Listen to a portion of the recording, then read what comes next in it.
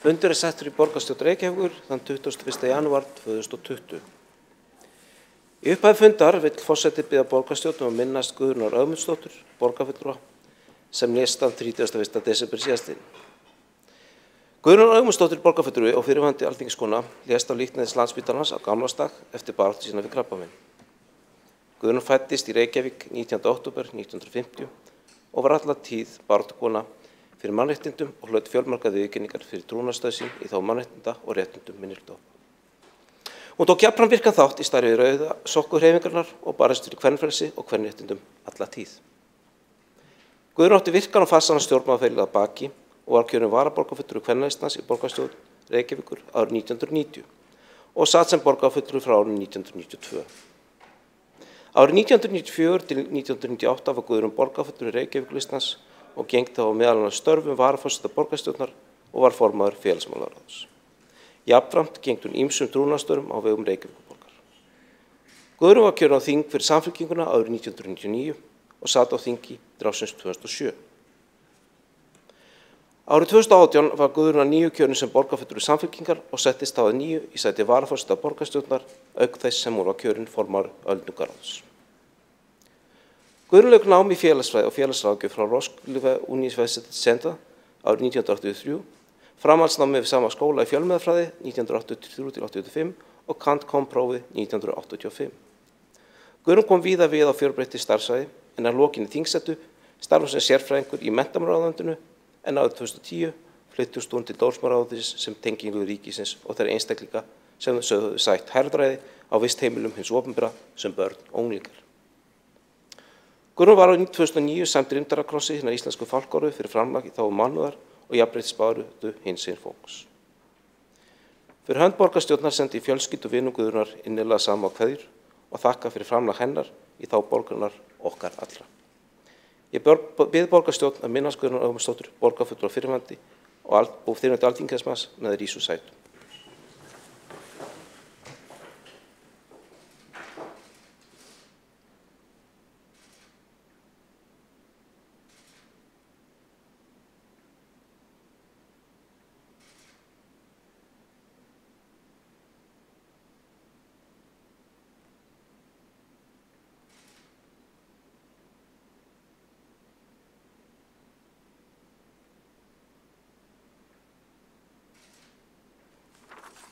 Takk fyrir.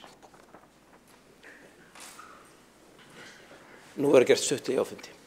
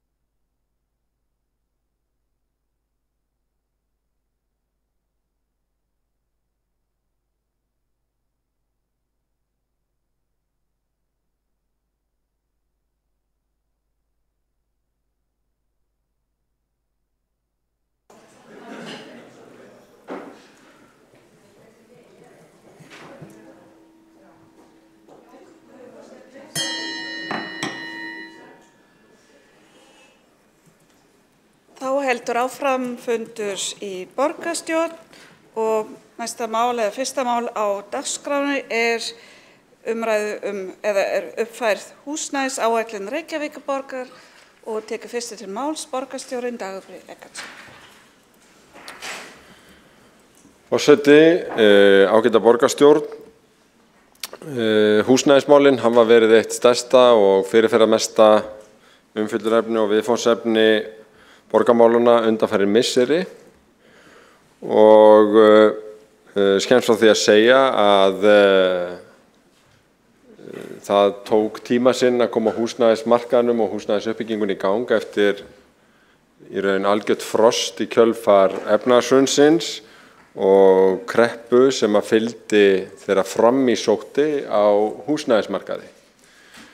Eitt af því sem við lærðum á þeirri sögu var að það vantaði samtíma upplýsingar íbúðaruppbyggingu, ekki bara Reykjavík heldur í sveitarfélögum almennt og á vettvangi borgarinnar var tekið upp á því að halda árlega fundi til þess að bæta þar úr, auk þess sem að undanfarin ár hefur verið tekin saman og uppfærð reglulega húsnæðisáætlun borgarinnar.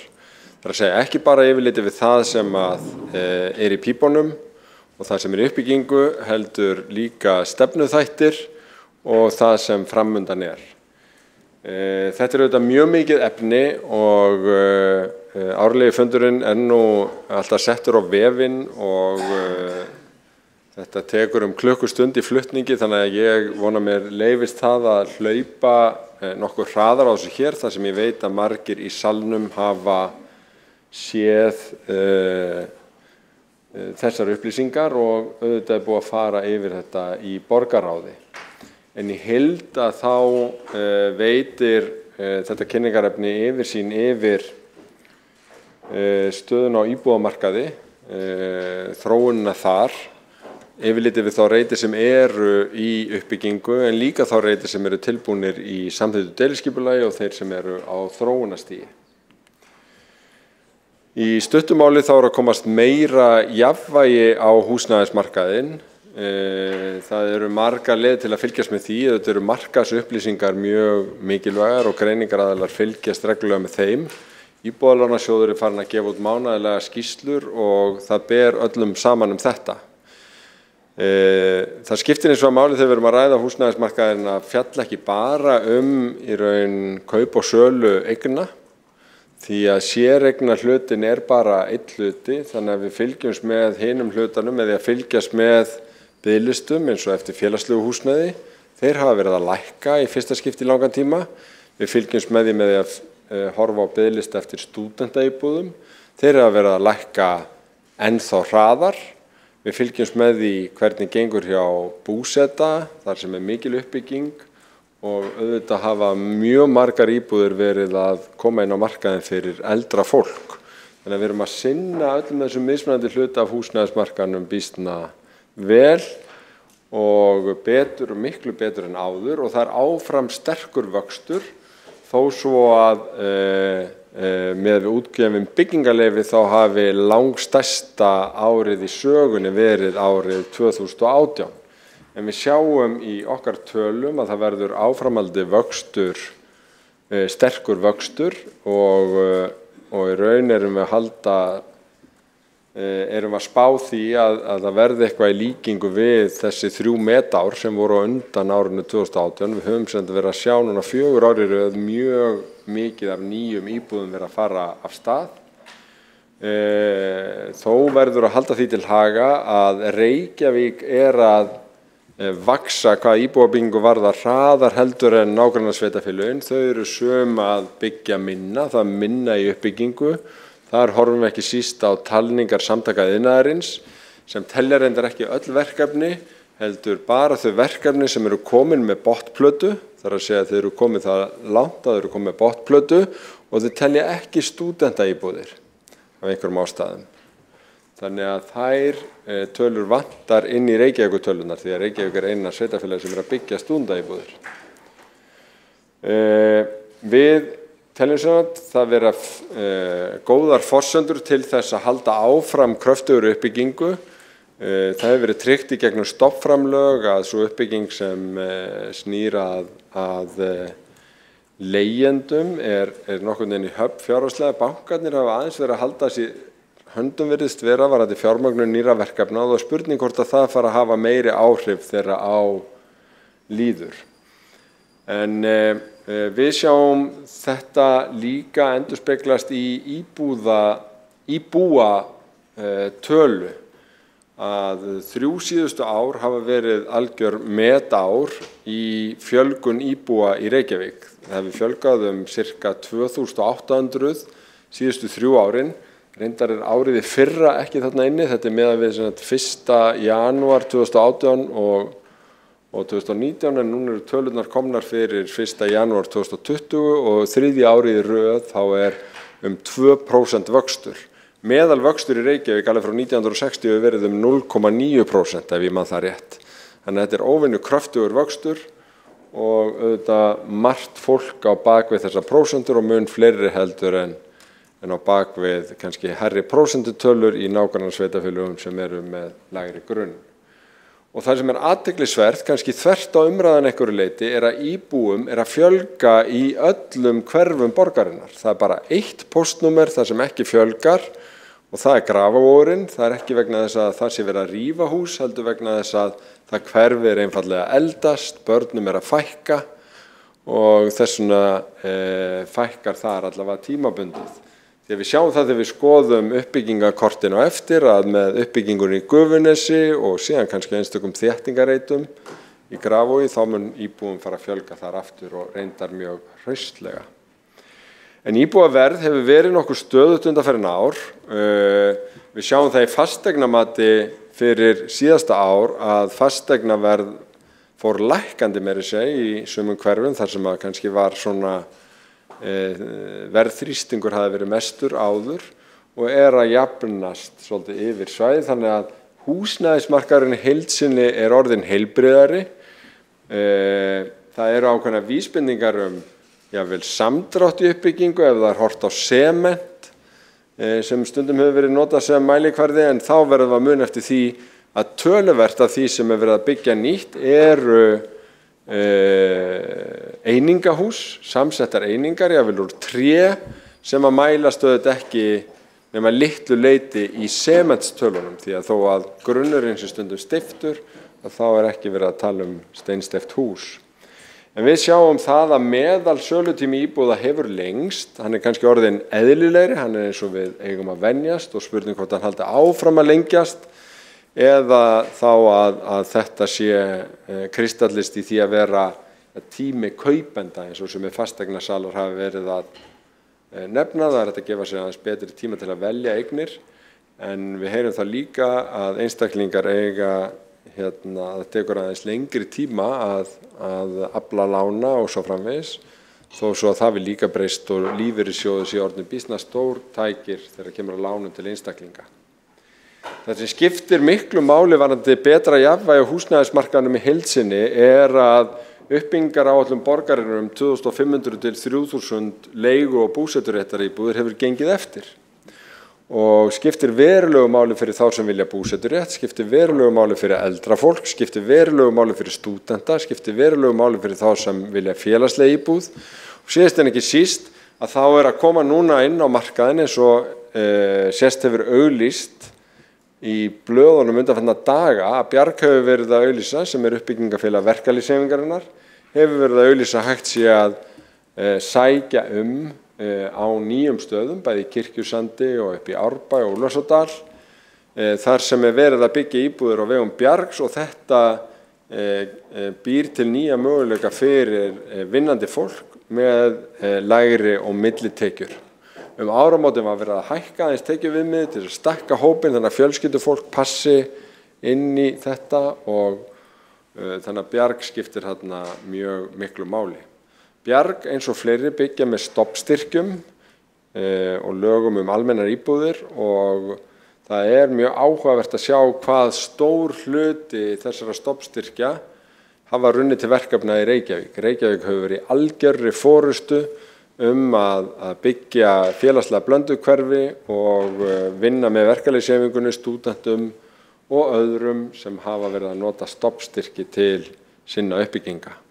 Þegar við horfum aðeins lengra fram í tíman þá sjáum við að nýju uppbyggingarsvæðin verða meðfram borgarlínunni, þar sem eru góðar og öflugar almenningssamgöngur sem þú getur treyst, og það mikið hagsmunamál, ekki bara fyrir samgöngukerfið, heldur líka fyrir heimilin, fyrir þá sem að velja sér búsetu til framtíðar. Og af hverju segi ég það? Jú, það vegna þess að það kostar mjög mikið að þurfa að fara langan veg til og frá vinnu ef þú þarft að eiga bíl og borga rekstur á honum vegna þess. Og þetta svona hin nýja nálgun í þessu að horfa ekki bara á húsnæðiskostnað, heldur húsnæðis- og samgöngukostnað. Mér sýnist forseti vera að fara að áminna mig fyrir að vera komin yfir tíman. Ég þarf að koma hér aftur í síðar umræðu því að mér langaði til þess að nefna úthlutun á lóðum og þetta í heild áður en ég hleypi yfir einstaka uppbyggingareiti. Þá hefur borgarstjórinn Dagur B. Eggertsson lokið máli sínu næst á mælendaskrá Eyþór Laxdal Arnalds.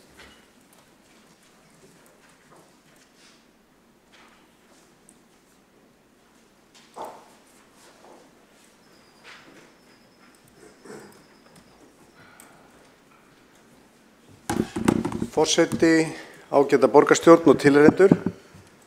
Það vel við hæfi að ræða húsnæðismálin hér.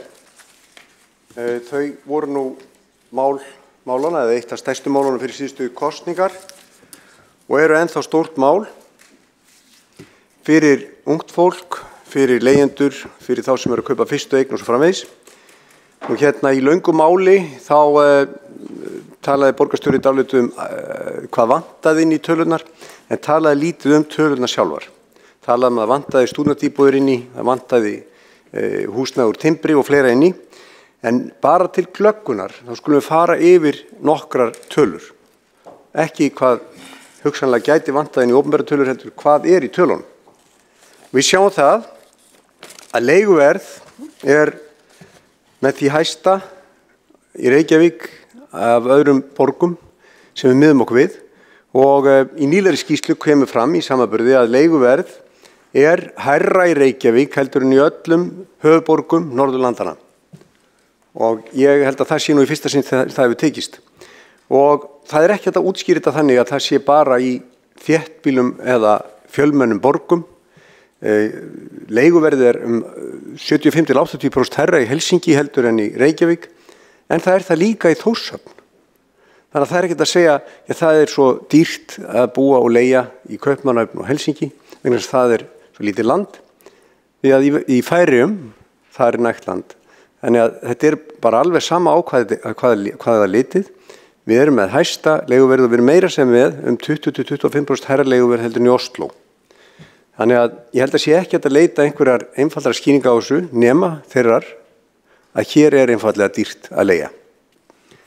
Nú síðan það önnur tölfræðileg staðreynd sem þar sem Reykjavík sker sig algjörlega úr og með við hinnar höfuðborginnar, og það hvað margir á aldrinum 25–34 ára á þeim aldri þegar flestir að eigna sína fyrst íbúð búa ennþá í foreldrahúsum.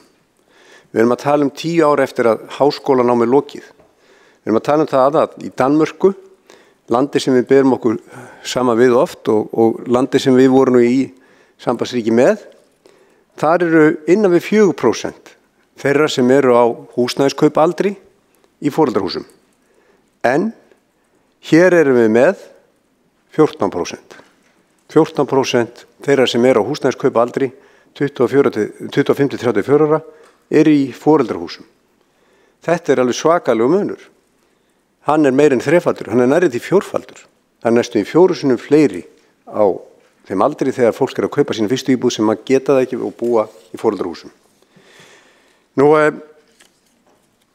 borgarstjóri fór heldur ekki yfir efndirnar af þessum 3000 leiguíbúðum sem lofað var 2014, sem átti að fara í gang á 3 til 5 árum.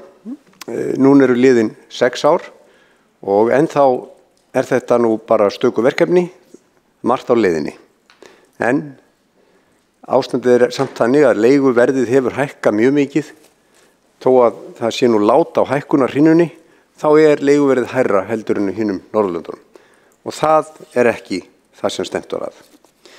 Nú síðan verið að tala að þróunin, þessi mikið fjölgun í Reykjavík. Þegar miðaði við einhver valin tímabil aftur í tíman, meðal annars þar sem hefur verið samdráttur á sumum tímum. Undanfarið, frá því að nú þetta meiri hluti með viðbótum, hefur verið við völd, að þá hefur verið lengsta samfellda uppbyggingar og hagsældarskeið í lífaldasögunni.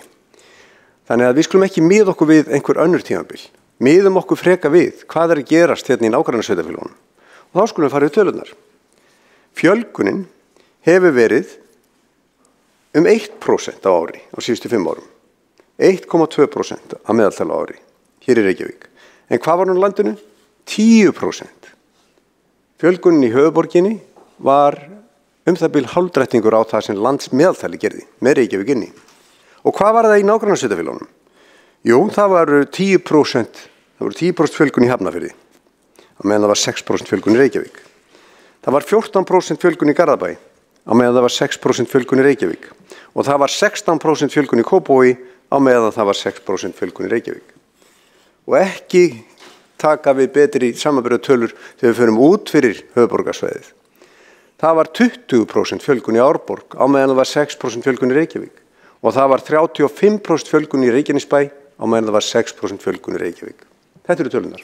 Og síðan kemur borgarstjóri upp og talar fyrir því að húsnæðisstefna borgarinnar, nú þetta meirihluta, sé góð upp á samgöngur. Ekkert fjær lagi. Þegar það 35% fjölgun í Reykjanesbæ og 20% fjölgun í Árborg, þá mikil aukning í umferð. Þá leggst umferðin ekki bara á höfuðborgarsvæðið, heldur líka á þjóðvegina. Dreifing byggðar, aukin akstur, bein afleiðing af húsnæðisstefnu borgarinnar. Það raunveruleikinn. Allt tal að í framtíðinni komi einhver lausn með borgarlínu og annað virkar ekki mjög trúverðug þegar raunveruleikinn sá að aldrei hafa fleiri flust annað því að fjölgun á landsbyggðinni meiri heldur en á höfuðborgarsvæðinu og höfuðborgarsvæðið þannig að það 2 til 3 sinnum meiri fjölgun heldur en í Reykjavík í nágrannasveitarfélögunum. Þetta eru tölunar, forseti. Nú síðan sjáum við það að nýjustu fréttir af Íbúðalánasjóði segir að það sé samdráttur í stökum íbúðaviðskiptum á höfuðborgarsvæðinu en aukning í nágrannasveitarfélögunum. Hvað þýðir þetta, forseti? Hvað þýðir þetta á mannamáli? Þetta þýðir að þróunin sem hefur verið, að aukningin sé meiri hér í nágrannanum, jaðarbyggðunum, heldur áfram. Það það sem að nýjasta skýrsla Íbúðalánasjóðs segir. Og hvað að gerast með húsnæðiskostnaðinn? Við sjáum á blaðsíðu 6 í nýjustu skýrslu Íbúðalánasjóðs, Mannvirkjastofnunar, að við erum með íþyngjandi húsnæðiskostnað hjá þeim sem að kaupa. Síðustu 3 ár, 2016, 17 og 18, hefur húsnæðiskostnaður húskaupanda, þeirra sem að reyna að kaupa sér fyrstu eign og annara, vaxið á hverju ári. Þetta ekki það sem að við heyrum í ræðu borgarstjóra. Nú, það þýðir semst að hlutfall húsnæðiskostnaðar hjá þeim sem að eignast íbúð hefur farið vaxandi. Þrátt fyrir aukinn kaupmátt, þrátt fyrir sögulegar hækkanir á launum, þá þetta samt sem áður þannig, á blaðsíðu 6, að íþyngjandi húsnæðiskostnaður, hlutfall heimila eftir stöðu á húsnæðismarkaði, þar hefur hlutfall eigenda sem eiga í vandræðum farið vaxandi. Það allt í lagi að skoða þetta líka, forseti. Nú tölurnar tala sínu máli, en síðan getum við rætt ekki bara meðaltalstölur, heldur hvað á boðstólum. Og það má segja það eins og haft var eftir drottningunni sem að kannski sagði og kannski sagði ekki, af hverju borða fólki ekki kökur, að hér ansi mikið framboð af eignum sem að höfða til mjög þröngs hóps. Hér mikið af stærri eignum, samkvæmt því sem fasteignasalar segja, þá of mikið af stærri eignum. Hér mikið af dýrum eignum, ofmikið miðað við aðrar eignir, segja fasteignasalar. Hér mikið af eignum sem seljast hægt eða seljast í heildsölu miðsvæðis, en það skortir íbúður fyrir, eins og það hefur verið kallað fyrir venjulegt fólk. Það raunveruleikinn. Sumir töldu kannski að David Beckham og fleiri ætluðu að koma og kaupa íbúður hérna í miðbænum, það hefur ekki gengið eftir. En fólki sem að kaupa sér eða reyna að kaupa sér fyrstu eign, það því miður að flytja annað. Þess vegna meiri aukning í Garðabæ, Mosfellsbæ, Hafnarfirði, Kópavogi, Reykjanesbæ og Árborg. Það þetta verkefni, þetta stóra verkefni sem að við höfum vanrækt hér í borgarstjórninni, sem að þessi meirihluti hefur ekki náð að framkvæma, að hér sé nægilegt framboð fyrir venjulegt fólk og sérstaklega til þess að eignast húsnæði. Og þá komum við að því. Baráttumál alþýðunar, verkalýðsforystunar og annarra í árhundruð var að eignast eigið húsnæði, var að eignast einhvern sparnað fyrir ellina, eitthvað öryggi. Hér hefur stefnan verið þveröfugt og þrátt fyrir að kaupmáttur hafi vaxið svona mikið, þá hlutfall þeirra sem að búa við íþyngjandi húsnæðiskostnað sem að kaupa húsnæði í Reykjavík, sá kostnað fyrir vaxandi á hverju ári. Það nefnilega þannig að hér á Íslandi eru flestir í eigin húsnæði sem eru að búa. Leigjendamarkaðurinn minni þó hann hafi farið vaxandi. Og af leigjendum þá vilja langflestir eignast sitt húsnæði. Og þar, herra forseti, hefur þessi borgarstjórn klikkað. Meirihlutinn hér í Reykjavík hefur ekki náð að koma með hagstætt framboð af húsnæði fyrir þá sem vilja og geta keypt sér eigið húsnæði. Það það sem hefur klikkað mest. Og það það verkefni sem við ætlum að ræða hérna í dag. Það stóra gatið í skýrslunni, það stóra gatið í glærunum. Það stóra viðfangsefnið að hér séu íbúðar og hagstæðaverði fyrir venjulegt fólk. Og ég vonast til að fá góða umræðu þetta hér á eftir. Þá hefur Eyþór Laxdal Arnalds borgarfulltrúi lokið máli sem og næst á dagskrá eftir borgarstjóri Dagur B. Eggertsson. Forseti ágæta borgarstjórn, þá held ég áfram. Ég vil samt byrja á því að fagna því að oddviti Sjálfstæðisflokksins tala núna yfir höfuð leiguverð sem viðfangsefni fyrir borgarstjórn. Vegna stóra deilan á síðasta kjörtímabili við Sjálfstæðisflokkin var það að hann taldi eftir að Gamma og Heimavellir voru búin að stofna einkarekin leigufélög að þá var búin að leysa málið vegna þess að markaðurinn leysir öll mál og engin ástæða fyrir borgina til að vera í samvinnu við verkalýðshreyfinguna eða stúdenta eða aðra og byggja upp 2500 til 3000 leiguíbúðir. Ég mjög ánægður að Sjálfstæðisflokkurinn réði þessu ekki vegna þess að þessi uppbygging hefur leitt til þess að þessi einkareknu félög hafa þurft að breyta taktík, farin að bjóða langtíma leigusamninga og leiguverðshækkunin sem var á beinni leið upp hefur temprast og fólk fær öruggt húsnæði í íbúðum þeirra félaga sem ég rakti hér áðan. Það var kallað eftir því hvað borgin ætlaði að gera fyrir almennan fasteignamarkað, fyrir kaup og sölu fasteigna. Þar hefur verið nokkuð sammæli að markaðurinn eigi að mestu að ráða, þó var það þannig að þegar við vorum orðin langeg eftir því að markaðurinn myndi taka við sér og koma með eitthvað inn á markaðin fyrir ungt fólk og fyrstu kaupendur, þá fórum við umfangsmikið tilraunaverkefni á því sviði sem að skila á milli 500 til 750 íbúðum sem að fara í uppbygging á þessu ári og næsta. En mér langaði að fara yfir úthlutunaráætlun sem skiptir máli fyrir alla þessa hópa. Bæði þessar leiguíbúðir sem að byggjast, líka hagkvæma húsnæði en líka almenna markaðin þar sem að verktakar kaupa lóðir, byggja og selja. Við að sjá til lengri tíma, það yfir 20.000 íbúðir í húsnæðisáætlun borgarinnar, einkum á þróunarásum borgarinnar. Við sjáum að þetta mjög fjölbreytt þegar kemur að leiguhúsnæði og eignarhúsnæði og mismunandi hópum. Við sjáum að margir reitir sem hafa verið til umfjöllunar á undanförnum árum það flutt inn á þá og við sjáum að þetta mjög vel dreift eftir hverfum þegar við horfum til framtíðar. Það sem vekur athygli að við erum að sjá Ártúnshöfðasvæði koma mjög sterkt inn og raunar svæði líka í Grafarvoginum sem í Gufunesinu og víðar, og þetta býsna dreift borgina þó að það séu þróunarásar borgarlínunar sem séu þarna í miðdepli. Á síðasta ári úthlutum við lóðum fyrir 625 íbúðir. Við gerum ráð fyrir því að nánast tvöfalda þá tölu á þessu ári. Þetta verður stórt ár í lóðaúthlutunum og við munum halda áfram á þessum nýju svæðum að úthluta lóðum og svo eru þetta einkaaðilar með stór svæði sem að koma til endurskipulagningar. En stóru tíðindin í kynningunni síðastliðið haust var að það svo mikið langt komið að við búumst við því að alltaf 2000 nýjar íbúðir komin á markaðinn á þessu ári.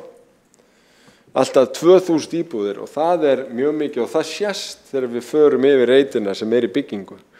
Og ég ætla að leyfa mér að fara ennþá hraðar yfir sögu og byrjum vestur frá á Keilugrandanum þar sem búsett að byggja og ef þið horfið á myndirnar þá sjáum þið hvernig verkefnin hafa þróast hratt undanfarið misseri.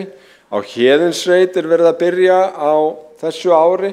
Þar verið að innrétta hótel austan til og síðan koma íbúðir á vesturhlutanum og þar í grendinni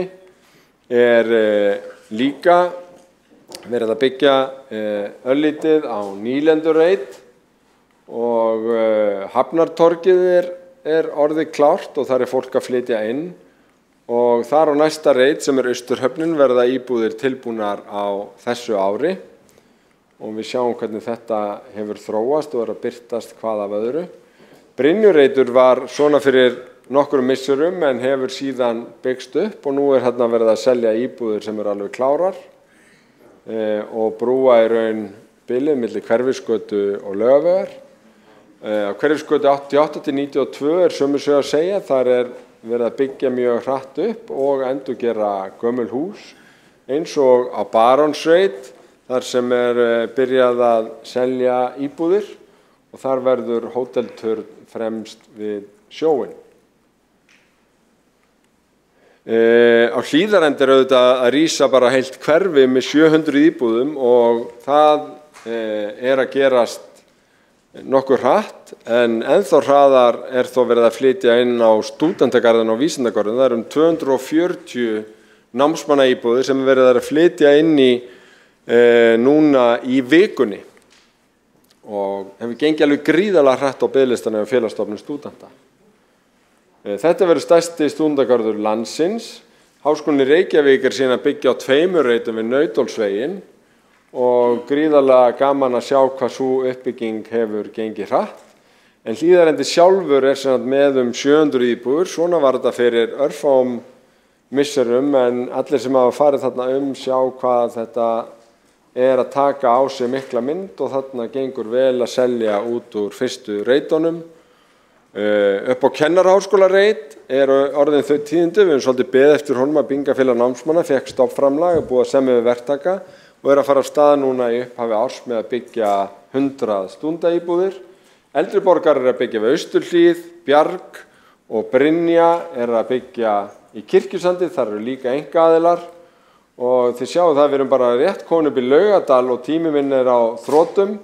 Þannig að ég hleypi gegnum Borgartúnið og erum komin upp í Vogabyggð þar sem að munuðu þetta rísa mjög margt og komnir nokkrir reitir af stað. En ég hlýði forseta og hlífunum við Efstaleiti, Sléttuvegi, Skógavegi, Suðurmjódd, Móavegi, Hraunbæ, Bæjarháls, Elliðabraut, Úlfarsárdal og öllum þessum gríðarlega mörgu reitum sem að þið geti farið inn í fundagögnin með og farið yfir því að þetta allt á vefnum líka en við erum að upplifa eitt mesta raunar uppbyggingarskeið í sögu borgarinnar, ekki síst í húsnæðismálum. Þá hefur borgarstjórinn Dagur B. Eggertsson lokið máli sér næst á mælendaskrá Vigdís Hauksdóttir, borgarfulltrúi.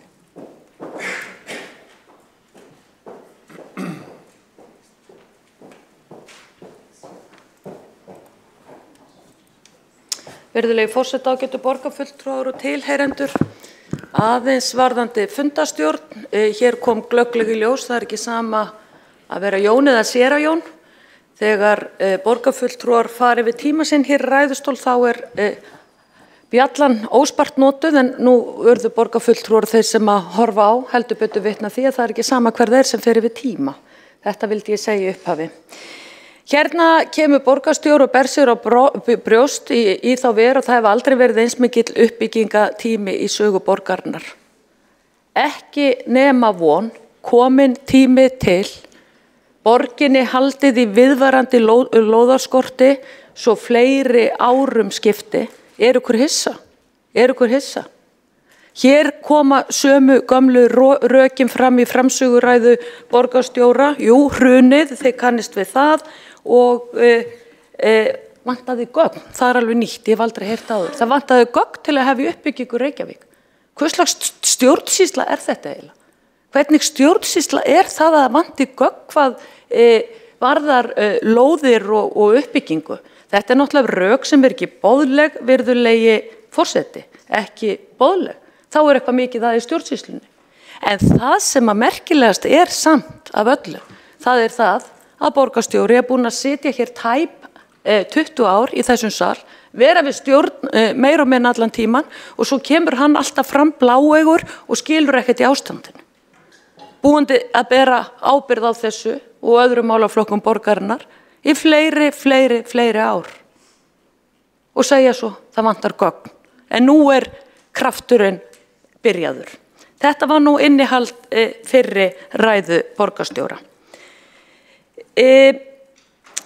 Varðandi það að hafa höfuðborgina í skortstöðu hvað varðar lóðir í mörg ár, ég lít á það sem algjört viljaleysi til uppbyggingar og raunverulega mjög alvarlegan hlut. Reykjavíkurborg fær miklar tekjur í gegnum fasteignagjöld og það hlýtur að vera markmið hvers sveitarfélags að hafa sem mesta uppbyggingu til þess að sem flestir íbúar vilja setjast að í sveitarfélaginu til þess að búa til framtíðar tekjustofna fyrir sveitarfélagið. Þess öfugt farið hér í Reykjavík. Og hér talað mikið að þetta hafi verið tímaskortur og þetta vantaði gögn og annað. Ég vil minna á það hvað var gert eftir Vestmannaeyjagosið á sínu tíma. Það var farið í uppbyggingu. Það var bara drifið í hlutunum. Það vantaði húsnæði fyrir fólkið okkar og það var bara farið í það. Og þetta bara gekk kviss og bang á 2 til 3 til 4 mánuðum. Allir komnir með húsnæði yfir höfuðið. Hér Reykvíkingar látnir bíða árum og áratugum saman eftir því að komast í sitt eigið húsnæði vegna lóðarskorts. Og eins og kom fram í máli Eyþór Arnalds hér áðan, auðvitað fer fólk bara eitthvað annað. Auðvitað fer bara fólk í önnur sveitarfélög. Þar sem að það fær fyrstulega hagstæðar lóðir og í öðru lagi þá mannlegt umhverfi til þess að búa í. Borgarstjóri hefur hampað því að nú sé þessi gríðarlega uppbygging byrjuð. En það vantar á hinn endan, það vantar kaupendur af því húsnæði sem búið að byggja á þessum þrengingarreitum, því áherslan hefur verið svo að byggja í skuggahverfum, byggja þétt, byggja íbúðir, byggja dýrar íbúðir. En því miður, eftirspurnin lætur á sig standa. 9 milljón króna glansbæklingur var gefin út af Reykjavíkurborg, borguð af útsvarsgreiðendum til þess að kynna öll þessu uppbyggingaráform sem að voru varpað hér upp á þetta tjald.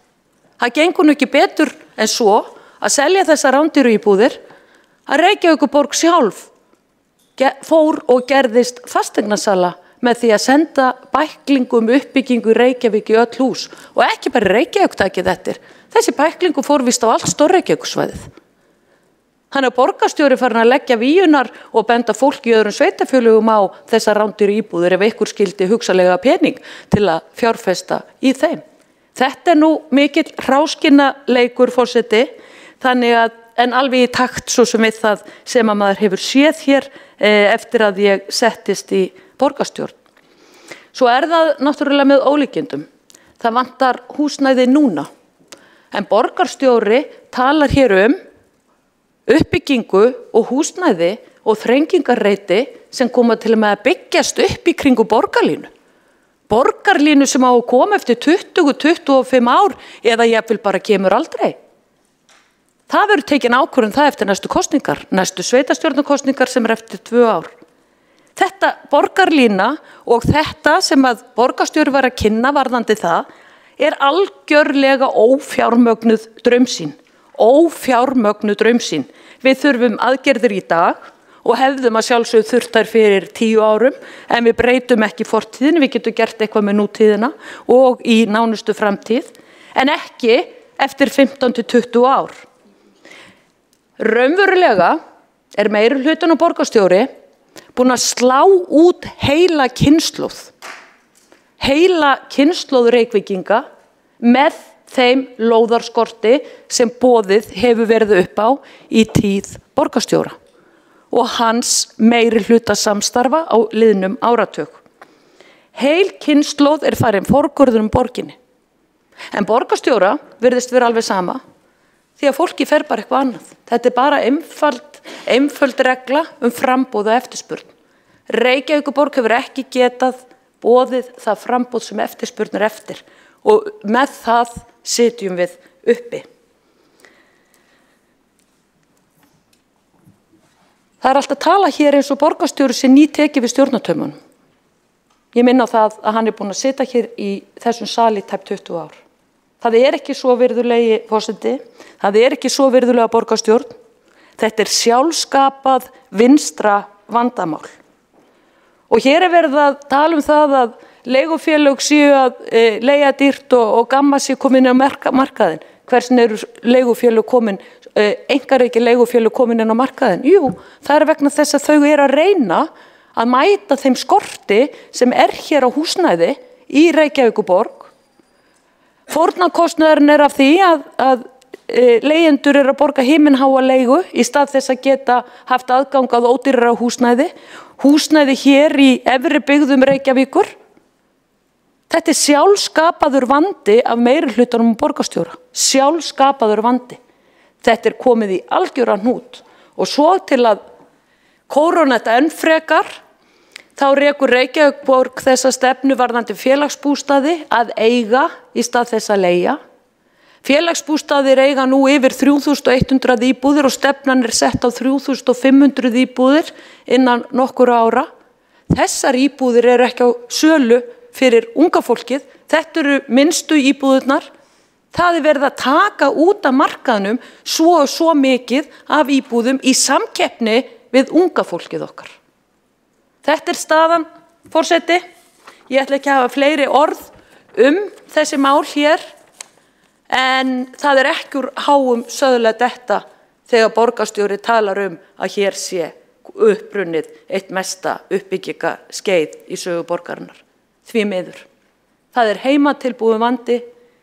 Það kemur til út af því að borginni hefur verið haldið í heljargreipum.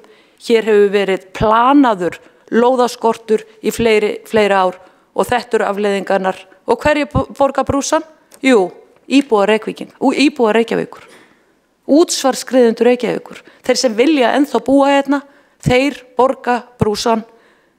Og þeir sem hafa ekki efni á þessum dýru byggingarreitum sem búið að byggja upp, þeir fara annað. Þá hefur borgarfulltrúinn Vigdís Hauksdóttir lokið máli sínu. Forseti þakka fyrir ábendingar svarandi fundarstjórn, tekur það sjálfsög við þessu. En þá hefur borgarstjórinn Dagur B. Eggertsson beðið að veita ansvar. Forseti og geta borgarstjórn, ég heyri að það liggur ekkit sérlega vel á borgarfulltrúnum í þessari umræðu. Og vil bara undirstrika að þær tölur sem við vorum að fara yfir var að hér hafa síðustu 4 ár verið algjör metár í útgáfu byggingarleyfa. Hér hafa síðustu 3 ár verið algjör metár í fjölgun Reykvíkinga og það beinlínis rangt hjá borgarfulltrúnum að þeir sem að sækja eftir húsnæði á viðráðanlegu verði hjá leigufélögum sem ætla að bjóða langtímaöryggi geti leitað annað. Reykjavík í algjörum farabroddi í samvinnu við verkalýðshreyfingunni í að byggja upp leiguhúsnæði, algjörum farabroddi og reyndar bara í samvinnu við stúdenta að byggja upp stúdendaíbúðir, algjörum farabroddi að búa til búseturéttaríbúðir og við erum að blanda á öllum þessum uppbyggingarreitum með því að félagsbústaðir fái kaupirétt og með því að setja inn kvaðir að þurfi hlutfall af öllum íbúðum að fara á leigumarkað. Þannig erum við að þróa og byggja blandaða borg, félagslega blandaða borg, þannig borgir eru ekki bara bestar að búa í, heldur áhugaverðastar og skemmtilegastar. Borgir fyrir alla. Þá hefur borgarstjórinn Dagur B. Eggertsson lokið við að ansvara og þá svara ansvari borgarfulltrúi Vigdís Hauksdóttir. Virðulegi forseti, ágætu borgarfulltrúar og tilheyrendur, það liggur alveg ljómandi vel á mér. Virkilega vel. En alltaf skal borgarstjóri nýta í persónu mínu þegar hann kemur við mig í ansvar.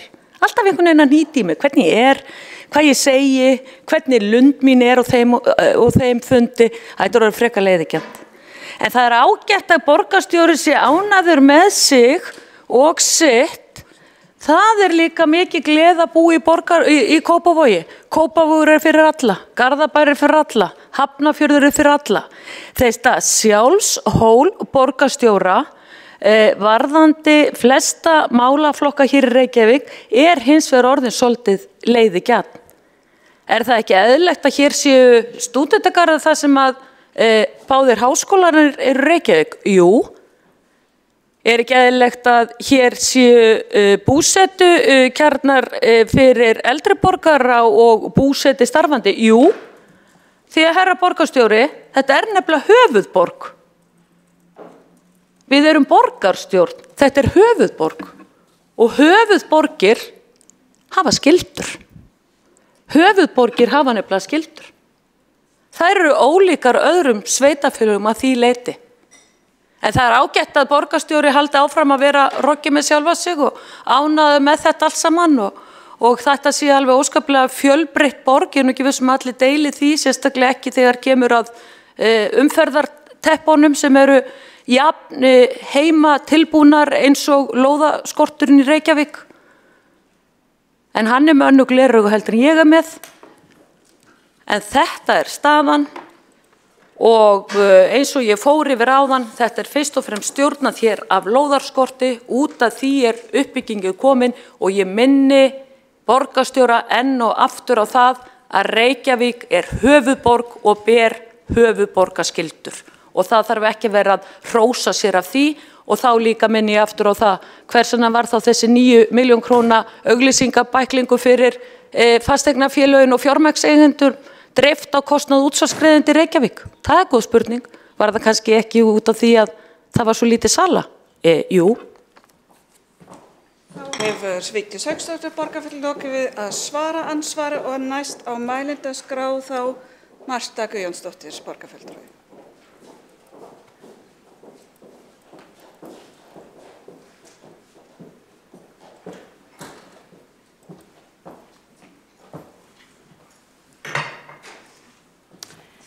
Forseti, góðir borgarfulltrúar.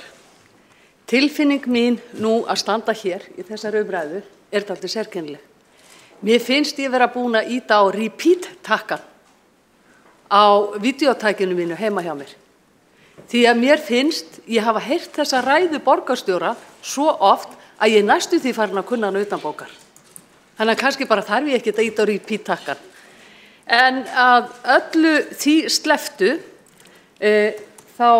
forseti góður, þá var það haustið 2013 sem var samþykkt nýtt aðalskipulag í Reykjavík. Þetta aðalskipulag í meginatriðum og megin ástæðan fyrir gífurlegum húsnæðisskorti í Reykjavík og fyrir meiri hækkun á íbúðaverði og húsaleigu en dæmi sífellt lengri ferðatíma, meiri umferðarmengun og meiri dreifingu byggðar á höfuðborgarsvæðinu en nokkur dæmi Nú komið á daginn að við sjálfstæðismenn sem greiddum atkvæði gegn þessu aðalskipulagi og vöruðum við afleiðingum þess höfðum á réttu að standa í öllum meginatriðum. Hér því miður í dag enn á ferðinni sama sjónarspilið og hefur verið í gangi frá því þetta aðalskipulag var samþykkt árið 2013. Hver endursýningin á fætur annarri á glærum og áætlunum uppbyggingu og hver glansbæklingurinn á fætur öðrum dreift reglulega í hús á höfuðborgarsvæðinu á kostnað skattgreiðenda. En gallinn við þessar síendurteknu endursýningar og glansbæklinga að það hefur ekki skilað sér í lausnum fyrir þá sem eru húsnæðislausir eða fyrstu kaupendur sem vilja koma sér upp þaki yfir höfuðið. Borgarstjórnar meirihlutinn ber ábyrgð á því ástandi sem ríkt hefur í húsnæðismálum með einstrengislegri þéttingarstefnu sinni þar sem nær öll uppbygging hefur farið fram og á að fara fram miðsvæðis á dýrum þéttingarreitum. Sem hefur síðan skilað sér út í verðlagið bæði á kaupum og leigu íbúðarhúsnæðis og orðið það svimandi hátt verðlagið að það að minnstakosti ekki á færi þeirra sem eru fyrstu íbúðarkaupendur. Á sama tíma neitar borgin á úthluta lóðum í eigin eigu, en það gæti hún hæglega gert og selt þær á viðráðanlegu verði til að gera fólki kleift að koma sér upp húsnæði og þannig gert Reykjavík aftur að fyrsta kosti þeirra sem að velja sér búsetu.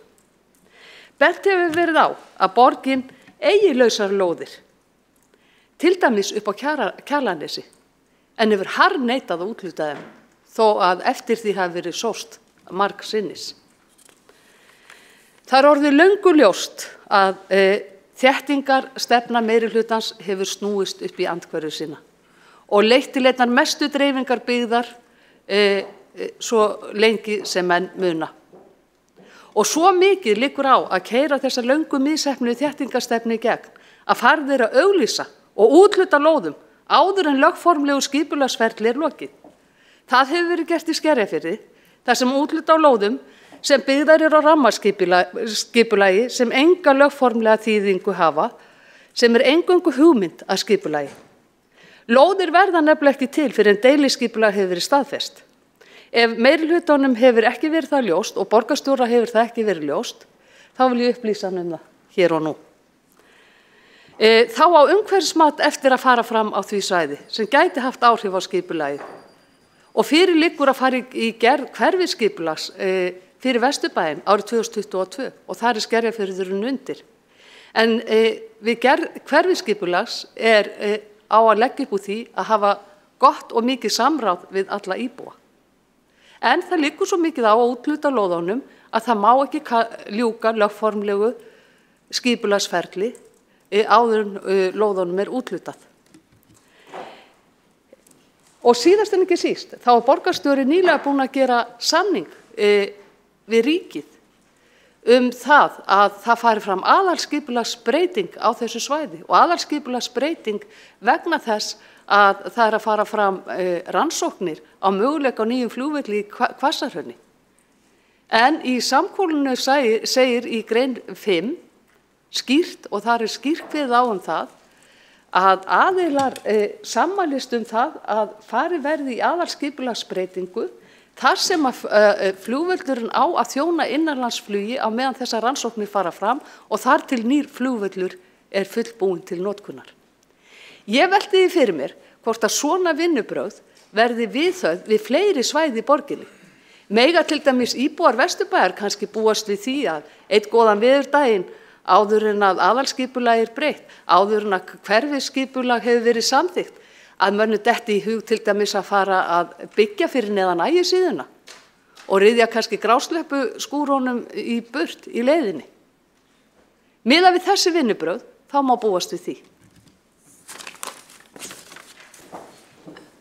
Þá hefur Marta Guðjónsdóttir borgarfulltrúi lokið máli sínu og næsta málefnaskrá Kolbrún Baldursdóttir borgarfulltrúi.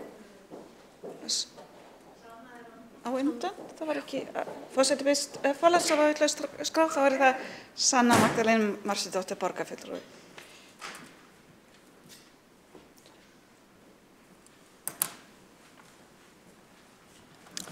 Forseti, borgarstjórn og áheyrendur, húsnæðiskreppan sem að ríkir hér í borginni, hún bitnar vissulega harðast á þeim sem að hafa það verst efnahagslega.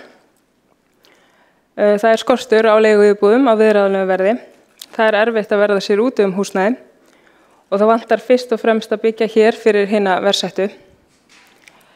Ég get ekki séð neitt stór átak í þeim málum þegar ég les þessa húsnæðisáætlun.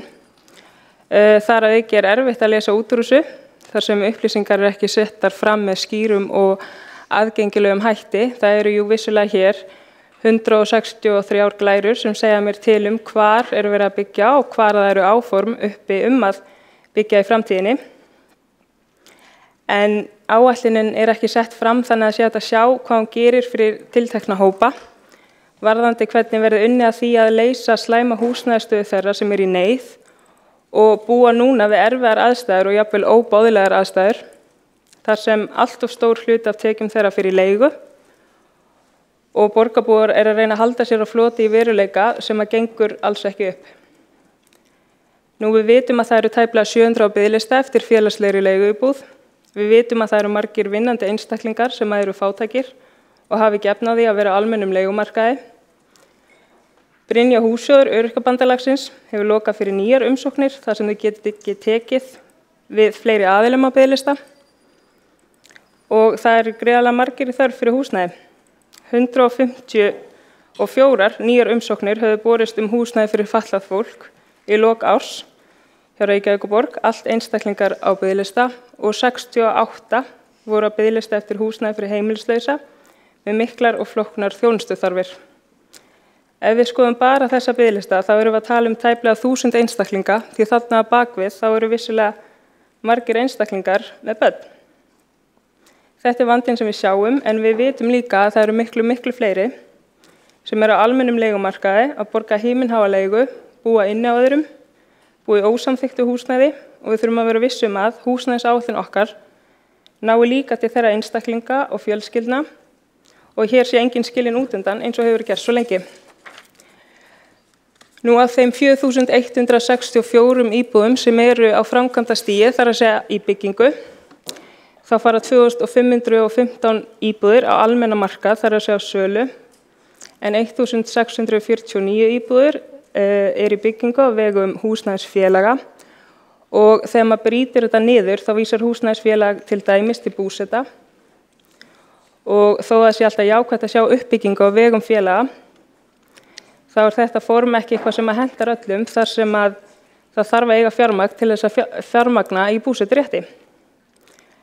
Nú þarna inn í íbúðum á vegum húsnæðisfélaga þá eru líka íbúðir sérstaklega skilgreindar fyrir 60 ára eldri og eldri borgara og svo stúdendaíbúðir.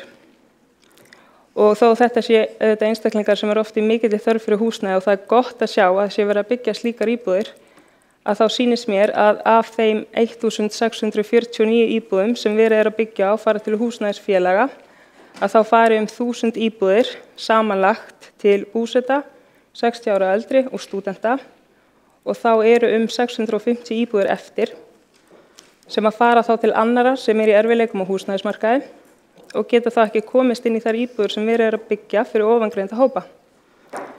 Þá spyr maður sig hvað Reykjavíkurborg að gera fyrir hina hópana sem í gríðarlegri þörf fyrir öruggt húsnæði.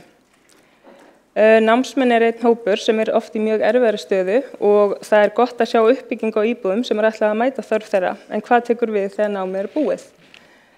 Bjarg að byggja hér í borginni sem jákvætt að sjá og þær íbúður geta þá hentað tekjulágum fjölskyldum og einstaklingum á vinnumarkaði. Það má til dæmis nefna á Kirkjusandi, þá byggir Bjarg 80 íbúðir en í húsnæðisáætluninni stendur með leyfi forseta. Bjarg fer með uppbyggingu leiguíbúðana og sækir stofnstyrk frá sveitarfélögum og íbúðalánasjóði til uppbyggingarinnar. Markmið að geta boðið húsnæði á hagstæðu leiguverði sem hefur kallað á mikla hagræðingu í hönnun, skipulagi, framkvæmd og rekstri. Samkomulagið við Bjarg tryggir að félagsleg blöndun verði í uppbyggingu leiguhúsnæðis. Helsta leiðin til að ná því fram að hluti íbúðana verði leigður eða seldur á almennum markaði. Þá hafa félagsbústaðir að jafnan forkaupsrétt á 10–20% íbúða í þessum uppbyggingarverkefnum. Svona út frá þessu þá má áætla að það fari þá kannski ekki allar þessar 80 íbúðir beint í leigu til meðlima Bjargs eða til tekjulitla einstaklinga eða fjölskyldna hjá félagsbústöðum þar sem gert ráð þá fyrir því að hluti íbúðana verði leigður eða seldur á almennum markaði og þó að Bjarg nái þarna til hóps á leigumarkaði sem að þá tekjulítill eða svona milli hópur Þá kemur fram á vefsíðu Bjargs með leyfi forsenda undir liðnum hvaða skilyrði þarf ég að uppfylla til að geta fengið úthlutun og þar stendur með leyfi forseta. Þú þarft að hafa verið félagsmaður, aðaldarfélag, ASÍ eða BSRB í að minnstakosti 21 mánuð, síðastliðna 24 mánuði með við úthlutun og vera virkur á vinnumarkaði. Og þarna verður mér sérstaklega hugsa þá til ungs fólk sem kannski nýlega að fara á vinnumarkað eða fólk sem nýlega komið til landsins. Og þarna þarf Reykjavíkurborg þá að bregðast við og gæta þess að húsnæðisáætlun hennar nái þá til allra og ég ekki að sjá það skýrt hér. Og húsnæðisuppbygging án hagnaðar sjónarmiða umfjöllunar efni í 3. lið húsnæðisáætlunar og þar stendur með leyfi forseta. Samvinna við traust, leigu og búsetu réttarfélög sem hafa fjárhagslega byrði til að ráðast í uppbyggingu en eru rekin án hagnaðar sjónarmiða lykilþáttur í framfylgd húsnæðisstefnunar. Nú það alltaf jákvætt að sjá uppbyggingu húsnæðis án hagnaðar sjónarmiða en mér finnst ekki að borgin geti einungis treyst á utanaðkomandi aðila til að sjá að þessi uppbygging muni ganga upp og mér finnst þetta aldrei svona endurspeglast í því að vera að tala að það sé lykilþáttur í þessari framfylgd. Og það sem ég að leggja áherslu á hér að við þurfum að sjá skýrt hvað við ætlum að gera fyrir þá sem verða verst fyrir barðina á húsnæðiskreppunni. Getur fátækt fólk lesið þessa áætlun og séð fram á betri horfur að það muni komast brátt í öruggt húsaskjól, hvað með öryrkja eða stúdenta að námi loknu eða vinnandi barnafjölskyldur með lítið á milli handana. Nú ég búin að vera trufla starfsfólkið sem starfar hér síðustu vikurnar við að reyna að skilja þessa áætlun, hvað hún þýðir fyrir leigumarkaðin í heild sinni. Það búið að vera svo elskulegt að reyna að hjálpa mér en meiri hlutin verður að setja fram skýra áætlun hvernig þessi áætlun nær til þeirra sem hafa verið skildir eftir. Það eru allar þessar tölur og maður er búin að rýna í þetta fram og tilbaka en mér finnst ekki skýrt sett fram hvernig þessi húsnæðis áætlun, þessi stefna muni koma til með að leysa þörf hinna verst settu og þeirra sem eru bara í gríðarlegri þörf fyrir húsnæði núna. Það er enn þessi ofurtrú á markaðslausnir. Hér höfum við séð dýrar íbúðir sem ekki að seljast. Hver var að biðja þetta? Af hverju var þessi braut fyrir valinu? Af hverju heldur hún áfram að verða fyrir valinu? Við þurfum að hverfa af þeirri braut, við þurfum að einblína á fólki sem í mestri þörf fyrir húsnæði og byggja fyrir þau. Annars endum við með offramboð á húsnæði sem enginn var að kalla eftir, sem enginn vill kaupa. Og af þessum 650 íbúðum þá á framkvæmda stigi sem ég nefndi áðan, sem þá ekki fyrir sér skilgreinda hópa, þá verður stór hluti verið að fara til Bjargs, sem gott, Bjargs íbúðafélags. Nú einhverjum tilfellum þá það mjög skýrt tekið fram hvað húsnæðisfélög sjá uppbyggingu eða munu koma til með að fá umræddar íbúðir. En hvað aðra uppbyggingu varðar þá það alls ekkert svo skýrt. Sem dæmi má taka að þegar það kemur fram á húsnæðisfélög muni til dæmis fá 25% af íbúðum á umræddum svæðum. Að þá stendur ekkert alltaf hvaða félög að ræða og á maður þá áætla að þessi 25% muni skiptast nokkuð jafnt á milli leiguíbúða, námsmannaíbúða, búseturéttaríbúða, félagslegra leiguíbúða, íbúða fyrir aldraða og húsnæði fyrir fatlað fólk. Ég spyr að þessu. Þar sem það kemur fram í húsnæðisáætlun að stefnt skuli að því að 25% íbúða í hverfum verði slíkar íbúðir og þar sem það stendur með leyfi forseta stuðlað skal að félagslegri blöndun íbúða og uppbygging leigumarkaðar. Eða á maður að reikna þá fyrst þessi 5% sem að kaupréttur félagsbústaða gerir ráð fyrir á uppbyggingarsvæðum og reikna síðan hlutfall hinna íbúðana og stundum þessi kaupréttur félagsbústaða jafnvel herri. Þetta nefnilega ekki vel sett fram og alls ekki skýrt og það nauðsynleg forsenda þess til þess að geta rætt efni og inntak húsnæðisstefnunnar ef hún væri sett fram með þessu móti. Hvernig ætlar þessi húsnæðisáætlun að tryggja húsnæði fyrir alla? Takk. Þá hefur Sanna Magdalena Marstudóttir, borgarfulltrúi lokið máli sér næst en mælda skráð það Kolbrún Baldursdóttir, borgarfulltrúi.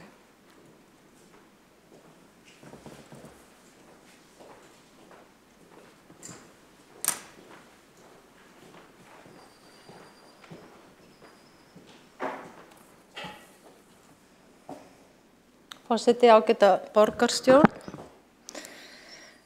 Já, ég hef eins og margir aðrir verið að rýna í þessa áætlun og að reyna að átta mig á hver svona tankagangurinn að baki. Mér finnst reyndar þetta aðalega vera svona eitthvað tölfræði rit með súlum og stöplariti og öðru slíku. Mér langar að byrja fyrst á að minnast á miðbæinn okkar, svona hvert hann að þróast í þessu.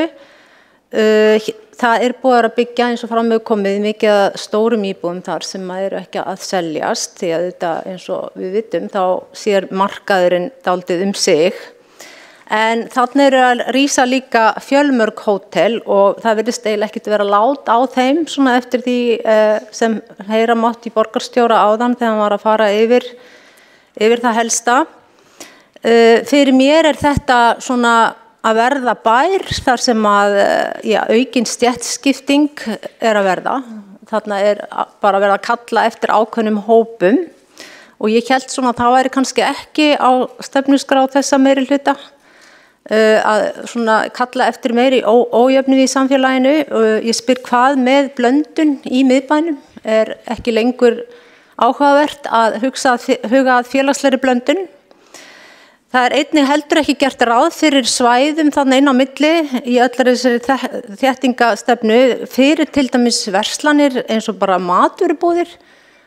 Verandi hér í Ráðhúsinu og ætla að skjótast í matvörubúð bara talsvert flókið, það þarf að fara í 10-11 í Austurstræti held ég sem svona aðalega bara hugsuð fyrir ferðamenn helst og síðan eitthvað lengra til þess að ná í svona þessar hefðbundnu matvöruverslanir. Þannig að það ekki mikið verið að hafa rými fyrir neitt slíkt en hérna á að þétta eins og hægt einhverju kallar þetta þrengingu, þéttingu. Það alveg eitur í beinum þess að meirihluta að tala dreifingu og þá spyr maður sig hvernig þetta verður þegar Íslendingum á eftir að fjölga helming kannski eftir 50 ár á þá að byggja beint upp í loftið og þetta verður svona eins og einhver lítil útgáfa af Manhattan eða eitthvað slíkt því að það eina leiðin til þess að þetta hlýtur að vera að þá að byggja upp eða að byggja smærra, litlar íbúðir. Við erum nýlega búin að vera að skoða íbúðir eða svona vera að kynna fyrir okkur íbúðabyggingu þar sem fermetrafjöld ekki tilgreindur og maður svona grunum að eitthvað af þessum íbúðum sem verið að byggja kannski bara mikið stærri en skápapláss. Auðvitað gott að hafa fjölbreytni en einu sinni var svo tíð og það gæti alveg fundist fólk ennþá sem að langar að fá lóð og byggja sitt eigið hús á. Það hægt ennþá í Reykjavík að svona eins og var á gamla móðan hérna að fá lóð og byggja sitt eigið hús og hvar skildi sú lóð fást og hvað skildi hún kosta? Þannig að það svona ýmislegt sem að áhyggjuefni og því meira sem við þéttum á einum bletti að þá þetta svona líkast til síldartunnu, fólk það margt á einu litlu bletti og þá erum við komin að samgöngumálunum. Eins og stendur eru þær ekki að gera sig. Við vitum alveg hvernig strætó virkar. Það þessi 2 tímar sem tekur að komast milli sumra staða og það eru ekki allir það heppnir að hafa vinnuna sína í næstu götu. Eða erum við að hugsa að hafa hverfin þannig að þau séu svona síldartunnu hverfi með kannski mjög litlum íbúðum til þess að þétta og síðan að eigi að vera atvinnutækifæri fyrir alla í hverfinu. Þannig að þetta mun aldrei verða hægt. Og borgarlína eins og margsinnis hefur komið fram, ekki alveg að detta inn og verður kannski eftir 10-15 ár. Þannig að kannski má spyrja hvort að við séum ekki að byrja á röngum enda. Það var ástæðan fyrir því að allavega ég hafði áhuga á að koma í pólitík var hversu mikill húsnæðisskortur var hérna. Það var eiginlega eitt aðalkosningamálið og kvartanir að fólk var meira og minna á vergangi á götunni og búin að þvælast með börnin sín. Hafði ekki verið byggt hér í mörg ár og ennþá eru biðlistar fólk sem að bíða eftir hjúkrunarrými og fólk sem að bíða eftir sérstökum íbúðum fyrir fatlað fólk sem dæmi.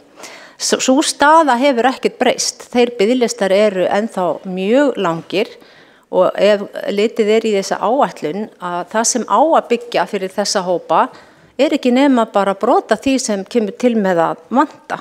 Kannski helmingurinn næstu árin sem að verið að byggja miða við biðlistana núna því að þeir eiga mögulega eftir að vaksa og því ekki þjóðin neitt að yngjast. Ef eitthvað þá mun fjölga í hópi eldri borgara. Þannig að það annað sem að gerast sem tengist þessu öllu með miðbæinn að það á að þétta og þjappa, þar eru ekki samgöngur í lagi og þaðan eru verslanir að flýja. Þannig að hvernig hverfi verður miðbærinn einn góðan veðurdag? Hann verður þéttur, alveg klárlega, það mikið á hótelum og ferðamenn koma til að dvelja þar. Það verður kannski lítið samt verslanir, maturverslanir, fáar slíkar, og aðrar verslanir meir og minna kannski farnar líka, nema þá ferðamannaverslanir og einhver einstaka sem svo heppin að vera með þannig vöru að hún selst, kannski mest til ferðamanna, en aðrar verða farnar inn í Smáralind og Kringlu og kannski fleiri verslunarmiðstöðvar eiga eftir að rísa í nýjum hverfum. Þannig að hvernig bær þetta að verða? Heitir þetta þá miðbær? Þetta gamli miðbærin okkar? Eða þetta bara orðið hverfi, þétt hverfi, engar verslanir, fólk sem kannski ekki eins og geta unnið þarna, nema einstaka fyrirtæki, ráðhúsið og borgin, eitthvað, en það komast síðan kannski ekki aðrir hvorki úr hverfin í aftur tilbaka vegna þess að umferðaröngþveitið þannig að það ekki leyst fyrir fyrsta lagi með kannski þessari borgarlínu eftir 10-15 ár. Þannig ég ekki alveg að sjá fyrir mér hvernig þetta á eftir að virka. Ekki allavega alveg á næstunni, en svo líka annað sem ég að spekulir í með þetta, hvað að því að dreifa borginni? Það því að borgarlína getur ekki stoppað við allstaðar? Kemur borgarlínan aldrei inn í Úlfarsárdal? Myndi borgarlína ekki geta farið á Kjalarnesið ef það yrði byggt upp? Akkur það svona vont að dreifa borginni? Við verðum einhvers staðar að vera og það jú verið að byggja upp eins og í Úlfarsárdal og Grafarholtið og þetta. Og þetta fólk þarf að komast leiðar sinnar, öðruvísi en að sitja fast í umferð. Þannig að hvað erum við að fara að gera? Erum við að fara að reyna að beina fólki úr miðbænum í vinnu? Já, ætlum við að færa kannski vinnustæðan úr miðbænum af því að fólk kemst ekki í miðbæinn til að vinna. Þar á fólk helst að búa og það þétt. Þannig mér finnst þetta bara frekar flókið. Og bara engan veginn allavega neitt blasa við, því að mér finnst líka svo mikið mótsögn einhvern veginn í þessu. Hvort viljum við hafa miðbæinn sem hverfi, fullan bara fólki sem þar býr, eða viljum við að fólk vinni þar, eða hvað það sem viljum við verslanir þar, hvað viljum við? Allavega þróunin ekki góð, það verður þétt, ég alveg fann að sjá það mun sennilega ekkert stoppa það að verður hver einasti blettur fylltur og það sennilega upp á við mikið til í eins litlum íbúðum og hægt verður ef einhvern tímann á eftir að byggjast þarna eins og í Vatnsmýrinni, ég veit ekki, þá verður örugglega reynt að spara mikið í fermetrum. Þessar stóru íbúðir ekki að seljast, markaðurinn sér það að þær núna að lækka, þannig ok, það gott, þannig á þetta það að virka. Síðan það líka með iðnaðarhúsnæði, það alveg fólk sem langar til þess að fá iðnaðarhúsnæði og hvar slík húsnæði fáanleg í borginni? Það verður nefndir esjumelar en að öðru leyti sé bara lítið framboð og það sé ekkert verið að endurskipuleggja iðnaðarhverfin. Því að við viljum þetta mæta þörfum allra og við viljum heldur ekki fara í manngreinar álit með hvernig fólk allar að reyna að komast leiðar sinnar. Við þurfum að hafa bæði fyrir gangandi, hjólandi og akandi en við erum að reyna einhvern veginn að hugsa allt þetta fólk og þarfir þeirra. Þessi meirihluti kannski ekki alveg að ná utan alla þessa hópa, ekki eftir því svona sem ég allavega við í flokki fólksins sjáum það.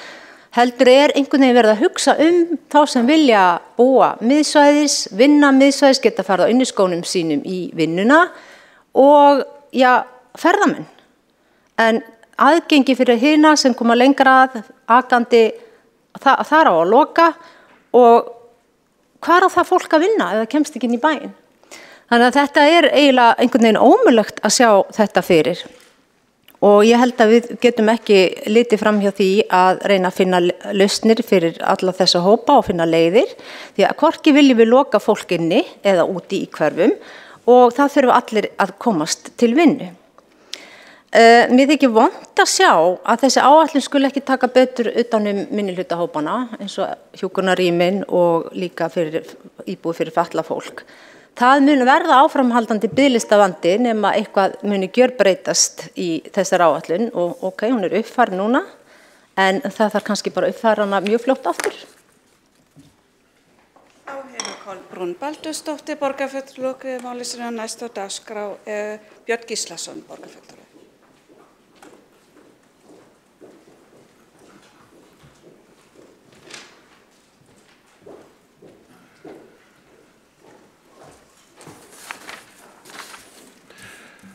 Forseti, ágæta borgarstjórn. Haustið 2013 samþykkti þáverandi borgarstjórnarmeirihluti nýtt aðalskipulag þar sem áhersla var lögð á mikla þéttingu byggðar, miðsvæðis í borginni. Í fyrra aðalskipulagi var gert ráð fyrir 75% þéttingu en nú skal þéttingin vera 95%. Með þessari miklu þéttingu var strax útilokað að byggt yrði á ódýrum lóðum í eigum borgarinnar. Þess í stað hefur einkum verið byggt í og við miðbæinn á dýrum lóðum í eigu sjóða og fleiri efnaðaraðila, svo sem banka og fleiri á. Við höfum séð það í fjölmiðlum að þar fjallað nokkur hundruð framboð á lúxusíbúðum þar sem verðlagið á bilinu frá 700.000 krónur fermetrinn í og yfir krónu milljón fermetrinn. Á sama tíma og reyndar síðastliðin 8 ár hefur verið viðvarandi skortur á venjulegu fjölskylduhúsnæði í Reykjavík en dæmi í áratugi. Lóðaverð sem hlutfall af íbúðarverði hefur margfaldast. Þessi mikla þétting byggðar í Reykjavík hefur leitt af sér meiri dreifingu byggðar á höfuðborgarsvæðinu og út á landsbyggðina. Hundruð ef ekki þúsundir ungs fólks hefur fært sig í nærliggjandi sveitarfélög, svo sem Akranes, í Árborg eða Reykjanesbæ. En starfa enn í Reykjavík og aka nú margfalda vegalengd til og frá vinnu. Það getur varla talist mjög umhverfisvænt. Augljóst að ekki hefur þörfum íbúa og þá helst ungs fólks og fyrstu kaupenda verið mætt. Ég ætla ekki að lengja þessa umræðu með tölulegum staðreyndum en borgarfulltrúi Eyþór Arnalds fór mjög vel yfir það hér áðan og þróun íbúðabyggðar. En ég verð nú að segja það að ég hef áhyggjur af lóðaverði, hversu lóðaverð orðið hátt hlutfall af íbúðaverði og það held ég að við séum, þar þurfum við nauðsynlega að skoða nánar.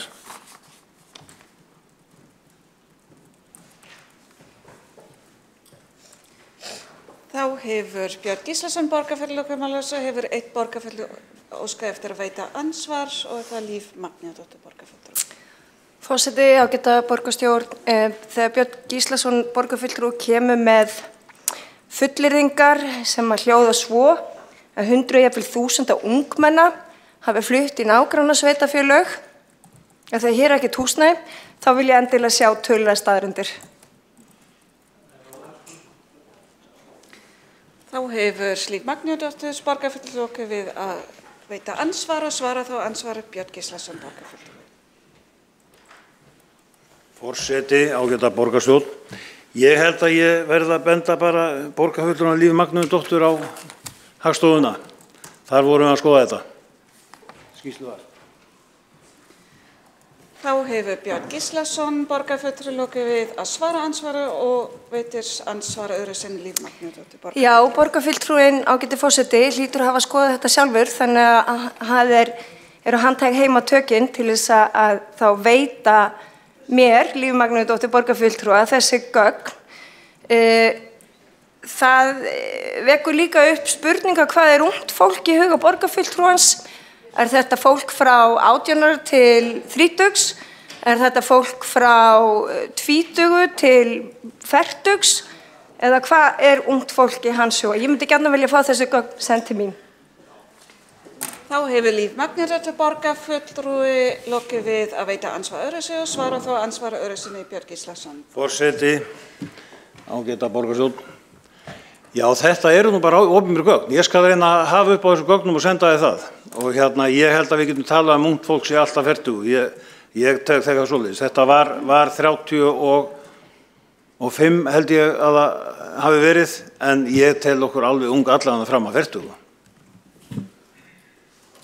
Þá hefur Björn Gíslason borgarfulltrúi lokið við að svara ansvar öðru sinni og næst að mælendaskrá þá Hjálmar Sveinsson borgarfulltrúi.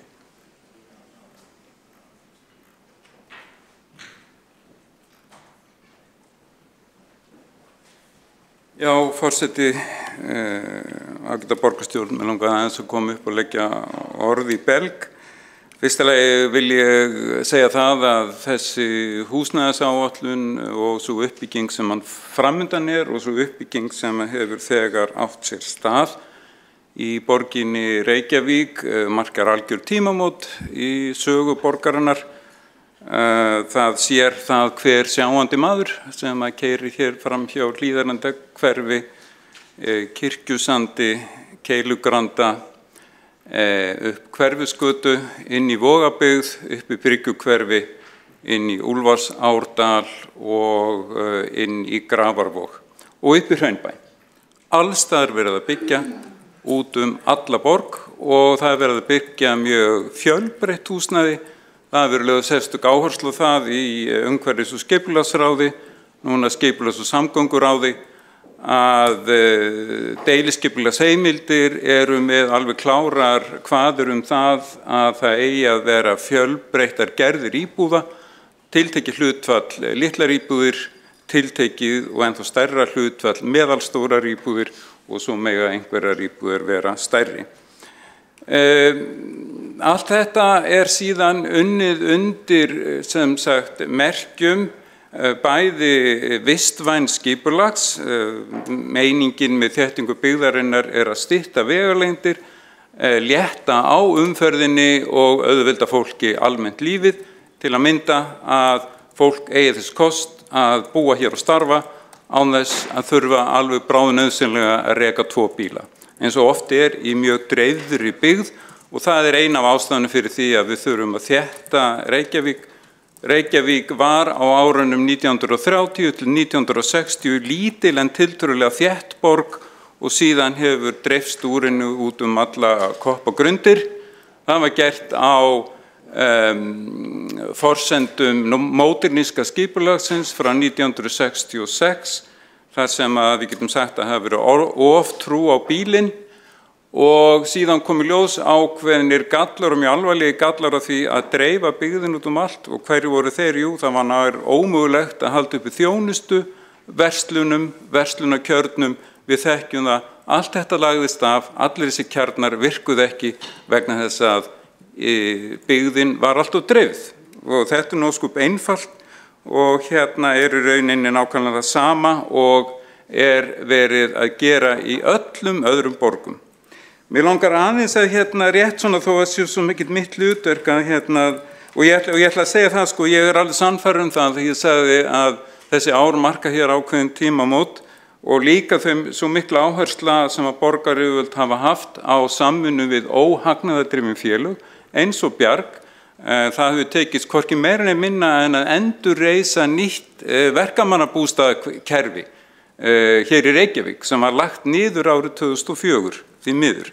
Og það sem sagt hljóðar upp á það hér í Reykjavík að hafa byggjað 1000 langtímarleigu íbúðir fyrir fólk með lágar tekjur og núna búið að byggja eitthvað tæplega 160 og það eru að ég held milli 400 og 500 í byggingu til viðbótar.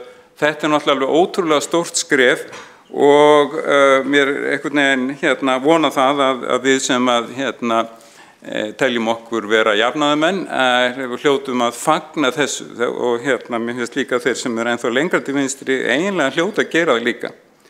Og það mikil áhersla lögð á félagslega fjölbreytileika í öllum nýjum hverfunum samningsmarkmið borgarinnar frá 2012 fela það einmitt í sér að það eiga að vera 20-25% nýrra íbúða, eiga að vera leigu- eða búseturéttar íbúðir og félagsbústaðir eiga að hafa forkaupsrétt á 5% íbúðana. Þetta eru ótrúlega mikilvæg og stór skref sem voru stigin á sínum tíma. Það að skila sér að því leyti til að mynda að biðlistin hjá félagsbústöðum að minnka og allt þetta mun þetta skila sér í hús og ég sannfærður að þegar upp staðið þá verður þetta talið mikið heillaskref, bæði aðalskipulagið sem var samþykkt 2013 og svo framfylgdin sem hefur verið nokkuð nákvæm og öflug. Mér langar að gera athugasemd við prósentutölur sem borgarfulltrúi Eyþór Arnalds var með. Við getum sagt sem svo að ef íbúum í sveitarfélagi sem með 50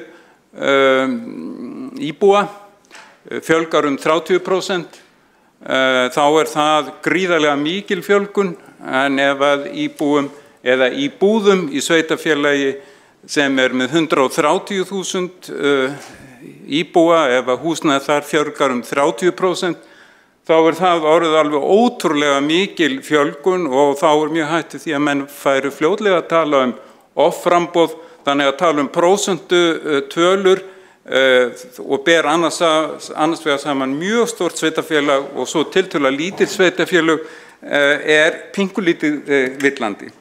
Ég ætla líka að geta þess að ég út af orðum borgarfulltrúans Kolbrúnar Baldursdóttur að sjálfur bý í miðbænum og ég veit bara ekkert hvað hún að tala þegar hún segir að skorti hér verslanir. Þvert á móti fyrir svona 15 árum þá voru engar maturverslanir hér í miðbænum. Þeim hefur fjölgað fiskverslanir, kjötvöruverslanir, lággjalda vöruverslanir og Laugavegi og Hallveigarstíg og víðar. Þetta allt annað. Ég tala ekki allar fatabúðirnar sem eru komnar hér með tiltölulega ódýrum fötum og svo vegna umtals hótel að þá veit borgarfulltrúan það full vel að það var settur ákveðin hótelkvóti á 23% hótel í miðborginni, þar að segja byggðum fermetrum ekki meira og þetta nánast einstæmi að slíkt verið gert. Að lokum vil ég benda borgarfulltrúum á nýjasta tölublað tímaritsins The Economist undir fyrirsögninni The Horrible Housing Blunder, mjög merkilega greinar sem eru skrifaðar þar í tímarit sem hefur nú verið mjög hlynnt hinum frjálsum markaði og jafnvel kapitalismunum líka, þó að þetta tímarit eins og mörg önnur séu farin að benda ákveðna bresti í hinum kapitalíska kerfi. Og hér eitt sem dálítið merkilegt sem bent á að það verið að skamma borgaryfirvöld víðum heim fyrir að standa sig ekki nógu vel í uppbyggingu og ekki bara þau, heldur eitt af því sem sagt hafa staðið í veg fyrir nauðsynlegri þéttingu byggðar. Já, það talaði miskunnarlaust nauðsynlega þéttingu byggðar ef þetta dæmi allt á að ganga upp. Og það eru húseigendur, það líka talað ofmikla áherslu á eignaíbúðir í þessu tímariti frjálshyggjunnar. Ofmikil áhersla, það getur sem sagt menn geta skotið sig fótinn með því og að það fari allt of mikið fé í samfélagunum í húsnæði og almenni borgarar séu allt og skuldsettir og ef það kemur til einhverja hræring á markaði þá geta mjög margar fjölskyldur farið mjög illa út úr því.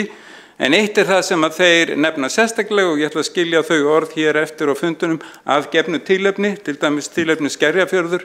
En ástæðan fyrir því að það hefur ekki gengið nógu hratt að byggja upp í borgunum að mati blaðamanna hér það að húsnæðis eigendur sem veru með allt sitt á þurru á vinsælum stöðum í borgunum, til dæmis á miðborgarsvæðum, vilja ekki að aðrir fá að njóta þess, að það verði byggt í næsta nágrenni. Og þetta sem sagt, það tala elítu húseiganda sem kom í veg fyrir að til að mynda ungt fólk og allskyns fólk geti búið á frábærum stöðum í borgunum, miðlægt í borgunum.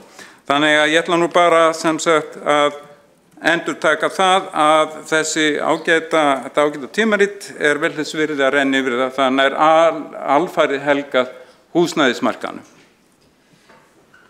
Þá hefur Hjálmar Sveinsson borgarfulltrúi lokið máli sínu og hafa 3 borgarfulltrúar samtals óskað eftir að veita andsvar.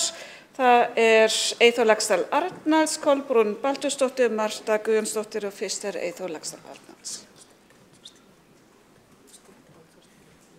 Já, og þá styttur hérna ansvarstími í 1 mínútu. 1 mínútu. Forseti ágætu borgarstjórn og tilheyrendur, borgarfulltrúi Hjálmar Sveinsson gerir lítið úr því þegar við berum saman tölur á milli Reykjavíkur og nágrannasveitarfélagana. Hann gerir enda lítið úr þessum sveitarfélögum sem við erum hérna við hliðina á okkur og talar að þau séu lítil og ekki marktækt til samanburðar. Það vil svo vel til að samkvæmt tölum sem að öllum aðgengilegar, þá erum 100.000 mann sem búið þessum litlu sveitarfélögum hérna við hliðina á okkur. Álíka fjölmenn samanlagt og Reykjavík munar alltaf minna og minna á hverju ári. Því þar hefur vöxturinn verið miklu meiri. Og þegar við horfum á þessa tölu sem ég var að rifja upp, 10%, 14%, 16% vöxtur, á meðan að vöxturinn í Reykjavík er 6%, þá erum við að tala að vöxturinn í nágrannasveitarfélögunum sem hérna við hliðina og til af höfuðborgarsvæðinu, þar sem við rekum sameiginlegar almenningssamgöngur til dæmis, hefur verið 2-3 sinnum meiri heldur en í Reykjavík. Og að gera lítið úr þeim mun að gera lítið úr tölum, að gera lítið úr sveitarfélögunum í kringum okkur og að gera lítið úr þessari samkomu. Ég bið Hjálmar að virða tölurnar en ekki vanvirða. Þá hefur Eyþór Laxdal Arnalds lokið þetta ansvar og næst að veita ansvar Kolbrún Baldursdóttir borgarfulltrúi. Minni á ansvarstími það 1 mínúta.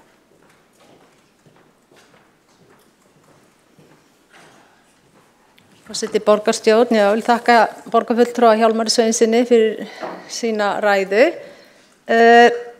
Hann tók persónuleg dæmi, svo ég ætla að leyfa mér að benda honum á að það eru bara ekki allir eins heppnir og Hjálmar Sveinsson að búa í miðbænum og starfa í miðbænum. Og við megum ekki gleyma því að það eru margir sem starfa í miðbænum en búa kannski bara í Úlfarsárdal eða Grafarholti eða Breiðholti sem dæmi. Þannig að þetta spurningin sem að ég vil varpa svolítið fram til þess að meirihluta, að hvort það ekki möguleiki að horfa aðeins út fyrir svona sín eigin glerugu á þessi mál. Varðandi verslanir, já, fiskbúðir í miðbænum. Mér er bara gaman að sjá hvað næsti fisksal hérna nálægt Ráðhúsinu sem dæmi, ef einhver skildi búa hérna í þessu hverfi. Og Bónus og Krónan, jú, þú finnur sennilega eina á Hallveigarstíg og eina kannski ofar þarna á Laugavegi, en þetta náttúrulega ekkert sambarilegt og þú til dæmis finnur í kringum Mjóddina eða í öðrum hverfum. Og það bara þannig að þið verður einhvern veginn að velja hvað þið viljið gera við þetta svæði. Ég ekki á móti þéttingu, alls ekki, en það eru takmörk. Við verðum líka að hugsa að þú getur ekki endalaust staflað á einn blett, en vissulega gera sitt besta í því. Þá hefur Kolbrún Baldursdóttir borgarfulltrúi lokið þetta ansvar og svara ansvari Hjálmar Sveinsson borgarfulltrúi.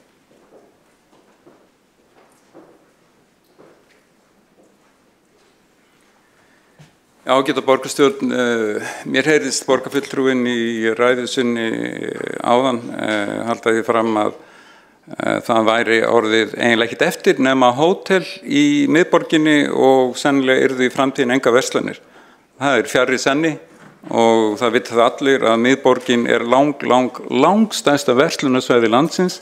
Verslunum hefur fjölgað á miðborgarsvæðinu í heild sinni og veitingastöðum hefur fjölgað mjög mikið og fólkinu sem býr í miðborginni hefur fjölgað og því mun fjölga áfram af því að eins og hefur komið fram þá búið að byggja mjög mikið af íbúðum og þær eru smám saman til að mynda Hverfisgötu að fyllast af fólki. Þannig að þetta lítur ágætlega út allt saman.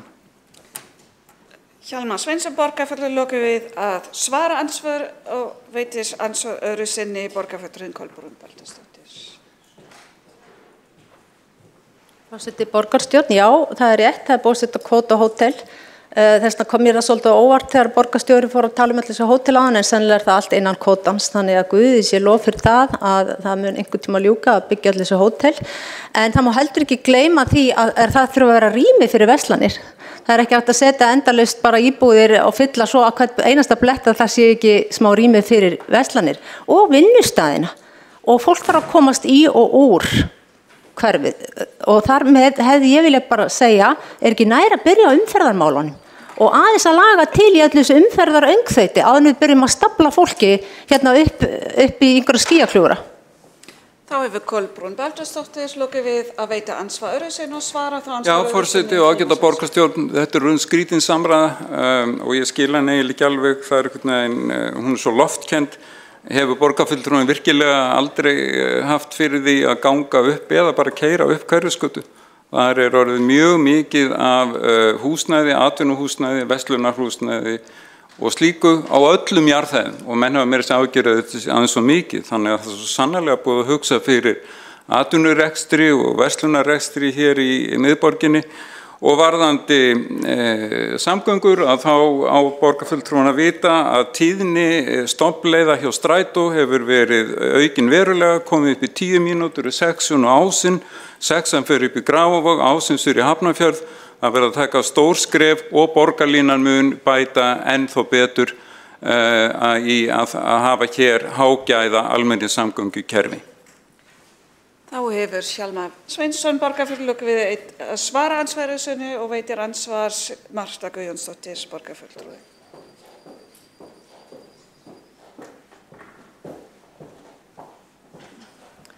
Forseti, góðir borgarfulltrúar. Borgarfulltrúin Hjalmar Sveinsson talar hér að fólk vilji búa á frábærum stöðum og þá væntanlega að vísa í þéttingarsvæðin miðsvæðis. Er það þá virkilega skoðun borgarfulltrúans að úthverfin sé ekki frábæri staðir? Vegna þess að það aðalskipulag sem í gildi núna er fyrsta heildarskipulagið þar sem ekki er gert ráð fyrir nýjum úthverfum í aðri borgarinnar. Heldur eingöngu gert ráð fyrir að meir og minna öll uppbygging fari fram miðsvæðis á þéttingarreitum. Þannig að það má draga þá ályktun að borgarfulltrúin sé að vísa til þess að úthverfin séu ekki frábærir staðir.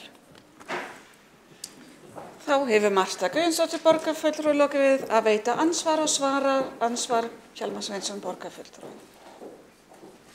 Þetta var vægast sagt skrítin áætlun, ályktun, óskiljanleg ályktun. Ég gat þess einmitt í minni ræðu að það er verið að byggja allstaðar og það er frábært í Hraunbæ, Úlfarsárdal, Grafarvogi, Suðurmjót og miklu víðar. Allt þetta frábæri staðir til að búa á. Það er hins vegar ekki frábæri staðir til að búa á held ég sem að borgarfulltrúin Marta Guðjónsdóttir vill endilega að framtíðar kynslóðir búa á, nefnilega Kjalarnes eða Geldinganes. Geldinganes það sem að hvorki kindur, hest en í kýr hafa viljað vera einu sinni á beit. En þangað vill hérna borgarfulltrúin endilega flytja allt fólkið að því hún vill ekki fá það í næsta nágrenni við sig. Þá hefur Hjalmar Sveinsson borgarfulltrúi lokið við að svara ansvari og óskars Marta Guðjónsdóttir hérna veita ansvar öðru sinni. Forseti, góðir borgarfulltrúar. Þetta var köld kveðja til Kjalnesinga. Ég gat það hér í fyrri ræðu minni undir þessari umræðu að Reykjavíkurborg hefði neitað að úthluta lóðum sem hún á til á Kjalarnesi, þrátt fyrir að margítrekað það hefði óskað eftir þeim. Nú er það staðfest að meirihlutin, minnst á kosti einn borgarfulltrúi meirihlutans, lítur svo á að Kjalarnesi sé ekki frábær staður til að búa á. Og hann lítur líka svo á að Geldinganesi sé ekki frábær staður til að búa á. Þó að margir hafi komist að þeirri niðurstöðu og það hefur verið gerð alls konar skipulagstillögur varðandi Geldinganesi þar sem hefur verið sýnt fram á að það geti verið frábær kostur að búa. Finnst honum kannski það bara Grafarvogur líka vera ömurlegu staður úr því honum finnst Kjalarnesi og Geldinganesi verða? Þá hefur Marta Guðjónsdóttir borgarfulltrúi lokið við að veita ansvar öðru sinni og svara ansvar öðru sinni Hjalmar Sveinsson borgarfulltrúi. Ágæti borgarfulltrúi og forseti borgarstjórnar, nei, ég tel ekki að Grafarvogur sé ömurlegur staður til að búa og svo sannarlega ekki. En það gat ég Grafarvogsins hér í fyrir ræðu minni, ég held að sé frábær staður til að búa á. Ég held reynda líka og teka því lítið orminn tilbaka að Kjalarnesið geti verið fínn staður til að búa á. Ég veit fólk sem býr þar og líkar vel. Ég held hins vegar ekki að það sé framtíðarlaust fyrir framtíðar kynslóðir Reykvíkinga sem vilja búa í Reykjavík. Ekki Kjalarnes og alls ekki Geldinganes. Það sem aldrei hefur verið búskapur og enginn hefur viljað búa í 1200 ár. Þá Þá hefur borgarfulltrúinn Hjálmar Sveinsson lokið við að svara andsvari sinni og leyfir forseti þá að veita stutta, koma hér upp með stutta athugasemdir Marta Guðjónsdóttir. Forseti, góðu borgarfulltrúar, ég held að borgarfulltrúinn Hjálmar Sveinsson hafi ekki kynnt sér málið nægilega vel. Ég held að það sé mjög margir sem hefðu hug á því að búa í Geldinganesi og ég held að það sé mjög margir sem myndu vilja eiga þess kost að búa á Kjalarnesi. Við skulum ekki gleyma því að megin forsendan fyrir sameiningu Reykjavíkur og Kjalarness var einmitt það að við myndum leggja Sundabraut og þar var hægt að hefja uppbyggingu íbúðarhverfis og þar voru haldnir margir fundir meðal annars á vegum R-listans á þeim tíma alls konar þróunar hugmyndir varðandi byggð þar, varðandi fjölbreytta byggð, ekki bara blokkabyggð eins og þessi meirihluti og meirihluti sem hér var á undan virðist eingöngu einblína á. Þá andsvörum lokið og næstur á mælendaskrá það Örn Þórðarson borgarfulltrúi.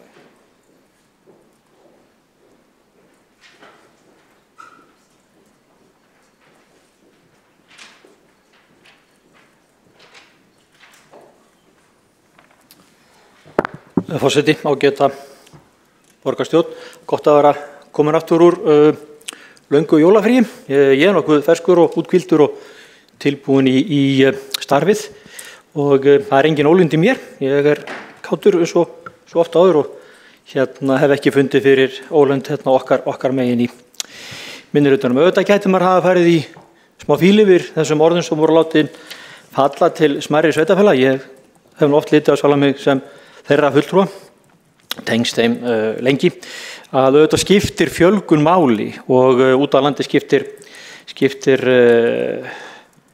þetta ennþá meira máli. Það ennþá vera að horfa í þessar tölur hvernig fjölgun hefur orðið og það velta menn fyrir sér bæði prósentum og svo bara höfðatölum og vilja sjá hverjir hafa bæst í hópinn. Þannig að ég vil ekki gera lítið úr þessum samanburði á milli sveitarfélaga, hvort sem þau eru stóra eða lítil, öll skiptaði máli. Og til fullkomlega eðlilegt að gera þar samanburð. Hins vegar tel ég frekar langsótt að vera að bera saman ástandið á íbúðamarkaði í London og Reykjavík. En það fór nú samt saman að borgarfulltrúi Hjálmar Sveinsson tók þessa tvo samanburði og ég skal viðurkenna það kom mér svolítið óvart og ég ekki að tengja saman London og Reykjavík, ég hins vegar að tengja ágætlega saman Reykjavík og Árborg eða Reykjanesbæ og þá þróun sem það En ég ætla nú að tala húsnæðisáætlun borgaranna. Það umræðuefni sem fyrir dagskrá, stefnu meirihlutans eða borgarstjóra í þeim efnum og við sem fengum að sjá innganginn eða kynningun á hana, þá verðist nú allt vera í lukkuna velstandi. Ég hins vegar frekar praktískur og reynsær og jarðbundinn þegar kemur að svona hlutum að ég vil miklu frekar skoða hluti eins og tölur og íbúið tölur frá Hagstofunni veita mér mjög góða innsýn inn í ástandið á meðal annars húsnæðismarkaðnum og þar sést hvar íbúum að fjölga og hvar þeim að fækka og hvar þeim að standa í stað. Svona tölur skipta gríðarlega miklu máli og eru ágættar að glugga í og þeir sem ekki hafa tamið sér það að sækja í þann upplýsingabrunn sem tölur Hagstofunnar eru, ættu endilega að temja sér það. Það eru gríðarlega mikilvægar vísbendingar þróun mála sem þar að finna. Borgarstjóri sagði í sínum inngangi að það væri mjög margar íbúðir í byggingu, fjölbreyttar og við allra hæfi og ungs fólks og eldri borgara. Og glærukynningin sem fylgdi og var sýnd mjög glæsileg, ekki í fyrsta skipti sem að glærukynningar þessi mál eru fluttar. Þetta eru 160 glærur og mjög fallegar myndir, einstaklega fallegar og vandaðar glærur. Hins vegar vantaði ýmislegt í þessa glæru, til dæmis eins og þessar lykiltölu sem að ég tel vera samanburð í þróunmála, hvernig fjölgunin að verða í höfuðborginni, í Reykjavík, til samanburða við það sem að gerast í nágrannasveitarfélögunum eða þeim sveitarfélögum sem eru hér í næsta nágrann og tilheyra sama atvinnusvæði. Mér finnst skipta máli að hafa það til hliðsjónar og hefði verið gott að hafa það í glærunum. Borgarfulltrúi Eyþór Arnalds fór mjög vel yfir þessar tölur og engin ástæða til þess að staldra henni sérstaklega við það, en þó er rétt að benda það að borgarstjóri nefndi það að það hefði verið stöðugur og sterkur vöxtur og metár fjölgun íbúa í Reykjavík og þá talaði hann að meðalvöxturinn í Reykjavík hefði aldrei verið hærri en frá 1964, ef ég man rétt. 1964, 2019 aldrei meiri meðalvöxtur.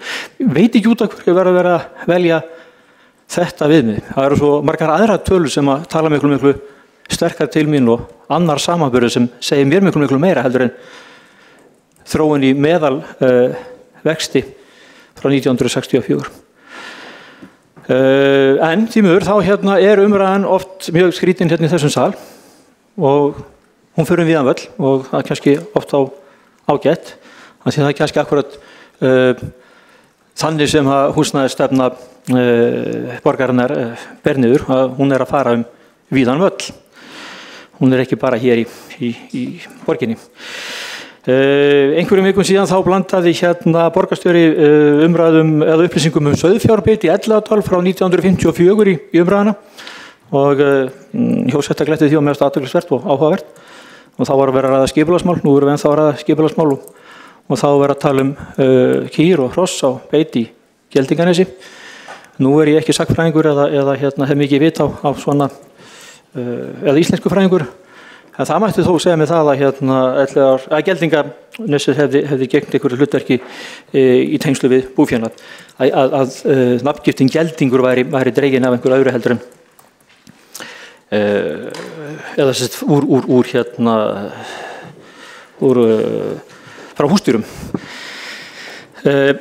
Mér finnst óþarfa að vera að draga inn í umræðuna hér og nú og við erum að reyna að horfa inn í framtíðina, upplýsingu sem við höfum verið að fá á síðustu 1200 árum eða síðustu 50 árum eða 100 árum. Hún er ekki það sem mér finnst vera aðalatriði í þessu umræðu. Ég er miklu frekar að horfa á ástandi eins og það núna og hvernig það hefur verið síðustu árum sem að þessi meirihluti hefur verið að stýra borginni og þess að meðal borgarstjóri Dagur B. Eggertsson hefur haldið stjórnartaumar hérna í Reykjavík. Og þá er miklu nærtækar eins og ég segja að horfa á tölurnar frá Hagstofunni að þær eru eins og margótt hefur komið fram, allt aðrar og þróunin hér, íbúafjölgunin er miklu minni heldur en víðast annars staðar þegar við erum að horfa á þessi nákvæmlega sveitarfélög og sérstaklega þessi sveitarfélög sem eru hérna atvinnustæði borgarinnar og það er kannski svolítið athyglisvert og umræðan hefur oft verið á þeim nótum að þar sé í framboði miklu hendura húsnæði fyrir fjölskyldufólk.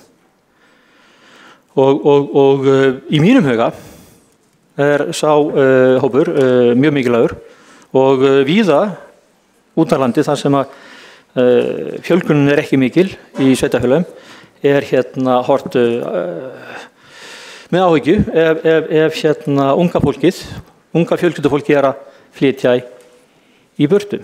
Ég finnst ekki vera nóg mikið gert hér að ég huga að þessum íbúahópi.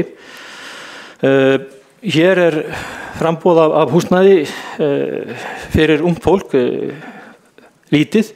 Það er fátt í boði og það sem er í boði það er einfaldlega allt og dýrt og ekki að færi ungs fólks. Við getum auðvitað líka gert meira heldur bara rýna í tölu þeir sem ekki nenna velta sér upp úr Excel-skjölum Hagstofu að þá er ágætt að horfa bara á hvernig umræðan er í öðrum sveitarfélögum og þá er nærtækt og mjög upplýsandi að fylgjast með hvernig umræðan í nágrannasveitarfélögunum og sérstaklega sveitarfélögunum sem hafa verið að taka við mestu fjölguninni er og hvaða vandamál þau eru að glíma við og þeir sem fylgjast með umræði og vettvangi sveitarfélaga vita það að þar eru leikskólar sprungnir og við það springa og sömuleiðis grunnskólar. Þetta eru þau viðfangsefni sem stjórnendur þeirra sveitarfélaga er að glíma við. Þannig að það er ekki bara í tölum Hagstofunnar sem þetta blasir við, heldur líka bara þeim sem að fylgjast með umræðinu og skoða hvað er að gerast í kringum okkur. Hér var aðeins talað leiguverð og það auðvitað stöðugt umfjöllunarefni og það yfirleitt á neikvæðinótunum og mikið ágefni og ég skil það bara. Þó einhverju leyti má segja að það horfi til betri vegar að leiguverði á niðurleið en það auðvitað ekki meirihlutanum eða borgarstjóra að þakka, það fækkun ferðamanna að kenna og það auðvitað ágefni líka. Og þá velti maður fyrir sér hvort að þessu umræða sem var í inngangnum með upphafinu að hvort ástandið á húsnæðismarkaðnum sé jákvætt og upplyftandi og í glærum borgarstjóra og ég þeirra skoðunar að svo sé ekki og að það sé eitthvað sem við þurfum að skoða. Auðvitað íbúum að fjölga, það leynir sér ekki. Borgarfulltrúi Hjálmar Sveinsson bent á það að það blasir við og vekur athygli. Þessi hverfi sem uppbyggingu. Ég get alveg tekið undir það, ég hef svo sem tekið eftir þessum byggingum. En það sem hefur vakið mína athygli og mér finnst miklu alvarlegra mál, það að sjá hversu margar íbúðir þær eru tómar eða óseldar. Þannig að það gefur mér ákveðnar vísbendingar. Ég hef áhyggjur af því ef þetta svar eða þessi úrræði í húsnæðisstefnunni eru ekki að virka. Ég held að það hljóti að vera áhyggjuefni fyrir alla og okkur hér inni, byggingaverktaka og annað og við þurfum auðvitað að skoða það mjög alvarlega hversinni óskopunum það gengur það hægt að selja og hvað þetta Já, ég ætla svo sem ekki að vera að tefja máli lengur, minn tími liðinn í þessum ræðustól og ég segi bara við þurfum að taka þessi mál alvarlega, við þurfum að horfa á raunverulegar lausnir, við þurfum að horfa á raunveruleikann og taka málefnalegar umræður stöðumála. Fyrir ykkur heldur hann að láta eins og ekkert sé og birta fallegar glærur. Það virkið ekki neitt. Þá hefur Örn Þórðarson borgarfulltrúi okkar máli og hefur einn borgarfulltrúi óskað eftir að veita andsvar og það borgarfulltrúi Hjálmar Sveinsson. Já, forseti ágæta borgarstjórn, það var eitt og annað sem er svolítið sérkennilegt í þessari ræðu, meðal annars það að núna virðist ekki skipta neinu máli þó að byggja hér fullt af íbúðum, heldur breytingin bara vegna þess að ferðamönnum hefur fækkað. Bygging íbúða hefur það ekki haft meina áhrif á markaðinn sem eru ný hagfræði. En ég ætla að gera athugasemd eitt, borgarfulltrúi Thoroddsen sagði að það væri marklaust að bera saman London og Reykjavík. Það getur vel verið að það sé, en ég ger það bara alls ekki minni ræðu. En það myndi borgarfulltrúi vita það ef hann hefði haft fyrir því að lesa The Economist, að það svo sannarlega ekki bara fjallað London, þannig fjallað fullt af borgum í Þýskalandi, í Sviss, í Austurríki og auðvitað líka Bretlandi og Bandaríkjunum. Þannig að það ætti að vera lágmarkskrafa að hafa rétt eftir og ekki bera menn röngum sökum.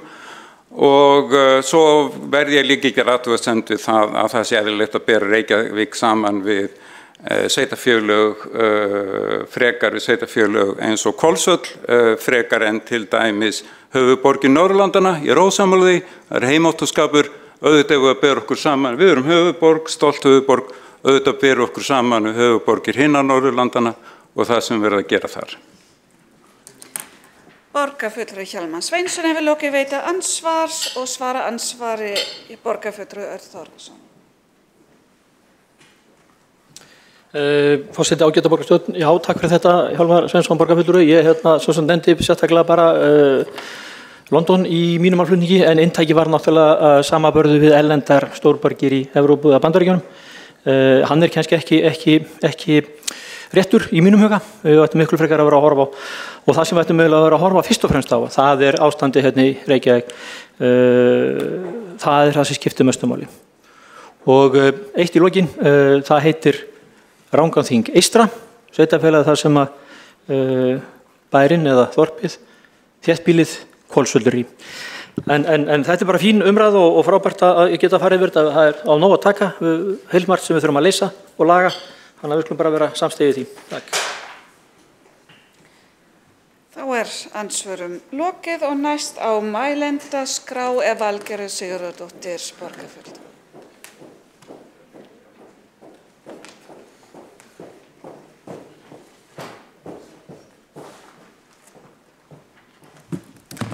Forseti ágæta borgarstjórn, það ánægjulegt að sjá okkur öll hér á nýju ári.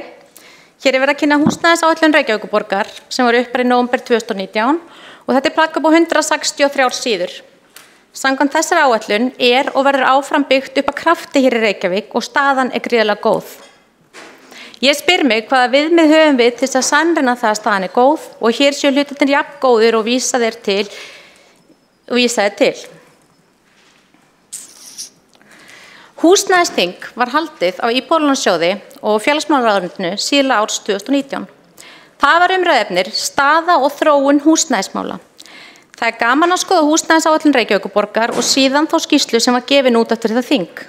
Skýrslu þar sem notað var tölfræðiefni frá Hagstofu Íslands ásamt því að nota efni frá húsnæðisáætlunum sveitarfélagana.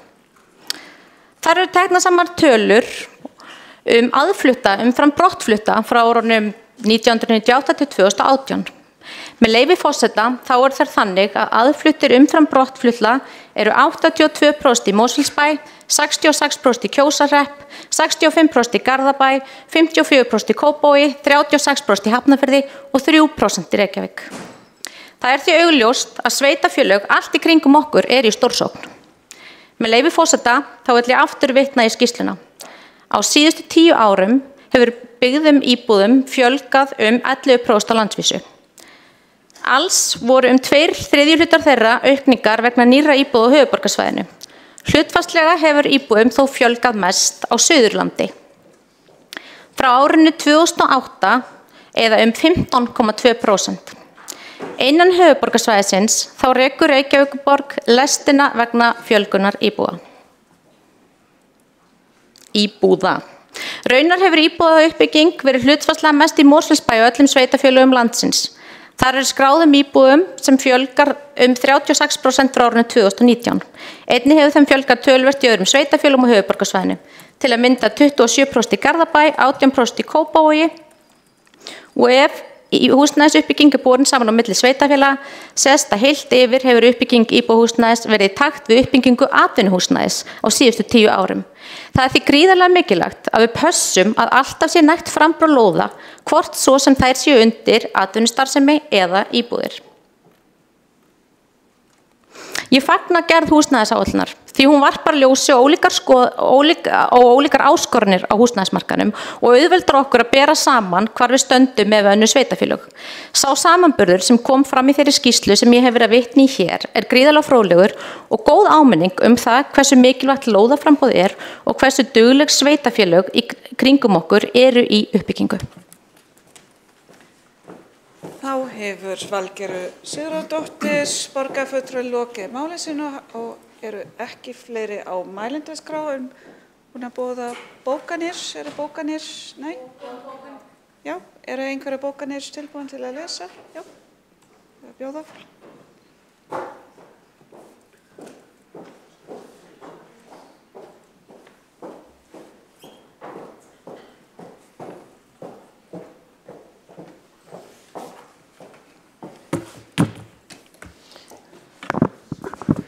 Forseti ágætu borgarstjórnar tilheyrendur, ég les hér upp bókun Miðflokksins í þessu máli. Hún hljóðar svo með leyfi forseta.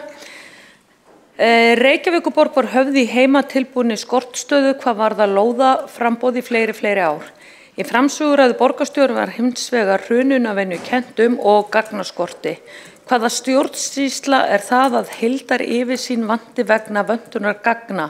Nú eru mikil fagnaðarlæti á meirihlutanum uppbygging sé farin á stað, því miður er það seint og það að auki einungis byggt upp á þrengingarreitum í skugga þar sem fermetra verði mjög hátt. Reykjavíkurborg er að missa heila kynslóð í önnur sveitarfélög. Heila kynslóð. Myndir á Reykjavíkurborg lét prenta og dreifa fasteignabæklingi sem á kostnað útsvarsgreiðenda upp á 9 milljónir til að vekja athygli á miklu magni tómra íbúða í eigu fjármagnseigenda. Það er panikástand.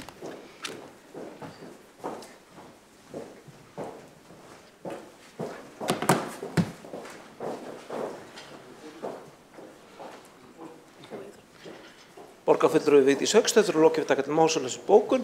Næstur áskast taka til máls til þessu bókun Eyþór Laxdal Aldals borgarfulltrúi.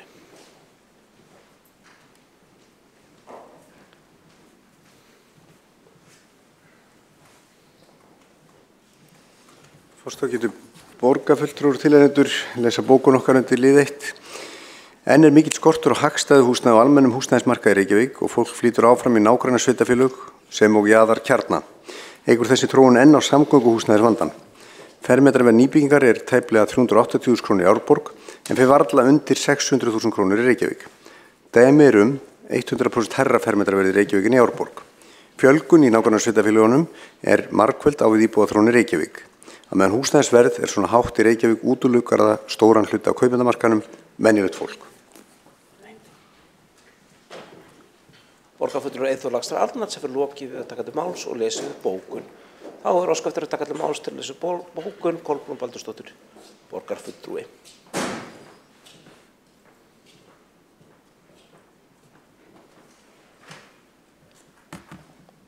Áhersla á þéttingu byggðar og ekkert annað koma eins mörgum á sama blett og hægt samhliða vex umferðarvandi og lítið gert til að leysa hann. Fólk lokast af á sama bletti, kemst orðið illa inn og út úr miðbænum því ekki allir svo heppnir að vinna við hliðina á heimili sínu.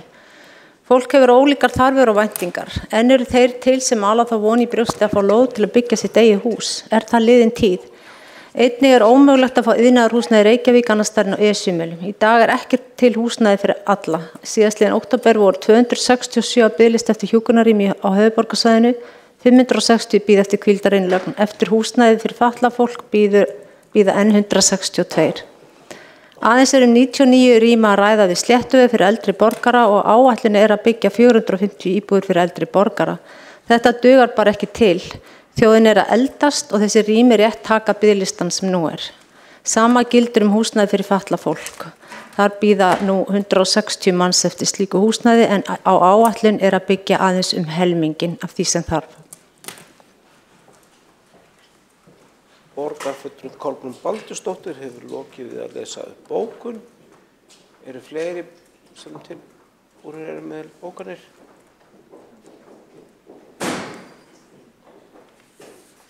Ef svo ekki, þá Já, gjörðu svo vel, borgarfulltrúi Aron Leví Beck.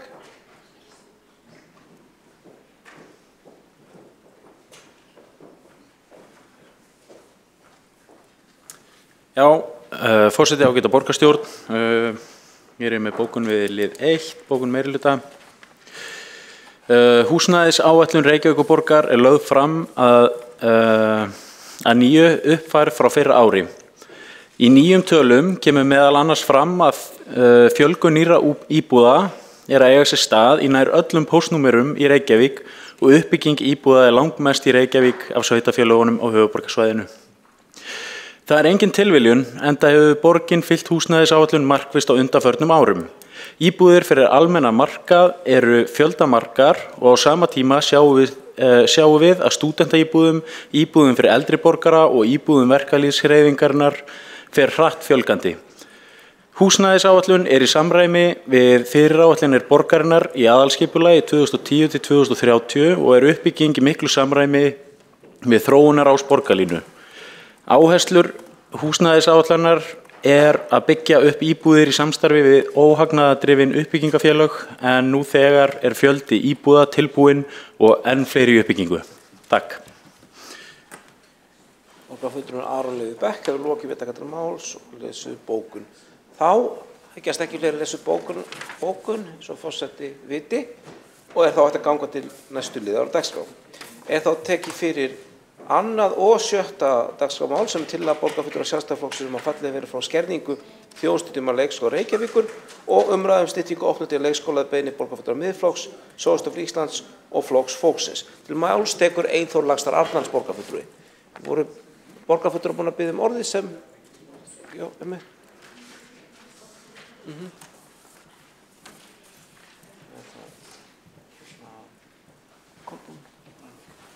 Forseti, ágætu borgarfulltrúar og tilheyrendur.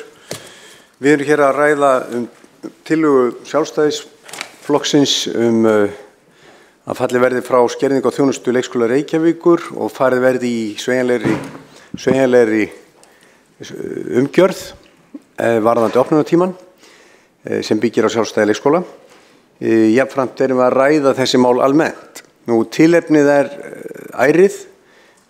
Skóla- og frístundaráð tók fyrir áfangaskýrslu stýrihóps umbætur og skipulag leikskólastarfs í Reykjavík sem skilað var og er dagsett desember 2019. En þar var stýrihópnum gert að skoða opnunartíma út frá mönnun og þar með settur svolítið þröngur stakkur í útfærslu á tillögum. Víðara samhengi hefði verið að skoða þjónustuna fyrst og mönnunina svo, en mönnunin hefur verið mjög erfið og stýrihópurinn settur í þessa erfiðu stöðu. Hann skilar af sér eftir 5 fundi, aðeins 5 fundi þá er skilað af sér áfangaskýrslu og þá er farið strax í það án mikillar umræðu að samþykkja áfangaskýrsluna sem er frekar stutt. Hún er ekki með einum fylgiskjölum hvernig samtölin voru við samráðsaðila eða gögn sem að rökstyðja þær tillögur sem að liggja fyrir fundinum, skólaráðsfundinum. Þannig að það var farið aldrei snöggt í að samþykkja þetta. Þessi skýrsla er áfangaskýrsla eins og ég segi og lokaskýrslan á nú að vera tilbúin fljótlega. Hún á að vera tilbúin 1. mars eftir einhverja 9 vikur og tillagan sem var samþykkt í skólaráðinu var að skerða þjónustuna frá 1. apríl. Þannig að allt ber þetta nú merki flýti meðferðar sem að er nú aldrei gott í svona mikilvægum og viðkvæmum málaflokkum eins og leikskólamálum. Það hefur verið áhersla á að efla leikskólastigið, bæði sem fyrsta skólastigið, sem viðkomustað barna sem er að koma inn í skólakerfið, sem sjálfsagða þjónustu við barnafólk, fjölskyldufólk og börnin sjálf og mér man ekki eftir því að nokkur flokkur af þessum 8 sem hér sitji í þessum sal hafi lofað því að skerða þjónustu leikskólana. Ef að það er misminni þá vona ég að það verði leiðrétt hér. Skerðingin á þjónustuna varðar beint yfir 900 börn sem að eru skráð í vist og í skólan frá hálf 5 til 5 og varðar jafnvel fleiri þar sem ekki allir leikskólanir buðu upp á þessa þjónustu. Þannig að ætla má að þörfin sé í raun og veru meiri heldur en þessi tæplega 1000 börn og þau eiga síðan aftur 2000 eða jafnvel fleiri foreldra ef við tökum með þá þann hóp sem ekki er skráður. Þannig að þetta er ekkert lítið og svo aðferðafræði að telja þetta niður með því að kanna klukkan hvað foreldrar hafa sótt börn er svona vísbending það að menn sé að reyna að leita skjóls. Stytting vinnuvikunar er búin að vera mikið í umræðinu en þarna náttúrulega er verið að byrja á að skerða þjónustuna. Það stendur eftir að starfsmenn, almennir starfsmenn, líka starfsmenn borgarinnar eru með óskerta vinnuviku, þar að segja að það er frekar verið að lengja hana því tilraunaverkefnið er að klárast og börn þeirra þar leiðandi í ákveðnum vanda. Síðan er vísað í önnur sveitarfélög, en í raun og veru er bara eitt sveitarfélag hér á höfuðborgarsvæðinu sem hefur farið þessa leið að skerða þetta og það er Kópavogur. Önnur hafa ekki verið að gera það með þessum hætti sem hér er boðað. Tillagan sem samþykkt var í skólaráði, hún er ekki fyrir þessum fundi en við erum hér að reyna að ná sátt í máli með því að veri fallið frá þessu, þetta veri skoða betur og fyrir því eru mörg rök. Ég lesa tillöguna, hún er svona til að borgarfulltrúa Sjálfstæðisflokksins að falli verði frá skerðingu á þjónustutíma leikskóla Reykjavíkur. Borgarstjórn samþykkir að falli verði frá að skerða þjónustutíma leikskóla Reykjavíkur en þessi stað er lagt til að opnunartími leikskólana verði sveigjanlegur og hverjum einum leikskóla verði falið að skipuleggja lengd leikskóladagsins með þarfir þeirra foreldra í huga sem er ekki með sveigjanlegan vinnutíma sem á hagsmuni barna og starfsfólks. Slíkar ráðstöfun myndi gera leikskólana sjálfstæðari og á sama tíma myndi skapast tækifæri til að bjóða upp á sveigjanlegan vinnutíma í leikskólanum. Uppleystir á tillögunum lýkur. Hérna, það er ýmislegt fróðlegt í þessari skýrslu. Það er tafla yfir hvernig þetta er í öðrum sveitarfélögum. Það kemur fram að 18% barna eru að greiða, eða þessi foreldrar eru að greiða fyrir 18% barna sem að lendi þessari skerðingu. Og það er þá að hafa áhrif á nokkur 1000 manns ef við teljum foreldrar og börn saman. Og síðan er þetta rökstutt með því að kennarar hafa haft áhyggjur af þeirri þróun að dvalartími barna hafa aukist og að langur dvalartími í 8 til hálfa til 9 til hálfa stundir séu mikið og komin á þroska, svo sem málþroska og líðan barna. Þetta eru allt ágæti punktar en það þarf að geta þess að gera greinamun á viðverutíma og opnunartíma. Því að það á við alla þjónustu, hvort sem er kvikmyndahús eða strætó eða annað, og þjónustutíminn eða opnunartíminn ekki það sama og viðverutími hvers og eins. Við förum í bíó í 2 klukkutíma en bíó kannski opið í 8 klukkutíma eða 6 klukkutíma. Sama að segja leikskólana, þeir einmitt þannig að þeir verða að vera sveigjanlegir í nútímanum og við gerum þá kröfu á Norðurlöndunum að leikskólarnir bjóðu upp á sveigjanleika fyrir bæði foreldrin og þetta afturför varðandi kynjamál, þetta afturför varðandi þjónustu. Það lofaði þessi ekki nokkur flokkur ef ég man rétt og þetta þarfnast betri skýringa. Það sem vantar hérna líka að það fylgir ekki stýrihóps skýrslunni neitt rökstuðningur, það að segja tilvísun í greiningar eða slíkt eða hvað þeir aðilar sem tala var við sögðu, það fylgir ekki með. Og svo finnst mér mjög undarlegt og okkur að áfangaskýrsla sé hér lögð til grundvallar svona stórri breytingu sem ekki hafi verið boðuð og ekki að finna í meirihlutasáttmálanum. Þetta ekki að finna þar. Áfangaskýrsla getur aldrei verið lokaskýrsla og að skila inn áfangaskýrsla til 5 fundi og afgreiðana í flýti getur ekki verið yfirveguð stjórnsýsla. En ég bara óska eftir að sem flesti styðji þessa tillögu. Ég held að hún sé bæði skynsamleg og svona leiti sátta og við viljum öll létta álagið í leikskólanum en við viljum ekki að gera það með svona hraði eins og við erum að gera og ekki að gera það án þess að samráð sé haft við foreldra og aðra aðila. Þetta ýtir meira undir átök og kvíða frekar heldur en að ná sátt. Borgarfulltrúi Eyþór Laxdal Arnalds hefur lokið máli sínu og þá hefur óskað eftir að taka til máls Skúli Þór Helgason, borgarfulltrúi.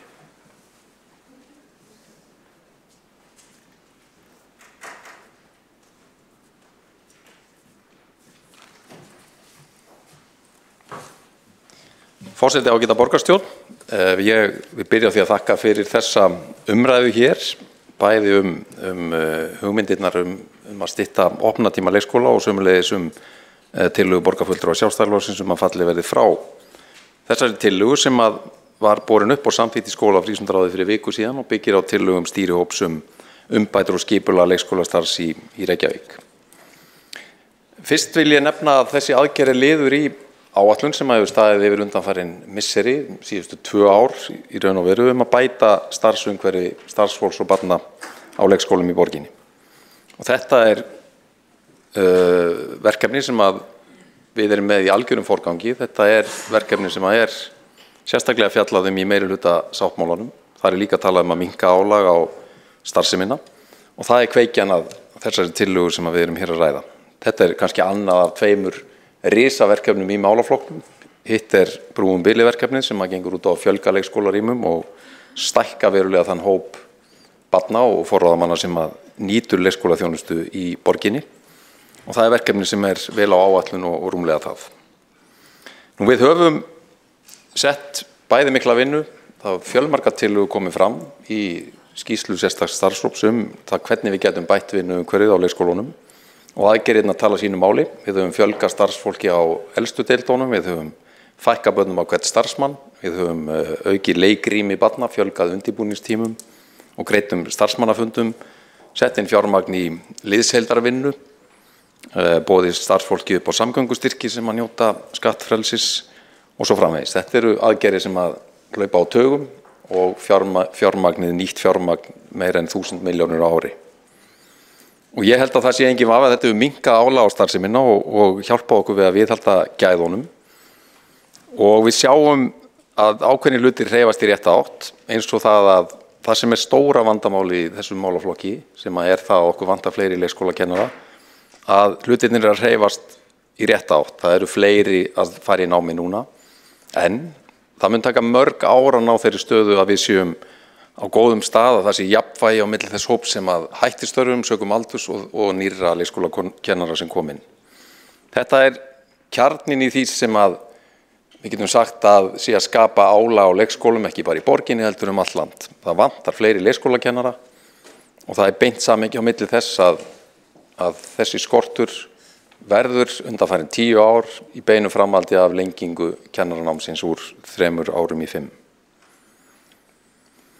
Það að stytta opnatíma leikskóla 30 mínútur á dag sem það sem að tillagan gengur út á, milli klukkan 4:30 og 5, það hefur umtalsveit meiri áhrif til bóta fyrir allt starfi, fyrir þau rúmlega 5.000 börn sem að dvelja á leikskólunum, heldur en þær ráðstafanir sem að foreldrar þurfa að gera vegna styttri opnunartíma. Við sjáum þá okkar athugunum að það yfir 90% barna sem að eru sótt fyrir klukkan 4:30 á daginn og við teljum að það séum að ræða 400 börn sem að dvalið hafa á leikskólum borgarinnar klukkan 4:30 að jafnaði. Nú dvalartíminn í Reykjavík, hann bæði langur á innlendan mælikvarða og alþjóðlegan. Við erum alveg í hæstu hæðum varðandi það hversu mörg börn eru að nýta sér 9 tíma eða 9,5. Það 42% í Reykjavík. Landsmeðaltalið það 33%. Á Akureyri hlutfallið 20% og svo framvegis.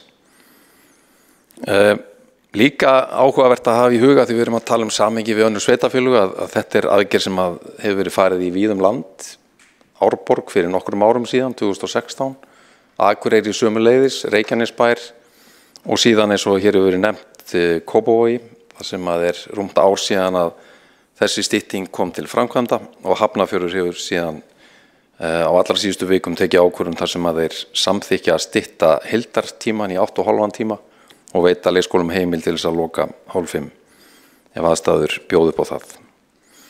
Nú, við erum auðvitað að verja gæði leikskólastarfsins. Það það sem okkur gríðarlega annt og þau eru mikil. Leikskólastarf í borginni og á Íslandi á heimsmælikvarða. Við sjáum það í alþjóðlegum rannsóknum.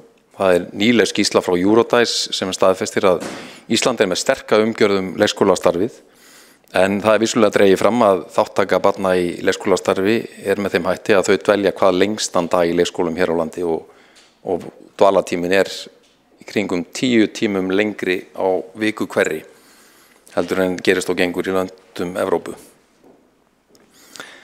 Það sem við viljum sjá og erum að vinna með markvisst það að brúa bilið milli fæðingarorlofs og leikskóla.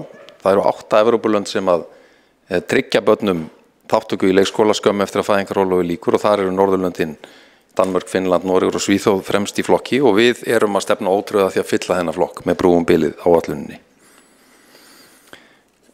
Nú, við vitum hverjir kaupa helst þennan síðasta hálftíma dagsins og það kemur út úr þeirri athugun að það 73% þeirra eru gift fólk og sambúðarfólk, einstæðir foreldrar innan við 20 og afgangurinn flokkaður eftir þeim forgangshópum sem njóta sérstakra afslátta í leikskólakerfinu, námsmenn, öryrkjar og starfsmenn leikskóla.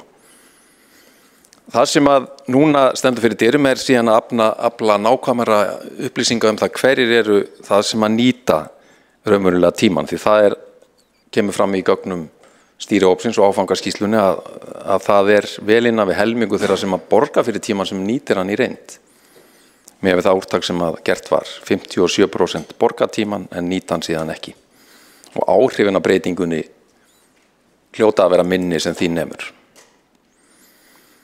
Ég nefndi það að aðgerðin á sér fordæmi í ýmsum stærri sveitarfélögum. Það líka áhugavert að sjálfstætt starfandi leikskóla loka oftar en ekki klukkan 4:30. Við sjáum að leikskóla hjallastefnunar þeirra gera það og hafa sérstaklega beitt sér einmitt fyrir styttingu á vinnutíma starfsfólksins með góðum árangri.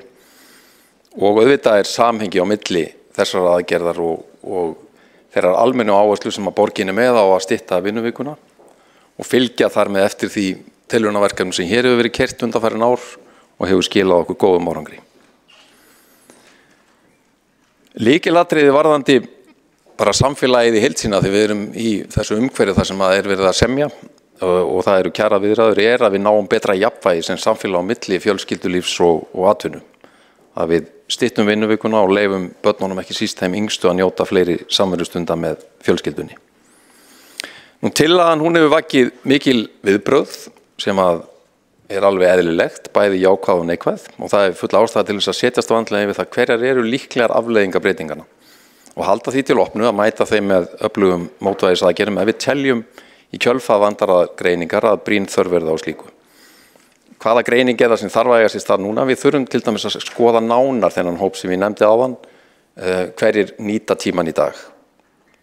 Það er ekki nóg að vita að 15 séu einstæðir foreldrar, við þurfum að vita hversu margir þeirra eru til dæmis í viðkvæmum aðstæðum varðandi efnahagslega stöðu og félagslega stöðu og svo framvegis.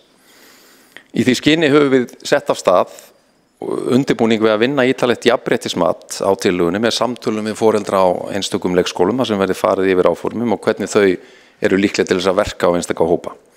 Þar verður greint hvaða hópar foreldra séu líklegasti til að verða fyrir breytingunum, að stytta opnunartíma hálftíma í lok dagsins.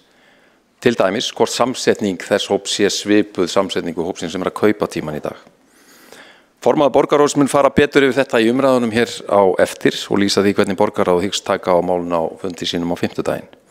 En ég vil bara segja þá málsmeðferð algjör samstaða og eining innan bæði meirihlutans og í samráð við stýrihópinn, en það vilja auðvitað allir að breytingin valdi lágmarks raski fyrir foreldra.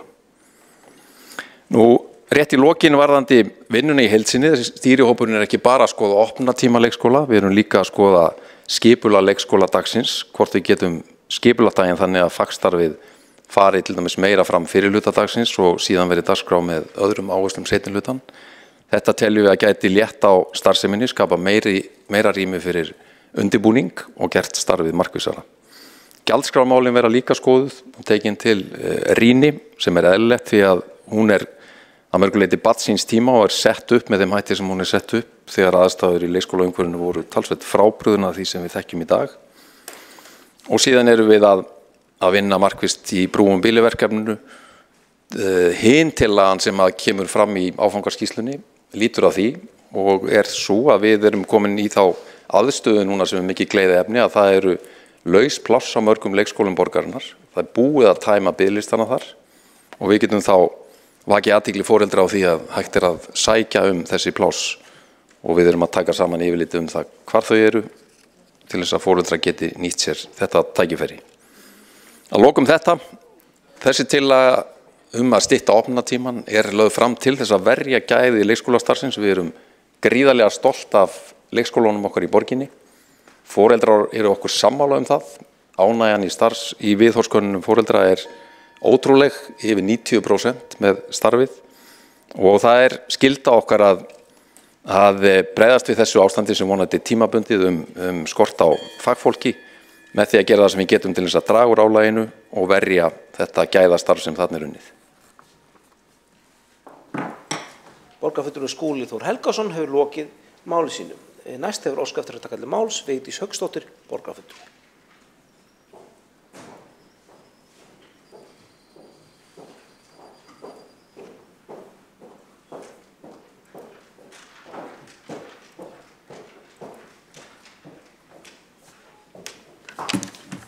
Virðulegi forseti, ágætu borgarfulltrúar og tilheyrendur.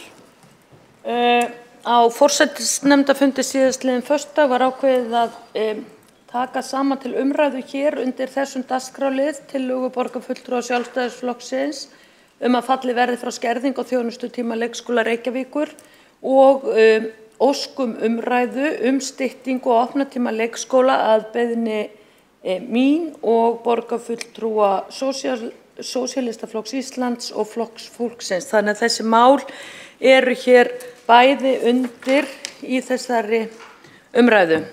Já, virðulegur forseti, þetta kom verulega óvart, þessi einhliða ákvörðun meirihlutans á fundi skóla- og frístundaráðs nú fyrir skömmu að skella ætti leikskólunum í lás svo snemma. Þetta kom eins og þruma úr heiðskíru lofti að búið var að ákveða að stytta þennan viðverutíma hálftíma.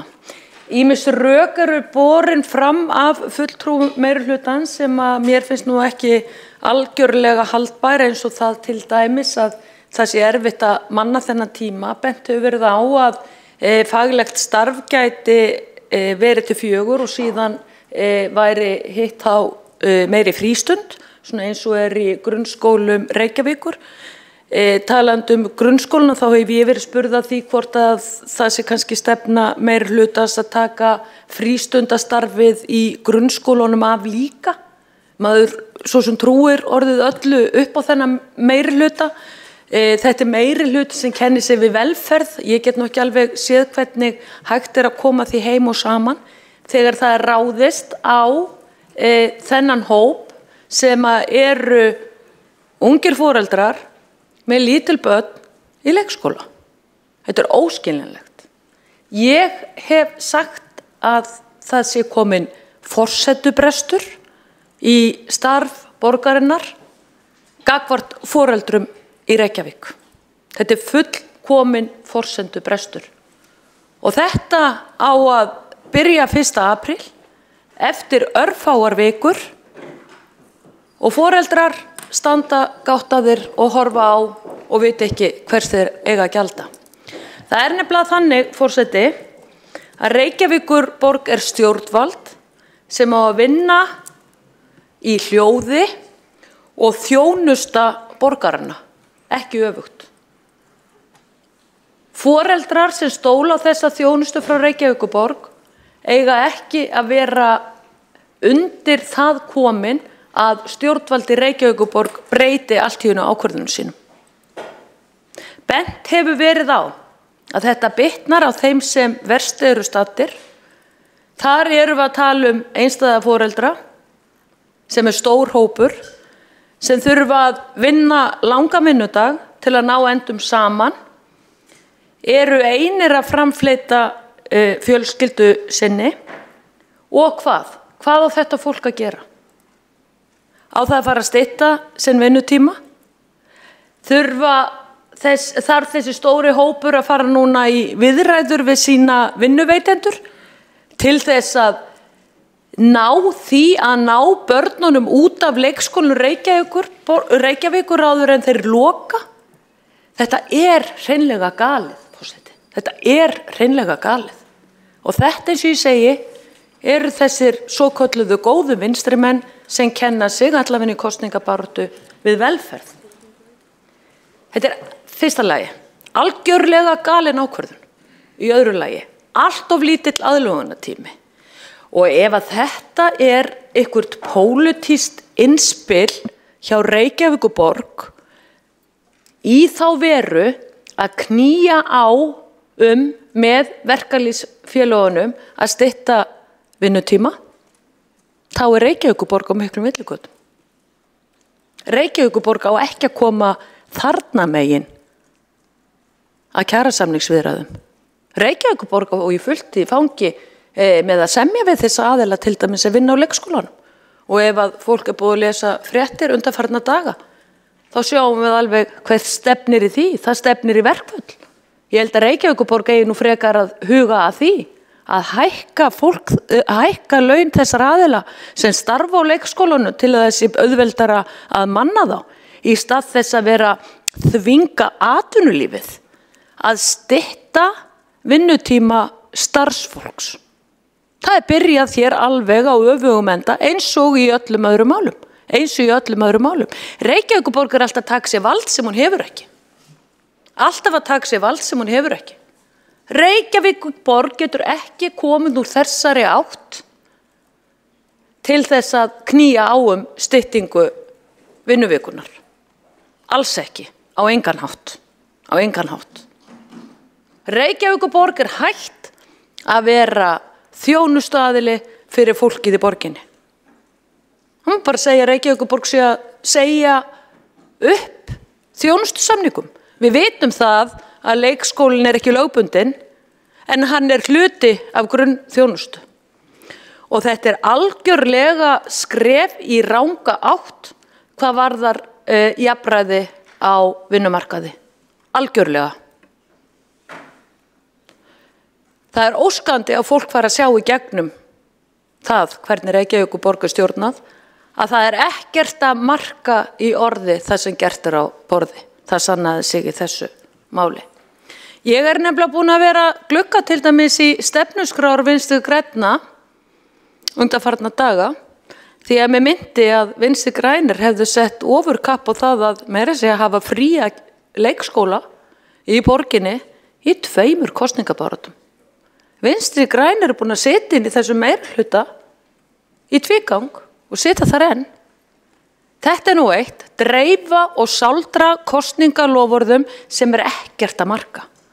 Enda, forseti, situr oddviti Vinstri grænna ekki í salnum undir þessum umræðum. Það kannski svíður, það sem hún búin að vera að segja kjósundum í Reykjavík ósatt, hvað varðar stefnuskrá Vinstri grænna með fría leikskóla.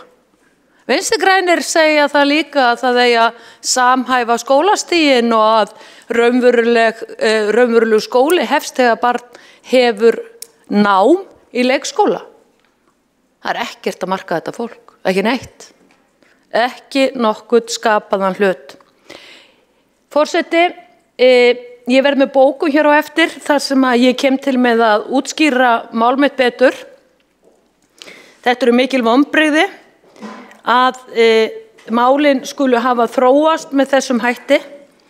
Raunverulega er ég alveg hissa á því að það sé ekki ennþá meiri ólga í samfélaginu með þessa ákvörðun, því að ég hef þá trú að Reykvíkingar trúi því ekki enn að þessi ákvörðun kom til framkvæmda, enda kem ég til með að styðja hér tillögu Sjálfstæðisflokksins sem liggur hér fyrir að falli verði frá skerðingu á þjónustutíma leikskóla Reykjavíkur. Ég trú ekki öðru en að þessi tillaga hljóti brautagengi á eftir í atkvæðagreiðslu, því önnur eins vitleysa hefur ekki verið borin á borð Reykvíkinga langa hríð, þó að nóg sé af vitleysisganginum í störfum þessa meirihluta. Nú hvet ég meirihlutan til þess að huga að því að þarna þetta mál snýst foreldra og okkar minnstu börn, og þessu verður að breyta tilbaka þessar ákvörðun. Þessu verður að breyta tilbaka. Því eins og ég benti á Facebook síðu minni þegar þessar fréttir komi í loftið, ekki var nú á bætandi heima tilbúnu umferðarteppinu Reykjavík. Fólk að keyra á milli staða og næri ekki á réttum tíma, og þetta setur heimilislíf fjölda fjölskyldna í uppnám. Skömm sé þessu meirihluta. Borgarfulltrúi Vigdís Hauksdóttir hefur lokið máli sínu og einn borgarfulltrúi óskar eftir að veita andsvar við ræðu hennar, og það Líf Magnúsdóttir borgarfulltrúi.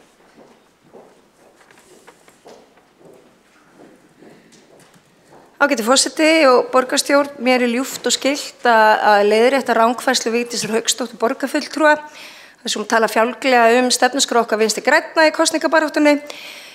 Það alveg rétt að 2014 til 2018 þá vildum við endurgjaldslausa menntun fyrir börn, leikskólan, frístundina og fleira.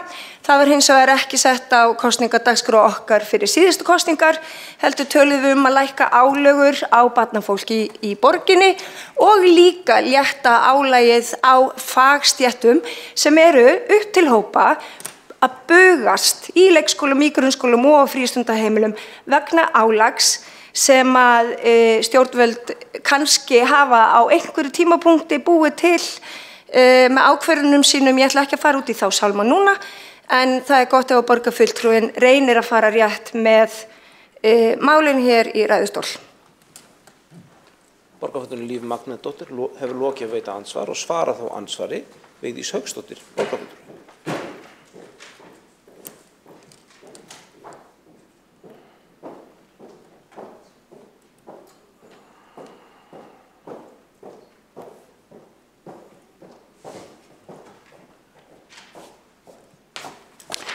Forseti, ágætu borgarfulltrúar og tilheyrendur, já, það nefnilega svolítið skrítið með Vinstri græna að þeir eru nú kannski aðeins að flýja frá sinni stefnu. Ég var að skoða stefnuskrá í Reykjavíkurborg fyrir 2014 og síðustu ályktanir sem ég fann frá frambúðinu, það landsfundur 2017. Það nefnilega þar kafli sem stendur mennt- og menningamál ályktun grunn- og leikskóla og ég hvet fólk til þess að lesa það. Með leyfi forseta. Landsfundur Vinstri hreyfingarinnar græns framboðs lýsir áhyggjum af fyrirsjáanlegu kennaraskort í grunn- og leikskóla landsins. Nú þörf á samhentu átaki mennta- og menningamálráðuneytisins, sveitarfélaga, háskóla, samfélagssamtaka kennara til að fjölga kennaranemum. Búa þar betur á skóla, fólki með öflugra símenntunarkerfi og betri launakjör með samræmi við sérþekkingu og skyldur. Og svo kemur hérna tekjuskiptingu ríkisins og sveitafélaga í ljósi breyttra aðstæðna og svo ályktun raunverulegt gjaldfrelsi í grunnskólum og þeir vilja allan matfrían, öll skólagögn frían og svo hélt ég að það hefði vantað eina blaðsíðu í útprentununa hjá mér því að það ekki minnst á leikskólana þannig að þeir bara gufuðu upp í ályktun 2017. En þetta alveg dásamlegt. En, ok, Vinstri grænir vilja minnka álag á fagstéttum og álag á fjölskyldum. Og hvort gengur lengra hér? Það nefnilega hægt að hafa vaktaskipti í vinnunni. Það hægt að hafa vaktaskipti á leikskólanum.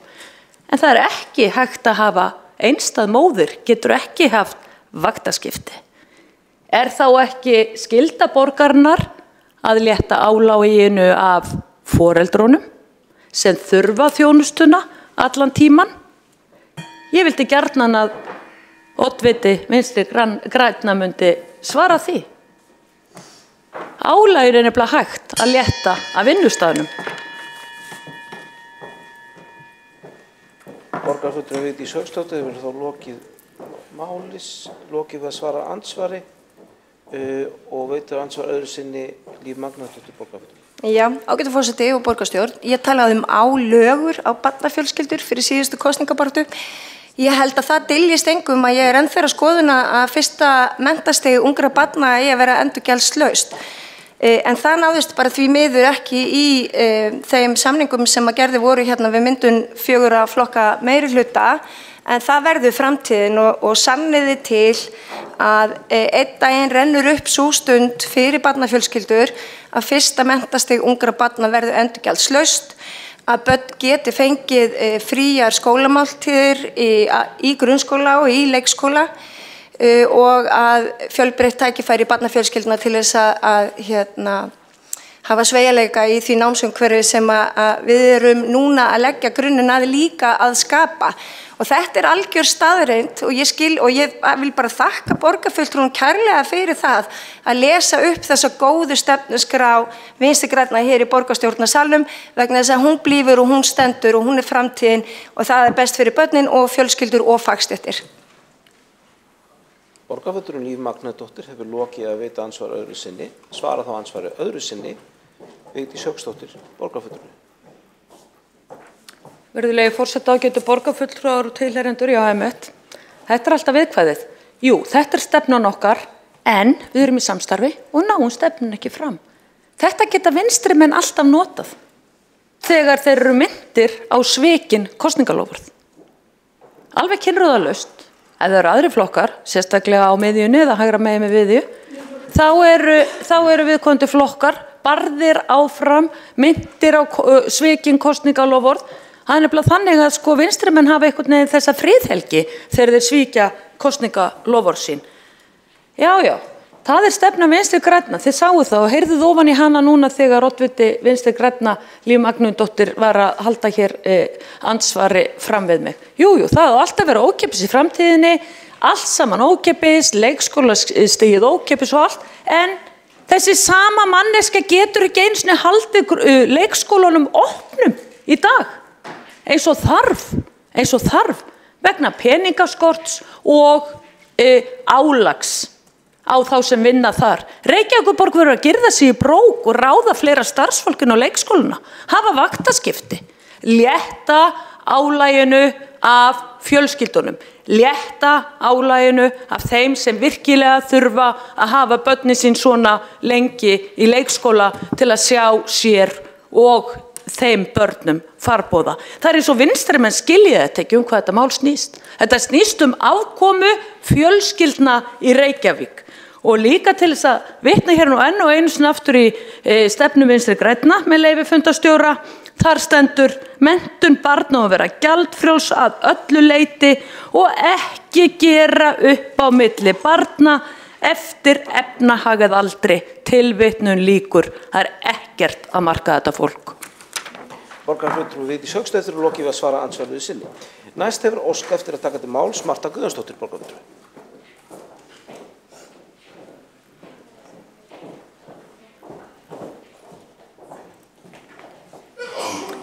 Forseti, góðir borgarfulltrúar. Stytting leikskóladagsins mun setja fjölmargar fjölskyldur í vanda. Það er engum blöðum það að fletta og mun bitna á þeim sem hafa ekki möguleika á sveigjanlegum vinnutíma. Það er alveg ljóst. Ferðatími fólks til og frá vinnu hefur auk þess verið að lengjast umtalsvert undanfarin ár, þannig að erfitt getur reynst fyrir foreldra að ná að sækja börn sín á leikskólana fyrir klukkan 16:30. Miðað við þær umferðarstíflu sem eru á álagstímum verður það þá undir hælilagt hvort að foreldrar nái að sækja börnin sín í tæka tíð. Hættir við, forseti, að þessi skerðing valdi kynjahalla á kostnað kvenna.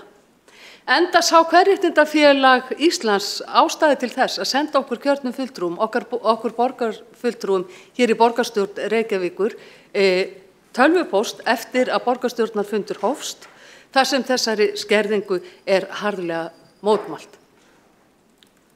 Forseti, þetta er afturför í jafnréttisbaráttunni.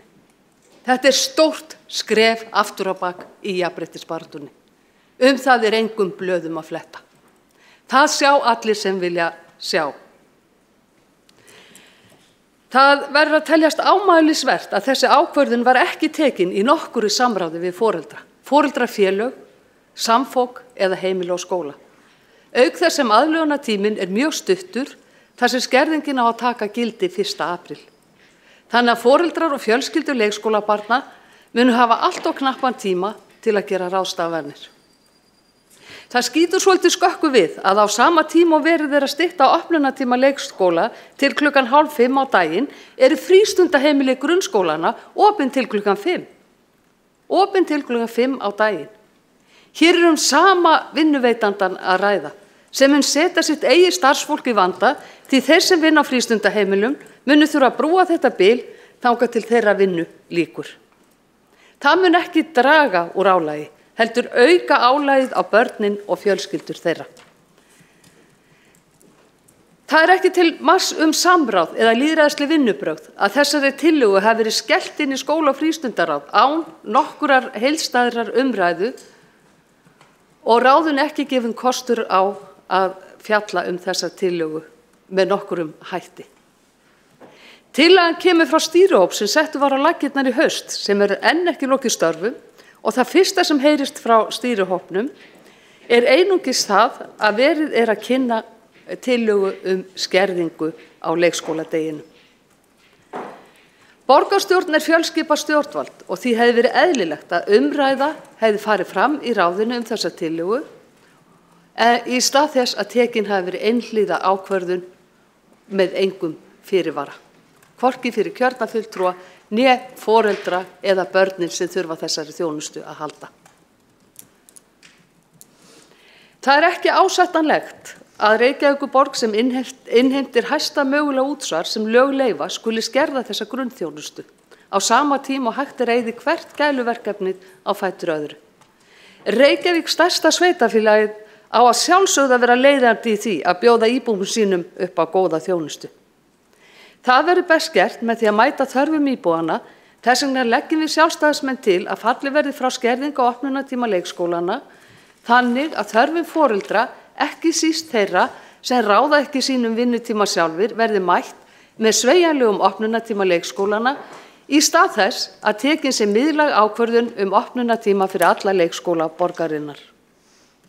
Þannig er í hverjum og einu leikskóla falið að skipuleggja lengd leikskóladagsins en slík ráðstöfun myndi gera leikskólana sjálfstæðari og á sama tíma myndi opnast tækifæri til að bjóða upp á sveigjanlegan vinnutíma í leikskólanum. Það myndi bæta starfsumhverfi leikskólana, bæði fyrir börnin og starfsfólkið á leikskólanum og gera störfin þar mun meira aðlaðandi og yrði stór liður í því að draga úr manneklunni. Stóra spurningin þessi, sem að reyndar meirihlutin þarf að svara, fyrst og síðast. Kerfið fyrir börnin eða börnin fyrir kerfið? Það væri ágætt að fá svar við þeirri spurningu hér. Þetta nefnilega að fara að snúast svolítið það að kerfið sé ekki fyrir börnin, heldur börnin fyrir kerfið. Borgarfulltrúi Marta Guðjónsdóttir hefur lokið máli sínu. Næst hefur óskað eftir að taka til máls Kolbrún Baldursdóttir.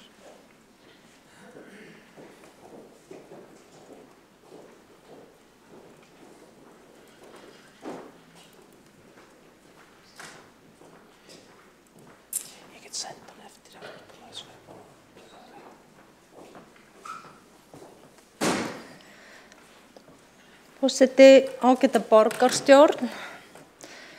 Já, þetta mál allsérstakt og kom verulega óvart þegar það birtist okkur í fjölmiðlum þessi stytting á opnunartíma leikskóla.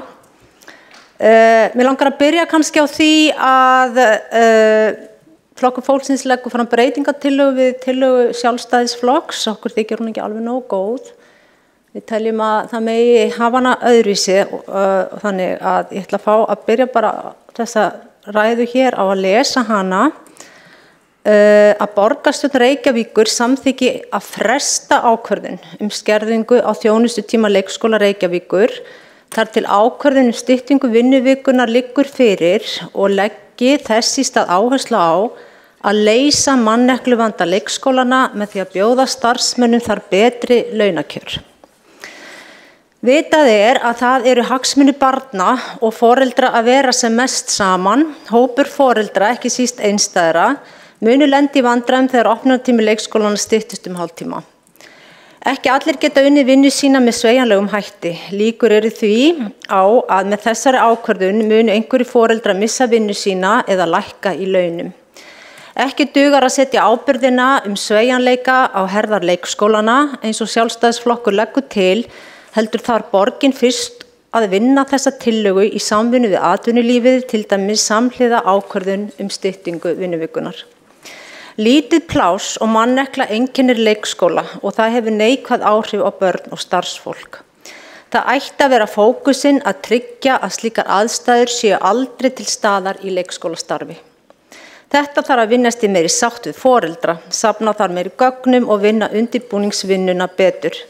Ríkuleg gæðasamvera barna og foreldra mikilvæg en það þýðir ekki að fjarvera barns frá foreldri sé slæm. Þannig að þetta var breytingartillaga sem Flokkur fólksins leggur fram og hún fær náttúrulega bara einfaldlega sína meðhöndlun hér á eftir. En þá langar mig bara að víkja að umræðunni þessi mál og draga fram svona þá punkta sem að Flokki fólksins finnst athugaverðir í þessu sambandi. Og mér langar að byrja á að nefna í skýrslunni sem ræðir, þessi áfangaskýrsla þessa stýrihóps kemur fram, að 82% barna séu með dvalarsamning til klukkan 16:30 sem þýðir að 18% eða ríflega 900 börn eru með dvalarsamning til klukkan 16:45 eða 17. Í þessu sambandi nauðsynlegt að taka fram að þótt 400 börn séu sótt eftir klukkan 16:30 þá ómögulegt að segja hvort það séu alltaf sömu börnin. Það einhver ástæða fyrir því að foreldrar ríflega 900 barna kjósa að borga fyrir skólavist til 16:45 eða 17.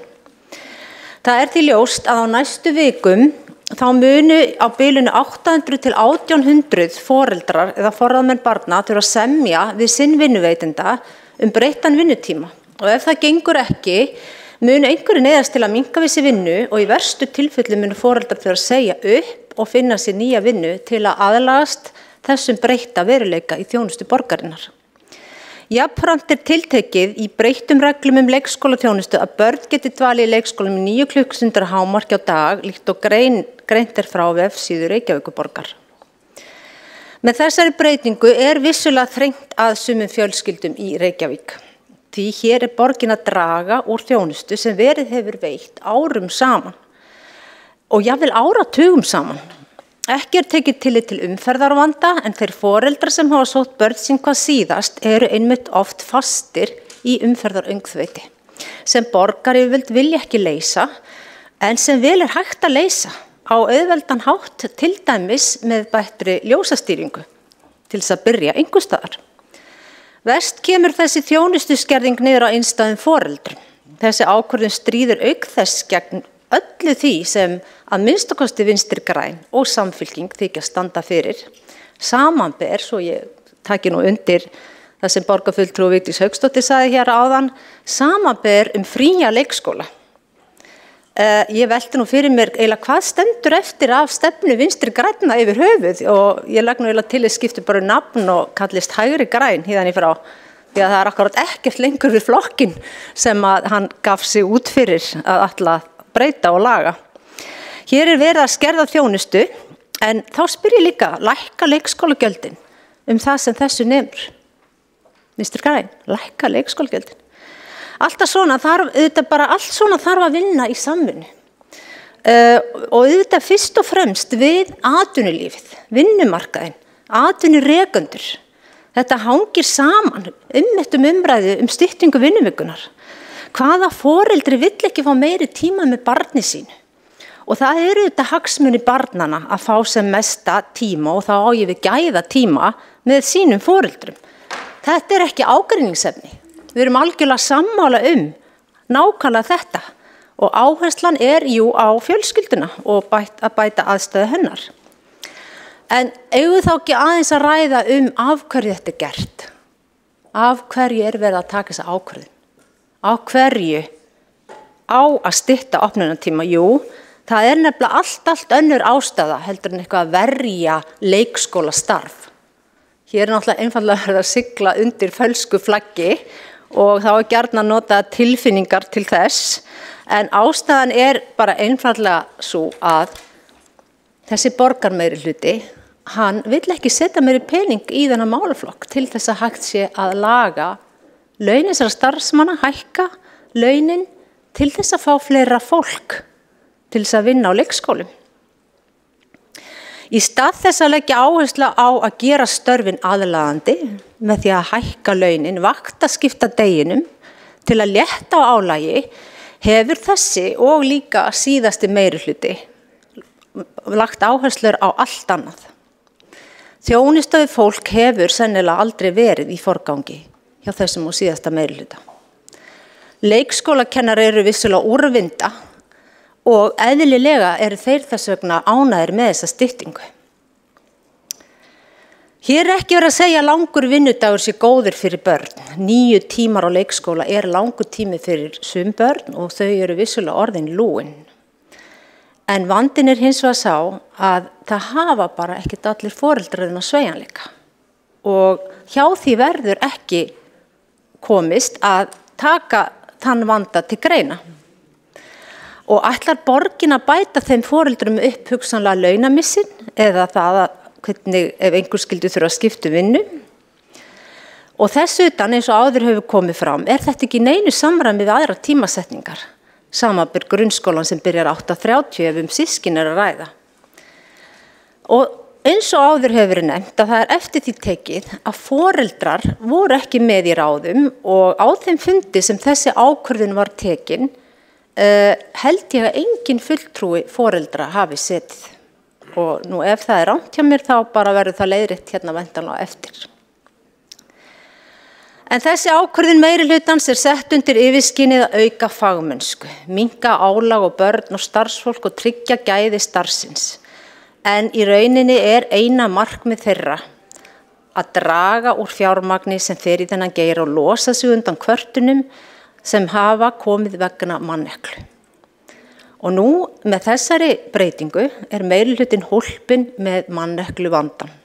Lausnin áttu auðvitað að vera að leysa manneklu með hærri launum og vaktaskipta deginum þannig að álagi myndi minnka, en það var ekki sett á blað. Það var ekki ákvörðun tekin það, heldur að fara hina leiðina og stytta opnunartímann. Í þessari ákvörðun má einnig sjá svona þessa forsjárhyggju áráttu þessa meirihluta. Þau vilja sí og æ ákveða hvernig fólk á að lifa. Hvernig lífstíl fólk velur, hvað fólk á að borða, hvernig fólk á að ferðast. Forræðisþráhyggjan með eindæmi að varla hefur annað en sérst. Brátt muni borgarbúa ekkert hafa að segja líf sitt.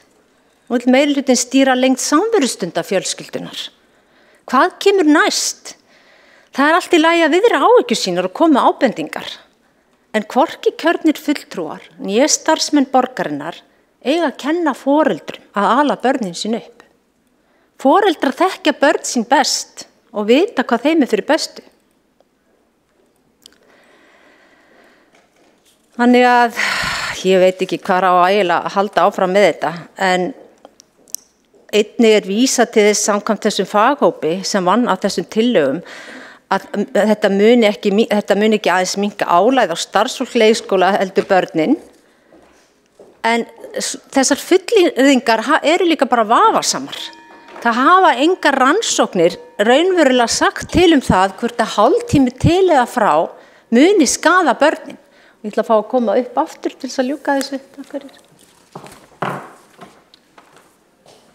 Borgarfulltrúinn Kolbrún Baldursdóttir hefur lokið máli sínu og setur hann á mælendaskrá 9.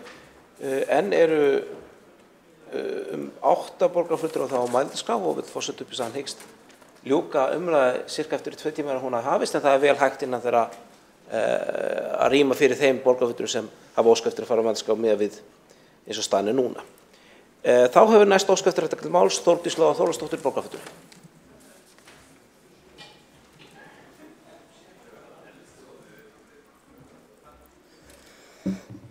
Forseti, kæra borgarstjórn.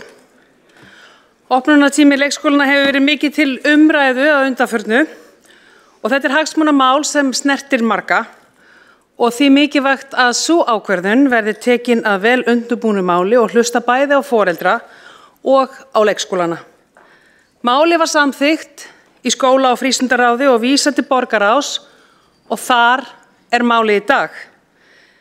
Við munum og höfum í samráði við stýrihóp leggja til í borgarráði á 50-daginn að framfari ítarlegt jafnréttismat á tillögunni.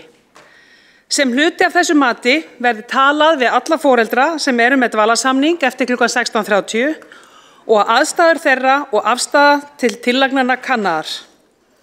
Greina á sérstaklega þennan hóp foreldra sem hugsanlega ætti erfitt með að mæta þessari breytingu og skoða möguleikana á mótvægisaðgerðum til að koma móts við þá. Óska verður eftir umsögnum frá hagsmunasamtökum foreldra, líkt og félagi foreldra leikskólabarna og heimil og skóla og hagsmunasamtaka starfsmanna leikskólum. Að lokinni þessari vinnu og rýni mun borgarráð taka tillöguna til umræðu og meðferðar.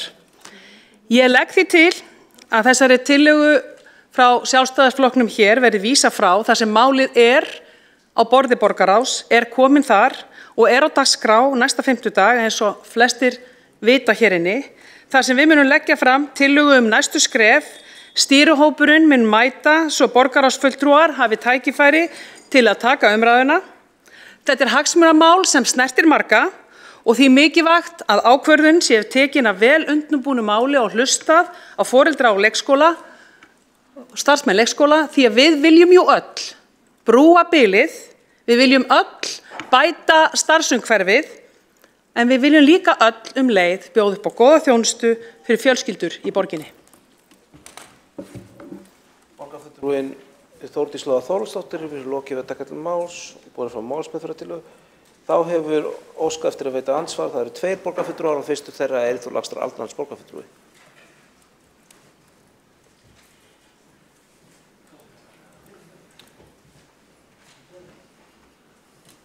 Forseti, ágæta borgarstjórn og tilheyrendur, það algjörlega fráleitt að segja eins og oddviti Viðreisnar að það bara að fara fram jafnréttisúttekt og þess vegna sé að vísa þessari tillögu frá til að okkar gengur ekki út á jafnréttisúttekt. Jafnréttisúttekt allt annað mál. Til að okkar gengur út á það að það veri fallið frá þessar ákvörðun. Og þó að það sé mögulega verið að fara í jafnréttisúttekt, þá breytir það engu það hvort það eigi að loka 1. apríl eða hafa opið. Það það sem við erum að tala um. Við erum að tala um að það eigi að vera áfram opið eftir 1. apríl. Og bera síðan á borð að koma jafnréttisúttekt hérna sem verður ekki tilbúin fyrir eftir dúk og disk og sennilega ekki fyrir en að lokanir eru byrjaðar. Það bara allt og seint. Og þetta á sama tíma og við erum að fá ályktanir frá mörgum aðilum, meðal annars hvernig þetta félag Íslands nú í dag. Og ég segi bara, eigum við ekki bara fókusera á afgreiða þessa tillögu hér, það verður hugrekki til þess. Ekki tala um það að jafnréttisúttekt komið veg fyrir það að við getum tekið afstöðu til þessara tillögu. Tillagan snýst það, ætlum við að fara í þessa lokun eða hætta við hana og jafnréttisúttektin bara allt annað mál og ekki neitt grundvöllur til frávísunar á þeim grundvölli. En ég segi eitt að því að það bæði borgarfulltrúi Skúli Helgason og núna oddviti Viðreisnar eru búin að tala um að brúa bilið. Ég held að í ljósi þessara tillögu sem að fór inn í skóla- og frístundaráð var samþykkt með mótatkvæði Sjálfstæðisflokksins að þá ætti meirihlutann að taka upp nýtt slagorð í skólamálum, skerðum skólatíman frekar en brúum bilið. Skerðum skólatíman, það það sem við erum að tala um núna og það það sem við erum að taka afstöð til. Hér ætlum við að skerða skólatíman eða ætlum við að falla frá því. Það eigum við að greiða atkvæðum á þessum fundi því að ég veit að stuðningsmenn Viðreisnar vilja ekki skerða skólatíman. Borgarfulltrúi Eyþór Laxdal Arnars hefur lokið að veita andsvar. Svara þá ansvari Þórdís Lóa Þórhallsdóttir, borgarfulltrúi. Forseti, borgarstjórn, það mikilvægt að það sé alveg skýrt að borgarráð með þessu ekki að staðfesta tillöguna. Þessi tillaga kemur og hún samþykkt í skóla- og frístundaráð og til þess að hún taki gildi þá verður að samþykkja hana í borgarráði líka. Það ekki búið að gera það og það verður ekki gert á fimmtudaginn. Það sem verður gert á fimmtudaginn að borgarráð mun leggja fram tillögu sem snýr að jafnréttismati, sem snýr að samráði við foreldra og eins og ég sagði, þegar það kemur aftur inn í borgarráð, þá mun borgarráð taka upp tillöguna, rýna hana og taka umræðuna. Takk fyrir fyrir. Borgarfulltrúi Þórdís Lóa Þórhallsdóttir hefur lokið við að svara andsvari.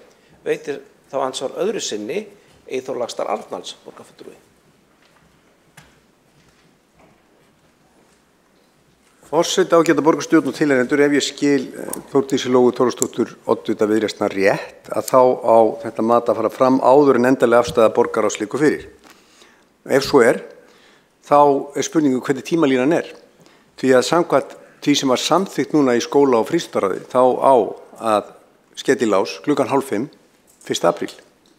1. apríl eftir nokkra vikur og ég á bágt með að sjá þessa tímalínu ganga upp. Og ég á líka bágt með að sjá það að þessi stýrihópur sem að skila áfangaskýrslu ná að skila á þeim tíma sem boðaður í skýrslunni í mars. Ég held að öll þessi tímalínu sé skökk og þess vegna best að fresta. When in doubt, bail out, segja menn í Ameríku. Og ég mæli með því að það veri gert hér og hvet Viðreisn til þess að taka afstöðu með okkur. Borgarfulltrúi Eyþór Laxdal Arnars hefur lokið að veita ansvari sinni. Svara þá ansvari öðru sinni Þórdís Lóa Þórhallsdóttir, borgarfulltrúi. Forseti, borgarstjórn. Það alveg augljóst að tillagan tekur ekki gildi fyrir en hún hefur verið samþykkt í borgarráði. Þannig að alla tímalínur breytast. Það veit borgarfulltrúi og oddviti Sjálfstæðisflokksins Eyþór Laxdal Arnars. Og við munum ræða þetta allt saman á fimmtudaginn í borgarráði eins og lög gerir ráð fyrir og þar mun stýrihópurinn mæta. Við höfum tækifæri að ræða einmitt við þau tímalínuna. Borgarfulltrúi Þórdís Lóa Þórhallsdóttir hefur lokið að svara andsvari öðru sinni og þá hyggst borgarfulltrúi gera stutt athugasemd. Og þá verður borgarfulltrúi Eyþór Laxdal Arnars óttast eftir að gera stutt athugasemd.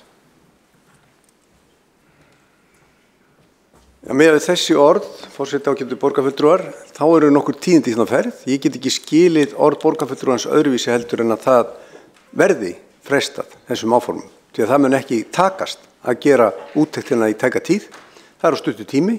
Bæði mun stýrihópurinn ekki geta skilað af sér 1. mars, það bara rúmur mánuður í það og það bara 2 mánuður í að það verður loka klukkan 4:30 og miðað við þessa útskýringu þá hlýtur málinu verið frestað og þess nætt að taka tillöguna til afgreiðslu og samþykkjana.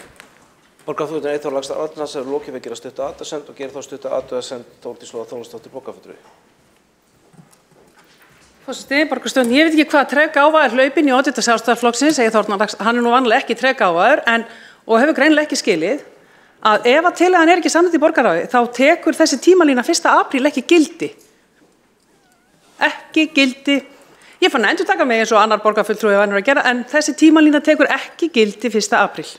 Bara það sé alveg skýrt.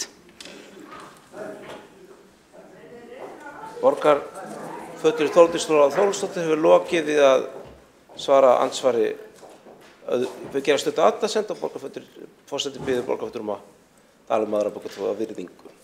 Þá hefur óskað eftir að veita andsvar við Vigdísi Hauksdóttur borgarfulltrúi.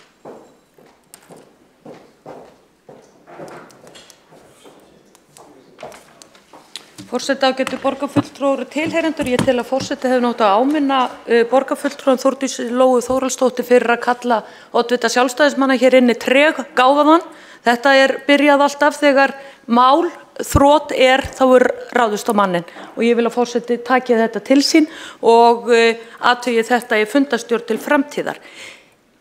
Eftir síðustu ræðu oddvita Viðreisnar ekki annað að heyra en meirihlutinn ætla að fella sína eigin tillögu í borgarráði næstkomandi 5. Sagði það að tímalínan tæki ekki gildi, fyrir væri búið samþykkjan í borgarráði og allt væri í uppnámi. Þetta orðið frekar kjánalegt og forseti enn á ný beitir meirihlutinn þeim slæmu vinnubrögðum sem að komist var að í skýrslu 2013 í úttekt borgarinnar frávísun, vísa málun, frávísun. Sýniði nú kjark í meirihlutanum og felliði þessa tillögu, ekki vísa henni frá. Ef að það viljinn að halda því til streitu að loka leikskólum fyrr í Reykjavík, felliði þá þessa tillögu. Sýniði borgarbúum að þið hafi kjark til þess. Kjark. Og ég minni hér á orð sem að koma fram í erindi Kvenréttindafélags Íslands til okkar borgarfulltrúa í dag. Það lúalegt að ala á samviskubiti foreldra. Það lúalegt að ala á samviskubiti foreldra. Því að í bréfinu kemur jafnframt fram með leyfi forseta jafnrétti kvenna og karla verður aldrei náð fyrir en konur hafa fjárhagslegt sjálfstæði og konur ná ekki fjárhagslegu sjálfstæði ef þeir eru bundnar inn á heimilum í ólaunuðu starfi. Full þátttaka kvenna á íslensku vinnumarkaði aðeins forsenda fyrir kvenfrelsi, ekki aðeins forsenda fyrir kvenfrelsi, heldur einnig fyrir hagsæld þjóðarinnar þar sem samfélagi reiði sig á að við tökum öll virkan þátt í atvinnulífinu og leggjum okkar að mörkum. Stytting leikskóla í Reykjavík gengur þvert gegn þessari stefnu landsmanna allra. Borgarfulltrúinn Vigdís Hauksdóttir hefur lokið við að sveita andsvar. Forseti vill benda á, hann benti borgarfulltrúanum að Þórdís Lóa Þórhallsdóttir að tala aðra borgarfulltrúa virðingu. Forseti hefur hingað til ekki verið að nota formulega vítur af miklum krafti en þakkar allar áskoranir þess efnis. Þá hefur óskað eftir að taka til máls Björn Gíslason, borgarfulltrúi.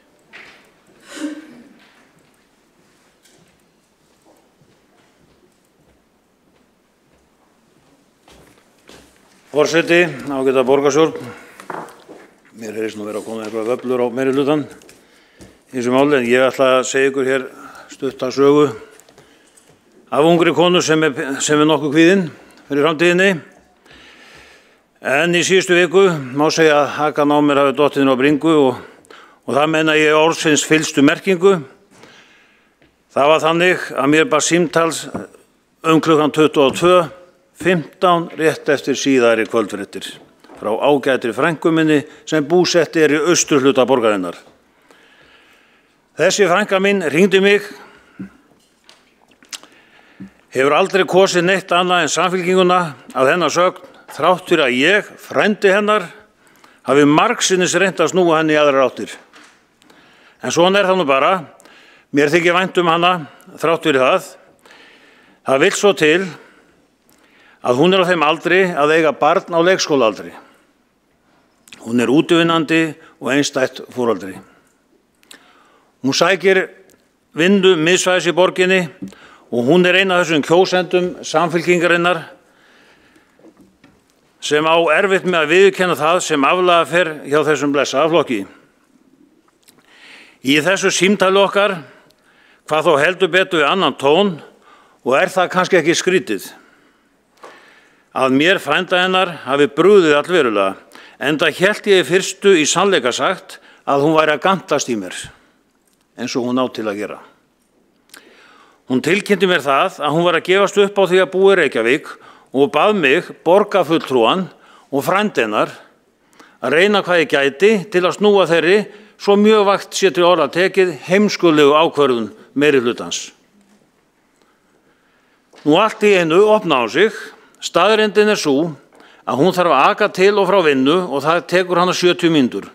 Ef hún heppin, fram og tilbaka daglega, 35 mínútur hvora leið og stundum sá mér getur það tekið hátt í 1 klukkustund aðra leiðina.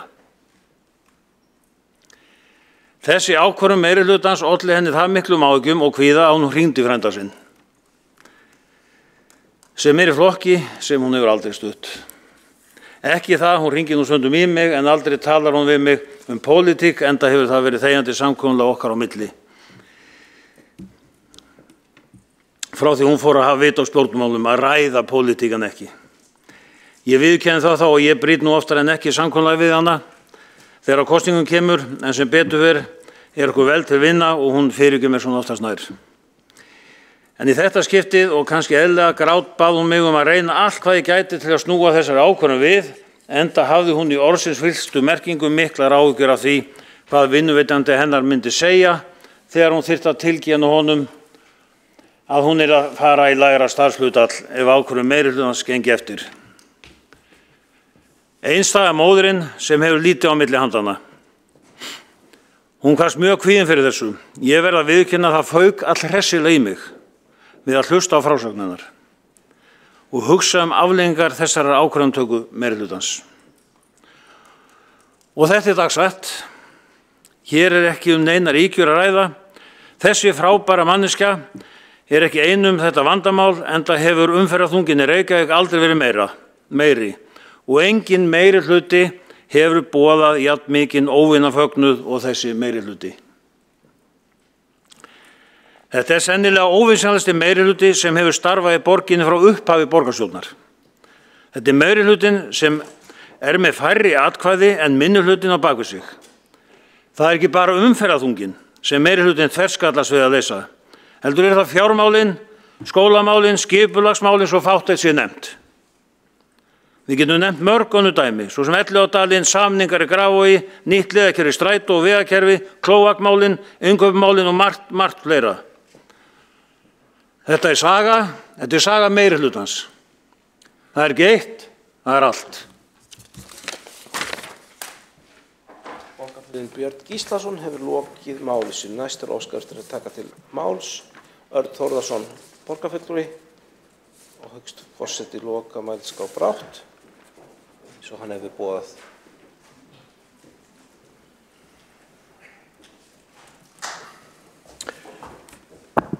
Forseti, ágæta borgarstjórn.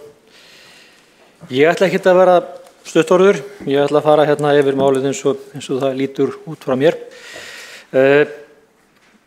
Aðeins upp að ég svolítið hugsi yfir þessu útspili hérna hjá formanni borgarráðs að við vilja meina að það sé máli sé að fara í einhvern annan farveg heldur en að við gerðum ráð fyrir hér þegar við ætluðum að ræða þetta mál og mér finnst þeirra ákveðnir útúrsnúningar og stjórnsýslulegir útúrsnúningar í gangi, málsmeðferðarlegir og það auðvitað í mínum huga aukaatriði, aðalatriði virðist nú vera hjá meirihlutanum að samþykja ekki tillögur frá okkur í Sjálfstæðisflokknum eða minnihlutunum, alveg sama hversu góðar eða réttar, skiljanlegar eða réttlætanlegar eru.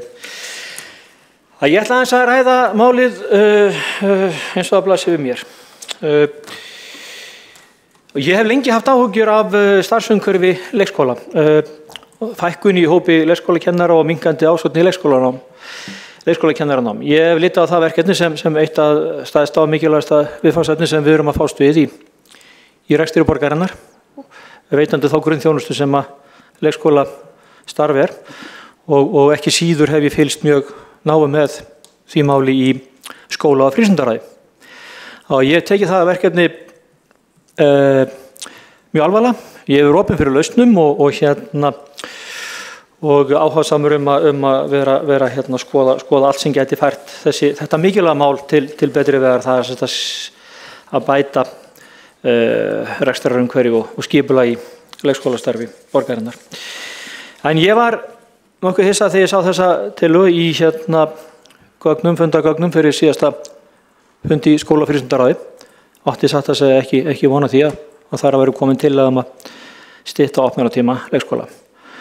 Það eru margar ástæður fyrir því að ég var hissa. Ég hafði ekki séð þessa tillögu, þessa hugmynd rædd af neinni alvöru fyrr. Ég hafði hins vegar séð starfshóp nýliðun og bætt starfsumhverfi leikskólakennara í Reykjavík, fylgst með vinnu þess starfshóps á síðasta kjörtímabili 2014 til 2018 og ég er með skýrsluna fyrir þá sem að hafa áhuga á. Þessi skýrsla, gríðarlega mikilvæg, frábær skýrsla, einstaklega vel unnin, ítarleg, vel í grund lausnamiðuð og það sem var kannski áhugaverðast við þessa skýrslu og þessa vinnu að þar voru setta fram 33 frábærar tillögur.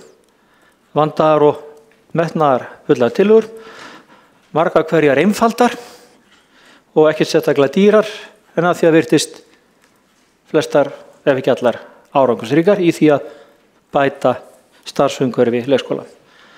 Og ég ætla að halda því fram að starfshópurinn sem vann þessa skýrslu sem kom út í lok síðasta kjörtímabils hafi verið vel skipaður, fjölskipaður, öflugt fólk úr öllum áttum. Þarna voru sérfræðingar af skóla- og frístundasviði, þarna voru pólitískir fulltrúar úr meirihluta og minnihluta, þarna voru fulltrúar leikskólakennara, stjórnenda í leikskólum, foreldrum, fulltrúum úr menntavísindageiranum og fagfélagi leikskólakennara. Frábær hópur og frábær vinna. Og það var ekki bara ég sem að fagnaði þessara vinnu og fannst hún frábær. Það voru held ég allir í skóla- og frístundaráði síðasta kjörtímabil og ekki síður í nýskipuðu skóla- og frístundaráði í upphafi nýs kjörtímabils núna í sumar 2018. Við fengum kynning á þessu og við vorum öll samstæðum það að taka undir og samþykkt var að hefja innleiðingu á þessum tillögum. Og það er auðvitað rétt að það er farið að vinna einhverjar af þessum tillögum en betur má ef duga skal. Og það væri gaman ef ég hefði tíma að lesa upp þessar 33 tillögur. Það eru mjög skemmtilegar og þessi skýrsla náttúrulega á netinu, hægt að slá hann upp í leitarvélum og finna hana. Skýrsla bætt starfsumhverfi, nýliðun og bætt starfsumhverfi leikskólakennara Reykjavík kemur út í febrúar 2018. En af því að ég hef nú takmarkaðan tíma þá hef ég ekki tækifæri til þess að lesa þessar 33 frábæru tillögur. En hitt er annað að þessar 33 tillögur innihéldu ekki þessa tillögu. Hún er ekki á meðal þeirra tillaga sem voru lagðar fram í þeirri skýrslu. Stytting vinnuviku leikskólakennara var reyndar meðal tillagna og ég ekki svo sem tekið undir það að það er ástæða til að skoða það. Það þarf ekki endilega að fara saman við styttingu opnunartíma eða minnkandi þjónustu. Þvert á móti það þarf ekki að fara saman. Ég hef að sömuleiðis áhyggjur af því að leikskólabörn sé allt og lengi og viðvera þeirra á leikskólum hefur verið að lengjast á síðustu árum. Ég tek undir þau áhyggjur sem hafa fallið í þá átt og til ástæða til þess að skoða það hvort við getum dregið úr álagi á leikskólabörnin, á leikskóla starfsfólkið, en við þurfum líka að huga að álagi á foreldra leikskólabarna. Og ég held að stytting á opnunartíma leikskóla sé ekki liður í því að draga úr álagi á foreldra leikskólabarna. Og við sjáum það þegar við skoðum þessa skýrslu sem að kemur út frá starfshópnum og glæru sem að fylgdu með þeirri kynningu að það eru býsna margir foreldrar sem að vilja hafa sveigjanleika í opnunartíma leikskóla. Á þessum 5.200 börnum sem við erum að þjónusta eru rétt tæpur helmingus foreldra sem að eða eiga helmingur þeirra foreldra sem að vilja hafa sveigjanleika í mætingu. Þess vegna ég þeirra skoðunar að þessi tillaga sé ótímabær og það hefði átt að skoða máli betur, kalla eftir fleiri sjónarmiðum, hafa til dæmis ekki rætt við fulltrúa foreldra og tel mjög eðlilegt að þessi tillaga veri bara dregin tilbaka. Ég svo sem get tekið undir það þarf að skoða hana eins og ég segi út frá fleiri sjónarmiðum. Við þurfum að horfa í fleiri hot þegar kemur að skoða svona mál og við þurfum að fá fleira borðun. Ég held að það sé mjög mikilvægt. Ég ætla líka að nefna það að þessi tillaga sem að kom mér óvart, hún var ekki fyrirferðar mikil í umræðum fjárhagsáætlanagerð fyrir skólafrístundasvið og rekstur leikskóla fyrir árið 2020. Við eittum heilmiklu vinnu í það í haust að fara yfir þessi mál. Hún var ekki fyrirferðar mikil þar. Og ég var að viðurkenna það, mér finnst þessi tillaga ekki vera sérstaklega fyrirferðar mikil í nýrri og metnaðarfullri menntastefnu borgarinnar. Og þess vegna segi ég, það er ekki tímabært að hefja að koma þessari tillögu í gagnið. Ég held að það er að skoða hana miklu betur úr miklu fleiri áttum. Og þess vegna ætla ég að biðja ykkur í Guðsbænum að núna einu sinni, og þetta eru ráðleggingar frá mér til ykkar í meirihlutanum, að vanda ykkur betur við þau mál sem eru að fá fram. Við erum búin að horfa upp á það í skólafrístundaráði að allt og mörg mál hafa endað í allsherjarleiðendum og við megum ekki gleyma því að það hefur ekki alveg gróðum heilt í mörgum þessum ákvörðunum sem hefur verið að taka. Þá þarf ekki að fara fram með þessum hætti sem að þið hafa verið að gera hingað til í þessu máli eða mörgum sambærilegum og ég ætla að segja það bara að þetta er ekki vel að verki staðið hjá ykkur í meirihlutanum. Takk. Borgarfulltrúi Örn Þórðarson hefur þá lokið máli sínu og næst er óskað eftir þetta máls Hildur Björnsdóttir borgarfulltrúi.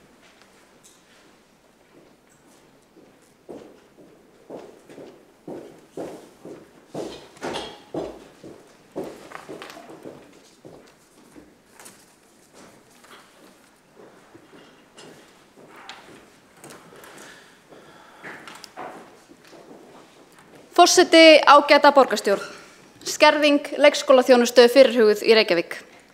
Skerðingin er í boði vinstriflokkana, Samfylkingar, Vinstri grænna, Pírata og Viðreisnar. Við sjálfstæðismenn leggjumst alfarið gegn skerðingunni enda tölum við ávallt fyrir sveigjanlegu skólakerfi. Við tölum fyrir höfuðborg sem tekur mið af bestu hagsmunum fjölskyldunar. Höfuðborg sem mætir fjölbreyttum og ólíkum þörfum íbúa. Við höfum ítrekað bent á að ákvörðun skerta leikskólaþjónustu getur komið verst niður á viðkvæmum hópum í okkar samfélagi. Lágtekjuhópum, einstæðum foreldrum, innflytjendum, fólki með lítið bakland og vinnandi konum. Það er nefnilega svo að góð þjónusta sveitarfélaga er mikilvægt jafnréttismál. Með sama hætti getur skert þjónusta aukið misrétti og misskiptingu í okkar samfélagi. Sjálf var ég 22 ára gömul þegar ég varð ólétt af mínu fyrsta barni.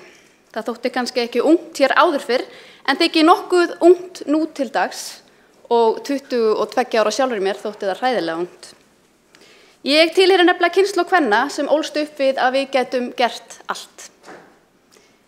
Okkur væru allir vegir færir og við getum allt sem við ætluðum okkur. Það voru skilaboðin frá samfélaginu. Samhliða þessu umhverfi byggði uppeldið og skilaboðin öll á því að barneignir ættu ekki að koma við sögu fyrir að loknu námi. Það var því ákveðið áfall fyrir 22 ára sjálfa mig, hömlulausa af metnaði, í tvöföldu háskólanámi, stúdentapólitík, fullu starfi og næturvinnu á sambýli að verða skyndilega ólétt, þvert á öll áform. Ég átti hins vegar því láni að fagna að hafa nokkuð greiðan aðgang að sveigjanlegri leikskólaþjónustu fyrir son minn. 12 mánaða gamall fékk hann pláss á leikskóla Félagsstofnunar stúdenta og ég gat haldið ótrauð áfram með mitt nám og lokið því á tilsettum tíma. Sú staðreynd að ég hafði aðgang að þessari þjónustu, þessari sveigjanlegu þjónustu, var ábyrgðarrík í mínu lífi. Ég hefði aldrei leiðst til glötunar, en áhrifin á minn framgang voru augljós.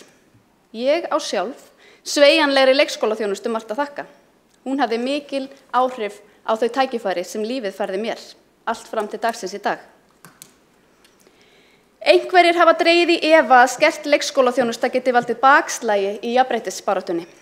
Borgarfulltrúi Skúli Helgason sagði hér fyrr í dag að dvalartími barna á leikskólum væri lengstur í Reykjavík á innlendan og alþjóðlegan mælikvarða. Hann gleymir því hins vegar að kynjajafnrétti mælist reglulega mest á Íslandi. Að Ísland stendur framarlega í alþjóðlegum samanburði. Sér borgarfulltrúin Skúli Helgason ekki hið augljósa. Hvernig öflug og sveigjanleg leikskólaþjónusta hefur greitt leið kvenna á vinnumarkaði?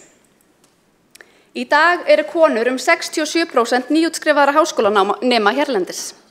Konur ná góðum árangur í háskólanámi en þegar komið á vinnumarkað fyrir að draga úr þeirra framgangi. Hvað gerist? Barneignir. Rannsóknir hafa ítrekað sýnt að barneignir hafa jákvæð áhrif á launaþróun karla en neikvæð áhrif á launaþróun kvenna.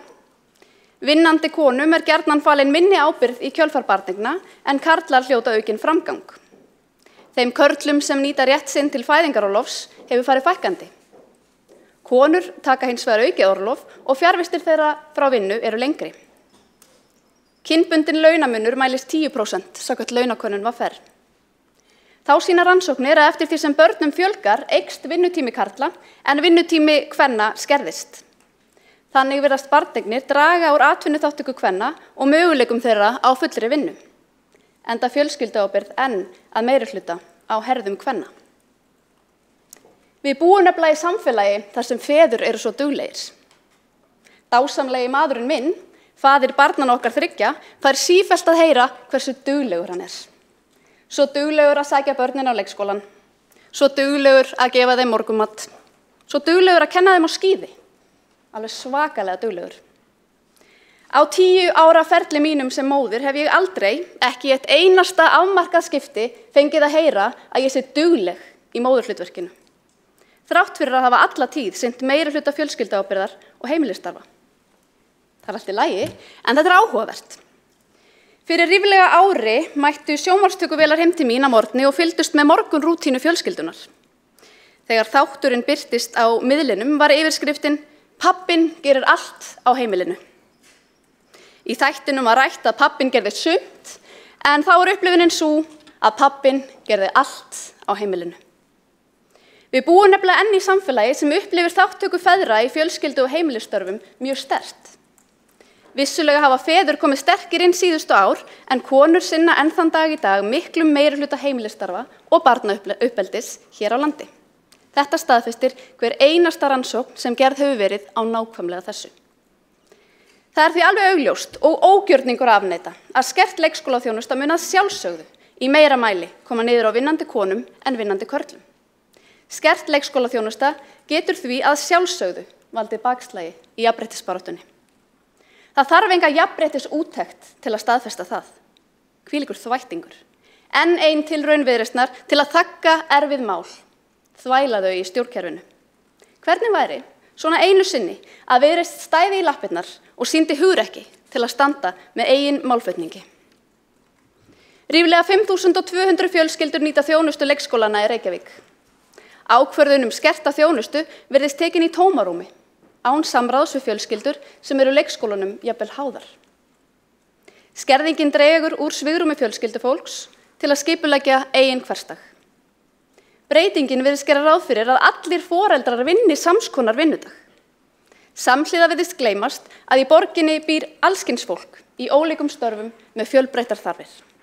Það er ekki hlutverk hins opinbera að steypa allt vinnandi fólk í sama mót. Við verðum að mæta ólíkum þörfum eftir fremsta megni. Við verðum að tryggja sveigjanleika.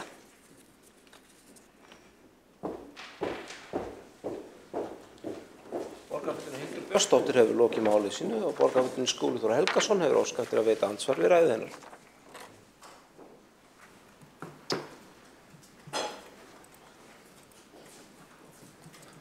Forseti, ágæta borgarstjórn. Þessi umræða jafnréttistenginguna er mikilvæg og við eigum að taka það alvarlega og það er hárrétt hjá Hildi Björnsdóttur borgarfulltrúa að samhengi á milli jafnréttismála og leikskóla þjónustu í Reykjavík sögulega séð mjög mikið og ég til dæmis að því að menn draga hér upp persónulega reynslusögur, ég af þeirri kynslóð þar sem að börn giftra og sambúðarfólks höfðu bara enga möguleika á því að vera á leikskólum. Ég var ekki einn einasta dag á leikskóla sjálfur. Það fræg sagði fjölskylduna af því þegar kom símtala frá leikskólum Reykjavíkur skrifstofunni og móður mín tók síman og þá var á símalínunni fulltrúi frá leikskólaskrifstofunni sem að glaðbeittur tilkynnti móður minni að sonurinn væri kominn á leikskóla. Og mamma hélt að það hlyti að verið að tala um mig því ég var 4 og 5 ára gamall. Það var endar ekki það að vera að tala um Hallgrím bróður minn sem að þá var að undirbúa sig fyrir fermingu. Og þetta hafði eitthvað skólast til í bókhaldinu hjá leikskólanum Reykjavíkur en Hallgrímur ákvað að halda sig við ferminguna og afþakka eða góða tilboð. En svona var veruleikinn á þessum tíma. Á þessum árum þá var leikskólaþjónusta það takmörku gæði að þeir sem ekki voru í skilgreindum forgangshópum voru einstæðir foreldrar eða námsmenn og svo framvegis, þeir áttu bara enga möguleika. Þetta var bara ekki til boði fyrir þá. Reykjavíkurlistin breytti þessu og það okkar veruleiki sem betur fyrir í dag að flest börn sem eru komin á tiltekinn aldur að þau njóta þessara sjálfsögðu grunnþjónustu. Og við erum að færa þann aldur niður mjög markvisst. Þetta var á 3. aldursári hér lengi vel. Við höfum náði niður í það bil 18 mánuði og erum byrjuð að bjóða 15 mánuða börnum og eldri að komast inn. Það kjarninn í brúum biliverkefninu. En ég með eina spurningu fyrir Hildi Björnsdóttur borgarfulltrúa. Hún nefndi við sjálfstæðismenn stöndum alfarið á móti þessari skerðingu. Það kann að vera rétt í Reykjavík en bara hinum megin við lækinn. Bæði í Kópavogi og Hafnarfirði þá styðja sjálfstæðismenn breytinguna og ekki bara það, þeir standa beinlínis fyrir henni. Borgarfulltrúinn Skúli Þór Helgason hefur lokið að veita ansvar, svara það ansvari Hildur Björnsdóttir borgarfulltrúi.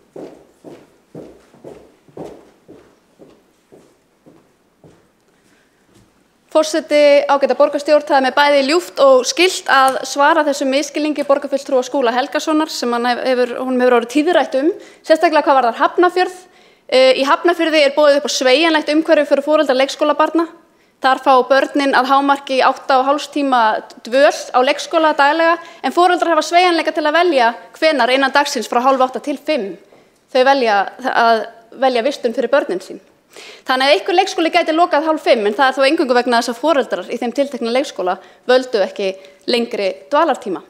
Ég vil líka minna á það sem gjarnan gleymist að við erum Reykjavík og við erum höfuðborg allra landsmanna og við getum ekki verið að bera okkur saman við einhverja minni spámenn eða einhver minni sveitafélög úti á landi. Það gilda önnur lögmál okkur. Við eigum að vera í forystu.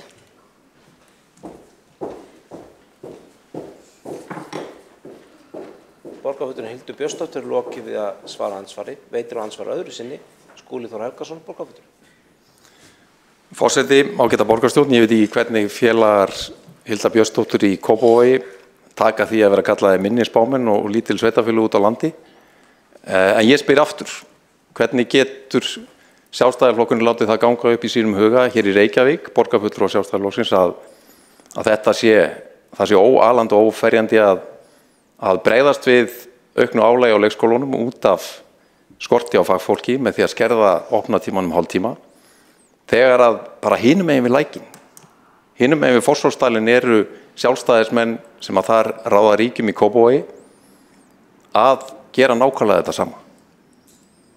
Hvernig gengur það upp? Þetta sami flokkurinn ein stefna í Reykjavík og þveröfug stefna í Kópavogi og annars staðar. Ég bara spyr í einlægni, ég skil ekki hvernig þetta gengur upp í huga borgarfulltrúans og í þessum ágæta flokki sem Sjálfstæðisflokkurinn er. Borgarfulltrúinn Skúli Þór Helgason hefur lokið að veita ansvar öðru sinni og svara þá ansvar öðru sinni, Hildur Björnsdóttir borgarfulltrúi. Forseti, ágæta borgarstjórn, það gengur vel upp að gera þá kröfu að höfuðborg landsins geri betur en önnur sveitarfélög. Og ég vil líka minna á það að 4 sveitarfélög hér á höfuðborgarsvæðinu sem stýrt af sjálfstæðismönnum hafa ekki skert þennan opnunartíma. Höfum það algjörlega á hreinu. Borgarfulltrúinn Hildur Björnsdóttir lokið við að svara andsvari í öðru sinni. Þá hefur óskað eftir að taka til máls Valgerður Sigurðardóttir borgarfulltrúi og er mælendaskrá lokað.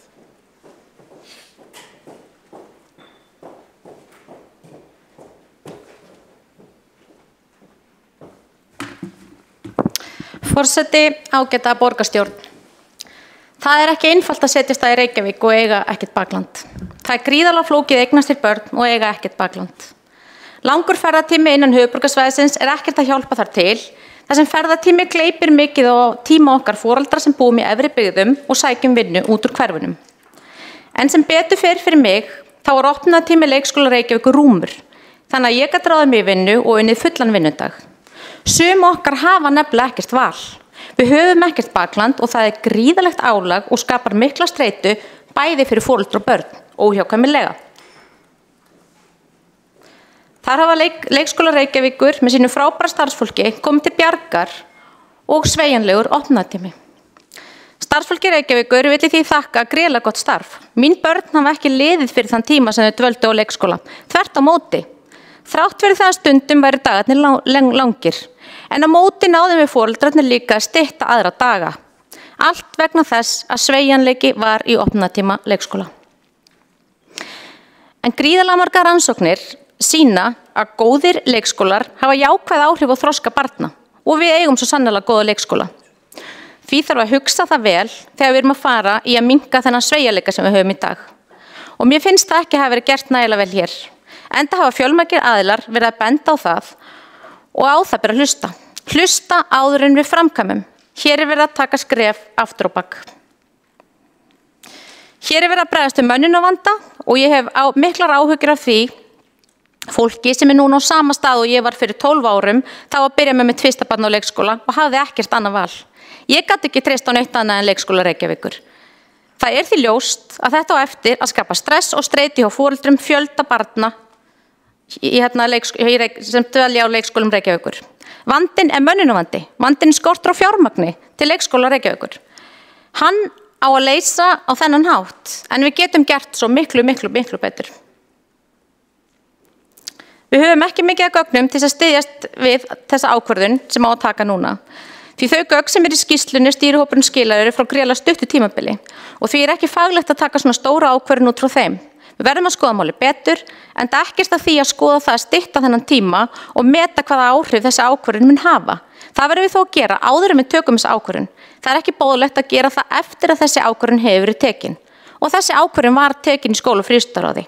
Líkt og borgarfulltrúi Þórdís Lóa Þórhallsdóttir lagði til, ef ég skil hana rétt, þá er þetta samþykkt ákvörðun sem á síðan að fara með jafnréttisúttekt eða á og er verið að fara að fella hana á næsta 50 í borgarráði á meirihlutanum. Ég bara átti mér hreinleiki á því og vildi gjarnan fá svör við því. Vegna þess að vissulega þá erum við að skapa kvíða og allt hringli með þessa ákvörðun skapar óvissu sem við verðum að eyða. Því í meirihlutanum hafi sett tímalínu og ef þið sjáið nú þegar fram á það að hún mun ekki standast, þá er mikilvægt að upplýsa það strax. Því með þessar ákvörðun mun nú til dæmis ekki vera samræmi í þjónustu á leikskólum og í frístund. Það sem leikskóla loka klukkan 16:30 en frístund klukkan 17. Þess vegna getur til að mynda ungt fólk sem á börn á leikskólum ekki lengur unni í frístund fullan vinnudag. Því það mun einfaldlega ekki fá vistun fyrir börn sín. Það er því að mörg að huga áður en þessi ákvörðun er tekin og því vil ég hvetja ykkur til þess að hugsa þess ákvörðun mun betur. Forseti ágæta borgarstjórn, við í Sjálfstæðisflokknum hefum lagt það til að Reykjavíkurborg móti sér fjölskyldustefnu. Því þegar teknar eru ákvarðanir hjá sveitarfélögum er mikilvægt að við höfum heildarsýn yfir þá þjónustu sem við erum að veita. Ef við ættum fjölskyldustefnu í dag, þá væri við jafnvel að taka þessa ákvörðun á allt annan hátt en nú er verið að gera. Borgarfulltrúi Valgerður Sigurðardóttir hefur lokið máls. Næst þegar óskað eftir að taka til máls ræðum við Erludóttur borgarfulltrúi.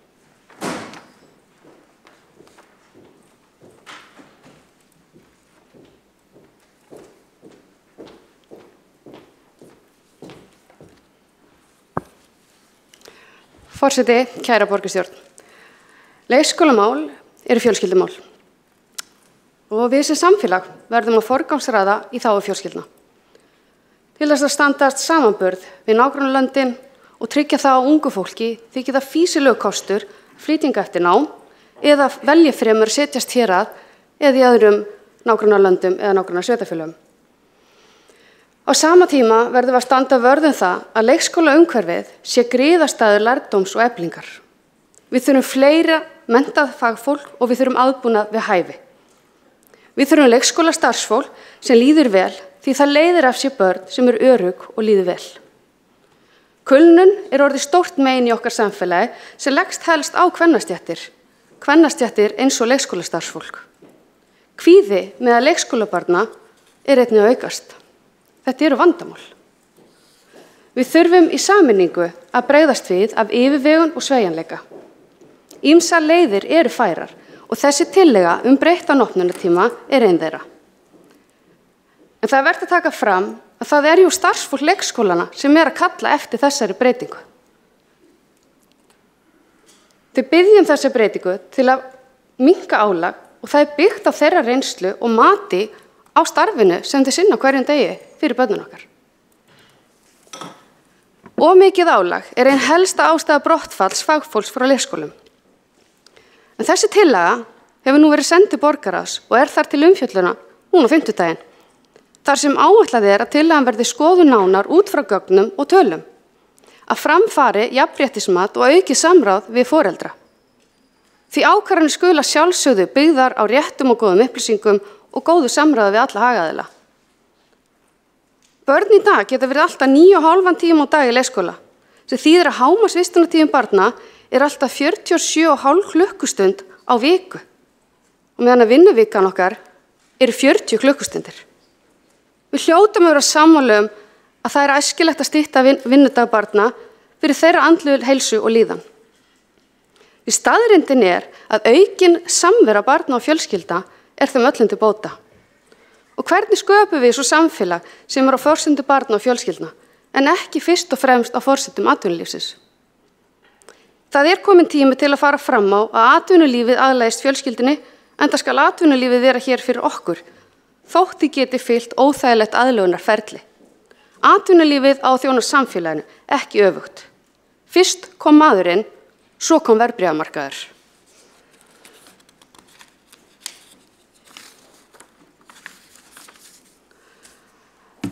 Ég eins og aðrir borgarfulltrúar meirihlutans, ég hef skilning á því að þessi tillaga að breytingu á opnunartíma leikskólana sé umdeild. Það samt alveg frekar undarlegt að við séum að taka það mál fyrir hér og nú. Þegar tillagan hefur ekki einu sinni verið tekin fyrir í borgarráði og ekki hefur verið unnið úr gögnum sem mikilvæg til þess að klára að vinna úr tillögu stýrihópsins. Gott og vel, við tökum þá bara umræðu núna. Það nefnilega áhugavert að meðan að hér verið að blása upp mál sem ekki komið á þetta borð, þá á sama tíma búið að innleiða þessa breytingu í öðru sveitarfélögum á höfuðborgarsvæðinu. Reyndar alveg út í Reykjanesbæ. Og almennt ánægja með þessar breytingar á þeim svæðum, skilst mér. Þar oft jafnvel umræðan komin á það stig að fara að ræða lokun í jólafríinu í leikskólanum.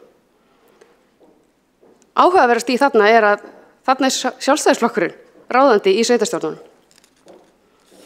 En áhyggjur foreldra, sérstaklega sem þetta hefur bein áhrif á, samt að sjálfsögðu skiljanlegar og á að taka það alvarlega. Og að sjálfsögðu ástæða til að skoða mögulega leiðir svo koma með til móts við þær áhyggjur sem og önnur sjónarmið sem hafa heyrst í umræðinni. Og það hyggst þessi meirihluti gera. Við viljum styttri vinnuviku og við viljum auka samverustundi fjölskyldunar.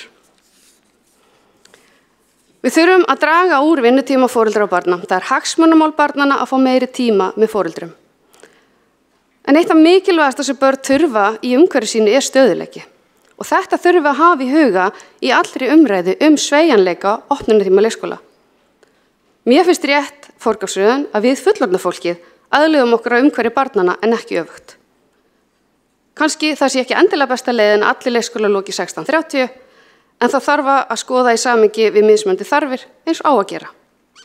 En ég allavega ekki tilbúin persónulega að gefa það eftir að markmið eigi að vera styttri heildarviðvera barna á leikskólum. Þetta á að vera forsendur barna en ekki atvinnulífsins. Og það auðvitað allir að hugsa börnin. Það efast fáurum, síst af öllu, efast leikskólastarfsfólkið það. þrátt fyrir það sé nú útrópað fyrir forréttindablindu og jafnvel forréttindaröskun. Leikskólarnir hafa svo sannarlega jafna stöðu kynjanna á atvinnumarkaðnum, létt álega foreldrum, góði fyrir menntun barna og ákveðin jöfnuð óháð heimilisaðstæðum. Almennir leikskólar hafa skipt sköpum fyrir jafnréttið og við verðum að standa vörð um þá. Leikskólastarfið faglegt, þar vinnur gott fólk með metnað fyrir velferð barnanna okkar. Þar fer fram félagsmótun sem mikilvægur grunnur fyrir framtíð barnanna og þú sérlega mikilvægt að gæði faglega starfsins sé hámörkuð. Of langur dagur getur hins vegar snúið þessari vinnu upp í andhverfu sína. Það lýðheilsumál að standa vörð um velferð barnanna í leikskólastarfinu sem og velferð starfsfólksins sem nú kallar eftir þessu breytingum. Og auðvitað þarf á sama tíma að tryggja að daglegt líf fólks gangi upp. Ég held okkur þykja öllum meira vænt börnin okkar og fjölskyldu heldur en vinnuveitandi okkar. Ég held að sé nú bara svo einfalt. En við þurfum að finna út úr þessu saman, af því við þurfum líka að vinna. Það alveg rétt. En Sjálfstæðisflokkurinn veit alveg jafnvel á hinn. Þetta ekki frágengið mál og það þarf ekki öll þessi læti við að leysa hlutina. Það hlustað á þarfir fólks. Við hlustum. Við viljum meira samráð og því verður meira samráð haft. Við viljum frekari gögn og því verður frekari gagna aflað. Hvort að Sjálfstæðisflokkurinn ætli að vera með í þeirri vinnu, það verða þau ákveða út af fyrir sig. En þetta verður leyst. Við fullorðna fólki, við munum leysa þetta.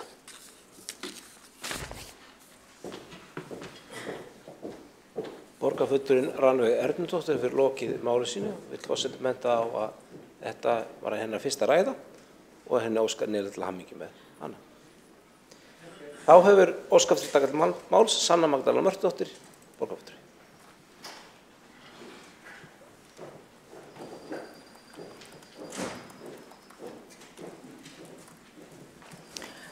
Forseti og borgarstjórn og áheyrendur, við búum í samfélagi þar sem það eru foreldrar sem þurfa á þessari þjónustu á að halda.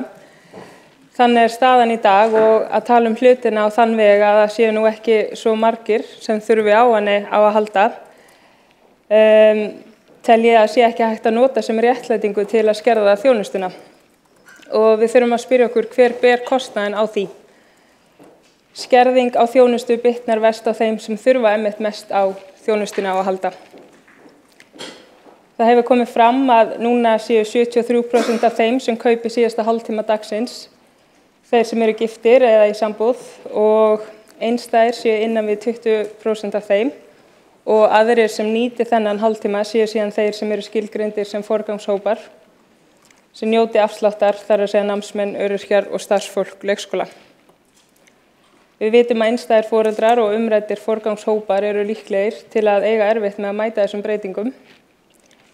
Og ég spyr þá skipta þessir einstaklingar bara litlu máli ef að þetta telst vera lítill hópur í huga meirihlutans. Hvar línan dregin? Ef þessi hópur væri stærri, myndi meirihlutinn þá vera til í að mæta þörfum þessa hóps. Það hefur verið mikið talað aðlögunarfrest til að mæta breytingum.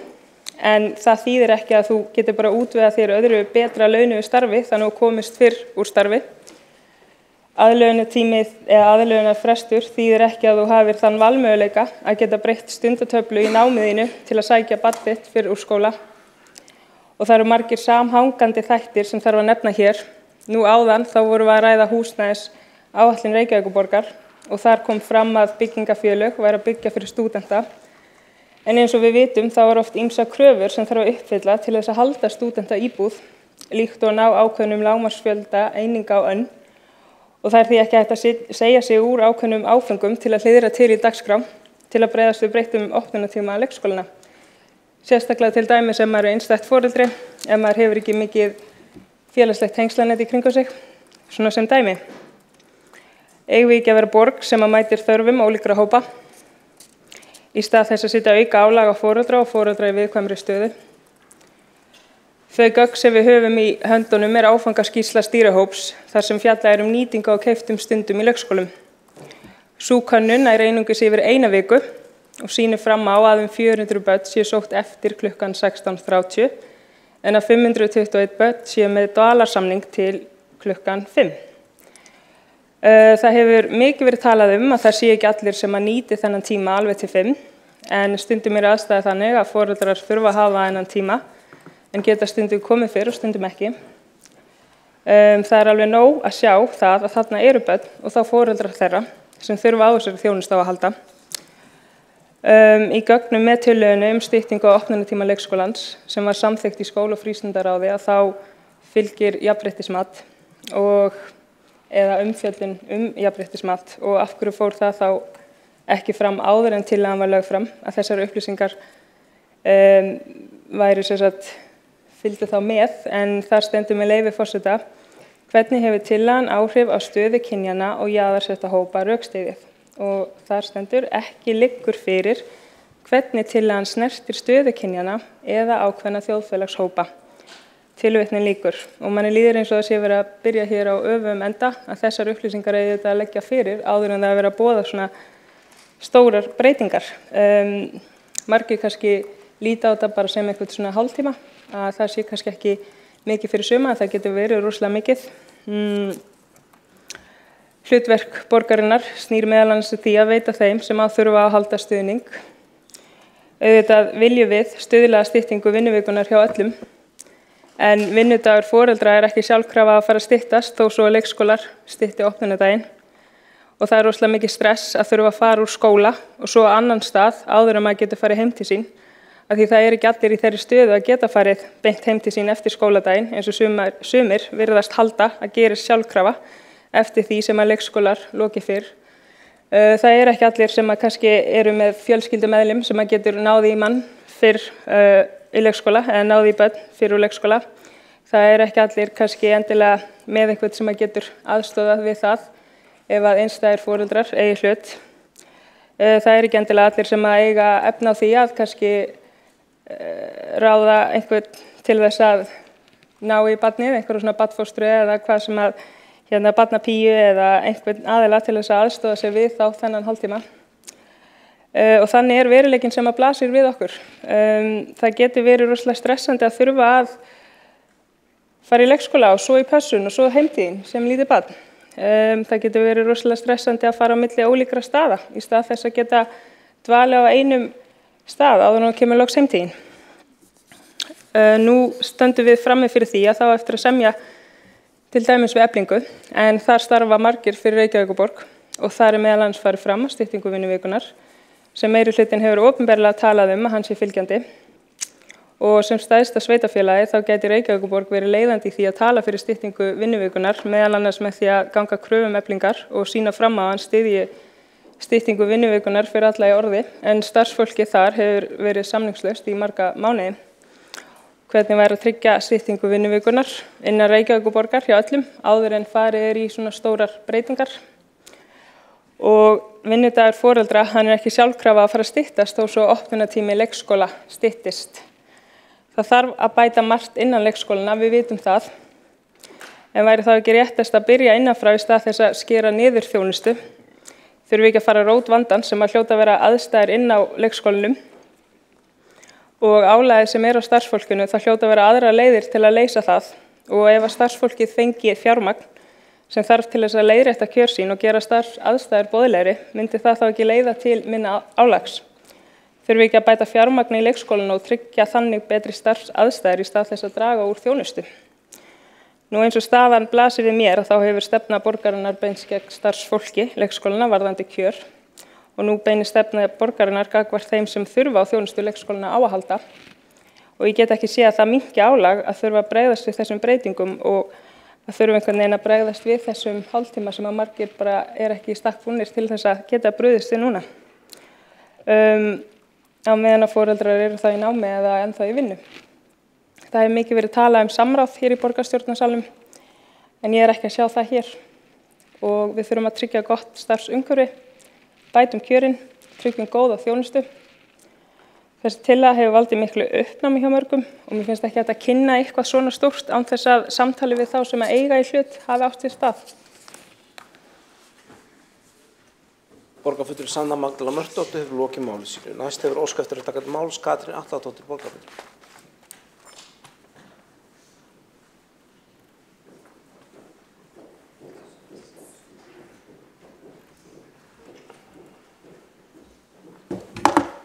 Forseti, ágæta borgarstjórn. Nú hef ég verið að nýta mér þjónustu leikskóla Reykjavíkur síðustu 5 árin með ýmist 1 eða 2 börn og ég vil bara byrja að frábiðja mér allar umræðum að fólk sé eitthvað gamni sína að geyma börni sína á leikskóla meðan bara eitthvað að leika sér á meðan. Fólk sem er að vista börni sín 9,5 tíma á dag er nú að gera það ekki að því að nenni ekki að hanga með þeim, heldur að því að það hefur ekki neitt annað val.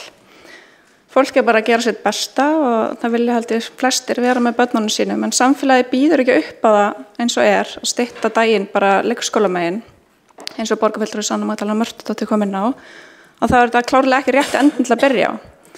Mér finnst líka svona skjóta skökku við og frekar áhugavert að meirihluti sem að leggur mikla áherslu á sveigjanleika það kemur á sumarlokunum skuli skerða daglega þjónustu svona harkalega. Hvort ætla sé erfiðara að finna út úr sumarfríi eða díla við hversdaginn. Svo er reyndar annað sem ég er pínu forritin af því að nú hef ég verið með börn í leikskóla síðustu árin að maður reglulega fengið sendan tölvupóst að þeir sem með vistun til 5 þurfa að muna eftir því að leikskólinn lokar klukkan 5 þannig að allir eiga að vera farnir út klukkan 5. Þannig að ef það verið að stytta vistunartíman í 16:30 og ég þekki hann vel sjálfur og mætti hann 16:29 og eða svo einhverjum 10 mínútum með að koma krakkanum út svona eftir hvernig leikur á honum. Mér langaði að spyrja bara borgarfulltrúa Skúla Helgason, verður þá virkilega þannig að leikskólanum verður bara lokað 16:30 þannig að þá í raun er verið að skerða tíma niður í 16:20 fyrir þá sem eru nú þegar með vistun til 16:30. Og svo borgarfulltrúi Skúli Helgason nefndi að sjálfstæðismenn staði fyrir styttingu dagsins í öðrum sveitafélögum. Við höfum séð þingmenn Viðreisnar og Pírata tala harkalega gegn þessari skerðingu á Facebook en hér heyrist nú heldur betur annar hljóð. En mikilvægast þó og gott að muna eins og borgarfulltrúi Hildur Björnsdóttir benti á að það er ekki tilviljun að Reykjavík stendur framar öllum hvað varðar jafnrétti kynjanna. Tengslin eru augljós. Katrín Atladóttir borgarfulltrúi hefur lokið máli sínu. Þá er óskað eftir að taka til máls öðru sinni Kolbrún Baldursdóttir borgarfulltrúi.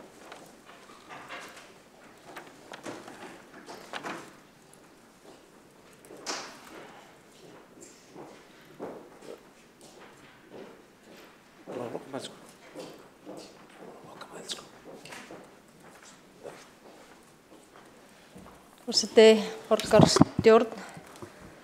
Já, ég held að þið hafið í meirihlutanum heldur betur hlaupið á ykkur og mér heyrist þið vera bara guggna og ég vona það.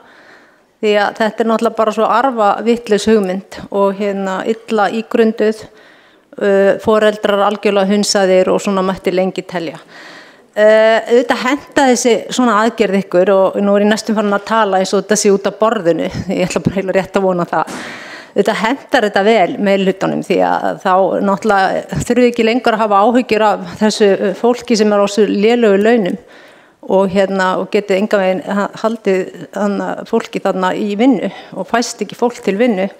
Þannig ég spyr bara hvernig væri að taka á grunnvandanum og setja bara alla orku í það að leysa þennan manneklu vanda og það þarf að gera með því að setja fé inn á málaflokk, laga launin þessara einstaklinga og koma inn með vaktakerfi til þess að létta álagi og þar með er máli leyst og allir sáttir og í framhald af því má skoða hvort að það sé yfir höfuð vilji fólks að stytta vinnuvikuna og það er nákvæmlega það sem verður að ræða núna í kjarasamningum. Það er eitt aðal baráttum málið í samfélaginu í dag að stytta vinnuvikuna.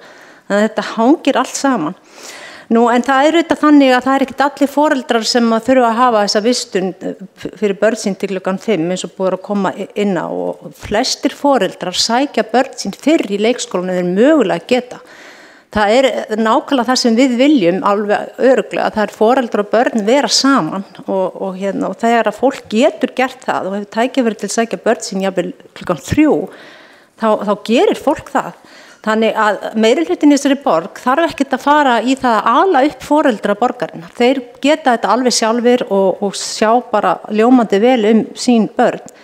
Mér finnst svolítið sérstakt í þessari skýrslu, ég verð að segja að það er ótrúlega svona fullyrðingar í þessari skýrslu sem ég veit ekki alveg hvaðan koma.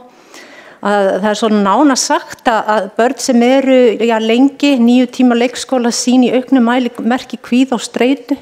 Hvar í veröldinni eru þessar niðurstöður? Það er ekkert birt meira þetta. Ég hef ekki heyrt að þetta liggi bara hreinlega svona fyrir eins og þetta sé bara orðið vísindalega sannað, þannig að ég velti þessu fyrir mér.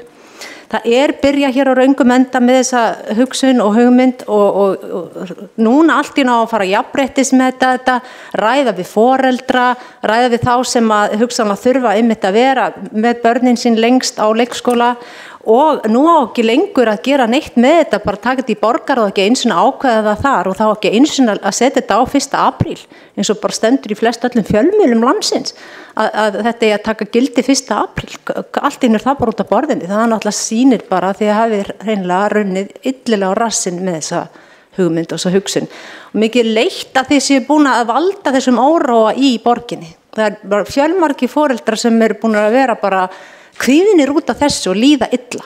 Það svona hent sprengju hérna inn í miðja borg og bara svona til þess að rugga bát og ruggla fólk í rýminu og valda því kvíða. Mér finnst það bara ekkert nógu gott. Þetta ábyrgðar hluti að henda svona inn eins og einhver sprengju. Þið ekki sprengjuvarpar hérna landsins. Þannig að ég vil bara biðja ykkur að hugsa svona eitthvað gang til frambúðar, hvað varðar inn í framtíðina, hvað þetta varðar, að svona gerir maður ekki. Og það eins og ég segi, fjölmargir foreldrar bara miður sín og nú þegar farin að ræða við sína atvinnurekendur og ég veit ekki hvað og hvað. Þannig að það þetta kjaramálin sem þarf að skoða í þessu sambandi og stytting vinnuvikunar og það heldur ekki lausn að setja þetta á herðar leikskólana. Leikskólakennarar vilja þetta. Þeir hafa bara engar að kosta völ því að álagið það mikið og það heldur ekki vera á þeirra ábyrgð eitthvað fyrir að arinsera þetta og skipuleggja og reyna að mæta þörfum allara foreldra. Það allt of mikil ábyrgð, þess vegna ekki sammála tillögu sjálfstæðismanna að leggja þetta á þeirra herðar. Nei, þetta þarf að koma, vera mikið betur hugsað en ekki svona vanhugsað útspil eins og hér hefur verið hent fram. Þannig að þetta bara samandregið, þá hvílir þessi tillaga fyrst og fremst á manneklu og þeir sem bera ábyrgð á henni meirihlutin í borginni. Það að þið hafið ekki tekið á manneklu vandanum. Þannig að þetta bara, þannig þetta sett í einhvern annan búning. Það börnum og samverustund þeirra við foreldrana beitt fyrir sig, farið inn á tilfinningar hliðina á þessu og mér finnst það eiginlega bara svolítið ljótt í stað þess að horfa bara á grunnvandan. Þannig ekki bara það svo mikilvægt fyrir foreldra og börn að vera meira saman og börni líður svo illa að vera svona lengi á leikskólanum. Þess vegna þurfum við að stytta tíman, opnunartíma. Þetta þetta bara kolröng og rangt að leggja þetta svona fram fyrir framann á borð Reykvíkinga. Borgarfulltrúi Kolbrún Baldursdóttir hefur lokið við að taka til máls og að endingu hefur óskað eftir að taka til máls Heiða Björk Hilmisdóttir borgarfulltrúi.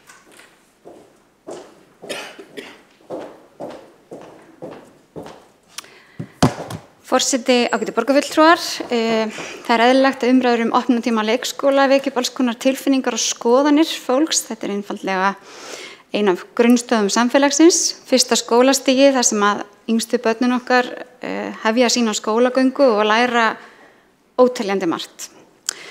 Og leikskólinn auðvitað fyrst og fremst menntastofnun og auðvitað eigum við alltaf að vera að huga að hag barna og sama tíma auðvitað að leikskólarnir séu góður vinnustaður. Ég skil vel rök fagfólks fyrir þessum breytingum þar sem að það skortur á leikskólakennurum. Það samt þannig að opnunartími leikskóla og frístundar heimila reyndar líka jafnréttismál. Þetta hefur áhrif á tækifæri fólks til að stunda vinnu að láta til sín taka með virkum hætti í samfélaginu og við foreldrar til þess að við getum gert það þá þurfum við að vita að börnin okkar séu á öruggum og uppbyggilegum stað og það hafa leikskólar Reykjavíkur sannarlega verið. Og þetta ekki mín skoðun, þetta einfaldlega staðrind þar sem að leikskólar hafa verið byggður upp eins og hérna á Norðurlöndunum. Þar jafnrétti kynjanna mest og leikskólar einfaldlega einn af lykilþáttunum sem eru í samfélaginu til þess að tryggja jafnrétti kynjanna. Í þeim löndum þar sem leikskólar ekki staða kvenna almennt mun verri. Nú Reykjavíkurlistinn breytti þessu fyrir fjölskyldur í Reykjavík og þar voru kvenfrelsiskonur í forystu og þær framkvæmdu þar sem áður hafði ekki verið hægt hér og það breytti samfélaginu. Mér þætti því óábyrgt af borgarráði að taka afstöðu til þessara tillögu án þess að gera henni formlegt jafnréttismat og líka að hvetja til þess að það sé haft þetta formlega samtal við foreldrasamfélagið. Jafnréttismat aðferð sem beitt við undirbúning og vinnu áður en ákvarðanir eru teknar. Og svo maður að nota matið til þess að varpa ljósi á hugsanlega áhrif sem þessar ákvarðanir sem að maður að fara að taka, hvaða áhrif þau hafa á ólíka hópa og velja síðan þá leið sem að stuðlar að auknu jafnrétti áður en ákvarðanir tekin. Og mér finnst einfaldlega ábyrgt að fá jafnréttismat og mér finnst að við eigum alltaf að gera það þegar við stöndum frammi fyrir svona stórum málum áður en við tökum ákvörðun. Því að þó að við vitum ótrúlega margt og getum dregið alls konar ályktanir eins og ég hef bara sjálf gert hér, þá höfum við bara ekkert alltaf rétt fyrir okkur. Ég hef átt barn í 6 leikskólum í Reykjavík og ég þekki fjölda fólk sem að vinnur þar og marga leikskólakennara og ég treysti þeim vel til þess að meta áhrifin. En mér finnst engu að síður mikilvægt að við fáum jafnréttismat þar sem að það einfaldlega þetta faglega mat á áhrifum ákvarðana. Ég held að öll þessi umræða minni okkur á þá skyldu samfélagsins að styðja betur við fjölskyldur, reyna að einfalda líf fjölskyldna og gera það sem þægilegast þannig að fólk, foreldrar og börn eigi rými til þess að eiga stundir saman. Við breytum því að sjálfsögðu ekki með þessari breytingu en ég held að þessi umræða öll svona kannski mögulega styðji við það. Við eigum að auðvitað búa börnum öruggt umhverfi og eins vel að þeim eins og mögulegt og ég tek undir það sem kom hér fram áðan í ræðu að foreldrar eru almennt að gerast allra besta til þess að láta þetta púsluspil ganga upp og geta varið sem mestum tíma með börnunum sínum.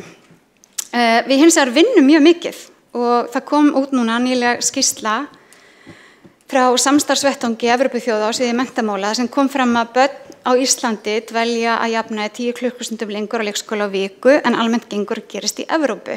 Þau eru almennt 37 til 38 stundur á viku í leikskólum á viku. Það eru auðvitað vegna þess að við, íslenskar konur, vinnum meira en að meðaltali konur í evrópskum löndum gera. Og það er mjög viðkvæmt að fara inn í þessa umræðu að það sé skaðlegt fyrir börn að vera 40 tíma í viku á leikskóla þar sem að það raunin fyrir mjög marga fjölskyldur. Öll mín börn voru meira en þessar meðalstundir og ég kannast vel við það sem að Katrín Atladóttir borgarfulltrúi nefndi hér áðan að koma inn hlaupandi klukkan 16:29 að sækja. Það einfaldlega raunin fyrir okkur margar konur að þetta gera okkur kleift að láta drauma okkar rætast, taka á okkur alls konar störf og fyrir suma þetta einfaldlega forsenda þess að geta vera á vinnumarkaði. Þannig ég held að við þurfum að taka þessi rök alvarlega. Vonandi verður þessi umræða okkur til stuðnings við að stytta vinnuvikuna, halda áfram þeirri samfélagsþróun að gera samfélagið allt betra fyrir börn og fjölskyldur. Borgarfulltrúin Heiða Björk Hilmisdóttir hefur lokið máli sínu og borgarfulltrúin Marta Guðjónsdóttir er óskað eftir að veita andsvar við ræðu.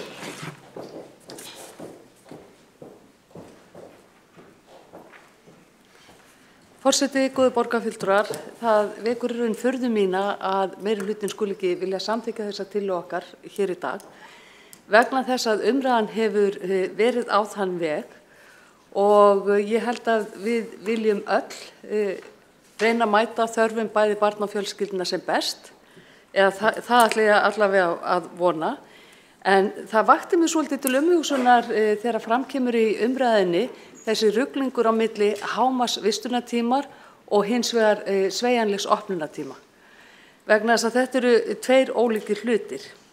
Mér langar til þess að vitna hérna í með leyfi forseta frétt á Eyjunni í gær þar sem haft viðtal við Steinunni Gestsdóttur sem prófessor í þroskasálfræði og aðstoðarrektor kennslumála og þróunar við Háskóla Íslands.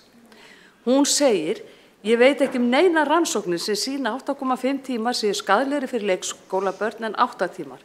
En rannsóknir sýna þegar að hávaði, lítið pláss og mannekla einkenni leikskóla hefur það neikvæð áhrif á börn og starfsfólk. Það ætti að vera fókusinn að tryggja að slíkar aðstæður séu aldrei til staðar í leikskólastarfi. Tillaga okkar, hún kveður á þetta, hún kveður á sveigjanleikann og við sem að mæta þörfum allra. Þannig að börnunum líði vel í leikskólanum og að starfsfólkinu líði þar vel og við getum boðið upp á sveigjanlega vinnutíma fyrir starfsfólkið.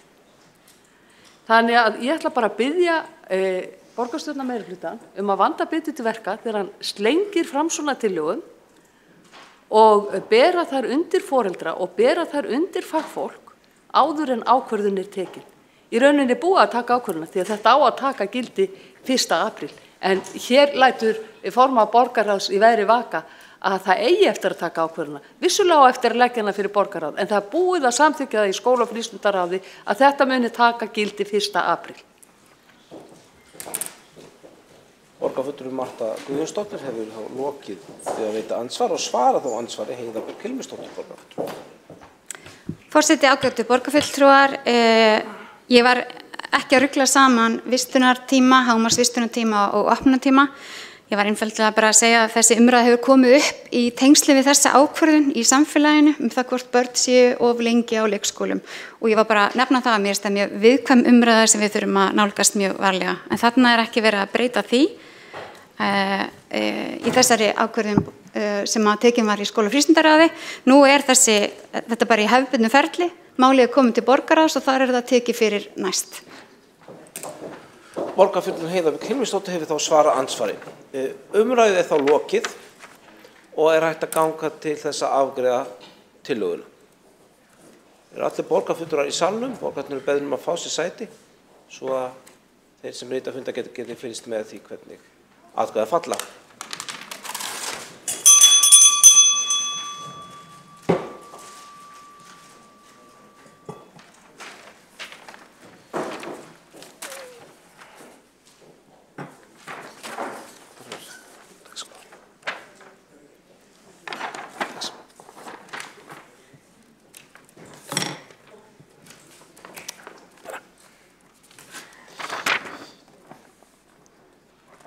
Þá hægt að ganga til þess að afgreiða tillögu borgarfulltrúa Sjálfstæðisflokksins að falli verið frá skerðingu á þjónustutíma leikskóla Reykjavíkur.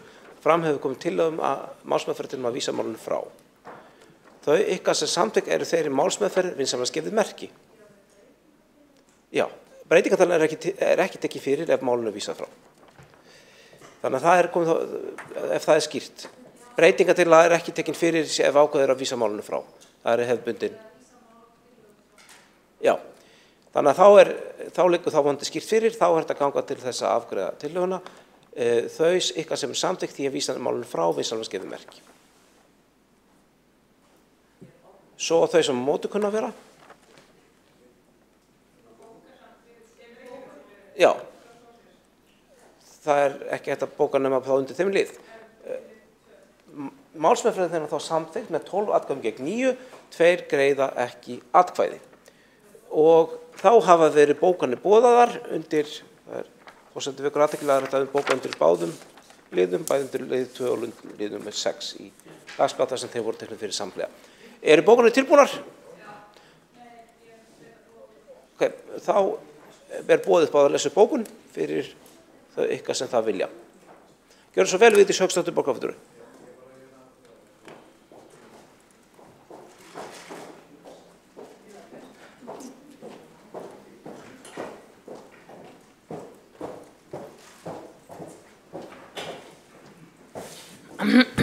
Forseti, ágætu borgarfulltrúar og tilheyrendur. Ég les hér bókun mína við þennan dagskrárlið. Með leyfi forseta, hún hljóðar svo. Það er lúanlegt að meiri hlutanum að treysta sér ekki til að fella tillöguna að falla frá skerðingu á þjónustutíma leikskóla Reykjavíkur í stað þess að vísa henni frá. Meiri hlutin ætlar sér að útkljá málið á lokuðum fundi borgarráðs enda þolir málið ekki dagsljósið. Það er lúanlegt að meiri hlutanum að ala á samviskubiti foreldra segir Kvenréttindafélag Íslands í bréfi til borgarfulltrúa. Það er lúanlegt að taka ákvörðun styttingu á samráðs við foreldra. Það er lúanlegt að gefa foreldrum svo stuttan aðlögunartíma lokun. Þetta er lúanlegu meiri hluti sem vinnur ekki fyrir fólki í borginni. Hauksdóttir lokið að taka máls og lesa bókun. Þá óskað eftir að taka máls og lesa bókun Kolbrún Baldursdóttir borgarfulltrúi.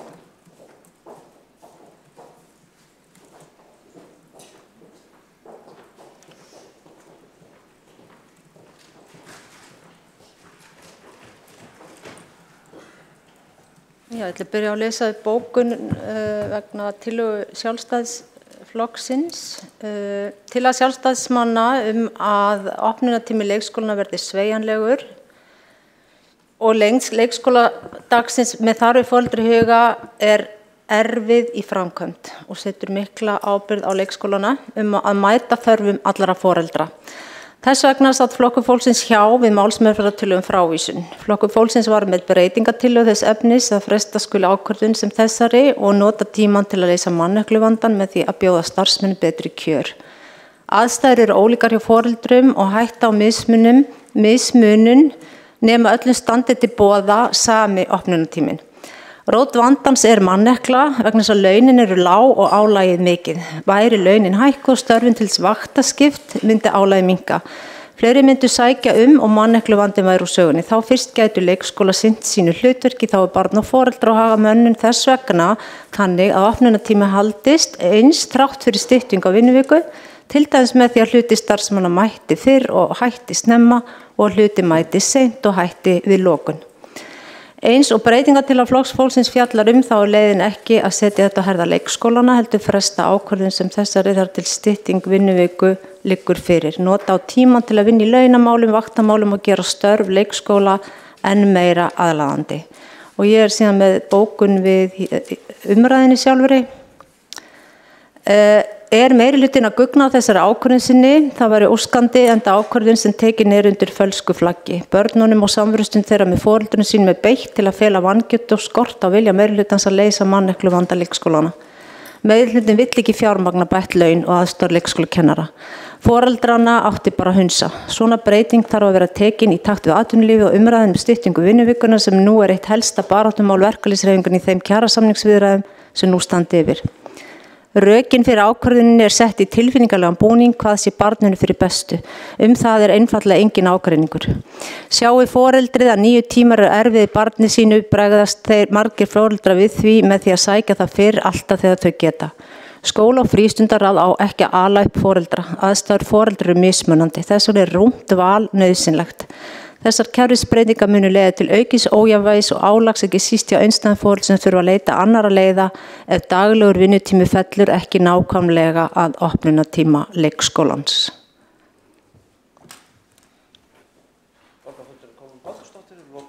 Svo lesu bókun. Bókun sjálfstæðartilbúin? Já. Þá hefur óskað eftir að taka máls til að lesa bókun Eyþór Laxdal Arnalds, borgarfulltrúi. Forseti, ágæta borgarstjórn og tilheyrendur, þetta bókun okkar varðandi þessa afgreiðslu. Skerðingin sem ákveðin var af skóla- og frístundaráði varðar 938 börn hið minnsta. Auk þess snertir breytingin 2000 foreldra í borginni beint, en fjölskyldur þessara barna munu óbreyttu missa þjónustu sem borginni nú að bjóða upp á. Þetta þýðir skerðing á þjónustu fyrir það bil 18% barna á leikskólum Reykjavíkurborgar og fjölskyldu þeirra. Barnafjölskyldur. Öll sveitarfélögin á höfuðborgarsvæðinu utan eitt nú með opið til 5 á daginn. Það ekki ásættanlegt að stærsta sveitarfélagið sem á að vera leiðandi skerði þessa grunnþjónustu við fjölskyldur í borginni. Við leggjum því til að falli verði frá styttingu á opnunartíma og hann verði gerði sveigjanlegur og hverjum og einum leikskóla verði falið að skipuleggja lengd leikskóladagsins með þarfir þeirra foreldra í huga sem ekki eru með sveigjanlegan vinnutíma sem á hagsmuni barna og starfsfólks. Borgarfulltrúi Eyþór Laxdal Arnalds hefur lokið við taka til máls og lesu bókun. Þá hefur óskað eftir að taka til máls Skúli Þór Helgason, borgarfulltrúi, til að lesa upp bókun.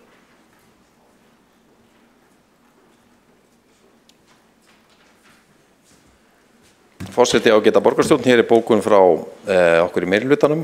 Tillögunni vísað frá á grundvelli þess að skóla- og frístundaráð vísaði tillögum stýrihópsins til borgarráðs. Eins og fram hefur komið í umræðum tillöguna mun borgarráð í samráði við stýrihópinn láta vinna ítarlegt jafnréttismat á tillögunni sem feli í sér samráði við foreldra. Samhliða verði veittur aukin aðlögunartími að breytingunum sem miða að því að minnka álag á börn og starfsfólk leikskóla og standa þannig vörð gæði leikskólastarf sem á heimsmælikvarða en glímir við tímabundin vanda vegna skorts á leikskólakennurum sem rekja má til lengingar kennaranáms í 5 ár á sínum tíma. Borgarfulltrúi Skúli Þór Helgason hefur lokið að taka til máls og lesa upp bókun. Eru fleiri sem hyggjast lesa upp bókun? Ekki sem stendur og þá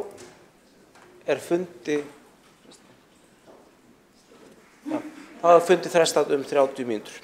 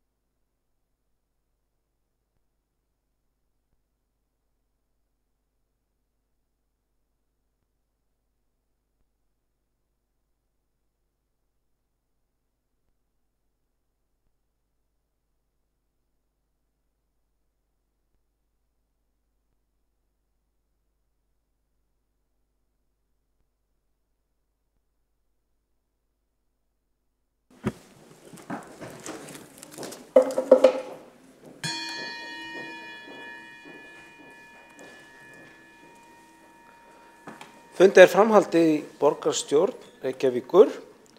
Tekið fyrir 3. mál á dagskrá sem tillaga borgarfulltrúa Miðflokksins að bæta umferðaröryggi gangandi og hjólandi vegfarenda á stofnbrautum. Til máls tekur Vigdís Hauksdóttir, borgarfulltrúi.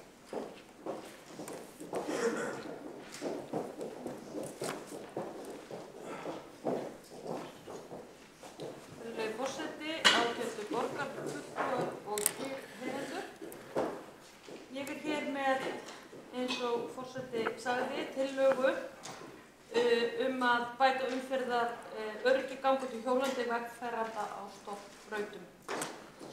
Ég ætla að leyfa mér að lesa tillöguna upp með greinargerðinni sem birtist á netinu og fara svo örfáum orðum yfir það í lokin samandregið áherslupunkta, frekar áherslupunkta.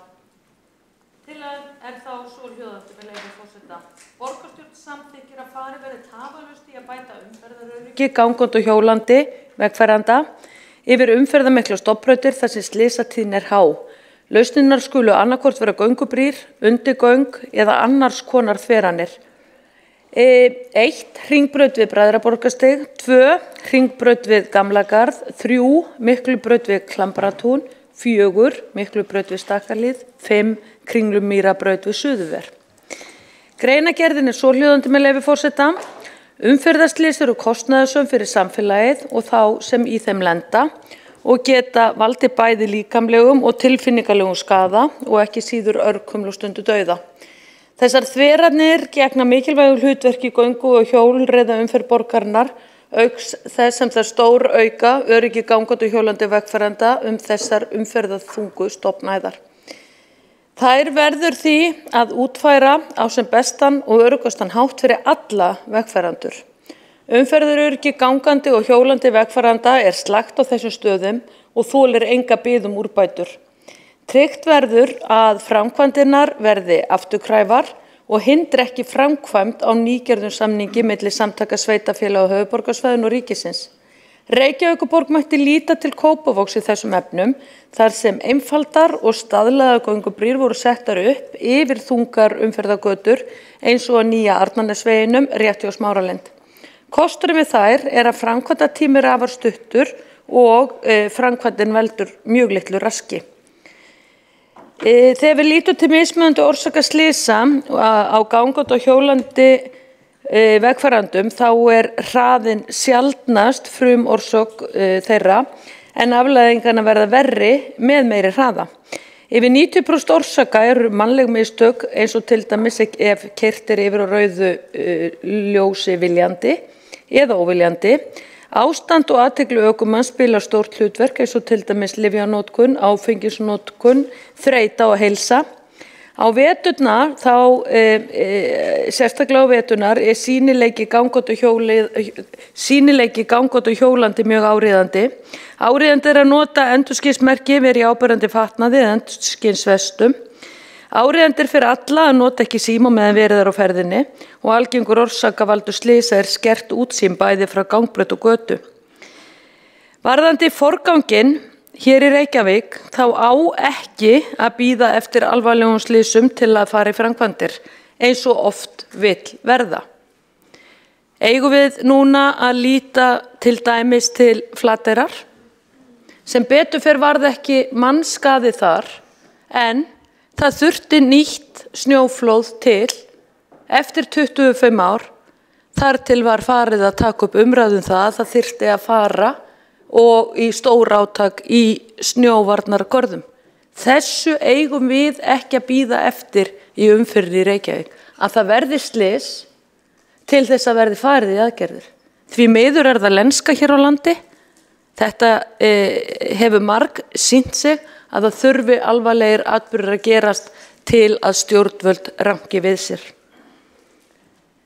Þessu til viðbótar þá gleymi ég aldrei fundinum sem að ég sat á síðastliðið haust í Vesturbæjarskóla þar sem að þá var nærri búið að keyra yfir barn og það var boðað til neyðarfundar og það var samvinnuverkefni foreldra á svæðinu og lögreglan kom og fleiri aðilar og þá var farið yfir þessi mál. Það varð úr eftir þennan fund að skólinn sjálfur kom með gangbrautarvörð úr sínu starfsliði til þess að passa að börnin myndi ekki fara sér að voða. Þarna var, eins og hefur komið fram, gölluð ljósaskilti sem að Reykjavíkurborg er búin að setja upp og hefur verið sýnt fram á að græni kallinn snýr í vitlausa átt með við göngustefnu yfir gangbrautina. Hefði þarna verið gönguþverun, létt brú, þá hefði verið hægt að koma í veg fyrir þetta, en ólíkt við snjóflóð og Flateyri, þá var ekkert talað að fara í úrbætur á þessum stað. Ekkert talað það og núna er komið rúmlega ár síðan því að lausnin er svo einföld og þessi tillaga gengur út á það að þetta sé gert með þeim hætti að það sé auðvelt að taka þessar þveranir niður og færa þær ef vill. Það er nefnilega þannig eins og í Vesturbænum, þá er KR hverfið klofið og börnin þurfa að fara yfir þessa rosalega hættulegu þverun á Hringbrautinni. Það má alveg segja að valsvæðið sé í áþekkri hættu því þarna eru ung börn að fara á milli. Það er þó aðeins skárra ástandi þar og ætla ég nú ekki að snúa þessari tillögu bara upp á börn í skóla eða börn í tómstundastarfi því þetta er tillaga sem gengur út á bæði hjólandi og gangandi. En þetta er orðið bráð nauðsynlegt.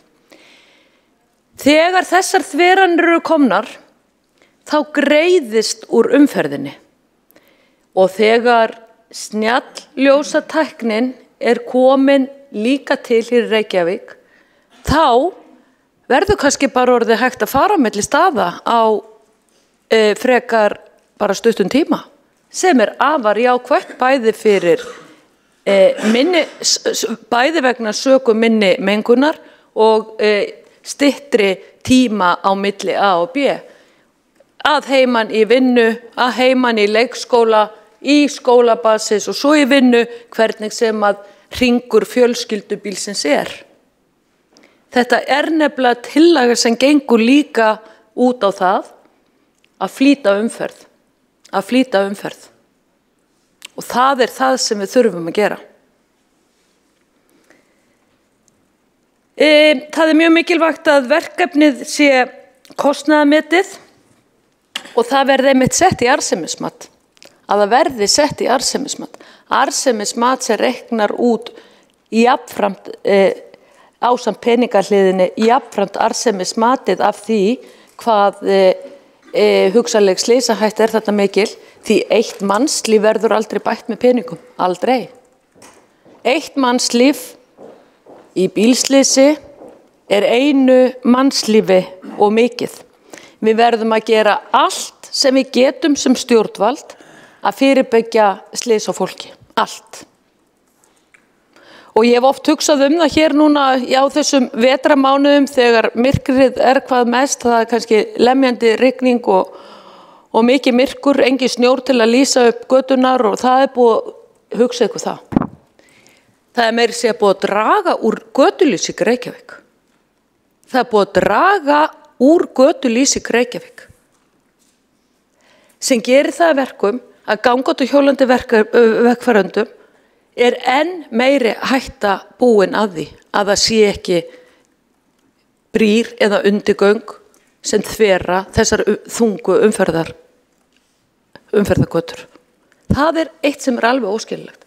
Meirihlutin hefur aldrei svara fyrir það og það liggur inni fyrirspurn í borgarráði frá mér hversuna farið í þessar óskiljanlegu framkvæmda að draga úr götulýsing Reykjavík. Þetta er óskiljanlegt. Farið í önnur sveitarfélög.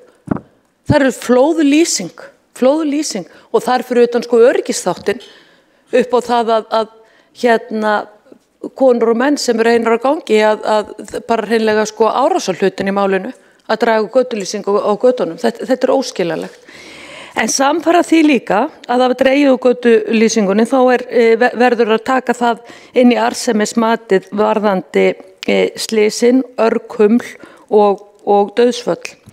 Það verður náttúrulega að bjóða þetta verk út á EES-svæðinu ásamt framkvæmda áætlun og það verður að leysa þessi öryggismál dagsins í dag strax. Það er algjört ábyrgðarleysi að bíða í fleiri áratugi eftir hugsanlegri borgarlínu og stokkalausnum eins og það séð það sem á eftir að bjarga öllu. Að lokum þetta, forseti, lítum til Kópavogs, lítum á þeirra lausnir, staðlaða brýr, settar upp, hægt að taka þær í burtu, tiltölulega ódýrar, umferðamál í Kópavogi eru algjörlega til fyrirmyndar í þessum nýbyggingahverfum. Ég hvet ykkur borgarfulltrúa til að keyra nýju hverfinu Kópavogi. Þar eru sebrabrautir á réttum stöðum, þar eru almennileg útskot fyrir strætó, þar eru línur á götunni sem aðgreina gangstéttir, þar er til dæmis þessi göngubrú sem ég nefni hér í tillögunni. Það væri góð endurmenntun fyrir borgarstjóra og meirihlutann allan að taka sér nú bíltúr, fara út úr 100 Reykjavík og kíkja málið þar.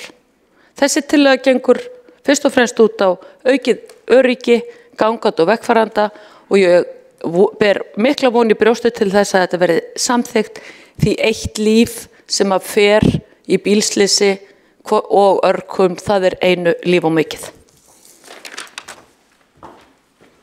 Borgarfulltrúi Vigdís Hauksdóttir hefur lokið máli sínu. Þá hefur óskað eftir að taka til máls Hjálmar Sveinsson, borgarfulltrúi.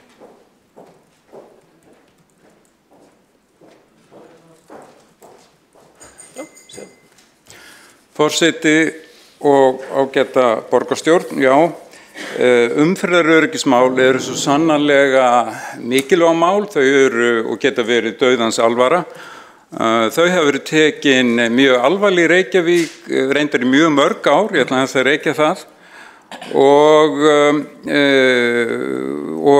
reyndar finnst mér aðeins í málflutningi borgarfulltrúans Vigdísar Hauksdóttur þetta snúist bara öðrum þræði hagsmuni gangandi og hjólandi vegfarenda heldur hinum þræði einmitt það einmitt bílaumferðina að flýta henni eins og borgarfulltrúin sagði sjálfur þannig að bílarnir geti þó væntanlega keyrt sem greiðast borgina og ég er ekki viss að það sé mjög sniðug byrjun á því að auka umferðaröryggi í borginni.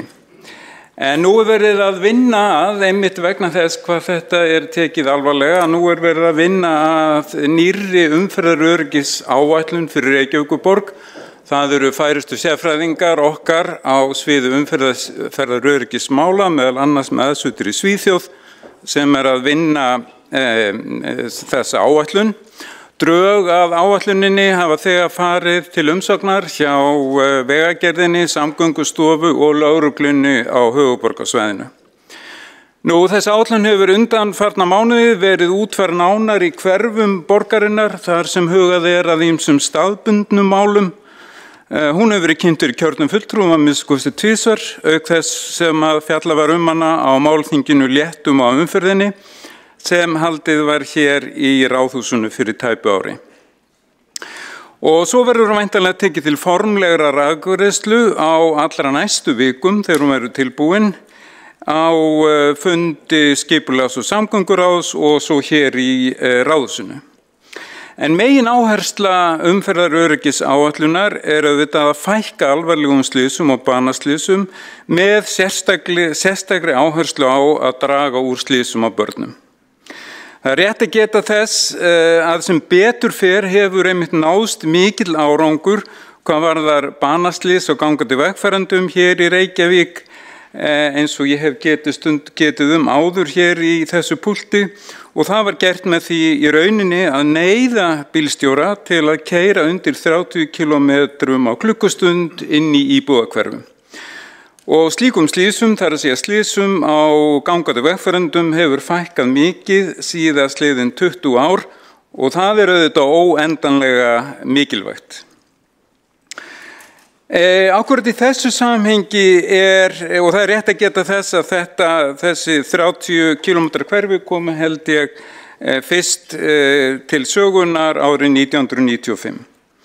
En í þessu samhengi eftirtektarvert að ekki gert ráð fyrir því í tillögu Miðflokksins eða borgarfulltrúa Miðflokksins að hægja á bílaumferðinni. Nei, Þvert á móti þar beinlínis fullyrt að hraðinn sé ekki frumorsök slysa. Það held ég að sé vægast að hæpinn boðskapur. Ár eftir ár hljómaði slagorð umferðaráðs í útvarpinu og hvað var það? Jú, hraðinn drepur. Vissi þá Óli H. Þórðarsson hjá umferðaráðinu ekkert hvað hann var að segja?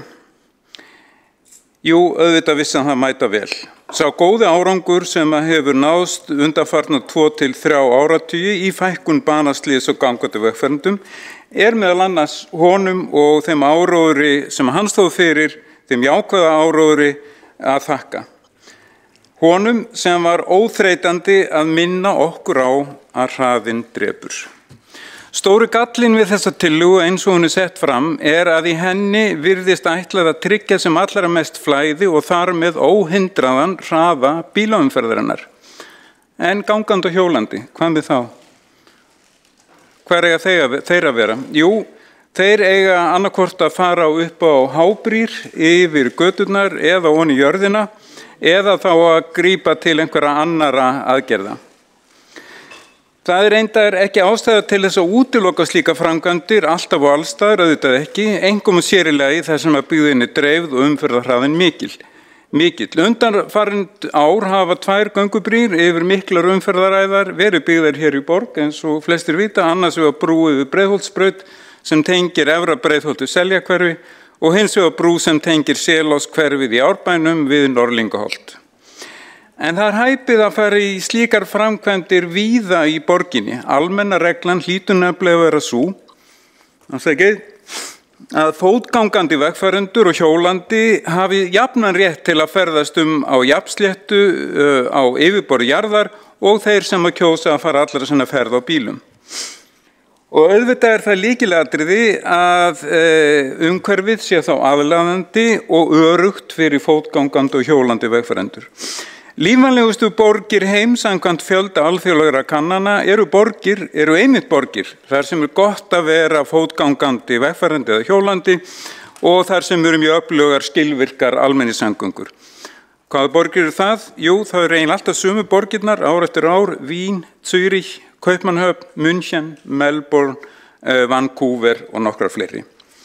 Og þær lenda alltaf á topp 10 listanum og það þarf alla að taka fram að það gríðarlega eftirsóknarvert að vera á slíkum lista yfir eftirsóknustu verðu borgir heims og jafnframt gönguvænustu. En aðeins meirum umferðaröryggisáætlunina. Hún gerir ráð fyrir að Reykjavíkurborg einseti sér að taka upp núllsýn og gildistíma áætlunarinnar og að Reykjavík verði fyrirmynd annarra sveitarfélaga í umferðaröryggismálum. En hugmyndafræði núllsýnar byggir á því að enginn slasist alvarlega eða látist í umferðarslysum. Hugmyndin núllsýnina kemur frá Svíþjóð. Engir í allri veröldinni hafa náð jafn miklum árangri í fækkun alvarlegra umferðarslys í umferðinni og Svíar. Banaslys í umferðinni í Bandaríkjunum svo dæmi eru 10 á hverja 100.000 íbúa sem hrikalega mikið þó þessi mun meira í vissum öðrum löndum til að mynda Indlandi. En þarna sem sagt bíllinn í fyrirrúmi og nær alltaf og allstaðar. Dánartíðni umferðarslysa í Svíþjóð helmingi lægri en í Bandaríkjunum. Hér á Íslandi hún mun lægri en í Bandaríkjunum en eitthvað þó örlítið hærri en í Svíþjóð. Vinnu við nýja umferðaröryggisáætlun með fordæmi Svía leiðarljósi svo gott sem lokið og eins og ég sagði hér áðan, hún kemur væntanlega til umræðu hér og afgreiðslu, býst við hér í borgarstjórn innan örfárra vikna. Að henni, svo það sem endurtekið líka að þeirri áætlun vinna færustu umferðaröryggissérfræðingar landsins. Borgarfulltrúi Miðflokksins ekki í þeim hópi. Umferðaröryggismál eru dauðans alvara, hlítum ráði þeirra sem hafa besta þekkingu á umferðaröryggismálum. Ég legg til að tillagan verði felld með eftirfarandi bókun. Ekki sjálfgefið að tillaga borgarfulltrúa Miðflokksins tryggi öryggi gangandi og hjólandi vegfarenda. Henni virðist aðalega ætlað að tryggja óheft flæði bílaumferðar borgina. Nú unnið að nýrri umferðaröryggisáætlun fyrir Reykjavík og hafa drög að henni farið til umsagnar hjá Vegagerðinni, Samgöngustofu lögreglunni á höfuðborgarsvæðinu. Mikilvægt er að ljúka áætluninni, taka hana til umræðu hér í borgarstjórn og framfylginni á næstu árum.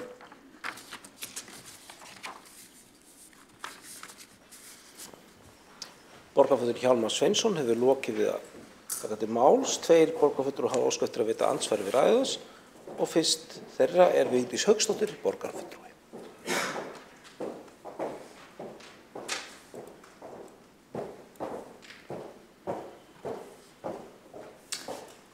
Virðulegi forseti, ágætu borgarfulltrúar og tilheyrendur. Ég veit nú eiginlega bara ekki á hverju ég á að byrja í þessu trúarbragðastríði gegn einkabílnum. Þessi tillaga gengur ekkert út á það að fólk fari að keyra hér langt yfir hámarkshraða og brjóta hér umferðarlög. Hvað er að bara hreinlega að frétta af borgarfulltrúanum? Hann sér fyrir sér hér bíla á 80-90 km hraða ef að þessi tillaga verið samþykkt. Sko það er bara varla hægt að taka umræðu samgöngumál hér í þessum sal. Þetta er svo mikil útópía þessi stefna meirihlutans á móti fjölskyldubílum.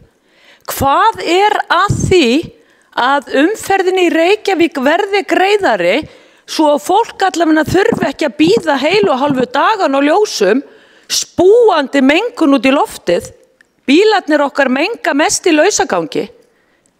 Þetta er farið að vinna á móti ykkar eigin stefnu, þessi umhverfisfasisti sem er hér í gangi gegn fjölskyldubílum.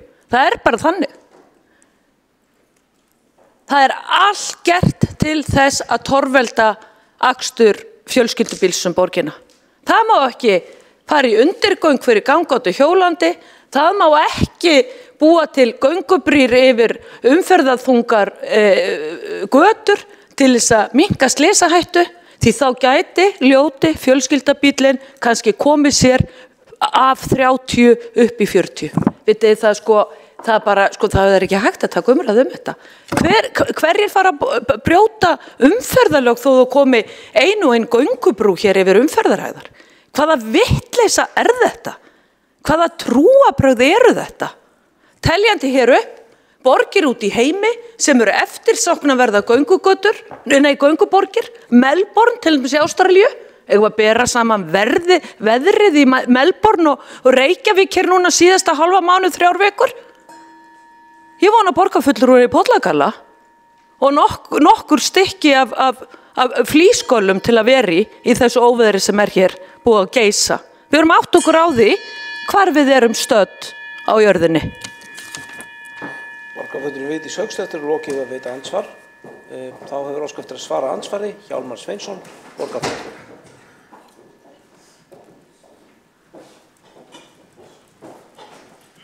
Já, forseti, ágæta borgarstjórn, hér engin trúarbrögð á ferðinni, einmitt ekki. Hér hefur leitað til færustu umferðarverkfræðinga landsins og þeirra ráðgjafar hefur verið leitað ekki bara á Íslandi, heldur líka á Norðurlöndunum. Þetta hefur ekkert með trúarbrögð að gera, heldur einfaldlega vísindi, reynsla, þekking. Og við ætlum að hafa þessa þætti að okkar leiðarljósi í umferðaröryggismálum hér í Reykjavík. Hjálmar Sveinsson borgarfulltrúi hefur lokið við að svara andsvari. Veitir þá ansvar öðru sinni Vigdís Hauksdóttir borgarfulltrúi.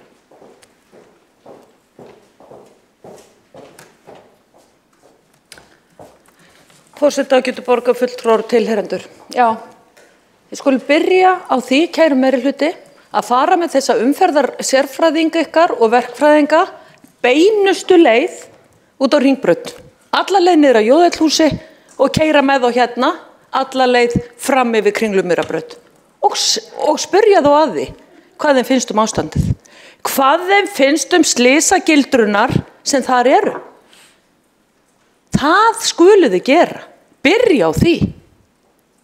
Byrja á því og sýna þeim ábyrgðarleysið sem að þið standið fyrir hér í borginni með því að þver ekki þessa leið. Ég fór yfir það hér, þarna eru skólabörn, þarna eru gangandi verkfærendur, þarna eru hjólandi verkfærendur og það er allt saman sett hér í stóra hættu vegna þess að Reykjavíkurborg sinni því ekki að gangast í það með vegagerðinni að þvera þessa brautir. Ég veit hvað borgarfulltrúinn Hjálmar Sveinsson ætlar að segja að þetta sé þjóðvegur í byggð. Ég veit ósku vel. En það er þá á ábyrgð borgarinnar að koma á því samtali og gera það strax. Það er það sem er verið að fara fram á hér. Og við skulum sko ekki einu sinni ræða það hvað fólk er pirrað á því að stoppa hér á ljósunum út við háskóla og það eru bílalestar í allar áttir út af því að það eru gönguljós í Reykjavík þar sem að gangandi hefur forgang. Sífellt rautt gönguljós til dæmis þar. En þetta er stefnan, ágætu Reykvíkingar, þetta er stefnan. Útrýma fjölskyldubílnum, það fólk sem að býr fyrir innan borgarmúrana, eins og ég kalla það skilur ekki lífið hér í útkverfunum, það skilur ekki lífið hér að þurfa að nota fjölskyldubílinn til þess að koma börnunum sínum í leikskóla og í skóla og annað. Koma til og frá vinnu. Fólkið innan borgarmúrana, það skilur þetta ekki. Af því það gengur og hjólar og þarf aldrei einu svona faraleku við vestu fyrir Hringbraut.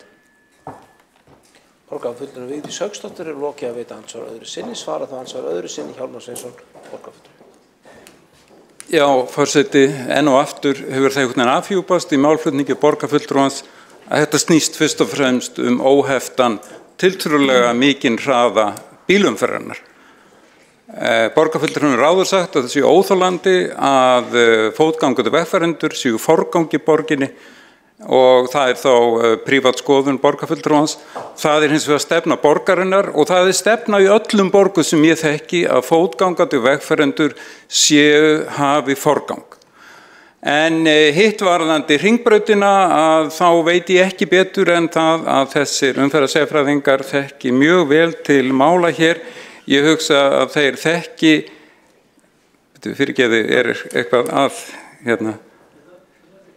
Ég veit ekki betur en að þeir þekki mjög vel til á Hringbrautinni, þekki það allt til hlítar og ég tel að það sé bara dæmi ábyrga stefnu að vinna þessa áætlun og ég held að vera mjög áhugavert að ræða hana þegar að hún verður tilbúin. Borgarfulltrúinn Hjálmar Sveinsson er lokið að svara andsvar öðru sinni. Borgarfulltrúinn beðinn að hljóða í salnum að meðan borgarfulltrúar er hér í ræðustól. Það er ósk eftir að veita andsvar Marta Guðjónsdóttir, borgarfulltrúi.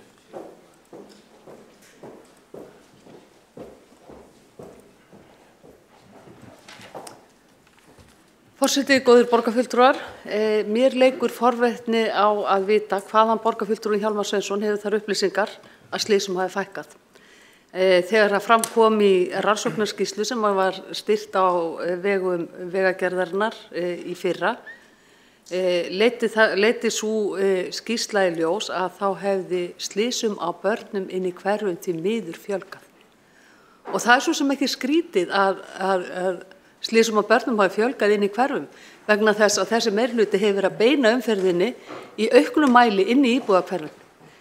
Við getum bara tekið þrenginguna á Hofsvallagötu sem leiddi til þess að það voru 1000 bílar fleiri sem að fóru á sólarhring inn í íbúðahverfi, fram hjá Melaskóla, fram hjá Hagaskóla, fram hjá leikskólanum, þegar að Grensásvegurinn var þrengdur og fleiri götur hér. Auðvitað leiða þessar þrengingar á tengibrautum til þess að bílarnir stytta sér leið og fara í gegnum íbúðahverfin. Þetta hefur verið margsinnis bent á og ég spyr borgarfulltrúan hvort að hann telji að þetta sé til þess fallið, það að þrengja tengibrautir og beina umferðin inn í íbúðahverfin, hvort að það sé til þess að auka umferðaröryggi gangandi og hjólandi vegfarenda. Borgarfulltrúi Marta Guðjónsdóttir er lokið að veita andsvar og svara þá ansvari Hjálmar Sveinsson, borgarfulltrúi. Forseti, ágæta borgarstjórn, ég hvet alla borgarfulltrúa til að lesa skýrslu Óla H. Þórðarssonar banaslys og alvarleg slys í umferðinni frá 1917 eða 18. Það er satt að segja skelfileg lesning, það hafa farist 1600 manns hér í umferðarslysum, mjög mikill fjöldi barna og unglinga og banaslysum og alvarlegum slysum á fótgangandi vegfarendum hefur fækkað síðastliðin 20 til 30 ár.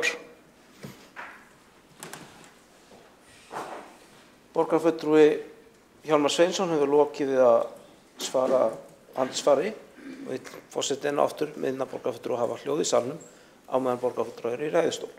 Og þá veitir andsvar öðru sinni Marta Guðjónsdóttir borgarfulltrúi.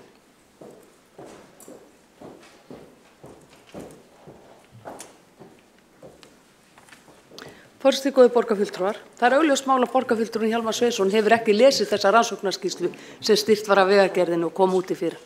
Þar kemur það klárlega í ljós að slysum á börnum inn í íbúðahverfum hefur því miður verið að fjölga.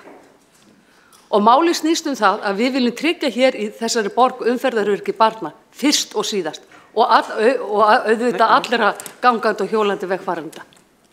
En þessi stefna sem þið hafi staðið fyrir með því að beina umferðin inn í íbúðahverfin hefur leitt til þess að slysum hefur fjölgað, því miður. Hér á sínum tíma stóð Sjálfstæðisflokkurinn fyrir því að lækka hámarkshraðann inn í hverfunum, en leyfa aðeins meiri hraða á tengibrautum til þess að koma í veg fyrir að umferðin leitaði inn í íbúðahverfin. Og það bar árangur. Það sýna allar tölur.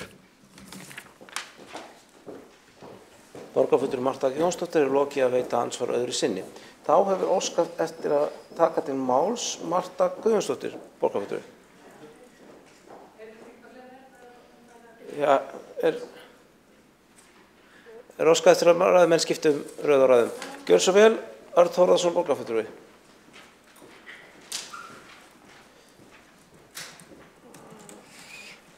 Forseti, ágæta borgarstjórn. Nú byrja því að beðast afsökunar. Ég greittist þaðan þegar ég hlustaði á málflutning Hjálmars Sveinssonar borgarfulltrúa þessi mál og ég ætla að fá að vera ennþá svolítið reiður af því að mér finnst þetta mál vera þannig vaxið að við eigum ekki að nota þetta tækifæri til þess að amast út í fólk sem velur það að færast í bíl. Ég ætla ekki að fara að lengja þessa umræðu með það að færa hann yfir í þann farveg. Telja upp ástæðu fyrir því að fólk velur það eða neyðist þess að velja þann ferðamáta. En mér finnst bara máli vera miklu alvarlegra og við þurfum að taka það og nálgast það út frá nákvæmlega því sem við erum að tala í þessari tillögu. Málið er mér skylt að mörgu leyti að í þessari tillögu eru nefndar 3 þveranir sem eru í næsta nágrenni við mitt hverfi. Ég bý í Hlíðunum og þarna eru þessi 3 þveranir yfir erfiðustu göturnar. Ég hef verið í íbúaráði og hverfisráði Hlíða í þó nokkuð tíma og þetta hefur verið stöðugt áhyggjuefni íbúa sem við höfum boðað til okkar til þess að taka umræðu hvað helst brennur á íbúum. Ég vil líka tekið þetta í þessari umræðu í skóla og foreldraráðum, grunnskólana, skólastjórnendur annars staðar. Þetta er það sem að fólk í hverfinu hefur mestar áhyggjur af. Nefnir hvað þetta er annað. Þess vegna verðum við að taka þetta alvarlega. Við getum ekki fært umræðuna í einhvað annað sem við getum rætt seinna þurfum að tala umferðaröryggi og umferðaröryggis áætlun. En þannig erum við bara að tala um þetta og ég er bara að tala núna þessar gönguþveranir sem eru þarna í mínu næsta nágrenni. Aðrir geta tekið umræðu önnur. En þetta er það sem að ég tek alveg vel á. Ég viðurkenni það, ég snöggreittist þegar mér fannst vera ekki nógu þeirri umræðu ekki nógur sómi sýndur með því að taka þessi mál álega og færa þau í annan farveg. Það er þannig í þessu hverfi þarna að börn og unglingar er að fara mjög mikið yfir götuna. Þau eru að fara yfir Miklubrautina til að sækja skólaþjónustu, Háteigsskóla og Hlíðaskóla. Skólahverfin liggja þarna yfir, þarna er Ísaskóli og þarna eru náttúrulega leikskólar og annað, sitt hvoru megin við.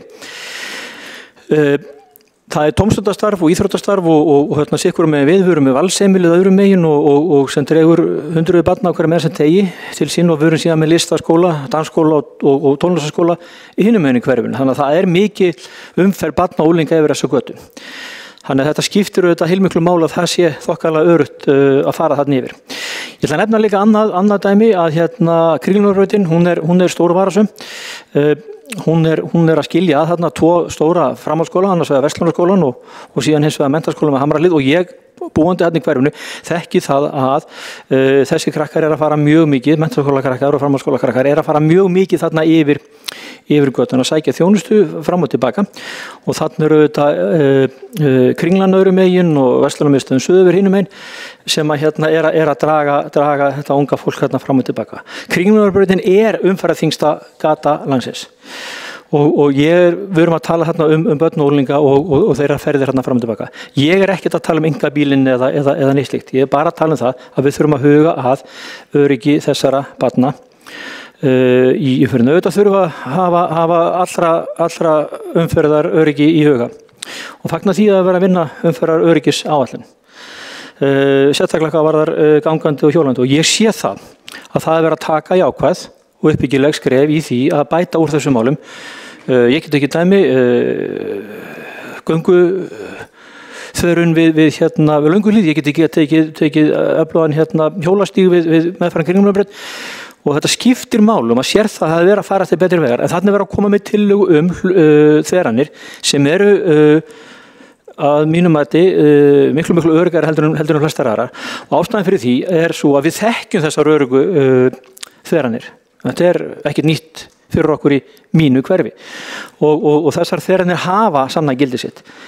Við þekkjum göngubrúna sem eru á milli Kringlunar og framheimilisins yfir Miklubrautina við og tengist Sameraskóla og því starfi sem er unnið á því staði, félagsmiðstöð og fleira.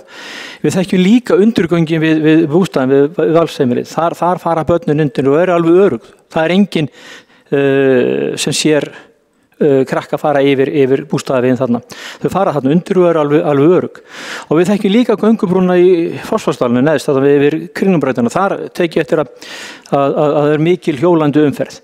Og við þekkjum þessar þveranir og við vitum hvert gildi þeirra. Og þess vegna finnst mér svo mikið atriði að við tökum þessa tillögu alvarlega. Það engin, það ekkert í þessari tillögu og það engin, ég trúi því ekki að sem nokkuð lifandi maður hér inni í þessum sal sem að tala það að það verða að hækka hámarkshraðann og allt fari í vitleysu og allir fara að keyra svo brjálæðingar eða koma þess að þverrani. Það ekki reyndin annars þar. Og það ekki gott að vera að snúa út úr og færa umræðina í einhvað í annan farveg. Við verðum að taka þetta alvarlega. Við megum ekki fara að ræða það hvort að setja bíla ofan á og undir. Þetta snýst ekkit það. Þetta snýst það að bæta umferðaröryggi gangandi og hjólandi vegfarenda á stofnbrautum. Það snýst málið. En það ágætt að taka inn í þetta umræðina þessa svokölluðu núllsýn eða áform það að útrýma umferðarslysum. Og ég ætla að fullyrða það að sú vinna komin töluvert langt, miklu lengra heldur en okkur getur dreymt að gera hér í þessum borgarstjórnarstól. Mér hefur fundist það oft og ég búin að segja það oft í þessum ræðustól að mér finnst skrítið að þurfa að hlusta á það að hér í borgarstjórn, í hópi fulltrúa meirihlutans í borgarstjórn fólk sem hefur meira vit á umferðarmálum, hefur meiri reynslu af umferðarmálum, hefur meiri þekkingu og getur betur tekist á við það að leysa þessi málin í framtíðina. Ég ætla að halda því fram, enn og aftur, að það ekki. Þó að við höfum færa sérfræðinga hérna, þá þeir ekki færustu sérfræðingar. Jafnvel þó sem færustu sérfræðingar landsins, þá þeir ekki endilega færustu sérfræðingar í heimi. Og það eru aðrir sem að taka fórustinn í þessum málum og komnir langt og lengra heldur en nokkur hér átt að sjá eða óra fyrir. Sem betur fer að því við miklu frekar sjá málið í þeim á þeim stað heldur en það að við borgarfulltrúar, hvort sem meirihluta eða minnihluta, höfum einhverja fórustu í því að bæta umferðaröryggi og útrýma umferðarslysum í heiminum. Sjálfur hef ég ekki getu til þess og ég hef enga trú á því að nokkur hér inni hafi neina getu til þess að láta það gerast. Og svo annað. Mín reynsla svo að það sé ekki heppilegasti og árangursríkasti farvörun fyrir eina en ein mál, framfaramál, að meirihluti borgarstjórnar, hvort sem á þessu kjörtímabili, þar áður eða hvað það búið til einhverja áætlun. Og svo þegar að búa til einhver áætlun, þá verður gerð einhver innleiðingar áætlun og þaðan verður gerð einhver framkvæmda áætlun og svona gerist þetta. Það ekkert að gerast. Ég ætla bara að segja ykkur að við verum alltaf að taka þessu umræðu. Við getum tekið nánast hvern einasta fund þar sem þið að kynna einhver áætlun og það gerist ekki neitt. Og það bara ekki hægt. Við verðum að taka þetta mál miklu alvarlegra og nú ætla ég að hætta að vera svona æstur. Ég tek þetta rosalega alvarlega. Það ekki þannig að við séum að tala eitthvað annað heldur bara það að tryggja það að börn og unglingar og aðrir sem að hjóla og ganga komist öryggir yfir þessar erfiðustu og hættulegustu stoppbrautir í borginni. Takk. Borgarfulltrúi Örn Þórðarson hefur lokið máli sínu og borgarfulltrúi Hjálmar Sveinsson hefur óskað eftir að veita andsvar við ræðu hans.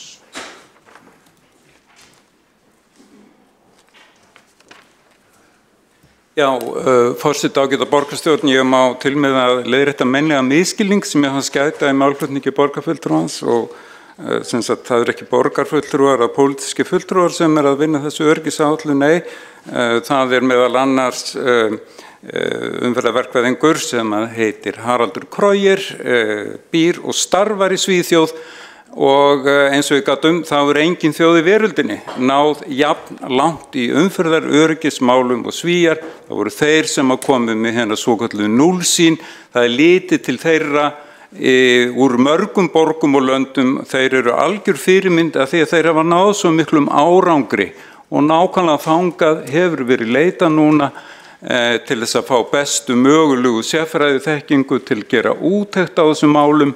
Og það einmitt, að því leyti finnst mér borgarfulltrúinn Örn Þórðarson vera sammála mér að við skulum ekki láta einhverja borgarfulltrúa hér komið til úr ákveða hvað gera skuli, heldur skulum bíða eftir þessari umferðaröryggisáætlun, ræða hana og sjá svo til. Borgarfulltrúinn Hjálmar Sveinsson hefur lokið að veita ansvar og svara þá ansvari Örn Þórðarson, borgarfulltrúi.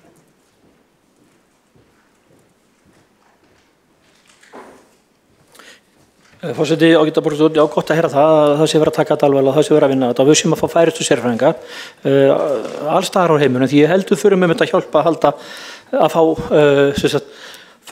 frá þeim sem að hafa lengst gengið þessum málum að bæta umferðaröryggi. En þetta snýst ekkit endilega það, þetta snýst það að koma upp þessum göngu þverunum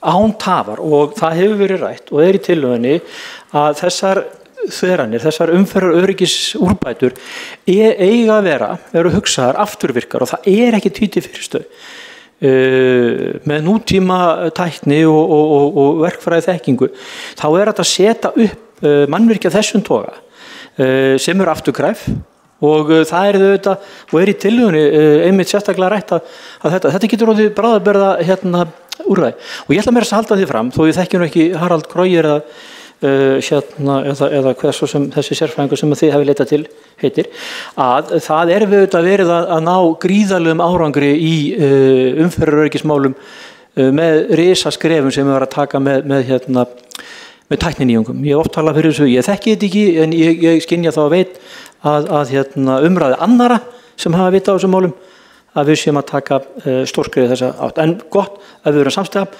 og vonandi næsta árangur mjög fljótt og við getum komið fyrir óþarfaslys.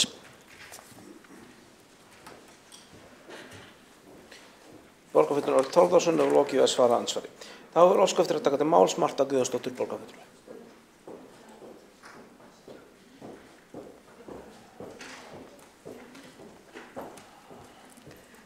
Forseti, góði borgarfulltrúar, ég fagna sérstaklega þessari tillögu Miðflokksins vegna þess að tillagan kveður á það að bæta umferðaröryggi gangandi og hjólandi vegfarenda og ekki síst barna sem eru á leið til og frá skóla og í frístundir.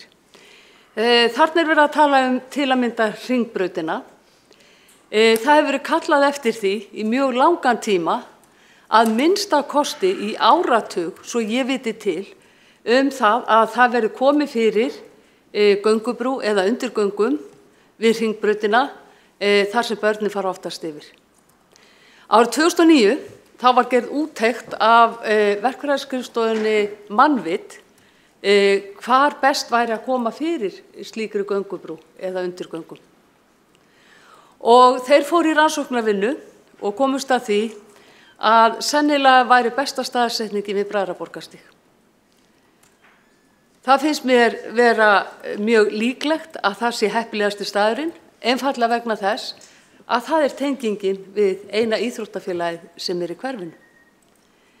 Foreldrar sem að búa norðan við Hringbrautina höfðu kallað eftir því þá á fjölmörgum íbúafundum og foreldrafundum í skólum og skólaráðsfundum og á opnum fundum málefni hverfisins að það þyrfti að bæta umferðaröryggi þannig að þeir treystu börnunum sínum yfir Hringbrautina.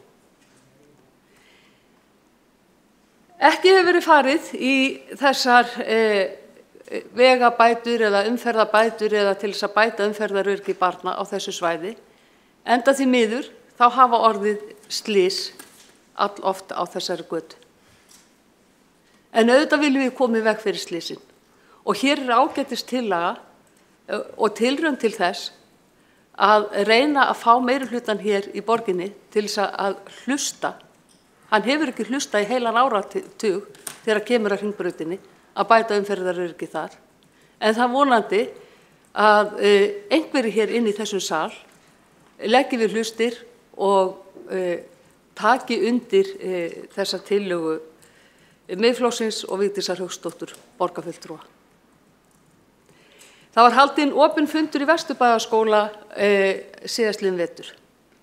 Ég satt þann fund og ég man ekki betur en að lögreglan hefði talað það að það væri mjög brýnt að farið yrði strax í að bæta umferðaröryggi barna sem sérstaklega þeirra sem búa norðan Hringbrautar en einnig þeirra sem búa sunnan Hringbrautar vegna þess að sum þeirra sækja skóla til dæmis í Vesturbæjarskóla.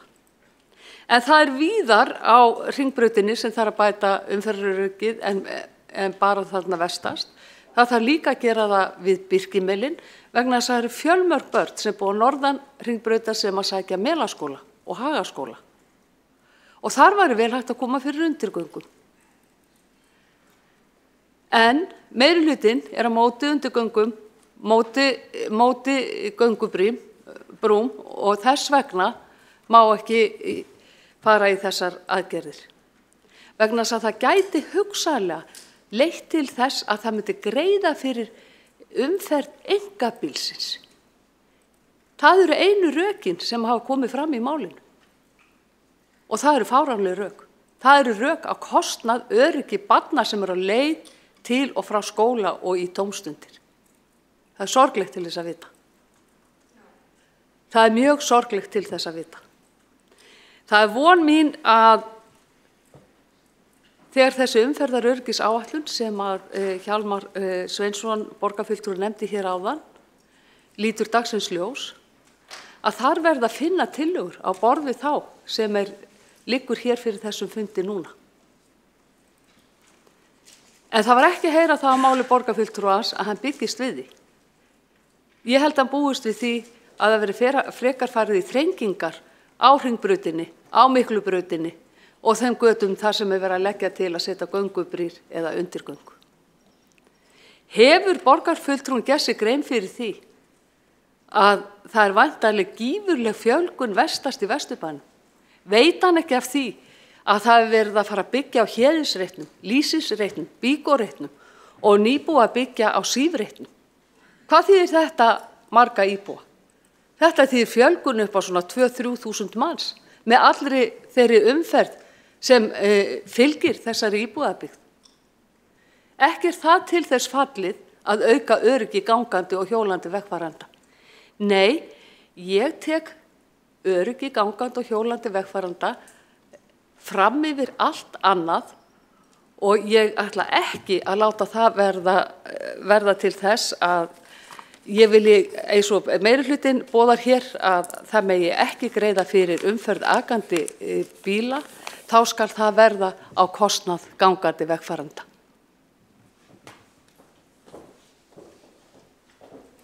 Borgarfulltrúi Marta Guðjónsdóttir hefur lokið máli sínu. Þá er óskað eftir að taka þetta mál Dóra Magnúsdóttir borgarfulltrúi.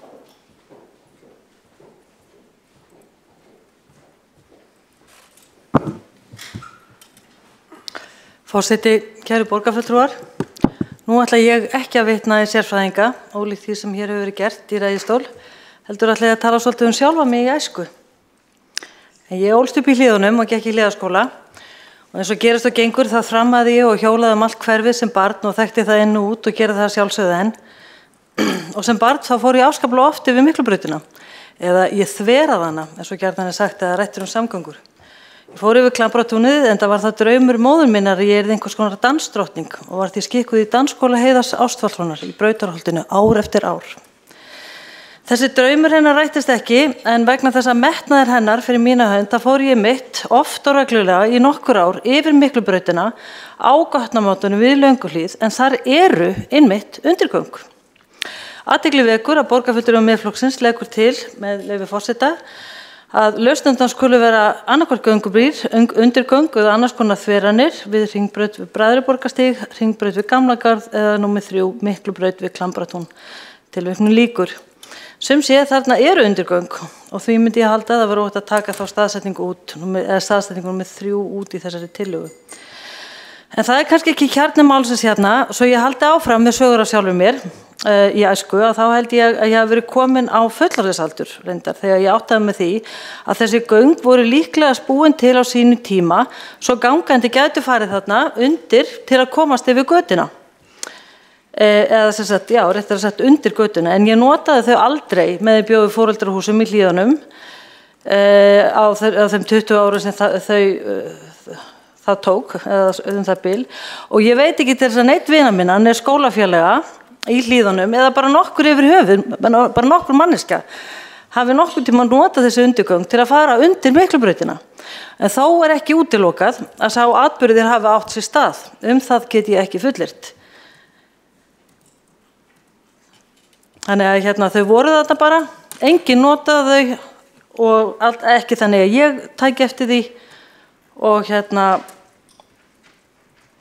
það var svona mín upplifun af þessum tilteknu göngum. Fyrir utan það staðreynd að engu barn og unglingi í Hlíðum æskuminna datt í hug að nota undirgöngun til að fara yfir Miklubrautina eða undir hana, að þá var þetta líka staður sem við óttuðumst og forðumst. Þarna var gjarnan stæk pissulegt og það sögur gengur hverfinu að þarna væri selt dóp. Þetta var skuggalegu staður, það var bara staður sem fólk, ekki síst konur og börn, forðumst eins og heitan eldin. Og þó göngubrýr yfir götur séu vissulega ekki ókveikjandi nema ef til vill fyrir loftræta, að þá er það alveg á hreinu að fólk klifrar almennt ekki upp á slík mannvirki ef því gefst kostur á að ganga beint yfir götuna á ljósum. Af því að það er mannleg hegðun að velja stystu leiðina, allavega í langflestum tilfellum. Fólk krefir sig eins og vatn á þessu leyti. Það velur stystu leiðina til að komast frá einu stað til þess næsta. Og þó það var ekki nema út af þessari staðreynd að þá er hugmyndin undirgöng ekki svo sniðug. Sama á við að fólk klifur upp göngurbýr nema þær séu þá eina leiðin til að komast yfir götuna. Og þá er ég ekki farin að tala þann himinháa kostnað við það framkvæmdir sem hér er lagt til að verði farið í. Verulega raskanir á borgarlandinu þar sem fyrir mikil byggð og lítið pláss fyrir slíka framkvæmdir fyrir annarkvort undirgöngu og göngubrýr. Og þetta við alla þessa 5 staði sem hér er lagt til að verði farið í umfangsmikla framkvæmdir. En kjarni málsins og það sem er mikilvægast í þessu öllu er að fjölmargar umferðarrannsóknir sýna með afgerandi hætti að besta leiðin til að koma í veg fyrir slys á gangandi og hjólandi fólk er að hægja á umferðinni. Það er ekki lausn að fjarlæga gangandi og hjólandi yfirborðinu heldur frekar einmitt að gefa þessum samgöngumótum meira pláss í umferðinni og það pláss sem gangandi og hjólandi eiga skilið. Og það er það sem þessi meirihluti hefur unnið ötullega að, meðal annars með gerð víðfems hjólreiðastíganets sem er gríðarlegt öryggismál bæði fyrir gangandi og hjólandi. Fólk gengur og hjólar, gengur og hjólar yfir oftast á ljósum og það hægir vissulega á umferð akandi að þegar akandi hjólandi og gangandi eiga og þurfa að ganga, eiga og deila borgarrýminu.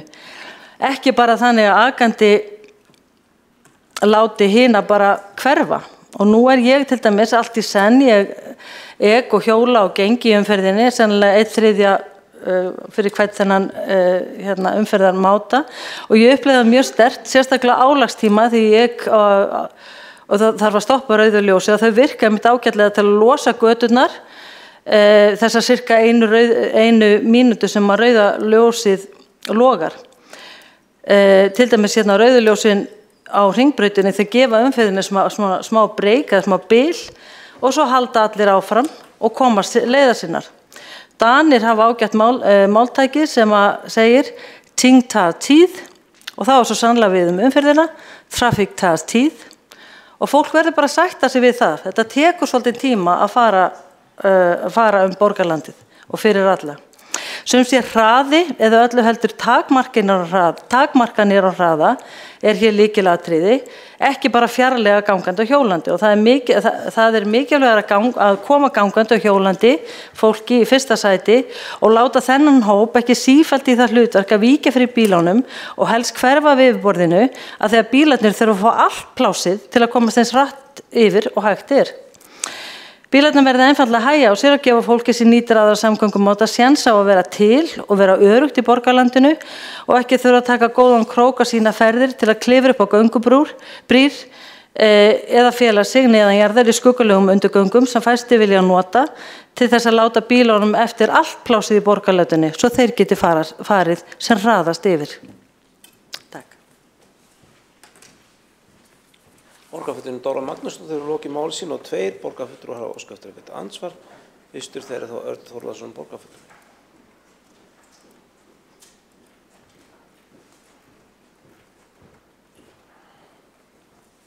Forseti ágæta borgarstjórn.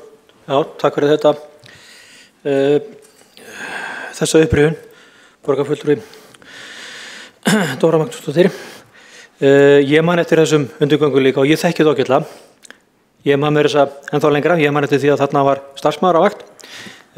Það er löngu liðin tíð og svo sem engin sérstök eftir sjá því. Ég hins vegar þekki það að þessi undirgöng er eins og þú lýsir, einstaklega óþjál og illa hönnuð og notkun hefur verið að færast í kannski annan og verri veg heldur en upphaflega var ætlað og þeir sem þarna fara upplifa sig ekki örugga.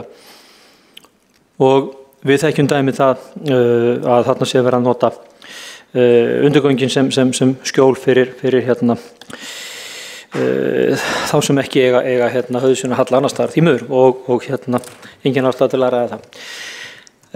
Ég man alveg eftir þessum göngum og gott að rifja það upp. Ég man líka eftir öðrum göngum í viðbót sem að hérna eru við Bústaðaveg sem tengir saman Suðurhlíðar. Þannig að krakkar sem eru að fara úr Suðurhlíðarhverfinu geta komist örugg yfir Bústaðaveginn. Það er enginn sem verður var við þau og ég myndi síst af öllu vilja fara að fá þau upp á Bústaðaveginn. Það er ekki fyrir nokkra muni, þannig að Guðanabænum höldum þarna neðanjarðar, því að ég held að séu tölvöld mikið öruggari þar. Við hérna getum auðvitað haldið áfram umræðinu með þessum hættu og ég sé ekki hvernig við getum komist eitthvað áleiðis. Það er bara ekki vilji fyrir því að taka þessi skref sem þarna hefur verið að nýta. Ég þekki ágætlega notkunina og reynsluna að þessum gönguþörunum og hjólaþörunum sem ég nefndi áðan og í tilviðbótar sem tengi Suðurhlíðarhverfið. Og sú notkun er með allt öðrum hætti heldur en þarna þessi óþjálu, óöruggu umferðar mannvirki þarna við jörðinni við Lönguhlíð Miklubraut. Þannig að færum þessa hluti til betri vegar. Örn Þórðarson borgarfulltrúi hefur lokið að veita andsvar. Þá er óskað eftir að veita andsvar Vigdís Hauksdóttir borgarfulltrúi.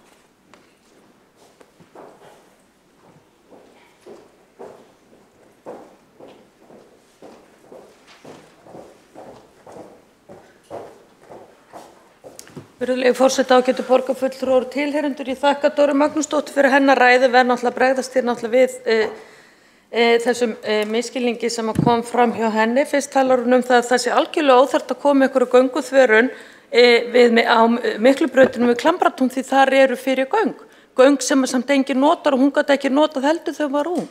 Sko Klambratúnið er ekki akkurat þarna á gatnamótum Miklubrautar og og útlíðar, svo það sé sagt. Þessi þverun ákoma langt vestar, á þess að ég ætla að fara hér út í tæknileg atriði varðandi þessa tillögu. Þetta útrúsnúningur að vera að fjalla þetta svona, því ef það kæmi akkurat þessi göng sem eru núna sem að borgarfulltrúar vísa í, þá væri ég ekki að leggja til þverun við Stakkahlíð við Miklubraut. Þetta akkurat svo lýsandi fyrir umræðuna hjá meirihlutanum.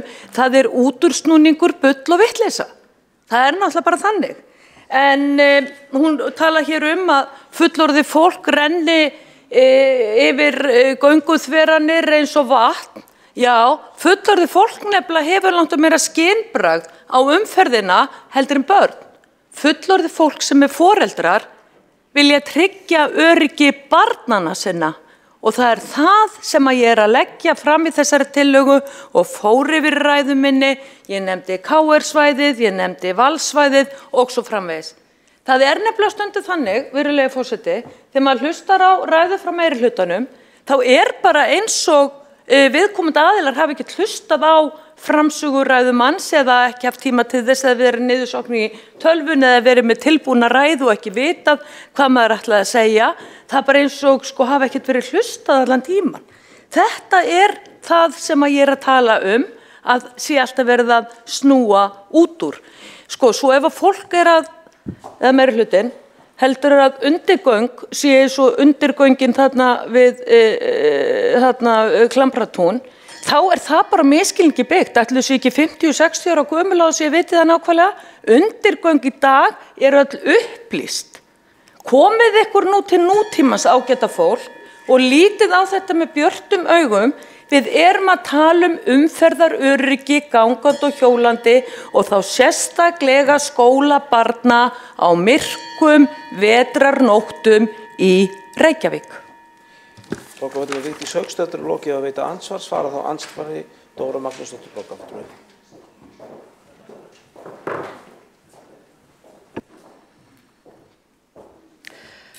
Mér langaði bara að bæta við þá að ef við að tala önnur undirgöng, það undirgöng núna við gatnamót Miklubrautar og Lönguhlíðar og ef við að fókusa meira inn á Klambratúni þá við að tala önnur undirgöng cirka, hvað ætli séu 100 metrum frá og það ekki svona svolítið over the top, þá við mér aðeins að sletta og ég samanlega því að börn horfi öðruvísi á eða upplifa umferðina öðruvísi heldur fullorðnir og fullorðnir vissilega hafa vit fyrir þeim en það breyti því ekki, það börn sem í umferðinni og ég held að það séu kannski einmitt akkurat börnin sem að oft miklu kæruleysari heldur en við viljum að þau fari yfir göngubrúnar eða geri einhverja hluti sem þau bara hins vegar gera ekki. Ef það styttri leið á ljósum og þá fara þau bara þá leið. Það allavega mín reynsla og æsku og reynsla mín af börnum mínum að þau ekkert að flækja hlutana krakkarnir.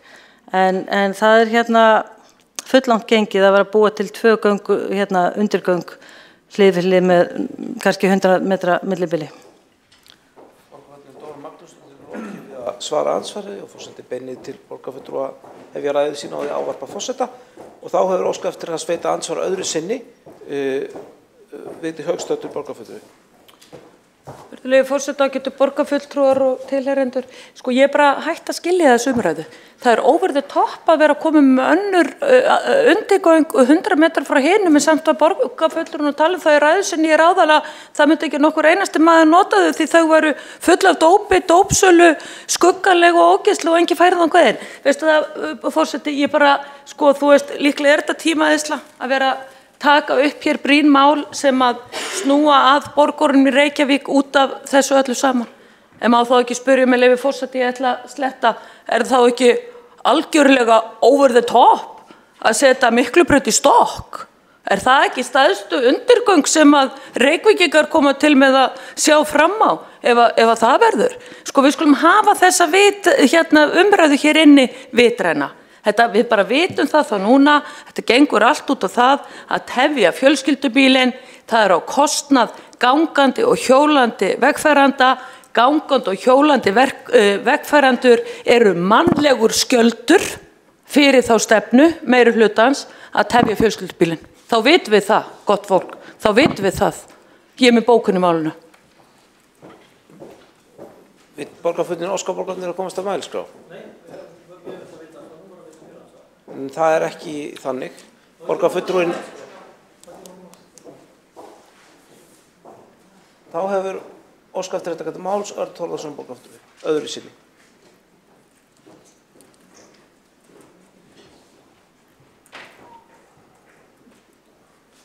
Forseti og ágæta borgarstjórn. Já, over the top að setja upp mannvirki til þess að bæta umferðaröryggi gangandi og hjólandi.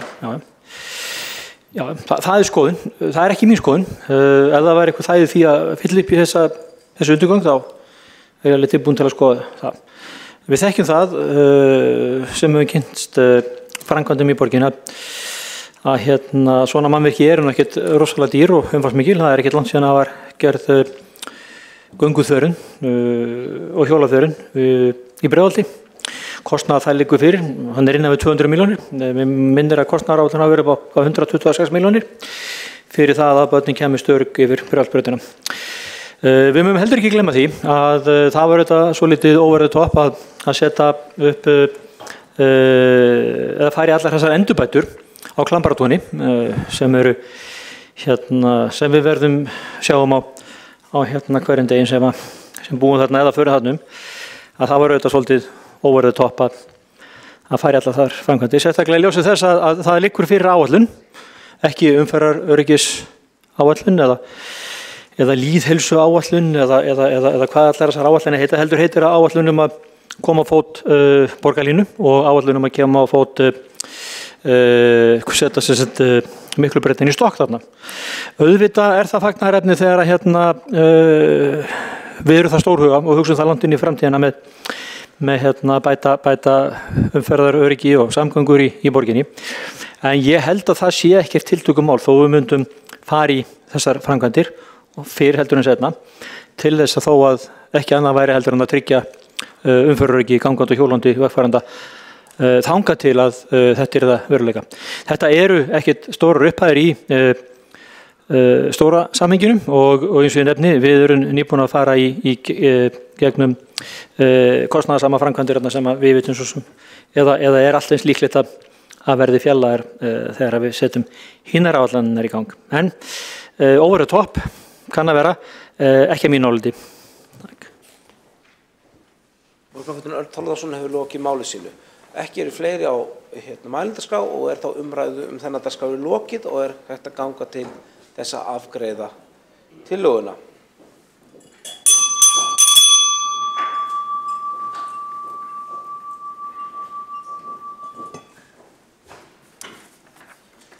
Verður þá borin upp tillaga borgarfulltrúa Miðflokksins að bæta umferðaröryggi gangandi og hjólandi vegfarenda og stofnbrautum. Er allir borgarfulltrúar í salnum og í sínu sæti? Svo virðist þá vera. Þau ykkar sem samþykk eru þeirri tillögu sem hér er borin upp við samskipið merki. Já, samþykja tillöguna. Já. Þau sem á móti kunna vera. Tillagan er felld með 12 atkvæðum gegn 10, 1 greiðir ekki atkvæði og það er bókun frá sem Eyþór Laxdal Alldals borgarfulltrúi. Forseti, ágæta borgarstjórn og tilheyrendur. Við greiðum atkvæði með þessari tillögu með svohljóðandi bókun. Við teljum að það er að horfa á þetta heildstætt og bókun er svona: brýnt er að bæta umferðaröryggi vegfarenda þá sérstaklega með tilliti til umferðaröryggis yngstu vegfarenda borgarinnar. Mikilvægt er að þessi mál verði skoðuð í tengslum við nýtt heildstætt umferðarmódel líkt og borgarfulltrúar Sjálfstæðisflokksins var margoft lagt til að benda á. Það var mikilvægt að samhliða því fari fram arðsemismat á framkvæmdum. Fulltrúar Sjálfstæðisflokksins leggja sérstaka áherslu á snjallvætar gangbrautir. Sú tillaga var samþykkt samhljóða á fundi borgarstjórnar í maí ráðgert er að búið verði að koma upp tækninni á þessu ári á 5 stöðum í borginni. Tækni sem gerir gangandi vegfarendur sýnilegri þegar þeir fara yfir gangbrautir og mikilvægur þáttur í umferðaröryggi gangandi vegfarenda. Þá gef ég orðið Sölvi Magdalena Mörtusdóttir, borgarfulltrúa, sem hingað komið að lesa bókun. Já, forseti, það er nauðsynlegt að bæta umferðaröryggi gangandi og hjólandi og til þess þarf að skoða heildarmyndina til að tryggja bestu útfærslur að því. Sanna Magnús Mörtusdóttir, borgarfulltrúi, hefur lokið við að taka til máls og þá óskast við að taka til máls Kolbrún Baldursdóttir, borgarfulltrúi.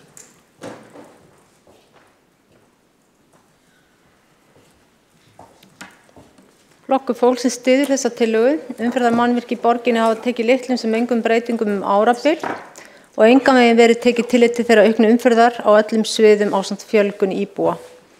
Meirihluti sýnir í þessum málum full mikinn hroka.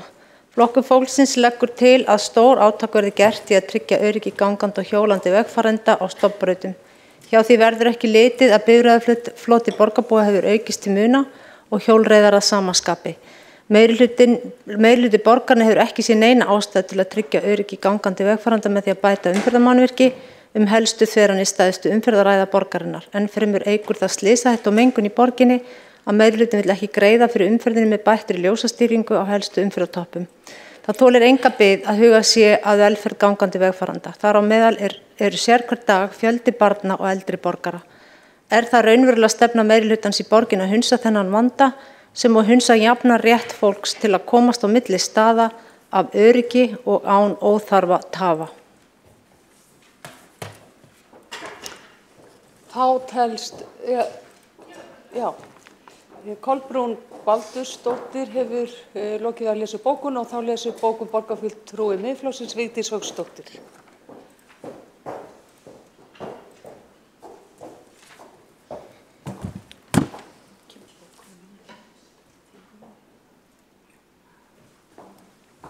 Virðulegi forseti, ágætu borgarfulltrúar og tilheyrendur, hér er bókun mín og hljóðar og svo með leyfi forseta. Það er nauðsynlegt að bæta umferðaröryggi gangandi og hjólandi vegfarenda á stofnbrautum. Við verðum að gera allt til að fyrirbyggja slys og beita til þessu öllum ráðum. Það er mjög sárt að horfa upp á andvar og áhugaleysi meirihlutans að greiða leið þessar aðili yfir eða undir þungar umferðargötur eins og segir í tillögunni, Hringbraut við Bræðraborgarstíg, Hringbraut við Gamlagarð, Miklubraut við Klambratún, Miklubraut við Stakkarhlíð og Kringlumýrarbraut við Suðurver. Meirihluti vill ekki gangandi vegfarendur á þessu götu vegna hræðslu og fjölskyldubíllinn fái þá auki rými. Fari gangandi og hjólandi vegfarendur á þessu götum eykst hins vegar flæði umferðar með minni mengun því þá er umferðin ekki stappföst í ljósum. Því má segja að gangandi og hjólandi vegfarendur í Reykjavík séu mannlegur skjöldur meirihlutans á móti fjölskyldubílnum því þessir hópar eru tilneyddir að þvera þessar hættulegu götur. Þessi staðreynd er sorglegri en orð á list. Þá er borgarfulltrúi Vigdís Hauksdóttir lokið við að lesa bókun og þá telst þessum lið lokið og við göngum til næsta dagskrárliðar sem er tillaga borgarfulltrúa Sósíalistaflokks Íslands könnun á kerfislegri áhættu vegna kvótakerfisins. Til máls tekur Sanna Magdalena Mörtusdóttir.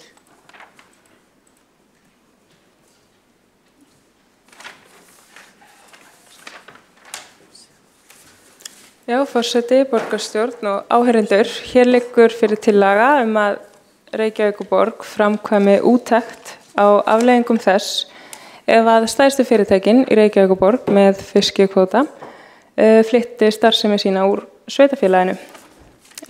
Úttektin verði framkvæmd með það að leiðarljósi að kanna áhrif þess á atvinnuöryggi þeirra sem starfa hjá umræddum sjávarútvegsfyrirtækjum og í fyrirtækjum sem að þjónusta þau.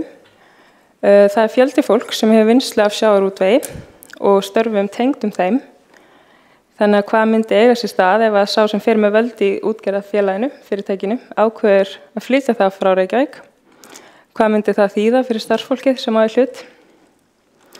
Nú eftir því sem að aflaheimildir hafa þjappast saman á færri hendur þá hefur auðurinn af sjávarútvegi færst á hendur fárra sem fara með stjórn útgerðar og fiskvinnslu fyrirtækja og þetta skapar viðkvæma stöðu fyrir starfsfólk fyrirtækjana. Sérstaklega það kemur til þess að stór fyrirtæki skyldu ákveða að flytja sig sitt í önnur sveitarfélög og þar með setja atvinnuöryggi margra í uppnám. Og dæmi frá öðrum sveitarfélögum sýna fram á að þetta getur gerst án sýnilegs aðdraganda og haft alvarlegar afleiðingar fyrir fólk og fjölskyldur og sveitarfélagið og samfélagið. Og það er mikilvægt að Reykjavíkurborg sé meðvituð þá staðreynd og ræða á vettvangi borgarstjórnar hvernig bregðast ætti við ef að slíkt kæmi upp. Og ég tel mikilvægt að vera meðvituð þetta og þess vegna þessi tillaga lögð fram til þess að kortleggja stöðuna. Hér einnig lagt til að úttektin feli í sér yfirlit yfir gjöld sem að fyrirtækin hafa greitt til Reykjavíkurborgar vegna stöðu sinnar hér og yfirlit yfir mögulegar sviðsmyndir skyldi sú atvinnustarfsemi hverfa skyndilega úr sveitarfélaginu. Og við búum við svona undarlegan veruleika þar sem að eigandi útgerðarfélags, hann gæti, ef hann vill, tekið ákvörðun að færa fyrirtækið, hvað þá? Og það er nauðsynlegt að spyrja slíkra spurninga út frá forsendum atvinnuöryggi. Þess vegna er lagt til að við gerð úttektarinnar þá verði kallað eftir mati verkalýðshreyfingarinnar, þar með talið samtaka sjómanna og mati úr háskóla- og fræðasamfélaginu og annara sem hafa þekkingu og reynslu af byggðarannsóknum í tengslu við umrætt málefni. Fjármála- og áhættu stýringasviði verði falið að halda utan úttektina og ástæðan fyrir því ég legg til að fjármála- og áhættu stýringasviði verði falið að halda utan framkvæmdina verðandi úttektina er vegna þess að þau annars þætti sem tengjast þessu verksviði líkt og áhættu greiningar og gerð sviðsmynda og miðla áfram upplýsingagjöf meðal annars til borgaráðs. Og ég tel að við þurfum að ræða þetta og tala hvernig við myndum bregðast við ef að þessi staða kæmi upp. Ef að fjöldi Reykvíkinga eru skyndilega atvinnulausir, hvað erum við að tala marga einstaklinga, hvernig myndi þetta líta út? Ef að stórt útgerðarfélag myndi skyndilega ákveða að flytja sig úr borginni og hvað þá? Myndi Reykjavíkurborg bregðast einhvern hátt við stöðinni? Myndi við vilja hafa einhvers konar viðbragðsáætlun í gangi til að bregðast við slíkum aðstæðum? Og hvað myndi svo áætlun þá fela í sér? Nú eins og staðan nú þá er valdið í höndum mjög fárra innan sjávarútvegsfyrirtækja og það getur haft áhrif á stöðu margra og við þurfum að vera meðvituð það og ég vona að þessi tillaga úttekt verði samþykkt. Þegar ég var að skoða þetta eins og fara aftur og bak þá sá ég að þetta virðist hafa verið rætt hér í borgarstjórn eða í einhverjum ráðum borgarstjórnar árið 2017 ef ég hef séð rétt að tölu. Þannig að þetta virðist hafa komið hérna eitthvað til tals en þessi tillaga felur í rauninni bara í sér að það verði framkvæmd úttekt svona mögulega sviðsmyndir og hvernig þetta myndi þá líta út og við myndum þá ræða það. Þannig ég vona að það verði vel tekið í þetta. Borgarfulltrúi Sanna Magdalena Mörtudóttir hefur lokið máli sinni og þá tekur næst til máls borgarfulltrúi Þórdís Lóa Þórhallsdóttir.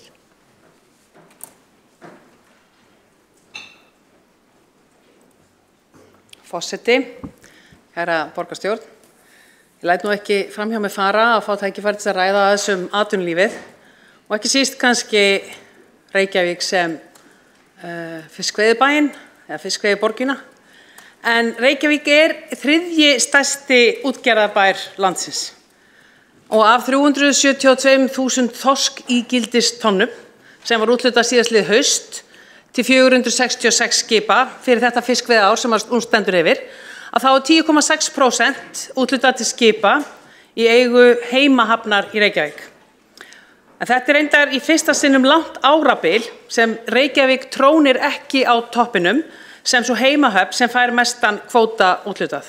Þetta ár eru það Vestmannaeyjar með 11,4% úthlutun og Grindavík með 10,9%. Þannig að Reykjavík er þarna í góðum félagsskap með Vestmanneyingum og Grindvíkingum. En ef litið til landasafla í Reykjavík hefur hann sveiflast mikið eða töluvert frá árunum. Hann er allt frá 105.000 tonnum árið 2005 upp í tæplega 118.000 tonn árið 2015 og niður í það sem við köllum í dag bráðabirgðatölur en þá því það segja okkur að það sé 70 og tæplega 74.000 tonn á síðasta ári.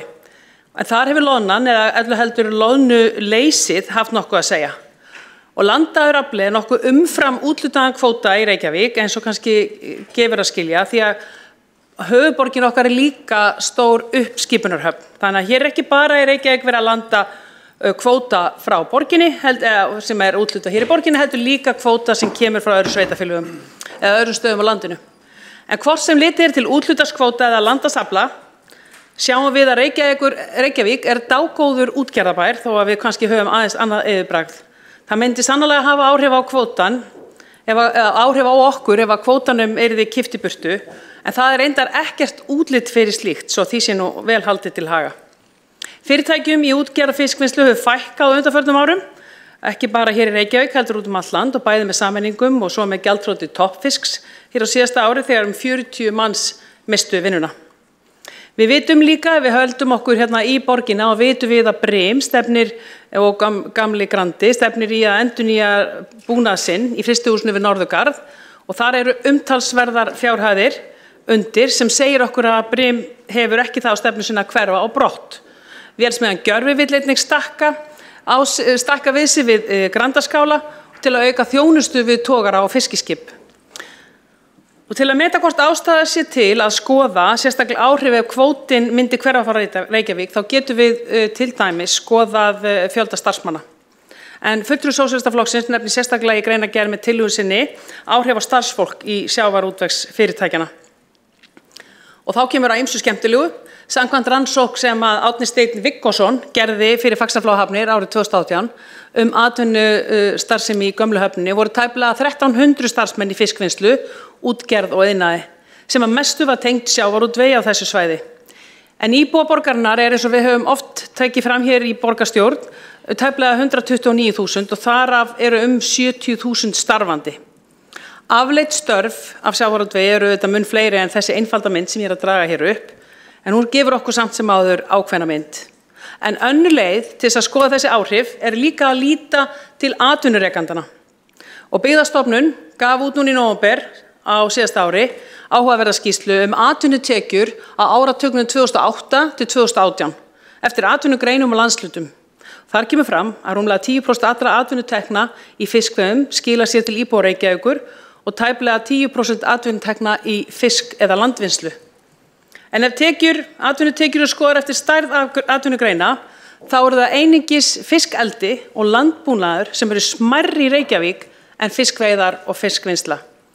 Því að atvinnutekjur fiskveiða árið 2018 voru rétt 4,3 milljarðar og vegna fiskvinnslu 2018 voru 3,2 milljarðar sem gerir það að atvinnutekjur vegna fiskveiða og fiskvinnslu eru 7,5 milljarður hér í borginni. Það er hins vegar mjög áhugavert þegar maður er að skoða þessa skýrslu Byggðastofnunar að þar sjáum við líka hver eru stærstu atvinnugreinarnar í Reykjavík. Því að það er alveg rétt hjá Sósíalistaflokknum að það er áhugavert að skoða hvað undirstöður við höfum í atvinnulífinu. Og stærstu atvinnugreinarnar í Reykjavík voru heilbrigðis- og félagsstarfsemi með atvinnutekjur upp á tæpa 60 milljarða. Verslun og rekstur með atvinnutekjur upp á tæpa 47 milljarða og fræðslustarfsemi með atvinnutekjur upp á 45,8 milljarða. Heildar atvinnutekjur í borginni samkvæmt þessari skýrslu Byggðastofnunar voru 480 milljarðar og þaraf var hlutfall fiskveiða og fiskvinnslu 2%. Þó alltaf sé gott að vera viðbúin og það muni sannarlega hafa áhrif ef kvóti myndi hverfa frá Reykjavík, þá sé ég ekki ástæðu til að gera það forgangsmáli að rannsaka þessi áhrif, þar sem fjölbreytileiki í störfum í Reykjavík gerir það verkum að Reykjavík hefur margar styrkar stoðir í sínum atvinnugreinum. Að auki vil ég bæta við að Faxaflóahafnir fylgjast vel með allri þróun. Hafnarstjórn hefur mótað sér áhættustefnu sem var samþykkt í apríl í fyrra. Stefnan er yfirfarin síðan einu svona ári og uppfærð eftir þörfum, en inn í þessa tilteknu áhættustefnu er sérstaklega tekið á kjarnaáhættu, markaðsáhættu, lausafjáráhættu, mótaðilaáhættu og rekstraráhættu. Og þið sjáu það í þessari áhættustefnu, þá fangar hún nákvæmlega þessa vakt sem við þurfum á því hvernig kvótinn og útgerð er að þróast í borginni.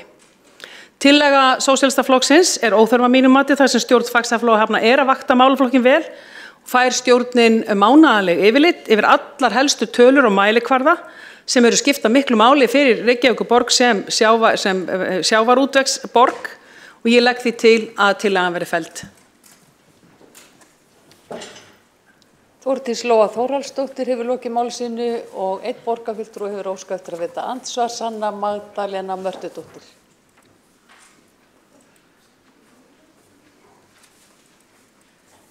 Forseti, borgarstjórn, þarna er náttúrulega gríðarlega umfangsmikil starfsemi og mér finnst það bara einhvern veginn ekki nógu öruggt að heyra Brim stefnir á að endurnýja búnað sinn og það er einhvern veginn svona forsenda á að þau séu nú pottið ekki líklega til þess að færa svo úr sveitarfélaginu, úr Reykjavíkurborg. Mér finnst einhvern veginn ef að það einhvern veginn ástæða þess að þau séu mjög líklega til þess að vera áfram hér. Mér finnst þetta bara það gríðarlega stórt mál og við þurfum einhvern veginn að vera undirbúin, við þurfum einhvern veginn að vera meðvituð þetta, við þurfum að skoða þetta með meira hætti en að einhvern veginn byggja einhvern svona forsendum sem ég finnst ekki nógu svona áreiðanlegar til að einhvern veginn geta fyrirbyggt og séð fyrir aðstæður sem að geta haft áhrif á gríðarlega marga. Þannig að eins og varst að telja upp og nefna hér áðan borgarfulltrúi Þórdís Lóa Þórhallsdóttir að þá þetta gríðarlega mikil starfsemi og ef að það kæmi til þess að þeir bræður sem að fara með meiri hluta valds í þessum útgerðarfélögum ef að minnir rétt, ef að þeir skildu skyndilega ákveða að færa sig umsett þá myndi það náttúrulega þýða dálítið ekki kannski endilega góðar fréttir fyrir starfsfólkið sem hér í Reykjavíkurborg. Þannig að mér finnst bara gríðarlega mikilvægt að við séum dálítið svona að ræða þetta og séum meðvituð þetta og þess vegna skil ég ekki alveg af hverju við erum ekki til í að ræða það frekar og mér finnst þetta bara stórt málefni sem að snertir marga Reykvíkinga. Þá hefur borgarfulltrúi Sanna Magdalena Mörtudóttir lokið við að veita andsvar og þá svarar andsvari borgarfulltrúi Þórdís Lóa Þórhallsdóttir. Forseti, það alveg rétt. Við erum ekki bara að horfa til eins fyrirtækis. Ég tók það bara sem dæmi að því að það náttúrulega eitt stærsta og fyrirferðamesta fyrirtækið á norðurgarðinum hjá okkur niður á Höfn. Auðvitað verður að horfa til heildarinnar og þar leggjum við líka svolítið okkar vonir ekki síst í nýsköpun. Ef að borgarfulltrúar hafa ekki þegar farið, ég veit nú að þið eru mörg að rúnta niður í bæ, en það gríðarlega áhugavert að fylgjast með þeirri þróun sem orðið á Grandanum. Þar hefur nýsköpun tekið stórum stökkum, eða stór stökk tekist í fiskvinnslu sérstaklega. Fiskiðnaðurinn í borginni okkur mjög mikilvægur. Þess vegna vakta Faxaflóahafnir nákvæmlega þessar tölur. Ef að eitthvað breytist, þá það alveg rétt hjá borgarfulltrúa Sönnu Magdalenu Mörtudóttur að það þarf að bregðast við, en við erum langt í frá þar núna og ég tel ekki ástæðu til að vera að fara þangað það sem engin teiknur á lofti neitt slíkt. Undirstöður atvinnulífs eru hins vegar mjög mikilvægt fyrirbæri sem við þurfum alltaf að skoða og ég hvet ykkur til þess að kíkja á þessa töflu sem inn í skýrslunni frá Byggðastofnun af því að þar sýnir í rauninni fjölbreytileikann og það kemur flestum á óvart þegar að það kemur í ljós að það eru heilbrigðis- og félagsvísindasviðin sem í rauninni grundvallartekjur borgarinnar. Þar einmitt sjávarútvegur og ferðaþjónusta ekki í forgrunni. Þórdís Lóa Þórhallsdóttir hefur lokið við að svara andsvari og þá veitir andsvar öðru sinni borgarfulltrúi Sanna Magdalena Mörtudóttir. Forseti, borgarstjórn, hvernig myndi Reykjavíkurborg bregðast við ef það væri teikn á lofti frá Faxaflóahöfnum? Sanna Magdalena Mörtudóttir borgarfulltrúi hefur lokið við að veita andsvar öðru sinni og þá svarar andsvari Þórdís Lóa Þórhallsdóttir. Forseti, borgarfulltrúi Sósíalistaflokksins Sanna Magdalena Mörtudóttir spyr hvernig þið brugðist við. Það fyrst og síðast alltaf gert fyrst á borði stjórnar Faxaflóahafna. Það hlutverk Faxaflóahafna að vera þetta fyrirtæki okkar sem í eigu borgarinnar ásamt fleiri sveitarfélaga og vakta þetta og eigendur nágranna sveitarfélaga okkar hér á Skaga sem dæmi og í Hvalfjarðarsveit einmitt sameigendur okkar í Faxaflóahöfnum og ég get alveg fullvissað ykkur það að öll þessi sveitarfélag og sérstaklega Akranesbær og Reykjavík fylgjumst verulega vel með þróun þessara mála. Þetta kæmi fyrst inn á þeirra borð, myndi sannarlega koma inn á okkar borð hérna á borginni og ég veist að þetta fær nú kannski fyrst inn á borð borgarráðs því þetta snýr að fjármunum og fleira, en við myndum þá ræða það hér. En við erum bara ekkert þar ennþá og við erum langa veg frá því. Ég mjög spennt að sjá hvað borgarfulltrúi Örn sem með mér í stjórn Faxaflóahafna að fara að koma að hengja upp. Takk fyrir. Þórdís Lóa Þórhallsdóttir borgarfulltrúi hefur lokið við að svara andsvari öðru sinni og þá tekur næstu til máls borgarfulltrúi Örn Þórðarson.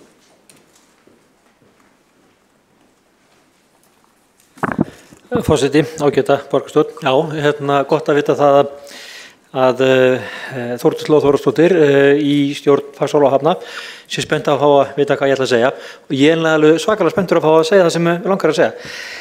Nú er þessi tillaga frá Sósíaldemókrataflokknum ekkert rosalega stór eða umfangsmikil og það er ekkert verið að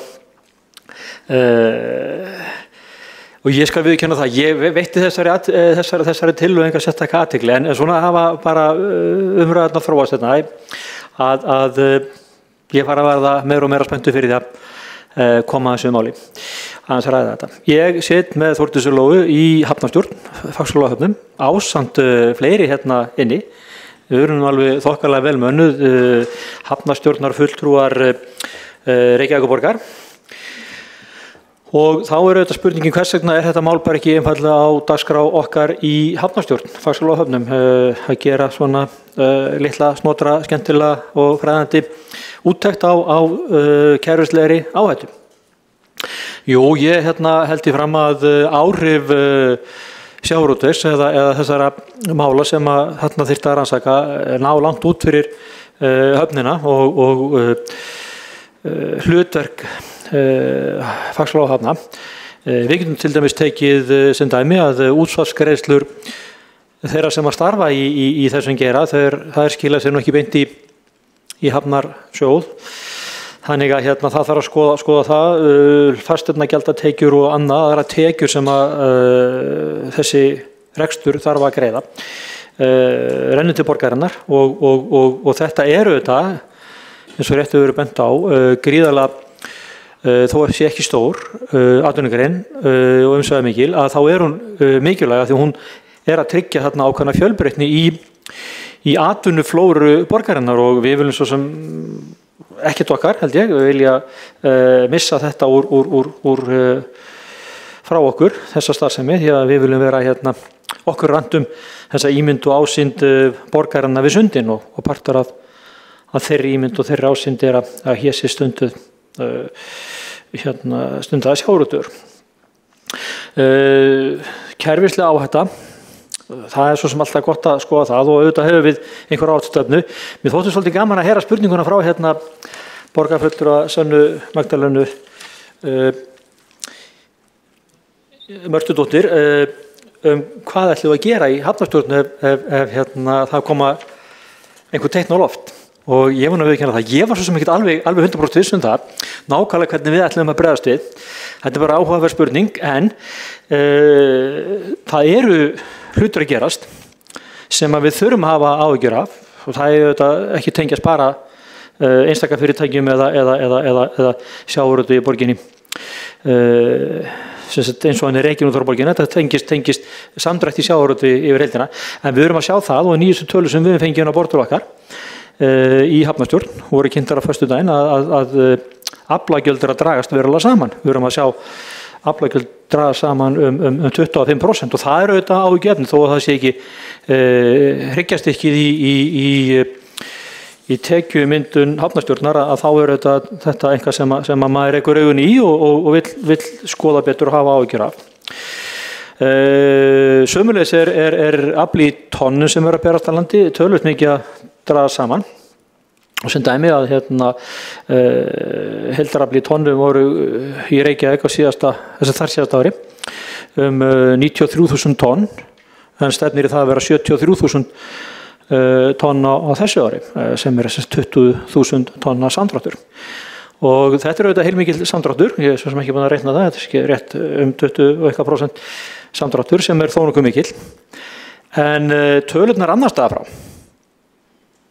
það er vekja miklu meiri athygli mína að samdráttur í afla landað á Akranesi er úr því að fara úr 15.500 tonnum árið 2018 niður í það að fara niður í 2.142 tonn árið 2019 og þarna sjáum við kannski ágætlega að það getur orðið eitthvað til sem heitir kerfislæg áhætta. Ég hef áhyggjur af því að sjá þessar tölur í yfirliti sem við fáum í og það er okkar mælaborð. Það er okkar viðbrögð hvernig við maður bregðast við og ég verð bara satt að segja hugsi og mér finnst bara að vera mjög áhugavert að skoða það hvort að var ekki bara verð þess virði að framkvæma þessa úttekt. Það mætti þess vegna að vera hafnarstjórn. Ég svo sem alltaf ekki útiloka það að hafnarstjórn væri til að koma að því. Ég held líka að fræðasamfélagið þetta koma að því. Það var kannski vel til fundið að byggðastofnun myndi skoða þetta. Sem sagt, atvinnustarfsemi, ég ætla ekki að segja veikburða byggðarlög, heldur eigum við þarna hugsanlega þurfa að vera á arbyggi. Og ég vil líka nefna sem dæmi að við erum með afbragðsstarfsemi þarna víða á svæðinu sem tengist ekki beint útgerð. Við erum til dæmis með þetta fína fyrirtæki sem að Þórdís var að nefna áðan sem heitir Sjávarklassinn, þar sem við fer fram gríðarlega mikið fræða og vísindastarf á vegum sjávarútvegs. Og ég held að vera bara vel til fundið að við myndum bara slá saman í búk og gera einhvers konar úttekt á þessum málum, allavega að skoða hver staðan er og hvert hún getur hugsanlega þróast. En hvort að við hér í borgarstjórnum að sjáum að standa fyrir þessari úttekt, ég er svo sem alltaf ekki að fullera það, en ég er allavega með málið það komið til mín og ég hef marga aðra farvegi ef ekki betur vil til að þessu verði hafnað hér. Takk. Borgarfulltrúi Örn Þórðarson hefur lokið máli sinni og þá tekur næst til máls borgarfulltrúi Kolbrún Baldursdóttir.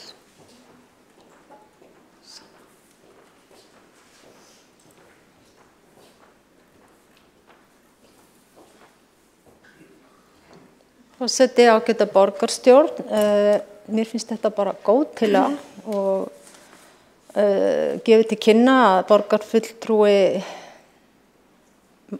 er bara athugul og hefur greinilega skoðað þetta mál vandlega. Flokkur fólksins styður þessa tillögu og mér langar með leyfi forseta að lesa örstutta bókun. Hún er svona: það er mikilvægt að vita mögulegar hættur, könnun sem þessi geti varpa ljósi á hagnað útgerðar og hvert arðurinn fer. Það þarf ekki alltaf að bíða eftir að teikn sé á lofti, heldur þarf að vera alltaf á tánum og vel vakandi þegar mikið er undir eins og í þessum málum.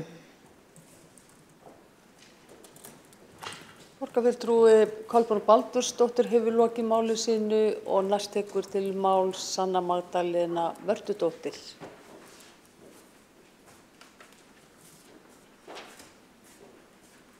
Forseti, borgarstjórn, já, það sem ég vildi ítreka hér er að stundum gerast þessar breytingar svo fyrirvaralaust og stór fyrirtækja eigendur er ekkert endilega að fara að láta alla vita með eitthvað rosalega miklum fyrirvara alltaf ef að þeir ætla að breyta til í starfsemi sinni. Þannig að ef að reynslan hefur kennt okkur eitthvað þá er það að vera tilbúin og að stór fyrirtæki gera bara oft það sem að þeim sýnist, sem að getur oft tekið breytingum á mjög skömmum tíma.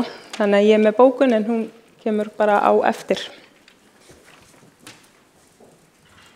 Sanna Magdalena Mörtudóttir hefur lokið máli sínu, fleiri hafa ekki óskað eftir að taka til máls, þannig að þá er gengið til atkvæðagreiðslu tillöguna.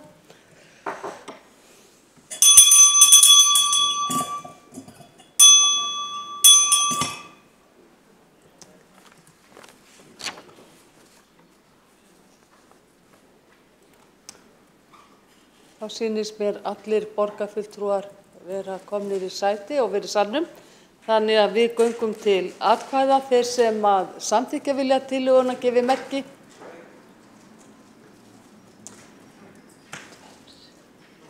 Þeir sem á móti kunna að vera, vissulega gefi merki.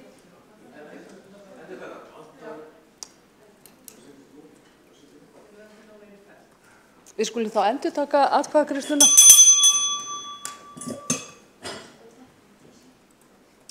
Þeir sem að samþykkja vilja tillöguna vissulega gefi merki. 2 borgarfulltrúar samþykkja tillöguna. Þeir sem á móti kunna að vera. 12 fulltrúar og aðrir borgarfulltrúar sitja hjá. Fulltrúar Sjálfstæðisflokks, Miðflokks, Flokks fólksins, og Miðflokksins. Þá telst þessum lið lokið og við göngum til næsta liðar á dagskránni sem umræða niðurstöðu PISA 2018 og frammistöðu íslenskra nemenda í lesskilningi að beiðni borgarfulltrúa Flokks fólksins. Kolbrún Baldursdóttir tekur til máls.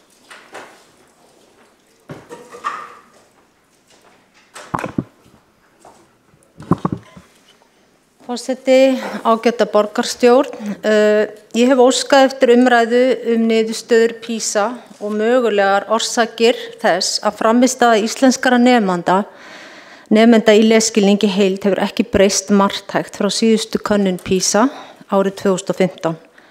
En þó hefur nemendum sem ekki ná grunnhæfnisviðmiðum lesskilnings fjölgað hlutfallslega. Þeir telja nú 36% þáttakenda í heild, 34% drengja en 19% stúlkna. Þetta segir að 3. hver drengur og 5. hver stúlka mælast ekki vera með grunnhæfni í lesskilningi PISA sem alþjóðlegt könnunarpróf framkvæmt á 3 ára fresti í 79 löndum. Íslensk börn standa ekki vel eins og PISA-mælingar sína. Ef þróun síðustu ára skoðuð, til dæmis eftir hrun, þá kannski kemur þetta ekki á óvart. Árin eftir hrun var skorið mikið niður í öllu og niðurskurðurinn var allt of lengi. Þetta má lesa í fjölmörgum greiningarskýrslum sem birtar hafa verið eftir hrun, meðal annars í skýrslu innri endurskoðunar frá því í júlí rekstrarafkomu skólana. Við lestur hennar ekki beint hægt að segja að þessa niðurstöðu koma óvart. Skólastjórnendur og kennarar kvarta sáran yfir ástandinu, vissulega misalvarlegu eftir hverfum. En heildin leynir sér ekki og enn og aftur mælist 3. hver drengur og 5. hver stúlka ekki vera með grunnhæfni í lesskilningi. Þetta hið versta mál og ekki hvað síst vegna þess að hægt að bera kennsl á vandamál í lestrarferlinu strax í leikskóla samkvæmt rannsakendum. Heilsugæslan skimar börn sem eru með lesvanda sem og annan vanda og það því ábyrgð skólans að taka við þessum börnum og hefja strax íhlutun með frekari greiningu og árangursmælingu. Það komin tími til að láta verkin tala í skólastarfi í Reykjavík og hefja raunverulegar úrbætur í stað þess að vísa málum endalaust á milli nefnda, ráða, starfshópa og stýruhópa í stjórnkerfi borgarinnar og það sem verra að taka ekki á þessu ábyrgð sem stjórnvald. Sá meirihluti sem nú ríkir ekki að taka nægilega mikla ábyrgð á stöðunni og fer of mikið í vörn þegar þessi mál ber á góma. Á Íslandi til mikið af góðu efni en kennarar þurfa að fá svigrúm til að nýta það og fylgja því eftir með nemendum sínum. Til að hægt sé að snúa þessu til betri vega þurfa kennarar að fá mun meiri stuðning og hvatningu og tækifæri til að nota það kennsluefni sem til svo tryggja megi að lesskilningur vaxi samhliða lestrarfærni. Í stórum bekk þar sem mörg börn ef til með ólíka erfiðleika getur kennari ekki fylgt öllum eftir svo vel sé. Vissulega ekki alltaf slæmt og má fagna árangri í starffræði sem og í náttúruvísindum sem hefur batnað frá fyrir könnun.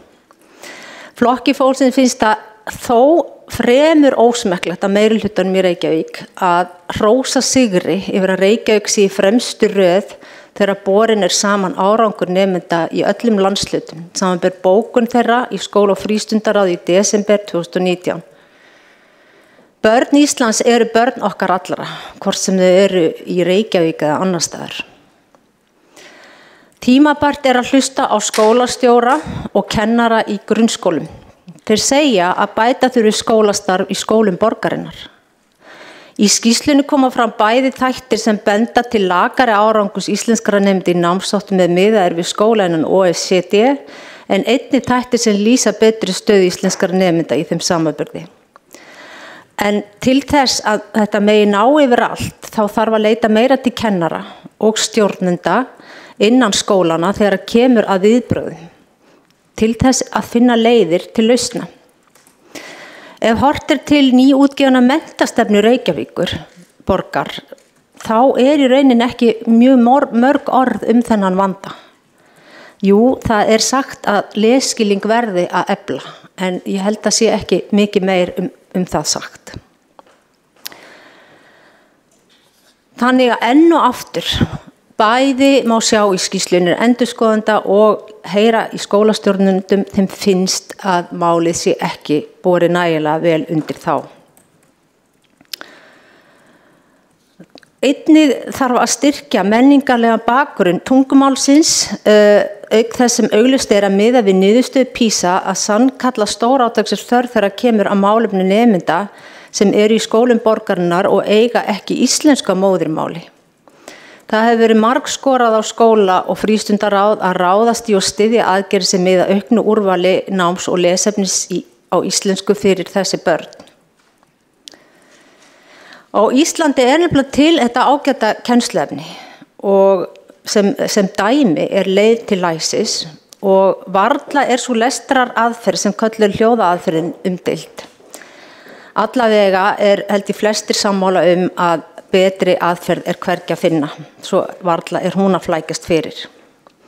En það kann að vera að það vanti kennsluefni með mismunandi erfiðleikastig. Flokkur fólksins hefur lagt fram fyrirspurn til skóla og frístundaráðs hvað margir skólar í Reykjavík nýta sér leið til læsis.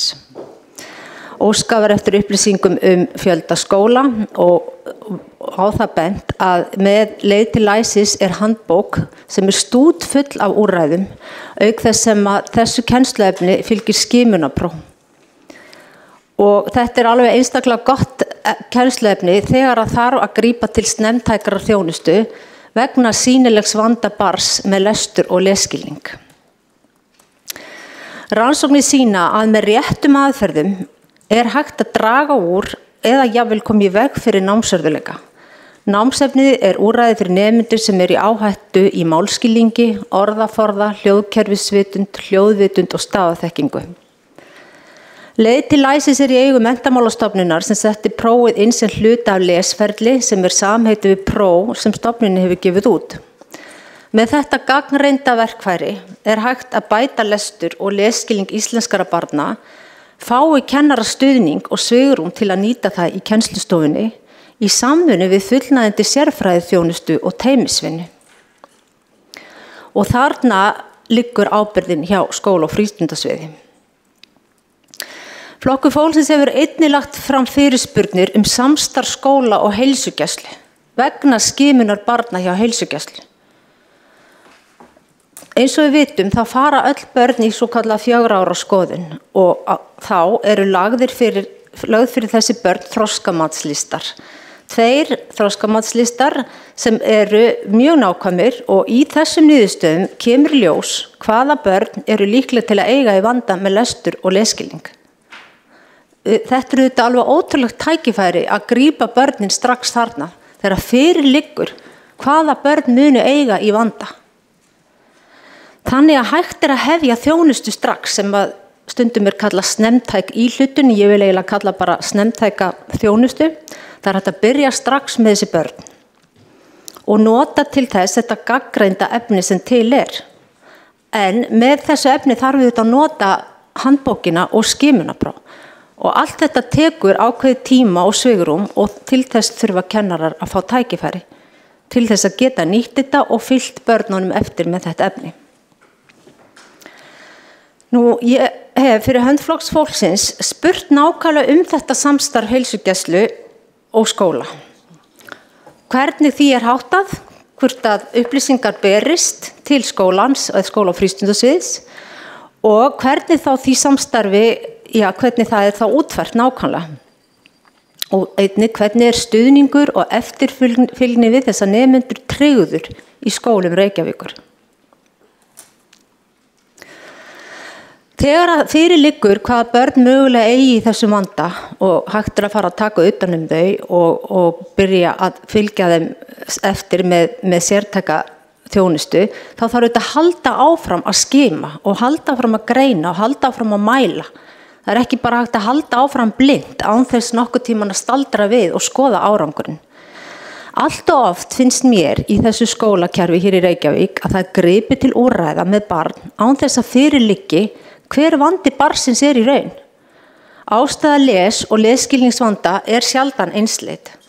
Ef framkoma vísbendingar í skoðun á barni að það kunna glíma við þennan vanda, þá þarf þetta strax að byrja að skoða hann nánar og fylgja eftir þessum vanda á einstaklingsbasis. Öll íhlutun ef hún á að skila sér sem skildi verður að byggja á einhverjum grunni, einhverjum mati og einhverjum árangursmælingum. Að öðrum kosti hætta á að hún verði fálmkennd og ómarkviss. Og þannig virðist það svo oft vera með mál hér í reykvísku skólakerfi. Þetta svona fálmkennt og ómarkvist og engar árangursmælingar með samræmdum skipulögðum hætti. Vissulega skiptir máli hvers eðlis vandinn og hversu djúpstæður hann Við léttvægum vanda þar sem barnið sýnir ekki sterk vanlíðuna viðbrögð sannarlega hægt að koma inn með íhlutun án nokkura greiningar nánast sem jafnvel líkleg til að leysa vandann. Og það það sem að skóla- og frístundasvið hefur mikið talað að það stöðugt verið að segja, við grípum til snemmtækrar þjónustu og það svona bara hitt og þetta svolítið tínt til fyrir barnið en það fyrir liggur ekki hver grunnvandinn Ef vandi margþættur sem dæmi, námstilfinningar eða félagslegum toga verður að greina nánar til að vita hvað og hvernig íhlutun líkleg til árangurs. Þá hefur borgarfulltrúi Kolbrún Baldursdóttir lokið máli sínu og næstur á mælendaskrá borgarfulltrúi Skúli Helgason.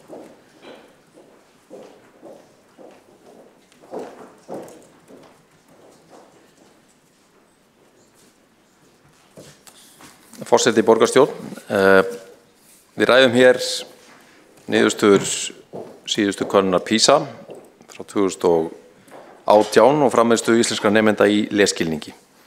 Nokkur orð í byrjun PISA eins og flestir þekkja þá þetta könnun sem framkvæmd á 30 ára fresti. Henni ætlað að mæla menntakerfi í heild sinni og gefa samanburð á milli landa á því hvernig nemendur standa í lok grunnskólans í 3 greinum, móðurmáli, náttúrufræði og stærðfræði. Og það hárrétt eins og kemur fram í máli Kolbrúnar Baldursdóttur málshefjanda að stóra myndi fyrir Ísland sú að það enn verk að vinna og lesskilningur fer hrakandi hjá sérstaklega drengjum. Staðan lítið breytt varðandi náttúrufræðina en árangurinn betri í stærðfræðinni. Þetta myndin fyrir landið og svo hefur við farið yfir það hér í þessum sal og víðar að það jákvætt að nemendur í Reykjavík sína betri árangur núna en fyrir 3 árum síðan. Og það á við allar greinarnar 3, það eru framfærir á öllum vígstöðum, betri staða varðandi lestur, stærðfræði og náttúruvísindi. Útgangspunktur umræðana hér lesskilningur og mikilvægt þess að efla hann og ég tek undir það að það stóra verkefnið fyrir Ísland ásamt sérstökum aðgerðum til þess að styrkja kennslu náttúrugreina í landinu. Það margt sem þarf að gera og ég tæpi á nokkrum atriðum. Við þurfum sérstaklega að vinna með og auka orðaforða barna í grunnskólum og reyndar leikskólum líka. Allir kennarar eiga að líta á það sem sitt hlutverk að kenna orðaforða. Allir faggreina kennarar líka, þeir sem að stunda kennslu í íþróttum, listum og verkgreinum. Við þurfum að efla málskilning á öllum stigum í leik- og grunnskólum, auka samtöl við leikskólabörn á íslensku, auka stuðning við börn með annað móðurmál en íslensku og það kannski kjarnin í því sem við sem samfélag þurfum að gera. Við þurfum að horfa sérstaklega á þann hóp sem að fer stækkandi í okkar skólakerfi og við verðum að vera meðvituð það og heiðarleg með það að þetta hópur sem að til margra ára var afskiptur í okkar skólakerfi og við höfum þrátt fyrir að hafa sett mun meira fjármagn í kennslu íslensku fyrir börn með annað móðurmál en íslensku, þá þarf að gera enn betur þarna. Það þarf að auka þungan í vinnu með hugtakaskilning, ritun, bókmenntir, ljóð, orðtök, málshætti og minnka vægi á málfræði, stafsetningu og setningafræði á yngsta og miðstiginu. Kenna nemendum að færa rök fyrir sínu máli, meta rök með gagnrýnum hætti og auka getu nemenda til að draga rökréttar ályktanir af gögnum og upplýsingum sem að þeir vinna með í náminu. Við eigum vandaðar læsistefnu bæði í leikskólum og grunnskólum en verkefni að fylgja þeim markvisst eftir og umfram allt að tryggja að þessa stefnu skili börnunum til ætluðum árangri. Og eitt veigamesta og afdrifaríkasta verkefnið eins og ég nefndi markvissari vinna með börn af erlendum uppruna. þarna hefur verið tekið fast á. Þetta líklega stærsta verkefni sem að miðamáls og læsis að vinna með. Það svo eining og svo stasjón í borgarkerfinu sem að við settum sérstaklega á fót til þess að vinna með þessi mál fyrir nokkrum árum síðan og þörfin hefur reynst mjög mikil, bæði í leikskóla og grunnskóla umhverfinu og þarna kemur alveg skýrt fram. Þetta mestu tími á miðamáls og læsis í að vinna með skólum af því að leiðbeina varðandi það hvernig sé þetta að bæta þjónustuna við börn með annan málum en íslensku. Og þau mjög meðvituð það á miðamáls og læsis að hér eru 2 hópar á ferðinni sem að sinna þarf báðum vel, annars vegar börn sem flytja til landsins erlendis frá og síðan börn sem alast upp hér í landinu við 2 móðurmál, íslensku og móðurmál foreldra. Og símenntun og starfsþróun, það forsenda fyrir því að við náum enn meiri árangri varðandi þennan málaflokk og miðamáls og læsis að beita sig sérstaklega á því sviði. Í markvissri starfsþróun fyrir starfsfólk og kennara varðandi kennslu barna með íslensku sem annað móðurmál. 2 atriði sem ég vil nefna fyrir utan þetta sem ég hef farið yfir hér og það að í fyrsta lagi þá ekki nóg að fjölga tímum í íslensku til að snúa vörn í sókn varðandi lesskilning. Við þurfum að kafa dýpra og fara gagnrýnið yfir þær kennsluaðferðir sem verið að beita í lestrarkennslu. Leiðarljósið þar að þær séu gagnrýndar og við eigum að gera þá kröfu í enn ríkari mæli að hægt sé að sannreyna að þær skili nemendum árangri. Síðara atriði sem að við í samtali við ríkisvaldið og sérstaklega Menntamálastofnun sem að var sinna útgáfu námsefnis að það vantar miklu meiri útgáfu og miklu kraft meiri í útgáfu námsefnis í íslensku fyrir nemendum með annað móðurmál en íslensku. Bæði lestrarbækur og faggreinabækur og það þetta ekki bjóðandi börnum sem eru komin á miðstig og unglingastig að það sé eingöngu í boði námsefni við hæfi nemenda í 1. bekk. Þarna þurfum við líka námsefni í samfélagsfræði og náttúrufræðum sem lagað að þörfum þessara nemenda.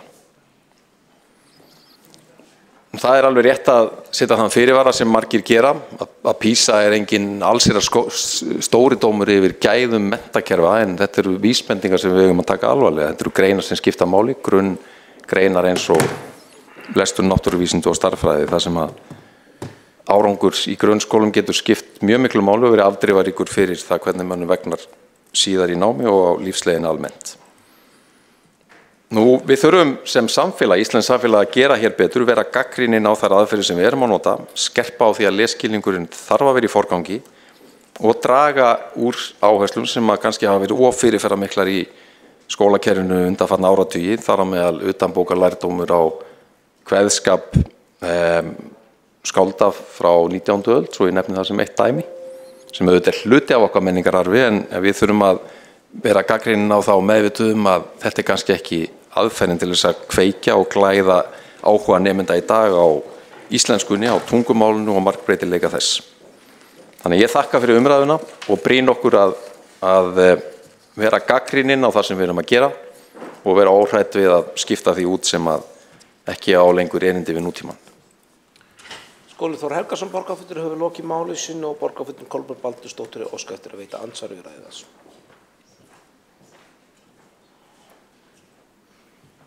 Forseti borgarstjórn, þakka borgarfulltrúa Skúla Helgasyni fyrir sín orð og ég verð að segja það að hlusta á borgarfulltrúa Skúla Helgason þá finnst mér eins og hann skilji þetta vel og hann allavega má eiga það að hann svarar mér yfirleitt svona einlægni og án hroka og ég vil þakka kærlega fyrir það.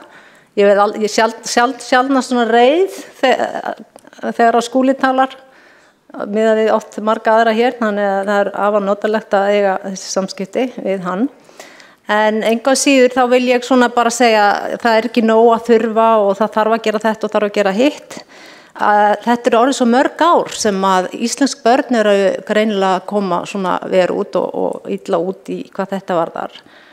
Og það lesskilningurinn sem skiptir öllu máli vegna þess að kunna lesa án þess að geta skilið og tengt náttúrulega bara ömurleg örlög og verða fullorðin með kannski ágætis leshraða og lesa en ná kannski aldrei innihaldinu.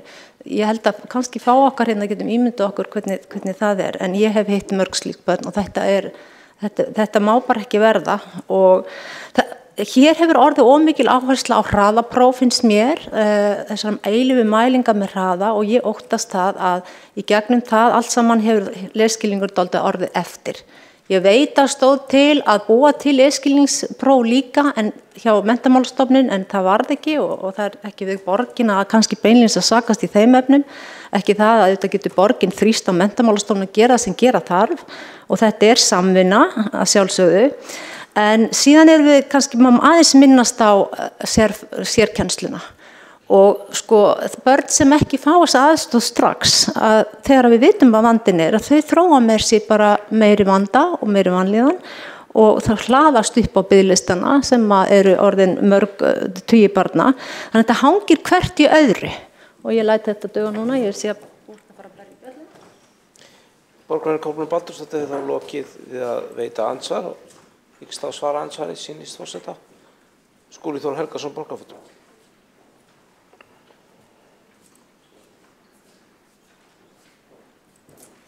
Forseti, borgarfulltrúar, já, þetta eru of mörg ár þar sem að ekki hefur verið brugðist nægilega vel.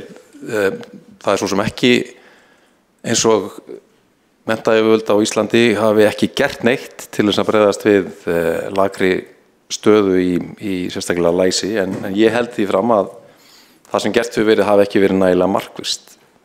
Sett í þjóðarátak varandi læsi og búin til lög og kynningar átak á þeirri herferð og svo framvegis en ég held það sé rétt og hárrétt sem borgarfulltrúi Kolbrún Baldursdóttir bendir á. Okkur vantar ennþá prófin í lesskilningi, okkur vantar ennþá tækin til þess að virkilega draga fram það sem að var stærsti veikleikin í okkar niðurstöðum í íslensku að lesskilningi var ábótavant hjá tilteknum hópi sérstaklega drengjum og ég held að við verðum bara að stilla fókusin miklu skarpar á það hvar liggja veikleikarnir og hvernig getum við byggt undir það að við snúum vörn í sókn þar. Því auðvitað er það augljóst að ef að lesskilningi er ábótavant á fyrstu stigum á menntaferli barns, þá kemur það niður á öllu sem á eftir kemur. Kemur það niður á þeim árangri sem að mögulegt er að ná úr náminu. Við þurfum að vinna þarna saman og þess vegna nefndi ég það sérstaklega. Ég hef áhyggjur af því þegar að menntamálaráðherra segir við þurfum bara að fjölga tímum í íslensku. Það er ekki nóg. Ef við heldum áfram að beita sömu aðferðum og höfum beitt, þá mun það ekki hjálpa okkur. Þetta er nákvæmlega sömu mistök og til dæmis Bandaríkjamenn hafa gert til þess að bregðast við lakri útkomu bandarískra nemenda í PISA, að gera meira af því sama. Í stað þess að rýna hvernig getum við stokkað við spilun og gert meira af því sem að skilar börnunum árangri. Það verður að vera okkar leiðarljós. Þá svarar ansvarauður sinni Kolbrún Baldursdóttir, borgarfulltrúi. Veitir ansvarauður sinni Kolbrún Baldursdóttir, borgarfulltrúi. Forseti, borgarstjórn. Já, nú vill svo til að þetta sveitafélag sem hér ræðir, sem Reykjavík, er stærsta sveitafélag landsins og ég vil bara skora á skóla- og frístundasvið að ganga að meiri krafti fram og að Menntamálastofnun og ríkinu og bara öllum þeim sem þarf með bara þvílíkum, ég er ekki að hvetja til ofsa, en þið geti gert betur held ég. Ég held að þið og við hér í borginni getum grenjað meira út fyrir börnin okkar og börn landsins. Það mun allir græða. En fyrir borgina er það auðvitað að líka að kennararnir fái svigrúm og tækifæri til þess að sinna þessum börnum og kannski þarf að fjölga þá inn í bekknum, bekkir eru mistungir og þessi börn sem að strax sýna merki úr þessari heilsugæsluskoðun, þau þurfa að fá forgang og strax að komast í réttar hendur með réttu tækin og það verður að mæla árangurinn. Getum ekki haldið áfram að hans að gákvurt eitthvað er að virka og það er sami vandinn með sérkennsluna alla. Það er ekki samræmdar árangursmælingar. En við erum að setja í þetta mikinn pening, 5 milljarða ári sem við veitum ekkert hvernig er að skila sér og þarna kemur ábyrgð borgarinnar. Ég veit vel að ríki kemur inn í þetta líka og það er mikill skilningur og sérfræði þekking hér borð. En að mæla aðalatriði til þess að vita hvort við erum að stefna í rétta átt. Þannig að og líka skilja að það í lagi að lesa hægt. Það er betra að vera hæglæs og skilja heldur en að vera hraðlæs og skilja ekki neitt. Þannig að þessi áhersla þarf að vera algjörlega á hreinu og þið skóla- og frístundasvið, það er ykkar að fara út í skólana og hjálpa þeim sem þar eru að hafa nægilegt svigrúm, aðstoð og hvað eina til þess að grípa þessi börn strax þegar við vitum hvernig þau eru komin í skólan, það má ekki bíða. Og þá hefur Kolbrún Baldursdóttir lokið að veita ansvari sinni og svara ansvari öðru sinni Skúli Þór Helgason, borgarfulltrúi. Forseti ágæta borgarstjórn, ég tek undir það. Við þurfum að mæla, ekki bara mælingana vegna heldur út af börnunum til þess að tryggja að það sem við erum að setja inn í stuðningin, inn í sérkennsluna, að það hafi áhrif, hafi tilætlu áhrif, skilið þessum börnum framförum og fram á veginn í þeirra menntakerfi og ég tek undir það og við þurfum að gera betur þarna. Mælingarnar hafa ekki verið nægilega miklar og ekki nægilega markvissar, en sem betur fer eigum við góð merki það. Ég vil nefna sérstaklega þá frumkvæðisvinnu sem að okkar góða starfsfólk í þjónustumiðstöð Breiðholts hefur verið að beita bæði verðandi snemmtaka íhlutun en líka að innleiða aðferðir sem virka til þess að tryggja reglulega mælingar á því sem er gert og að menn séu vakandi fyrir því að breyta aðferðum ef að þær eru ekki að skila nægilega góðum árangri. Já, okkar ábyrgð er mikil. Við þurfum að bæði hamra járnið varðandi samskipti við ríkið en líka gera betur í því sem að lítur á okkur sjálfum og það erum menn að gera. Það er verið að fara mjög gagnrýnið í gegnum okkar kerfi varðandi sérkennsluna og stuðningin, sérstakur starfshópur sem að rýna úthlutana líka grunnskóla, breytingar á því og einmitt hvernig getum við tryggt að við fáum meiri árangur út úr sérkennslunni og stuðningnum. Þannig að við erum algjörlega sammála það. Ég og borgarfulltrúi Kolbrún Baldursdóttir að þetta er forgangsmál og við höfum verk að vinna þarna til þess að bæta þá stöðu sem að upp er. Skúli Þór Helgason hefur lokið máli sínu, þá er óskað eftir að taka til máls Valgerður Sigurðardóttir borgarfulltrúi.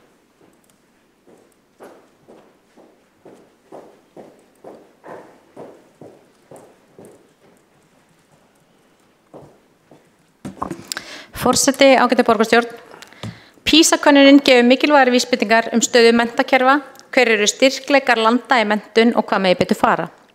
Íslendingar bera sig gjarnan saman við hin Norðurlöndin og ljóst er að staða Ísland er slökust í þeim samanburði og hefur dalað frá árinu 2000 þegar við tókum fyrst þátt í PISA.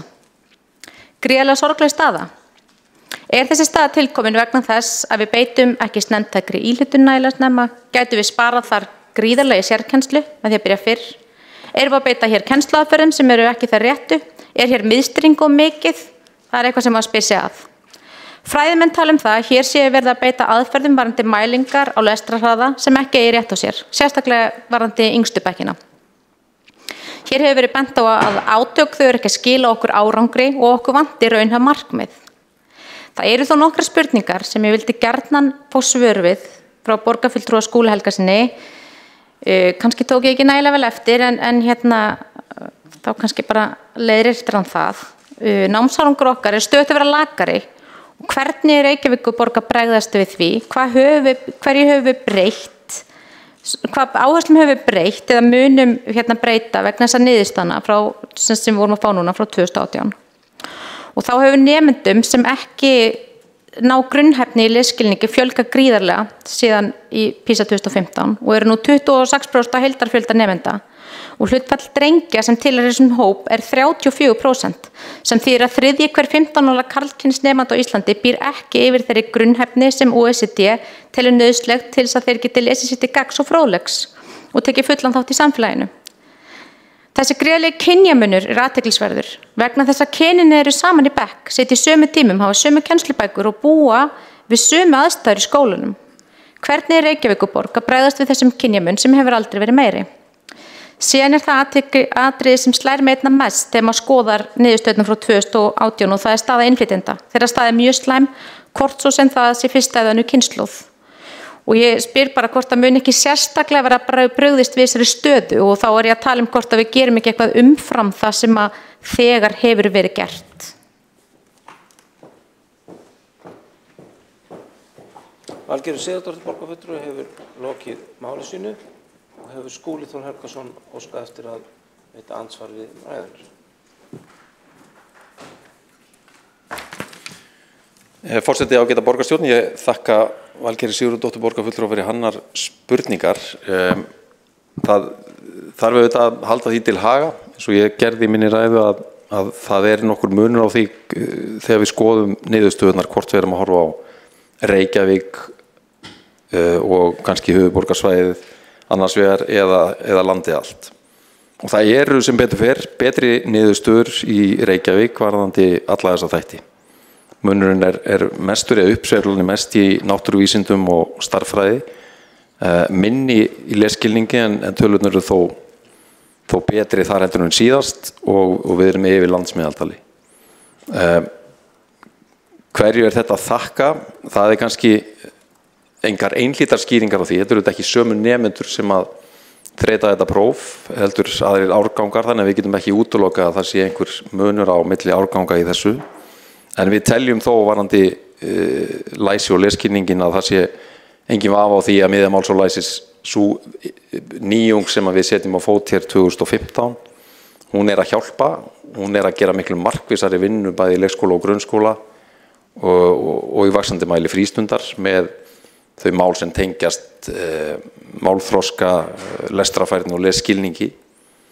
En við viljum gera enn betur í þessu efni og myndum kjósa það að það væri sterkara samtal í gangi eða aðalega það að það væri meira marktekið á til dæmis ítrekkuðum óskum okkar betra námsefni fyrir þennan mikilvæga hóp barna með annað móðurmál en íslensku. Það veikleiki í okkar kerfi að eiga ekki betra efni til að nýta í þessu efni. En við gefumst ekkert upp og höldum áfram þessum samtali, þessum þrýstingi gagnvart ríkinu. Nú, ef við horfum á náttúruvísindin, þar veikleiki í kerfinu og okkur vantar miklu fleiri kennara, fagkennara á þessum sviðum og ungt fólk í kennaranámi ekki að velja þessa greina, það velur sér frá náttúrugreinunum. Og það atriði sem ég tel líka hafi ekki fengið nægilega athygli fram að þessu. Fókusinn hefur eiginlega allur verið á læsismálin en mjög lítið á náttúruvísindin þar sem við þó stöndum verst sem þjóð. Og því þarf að breyta. Skúli Þór Helgason lokið að veita ansvar og svar þá ansvari Valgerður Sigurðardóttir borgarfulltrúi.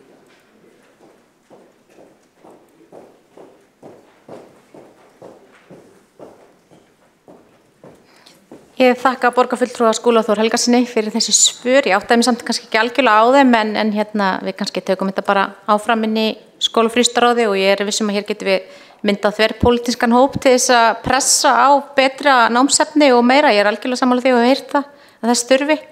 Þannig að ég bara skora á hann að fá okkur í vinnu með sér til þess að pressa á að það gert. Valgerður Sigurðardóttir borgarfulltrúi hefur lokið að svara andsvari. Hefur það óskað eftir að taka til máls Eyþór Laxdal Arnalds borgarfulltrúi.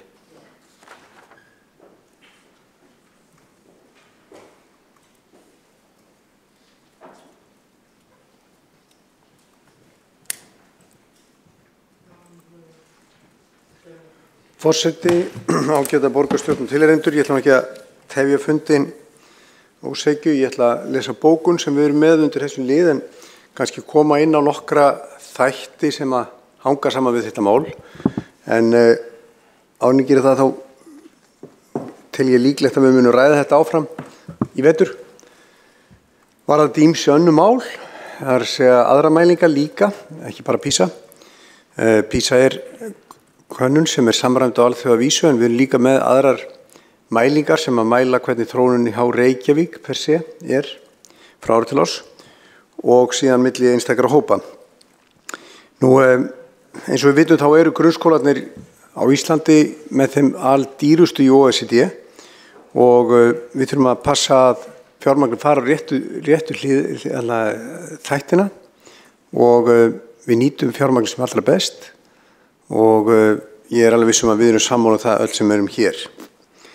Nú, við eigum að taka vísbendingar alvarlega og ef við horfum á langtíma leiknina í tölunum, varðandi PISA, þá hún ekki jákvæð, sérstaklega varðandi lesturinn, en þó að það sé vísbendingar að botninu sé vonandi náð, þá það ekki víst og ekki nóg.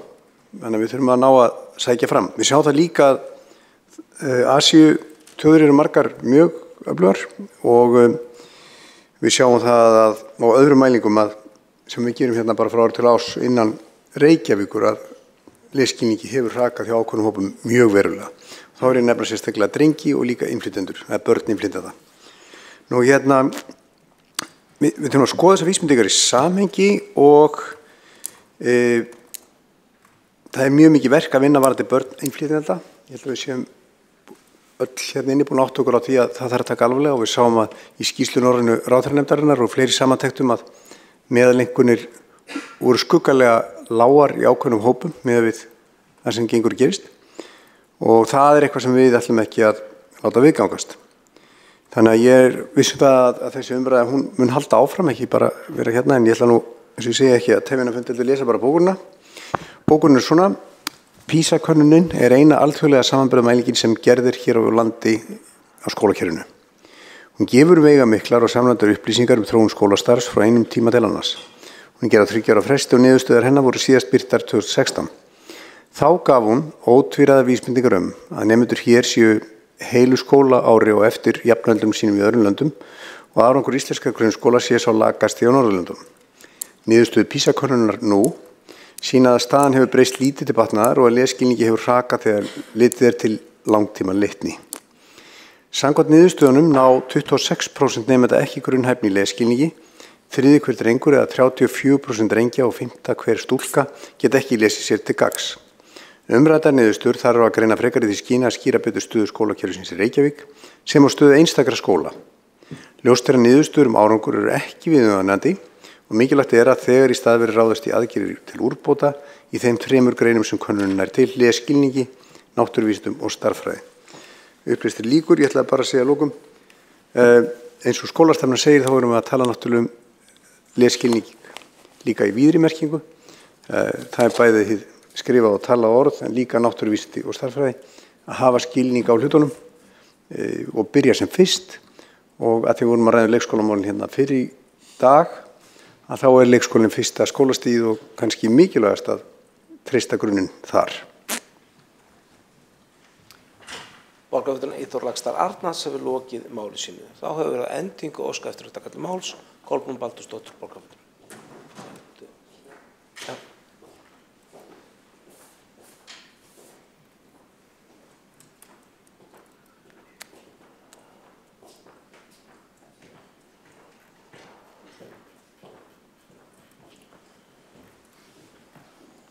Forseti borgarstjórn, já, ég vil bara að lokum segja að ég hef bara áhyggjur af þessu.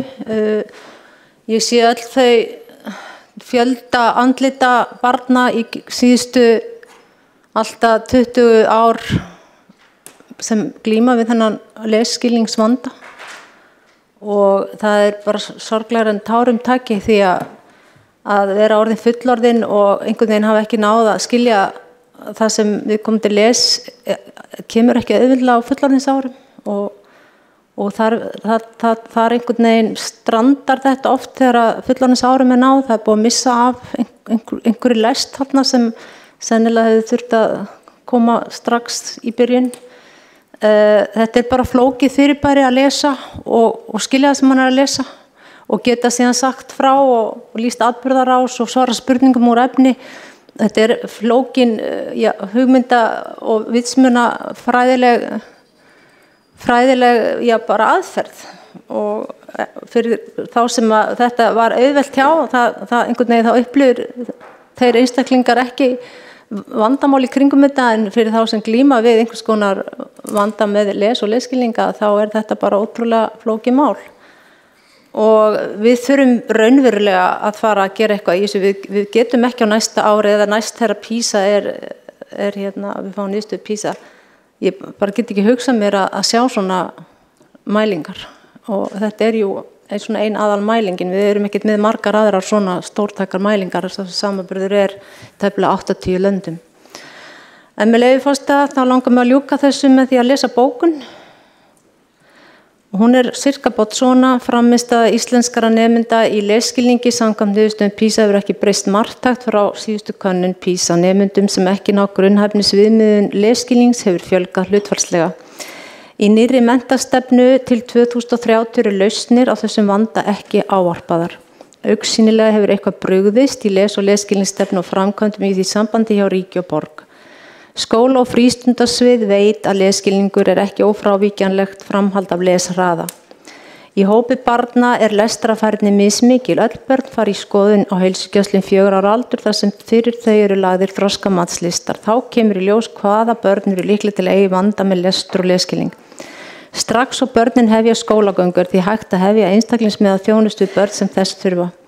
Mæla þarf árangur með reglum hætti. Samvinna skólasviðsins við heilsugæslu liggur ekki fyrir. Leggja þar meira áherslu á lesskilning og slaka á með áherslu á hraða og í því sambandi þarf skólasvið borgarna að leggja skýrar línur. Þjálfun vissulega forsenda alls þessa en hvert barn finnur sér sinn hraða. Veita þarf kennurum svigrúm, sveigjanleika og næði til að nýta það efni sem þó til og fylgja nemendum sínum eftir. Kolbrún Baldursdóttir hefur þá lokið að taka þetta máls og lesu bókun. Þá hefur Óskar að taka máls til að lesu bókun Skúli Þór Helgason, borgarfulltrúi. Fleiri borgarfulltrúar sem lesu bókun í smáli. Skúli Þór Helgason, borgarfulltrúi, gjörðu svo vel. Já, forseti ágæta borgarstjórn, leið ég þakka fyrir þessa mikilvæga umræðu, þá les ég hér bókun frá meirihlutanum. Hún svona: niðurstöður PISA-könnunar 2018 eru áhyggjuefni fyrir íslenskt menntakerfi og sína verk að vinna, ekki síst í íslensku og náttúruvísindum. Það jákvætt að árangur reykvískra nemenda batnar frá síðustu könnun árið 2015 í öllum 3 námsgreinum, einkum í stærðfræði og náttúruvísindum, og borgin leiðandi á landsvísu þegar kemur að námsárangri ef marka má þessa könnun. Mikilvægt að rýna vel kennsluaðferðir og leita allra leiða til að styðja betur við nemendur varðandi lesskilning sem nauðsynlegur grundvöllur frekara náms. Læsi einn 5 forgangsþátta í nýrri menntastefnu Reykjavíkurborgar með sérstakri áherslu á að efla málþroska, lestrarfærni og lesskilning. Þar miða máls og læsis ábyrgðaraðili sem hefur það hlutverk að styðja sérstaklega við bakið á öllum starfsstöðum sviðsins. Skúli Þór Helgason hefur lokið máli sínu. Ekki hafa fleiri hvatt sér hljóðs undir þessum lið og þá umræðum hann lokið. Næst höldum áfram dagskrárlið nr. 7 sem til að borgarfulltrúum Sjálfstæðisflokksins sem frestar áform nýja íbúðabyggð í Skerjafirði frestað. Þá tekið fyrir 8. dagskrármál sem lausnarbeiðni Magnúsar Más Guðmundssonar.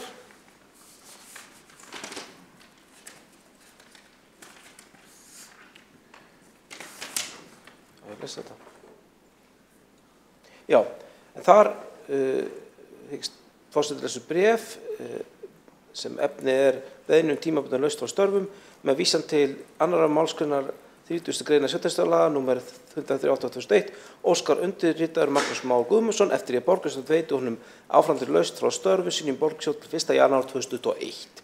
Undirritaður getur ekki gegnt störfum sínum í borgarstjórn þessum tíma vegna annarra vinnu. Undirritaður Magnús Már Guðmundsson. Þetta þarf að bera upp til atkvæða og fyrst forseti þá gera það. Allir borgarfulltrúar í salnum, svo virðist ekki vera. Og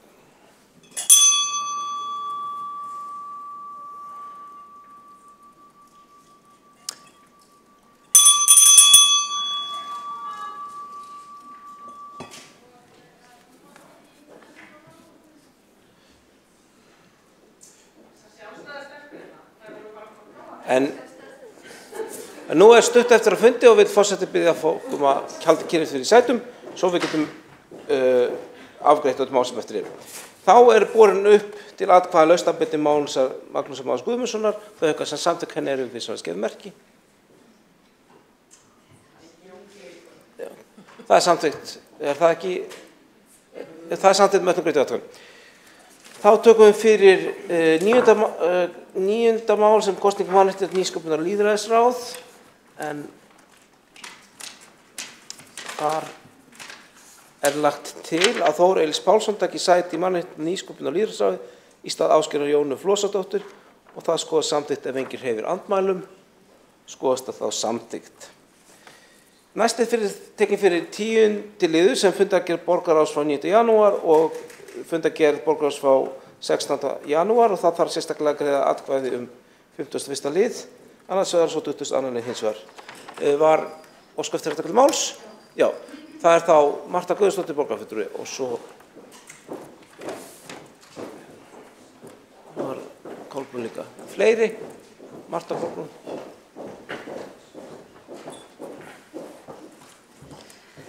Forseti, ágætu borgarfulltrúar, ég kem hér upp undir fundargerð borgarráðs frá 9. janúar síðastliðnum undir lið 30.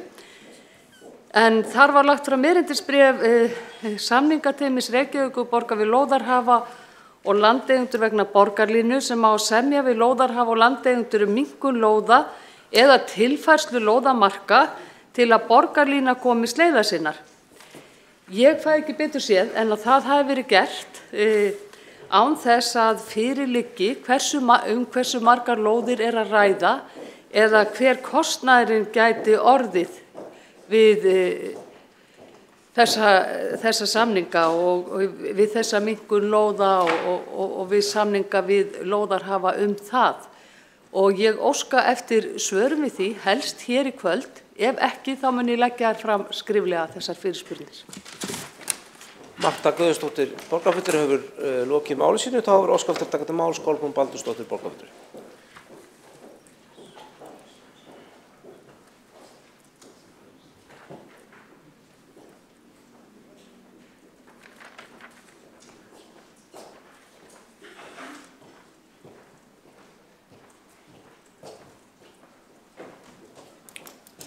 Þetta er góða borgarstjórn, já, þetta er liður 10 og mér langar að fylgja úr hlaði hérna bókun minni við fundargerð skipulagsráðs 15.1. liður 19 og varðar tillögu Flokks fólksins að borgarfulltrúar kolefnisjafni á eigin kostnað ferðir sína til útlanda og fylgi þar með fordæmi Alþingis en sambærileg tillaga liggur fyrir Alþingi núna. Og þar hefur fjármálastjóri Alþingis tekið það að sér að sjá þessar greiðslur. Þetta eru svona cirka 1000 krónur fyrir hverja utanlandsferð og mér finnst mikilvægt í öllu þessu tali þessa meirihluta útblástur og mengun að þau skuli hafa meðhöndlað þessa tillögu með þessum hætti sem gert var. Og ekki verið tilbúin eins og svo mikið sem að bara ljá henni eyra og taka vel í hana og hugsanlega hefði einhver vilja að segja já, ég geri þetta þó svo að ég sé ekki skyldur til eða eitthvað slíkt. En málið er að þessi tvískinnungsháttur þessa meirihluta sem að pirrar mig alveg ósegjanlega. Annars vegar er þetta eilífa að tala mengun og bílana hér í borgin og gumma og vita. En síðan er ekkert lát á því að þeim finnst allt í lagi og ekki tiltökumál að fljúga til útlanda á kostnað borgarbúa og það eru dæmi að bara heill sægur embættismanna liggur við að segja og borgarfulltrúa frá sama ráði og sviði. Það er ekki eins og að sé verða einn úr hverjum flokki eða eitthvað slíkt. Að svona hópur enda sendist til einhverja borgar jafnvel í einhverja skoðunarferðir, skoða einhver bókasöfn eða gumma og vita hvað það er með þvílíkum kostnaði. Og við erum að tala frá sama sviði, það er ekki eins og fólk tala ekki saman eða einhver kemur heim frá útlöndum getur nú að segja frá og taka myndir og vídeo og snapp og hvað eina sem hægt er að gera til þess að miðla. Þannig að þetta er að horfa upp á þetta ítrekað jafnvel. Og í svona ferð gæti síðan bæst formaður borgarráðs og einhver formaður einhver annar ráða sem jafnvel koma málinu bara ekkert við. Og allt er þetta kostnað borgarbúa en síðan þegar talað er að kolefnisjafna 1000 krónur á ferð og biðja fjármálastjóra borgarinnar að sjá það eins og á Alþingi að þá er bara það ekki inn í myndinni. Þannig að mér finnst þetta ekki smekklegt og ef að meirihlutinn ætlar að halda sig við einhverja svona stefnu og hugsjón og þá verður hann að sýna sjálfur gott fordæmi og gera hlutina þannig að sé eitthvað samhengi í því. Ekki bara segja eitt og gera svo eitthvað allt annað. Ég veit ekki með leyfi forseta hvort ég má lesa bókunin alla undir þessum lið núna eða á ég að koma aftur. Það er hérna bókun undir 21. lið, er varða lántöku skuldir félagsbústaða, klára þennan lið. Tímans vegna skulum þá bara hafa þannig, gjör svo vel. Já, takk fyrir. En þá er sem sagt bókunin í heild sinni svona, meiri hlutanum í borginni finnst ekkert tiltöku mál að fljúga til útlanda og kostnað borgarbúa. Dæmi að hópur embættismanna og borgarfulltrúar allt frá sama ráði og sviði og jafnvel að forseti borgarráðs og formar og öðru ráði skellir sér með til gamans í margra daga skoðunarferð. Hvernig væri að fara að sýna samfélagslega ábyrgð og það að þessu sinni í verki. Sambarileg til að liggur fyrir hjá þinginu og býður fjármálaskrifstofu þingsins þingmönnum aðstoð sína við kolefnisjöfnuð. Kostnaður við kolefnisjöfnuð nemur 1000 krónur per ferð. Auðvitað eiga borgarfulltrúar greiða þetta úr eigin vas og sína með því viðhorf sitt í verki til mikilvægs umhverfisverndar. Ekki hefur heyrst í einum einasta þingmanni kvarta. Og 21. liður. Með þessari lántöku eru skuldir félagsbústaða komnar í 44,5 milljónir króna. Hér er verið að vísa í einfalda ábyrgð Reykjavíkurborgar fyrir enn einu láni til félagsbústaða. Árum saman var trassað að kaupa íbúðir og lengi voru 1000 fjölskyldur á biðlista. Á sama tíma og lítið var keypt var íbúðum heldur ekki haldið við nema til bráðabirgðar. Ég datt út fyrir þessu hérna. Nú er sannarlega keypt og hefur biðlistin eitthvað styðst en leigan hins vegar hækkað. Enn er viðhald ábóta vant og kvörtunum vegna heilsuspillandi húsnæðis hefur ekki fækkað. Stjórn félagsbústaða og velferðarsviðs verður að fara að horfast í augu við ímyndavanda fyrirtækisins og almennt séð taka betur utanum leigjendahópinn. Á liði 10 lokið. Takk fyrir það. Borgarfulltrúi Kolbrún Baldursdóttir hefur þá lokið máli sínu og lesið upp bókanir. Þá hefur óskað eftir að taka til máls Vigdís Hauksdóttir borgarfulltrúi.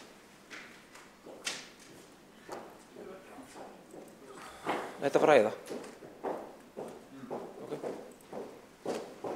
Ég skildi svona ræða. Líf, falli fólk. Virðulegi forseti, borgarfulltrúar og tilheyrendur. Við vitum alla að fundir borgarráðs eru lokaðir. Þeir eru þar að auki sviptir hulu. Það er allt trúnaður sem þar fyrir fram nema þá það sem að birtist í fundagerð. Ég vil vekja athygli hér á dagskrárlið 30 og 31 frá borgarráðsfundi 9. janúar sem sýnir á hvaða leið borgin er. Hún er á fullri ferð, allavega meiri hlutinn, að reyna að gera borgarlínu sem er bara lína á blaði að einhverjum veruleika. Eins og kom fram hér í máli borgarfulltrúans Mörtu Guðjónsdóttur þá var lagt fram bréf borgarstjóra þar sem drög að erindisbréfi samningateymis Reykjavíkurborgar vegna borgarlínu Reykjavík var lagt fram til kynningar. Nú er borgarlínan búin að fá samningateymi til að semja við lóðarhafa að kaupa upp eða hliðra lóðamörkum í samningu við þá aðila sem eiga lóðir þar sem að borgarlínu á að liggja. Ég vil vekja athygli á þessu, sérstaklega því að þessi fundur er beinn útsendingu. Þetta gæti þýtt og kemur örugglega til með að þýða það að borgin þarf að fyrsta lagi að kaupa upp lóðir, öðru lagi að taka lóðir eignanámi, náist ekki samningar. Eignanám fer þannig fram að stjórnvald getur tekið land eignanámi og þurfa þá að koma bætur fyrir. Mér er það stórlega til efs að það sé einhvers staðar verið að gera ráð fyrir þessu í fjármálum borgarinnar eða taka frá peninga til að uppfylla þessa samninga. Á þessari leið er borgin, óútskýrt markmið á allan hátt hvernig að þessi staðið. Við munum eftir Heklureitnum, samningar þar röknuð upp út af því að eigendur þeirra lóða töldu sig ekki vera að fá nægilegt fé frá borginni til þess að koma þar fyrir borgarlínu. Nóg það, tíminn er stuttur sem ég hef hér til að ræða þessa fundagerð. Þá förum við í dagskrárlið 31. Þar er lagt fram bréf skrifstofu borgarstjóra og borgarritara þar sem er óskaður eftir að borgarráð samþykki drög að viðauka við samkomulag Reykjavíkurborgar og Háskólans í Reykjavík vegna Menntasviks 2, 4, 6 og 8 og byggingu borgarlínu stoppistöðvar við Háskólann í Reykjavík ásamt fylgiskjölum. Þetta eru ný tíðindi. Það hefur aldrei verið rætt það að borgarlínan ætti að keyra eða sigla eða hvað það alla leið upp að háskólanum í Reykjavík. En hér á árum áður var samt verið að gera ráð fyrir göngum í gegnum Öskjuhlíðina til þess að tengja Kópavog og Garðabæ og Hafnarfjörð hér við akkurat nákvæmlega spítalalóðina, sem var líka þar að auki forsenda fyrir því að byggja Landspítalann upp á þeim stað þar sem verið að klambra hún saman núna á umferðareyju við Miklubraut. Nú allt í einu búið að borgarlínan búin að sveigja leið og á að taka skarpa beygju niður í Háskólann í Reykjavík. Þetta svona eins og skarpa beygjan sem var tekin með deiliskipulagið upp í Elliðaárdal, akkurat fram hjá þróunarreitnum sem þar á að fara að setja niður gróðurhvelfingu. Þær eru ansi margar beygjurnar sem að þessi meirihluti tekur eftir sinni hentisemi. Ég vildi vekja athygli á þessum.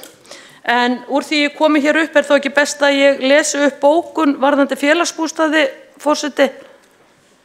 Það best. Það best, takk fyrir. Það verið að fá samþykki borgarstjórnar að fá enn frekara og stærra lán hjá útsvarsgreiðendum í Reykjavík með því að samþykja að Reykjavíkurborg samþykki ábyrgðir til félagsbústaða. Allt til ársins 2043 eða 45 að mig minnir, þannig að það botnlaus keyrsla þar í lántökum eins og ég farið yfir og hér kemur bókunin, forseti. Enn og ný koma félagsbústaðir og óska eftir ábyrgð Reykjavíkurborgar til lántöku. Lánsfjáráætlun nemur 3,5 milljörðum króna og ráð fyrir því gert að hún verði fjármögnuð með útgáfu félagslegra skuldabréfa, grænna skuldabréfa, sem einungis ný lántökuleið til skuldsetninga borgarinnar og hlutafélaga hennar. Vitað að mikil viðhorfsþörf undirliggjandi í eignasafni félagsbústaða sem ekki verið að taka á. Ekki hefur verið gerð formleg úttekt á því hvort hagstæðara gæti reynst fyrir félagsbústaði að leigja eignir til útleigu frekar en að eiga þær. Það skrítin áhersla svo ekki sem meira sagt sér í lagi þegar harmsaga félagsbústaða skoðuð. Án veðs í framtíðar útsvari Reykvíkinga félagið ekki gjaldfært.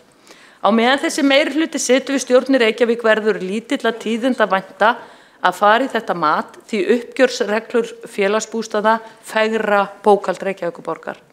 Það löngu tímabært að skoða fyrir alvöru hvort ekki komum betur út fjárhagslega fyrir Reykjavík að selja drjúgan hluta af þessu eignasafni og losna við í leiðinni óbærilegan fjármagnskostnað, ábyrgðir og viðhaldskostnað og niðurgreiða í staðinn enn frekar leigu skjólstæðinga félagsbústaða sem nemur fjármagnskostnaði lánanna sem á félagsbústöðum hvíla.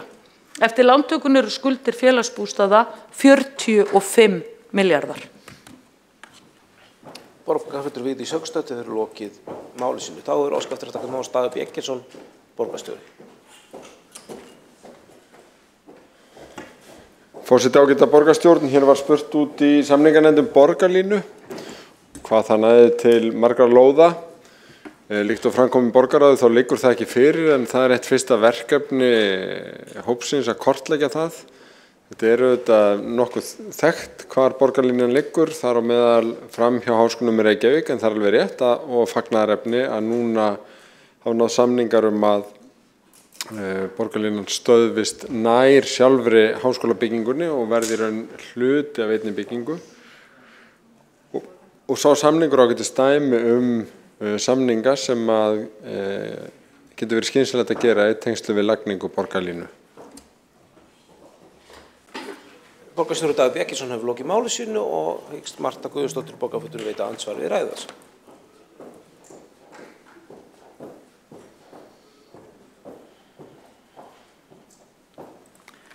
Forseti, góðir borgarfulltrúar, það liggur þá fyrir að það ekki vita hvað þetta eru margar lóðir og það ekki vita hver kostnaðurinn verður. Væri þá ekki ráð að staldra aðeins við og fara í þessa rannsóknarvinnu fyrst hversu margar lóðir að ræða og hvaða kostnaður gæti hlotist af því að kaupa upp þessar skika og þessar lóðir sem þarf að kaupa upp til þess að borgarlínan komist leiðar sinnar. Mér finnst þetta afskaplega óábyrg stjórnsýsla og ég spyr borgarstjóra hvers vegna í ósköpunum það var ekki gert. Hér augljóslega verið að byrja á öfugum enda og það ekki fyrsta skipti. Marta Guðjónsdóttir borgarfulltrúi hefur lokið að veita andsvar og svara þá andsvari Davíð B. Eggertsson borgarstjóri. Forseti ágæta borgarstjórn. Já, hér verið að gefa sér ýmislegt í því hvað kostar og hvað kostar ekki. Reynslan erlendis frá að lagning kerfis eins og borgarlínu sé mikið hagsmunamál, ekki bara borgarna sjálfur, heldur þeirra sem að eiga fasteignir og búa nálægt þessum svæðum. Leiðir meðal annars til þess að svæðin vera eftirsóttari og fasteignir hækka í verði með kostum þessu göllum. Þess vegna eru það miklir hagsmunir fyrir þá sem að eiga eignir nálægt borgarlínu að fá stöðvarnar til sín. Þannig að það alls ekki gefið að samningar af þessu tagi leiði til kostnað fyrir borgina, jafnvel getur það leitt til tekna fyrir borgina. Dæmið af Háskólanum í Reykjavík ágætt ef að borgarfulltrúar kynna sér þann samning. Þar í fyrsta lagi verið að færa stöðuna nær skólanum, í öðru lagi verið að vegna borgarlínunar, þá hægt að auka byggingamagnið sem kemur Háskólanum í Reykjavík til góða, en líka borginni, því að borgin eignast eina af lóðunum sem verður til, selur hana og það eru ábataskipti, þannig að borgin fær helmingasöluverðin í sinn hlut og Háskólinn í Reykjavík hinn helmingin. Þessi verðmæti voru í raun ekki til fyrir borgarlínan kom til, gerði svæðið áhugaverðara, verðmætara og jók möguleika á byggingamagni. Þannig að þarna eru í raun allir að njóta aukins ábata, svæðið verið betra, samgöngur líka og verkefni fær framgang. Þannig að samningur Háskólann í Reykjavík gott dæmi góðan samning sem tengist borgarlínu.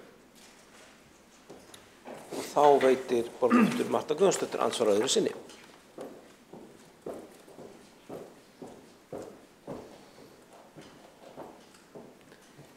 Forseti, góðir borgarfulltrúar, þetta snýst ekki bara eitt svæði.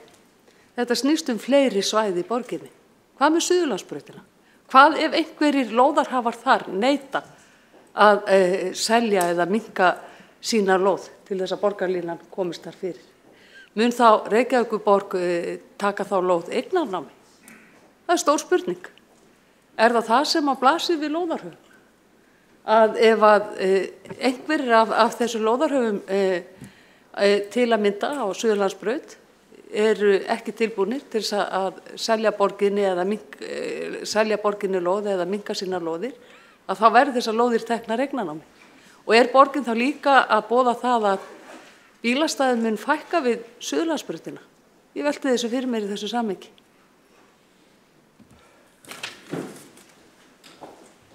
Marta Guðjónsdóttir borgarfulltrúi hefur þá lokið við að veita andsvar öðru sinni. Svara andsvar öðru sinni Davíð B. Eggertsson borgarstjóri. Forseti ágæta borgarstjórn, borgin á nú langmest landið bæði undir Suðurlandsbraut sjálfri og reitunum þar í kring. Hins vegar eru auðvitað í gildi lóðalegu samningar býsna margar lóðirnar. Það alls ekki augljóst að það komi til þess að þurfa að gera breytingar á mörgum lóðum. Það getur hins vegar verið og í langflestum tilvikum það sameiginlegur hagsmunar aðila að gera það, en það nákvæmlega út af þessu sem þessi hópur settur fram til þess að huga þessu í tíma, þannig að þessa samninga megi gera þar sem þá þarf og að verkefni hafi þannig markvissan framgang. Davíð B. Eggertsson borgarstjóri lokið við að svara andsvari öðru sinni og þá hefur óskað eftir þetta máls Eyþór Laxdal Arnalds borgarfulltrúi.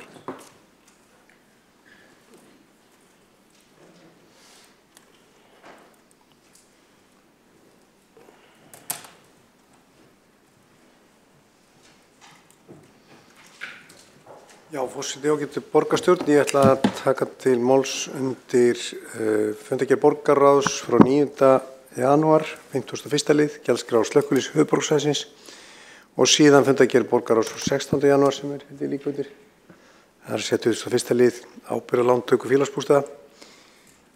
Hérna annars vegar að ræða gjaldskrárhækkun sem langt umfram það sem gert ráð fyrir í lífskjarasamningnum og við erum með bókun vegna þess. Hann áttur að taka hana til atkvæðagreiðslu hérna, en bara ætla að gera grein fyrir okkar bókun. Og hún svona, vakin athygli á að hér gjaldskrárhækkun að ræða sem tvöfalt hærri en lífskjarasamningurinn kveður á Þetta sem sagt varandi gjaldskrá slökkviliðs höfuðborgarsvæðisins. Það nefnilega þannig að við hérna í borgarstjórn eigum að standa vörð þann stöðuleika sem var keyptur dýru verði hér í kjarasamningunum. Og svo það hin bókunin. Hún ábyrgð á lántöku félagsbústaða og hún svona. Enn og aftur hefur verið að fara fram á að Reykjavíkurborg gangist í ábyrgð fyrir milljarðaskuldir dótturfyrirtækis sem greinilega ekki með sjálfbæran rekstur. Hér verið að leggja til viðbótar ábyrgð Reykjavíkurborgar fyrir 3.500 milljónir króna skuldum félagsbústaða HF. Lestri líkur á þeirri bókun. Það væri alveg að ræða þetta seinna mál í löngu máli en sökum þess að við erum fann að fresta málum og fundurinn fann að vera langur, þá ætla ég nú ekki að fara út í það, en það umhugsunar efni að við erum komin langt yfir 100 milljarða í ábyrgðir. Það að segja að borgin búin að gangast í meir en 100 milljarða ábyrgðir á dótturfyrirtækjum sínum og þarna 3,5 milljarður til viðbótar. En þetta þessar bókanir. Eyþór Laxdal borgarfulltrúi hefur lokið máli sínu og borgarstjóri Dagur Björnsson vill veita andsvar. Forseti, ágæta borgarstjórn.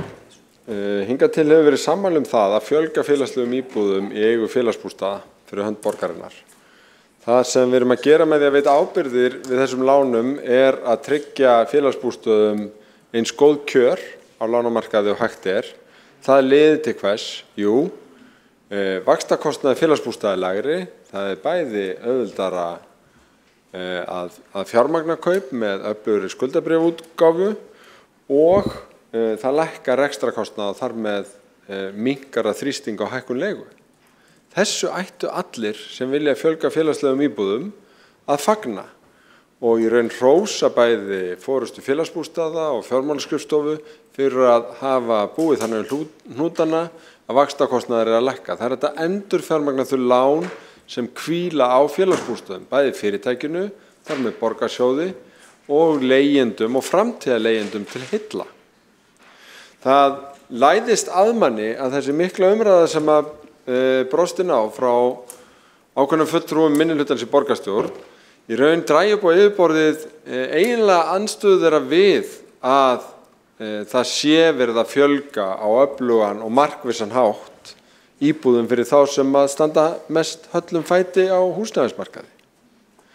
Ef að það liggur undir þessum steini, þá vil ég bara fá það skýrt fram í staðan fyrir að vera hér að dæsa yfir frábæru lánakjörum félagsbústaða og þessari vel útfærðu skuldabréfaútgáfu sem var reyndar frumkvæðis starf og var sérstaklega hringt yfir þessu í Kauphallinni til að fagna þessu nýja og fyrsta félagslega flokki í formi skuldabréfa en við höfum auðvitað áður riðið og vaðið fyrst á Íslandi með innlendan grænan skuldabréfaflokk sem líka tryggði lága vexti. Þannig að þetta beinlínis til fyrirmyndar. Dagur Björnsson borgarstjóri hefur lokið að veita ansvar og svara þá ansvarið Eyþór Laxdal borgarfulltrúi.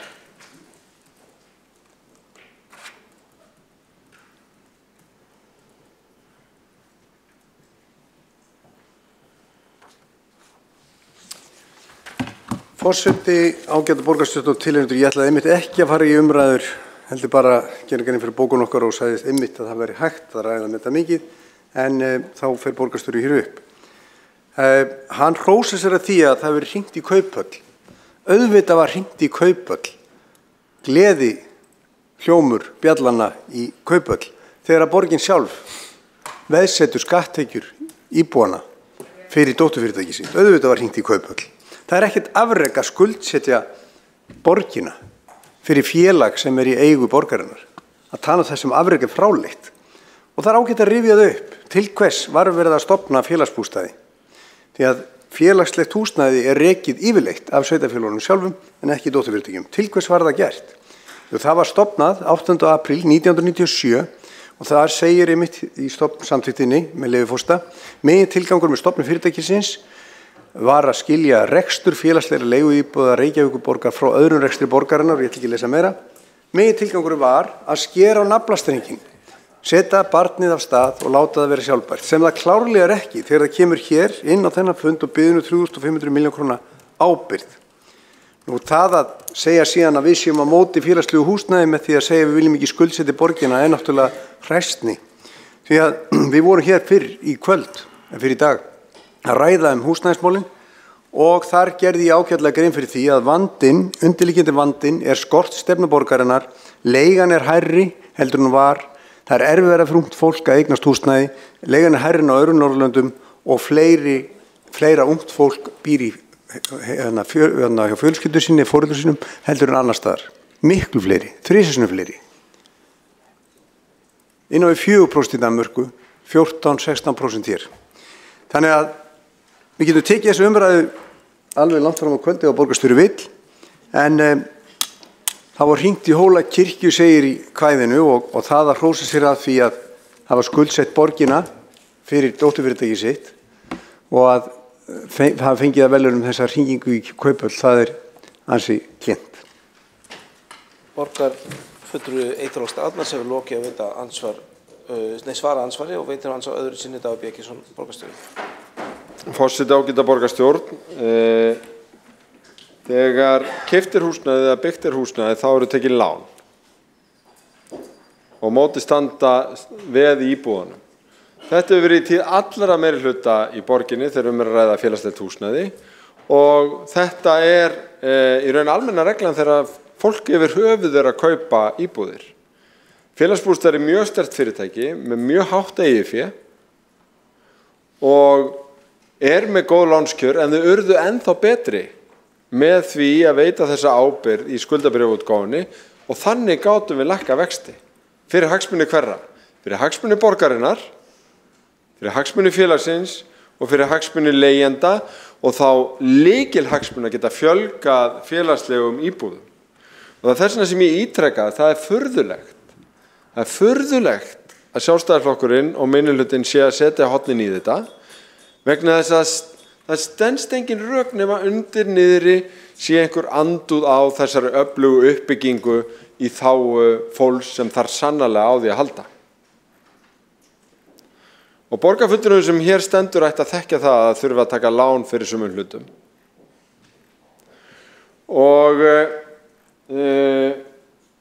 ég veit svo sem ekki hvað borgarfulltrúinn er að boða með að ræða það mjög lengi. Þetta snýst bara góða fjármögnun og bestu leiðir í fjármögnun. Og það getur breyst eftir aðstæðum á markaði og í þessu tilviki þá var farin svo í raun nýja leið að búa til félagslegan skuldabréfaflokk sem passar þó eignasöfn margra á markaði sem vilja vera með samfélagslega ábyrg skuldabréf. Það er nýmæli. En það hefði ekki verið áhugavert í sjálfu sér nema vegna þess að það sem fylgdi var gríðarlega lágir vextir. Mjög lágir og hagstæða vextir. Borgarstjóri Dagur Björgvinsson hefur lokið við að veita ansvar öðru sinni, svara þá ansvar öðru sinni, Eyþór Ásta Arnalds borgarfulltrúi.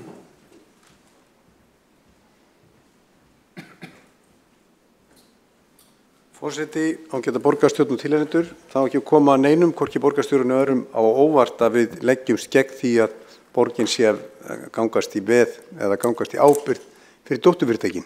Við höfum einmitt talað gegn því og ég bendi aftur á stofnun félagsbústaða sem var einmitt gerð til þess að aðskilja reksturinn. Þegar talað að það séu góð lánskjör og góð eiginfjárstaða félagsbústaða, af hverju það þá ekki látið duga? Lántækin látin duga. Og það er verið að tala að þarna séu hagsmunir leigjenda. Ég held að þarna séu fyrst og fremst hagsmunir lánveitenda sem að fá öruggari veð með því að fá ábyrgð borgarinnar. En allt þetta, þessar þúsundir íbúða eru úrræði vegna þess að almenni markaðurinn hér í borginni hefur verið svo erfiður. Það hefur hækkað, leiguverðið hefur hækkað alveg svakalega á ykkar vakt og þess vegna þarf svona mikið félagsleg úrræði. Það er nefnilega rót vandans er skortstefnan og kostnaðurinn, byggingaréttargjöldin og annað og þess vegna hefur kostnaðurinn hækkað svona mikið. Og það er sorglegt að við þurfum að fara út í svona mikla fjárfestingar til þess að bæta úrræðin. Undirliggjandi markaðurinn, hann hefur versnað ykkar vakt. Það er málið. Einþór Ásta Arnalds borgarfulltrúi hefur lokið við að svara andsvari öðru sinni. Þá er óskað eftir að taka til máls Vigdís Hauksdóttir borgarfulltrúi öðru sinni.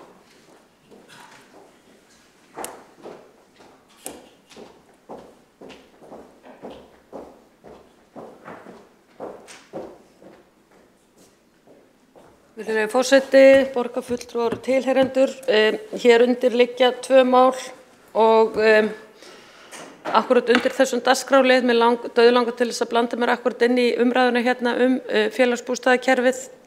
Ég var búin að lesa bókun þess efnis en eins og komið hefur fram í máli oddvita sjálfstæðismanna hjá Eyþóri Arnalds að þá er þetta afleiðingar af skortstefnu borgarinnar. Að það er alltaf fleiri og fleiri sem falla undir þau skilyrði sem að duga til að komast inn í félagslega bústaðakerfið það stækkar og stækkar og stækkar og þetta er afleiðingarnar. 3.500 íbúðir að mig minnir eftir 5 ár. 3.500 íbúðir. En ég ætlaði aðeins að koma hér upp og svara borgarstjóra varðandi þetta með borgarlínuna í gegnum HR og nákvæmlega svarans við fyrirspurn borgarfulltrúans Mörtu Guðjónsdóttur að það er ekkert vitað hvað að kaupa upp margar lóðir. Þarna sjáu þið hvernig allt er unnið með handabökunni hjá borginni. Það er farið á stað með eitthvað verkefni, svo er það bara látið veit enginn hvert er verið að fara eða hver er að koma eða hvað á að gera. Hvaða stefnumótun er í gangi hjá borginni? Hvað er bara hreinlega hér í gangi? Það er ekki vitað hvað þú fara að semja við marga lóðarhafa. Það er út af því að það er ekki búið að ákveða hvernig borgarlínuna á að liggja. Allt í einu er hún komin núna alla leiðinir í HR. Ég fór inn á þessa vefslóð sem heiti borgarlína.is og var nú alveg fram yfir kosningar að mig minnir í fyrra og óvirk og meirihlutin var alltaf að benda borgarlína.is, því þau gátu ekki svaraði sjálf í kosningabaráttunni hvað borgarlína væri, það var nú eitt aðhlátusefnið í kosningabaráttunni. En núna er sem sagt búið að setja þarna inn frétt á þessa vefslóð frá 15. janúar 2020, mikil mynd þar og þar stendur með leyfi forseta, í borgarráði var lagður fram samningur síðastliðinn 50 en þar kemur fram að biðstöð borgarlínu við Háskólann Reykjavík verður innan svæði skólans, yfirbyggð og tengd við núverandi húsnæði HR, auk þessi landrými skapast fyrir frekari þróun skólans. Og hlustiði nú, frekari útfærslu verða kynntar síðar, en eins og sjá má á meðfylgjandi myndum eru þessar fyrstu tillögur einkar spennandi. Hugsið ykkur, Reykjavíkurborgar stjórnvald, veit ekki hvert hún er að fara, veit ekki hvað hún var að koma. Það er skellt ykkur myndum niður á blað, það er talað að ykkur hugmyndir séu spennandi. En forseti, við erum að tala fjárfestingu hér upp á 150 milljarðar. Og grunnurinn að því er þessi. Veit ekkert hvernig á að vera og hvert á að fara og ekki neitt. Og hversuna skapast allt í einu frekara landrými á lóð HR við það að borgarlínan er að keyra þannig gegnum húsið. Hvað vitleysa er þetta? Ég sinni eins og barnið sagði á sínu tíma, þvílíkt bull, vitleysa og fyrra sem þessi meirihluti stendur fyrir. Vigdís Hauksdóttir borgarfulltrúi hefur lokið máli sínu. Þá eru ekki fleiri á mælskrá og er það átt að ganga til atkvæða. Óskar forseti eftir að allir séu í salnum og í sætum sínum, svo unnt sé afgreiða þær tillögur sem eftir eru á þessum fundi. Verður þá tekin fyrir í fundargerð borgarráðs frá 9. janúar, þar er undir 51. lið þarf að afgreiða sérstaklega gjaldskrá slökkviliðs höfuðborgarsvæðisins 2020. Þau ykkar sem því eru samþykkt vinsamlega gefið merki. Það vantar ennþá fleiri borgarfulltrúa í salinn.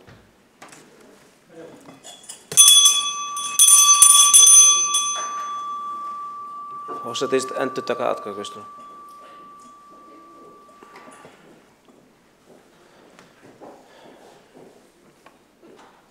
Verður þá gengið til atkvæða að nýju, það þá 51. liður gjaldskrár slökkvistis höfuðborgarsvæðisins 2020. Þeir sem samþykki eru því vísa að gefa merki. Svo þeir sem á móti kunna vera, það fá samþykkt með 12 atkvæðum, 11 greiða ekki atkvæði. Næst þá greitt atkvæðum í fundargerð borgarráðs 16. janúar 21. lið sem ábyrgð á Landtöku félagsbústað HF. Þeir sem því eru samþykkir vísa að gefa merki. Svo þeir sem móti kunna vera. Tillagan þá samþykkt með 13 atkvæðum gegn 9, 1 greiðir ekki atkvæði. Þá tekin fyrir 11. dagskrármál sem fundargerð forsætisnefndar frá 17. janúar, fundargerðir mannréttinda, nýsköpunar og lýðræðis frá þessum dögum sem það eru nefndir, fundargerðir menningar, íþrótta og störf frá 9. 16. desember 2019, fundargerðir skipulags og samgöngu frá 11. og 18. desember 2019 og 15. janúar 8. og 15. janúar 2020, fundargerðir SFS frá 10. desember 2019 og 14. janúar 2020, fundargerðir umhverfis- og heilbrigðisráðs frá 18. desember 2019, fundargerðir velferðarráðs frá 18. desember 2019 og 15. janúar 2020. Forseti biður þá sem hafa óskað eftir að taka til máls að vera gefa merki að nýju. Gjörðu svo vel, það þá Kolbrún Baldursdóttir borgarfulltrúi. Bara fundargerðir. Þetta getur máls eða bók. Kolbrún Baldursdóttir.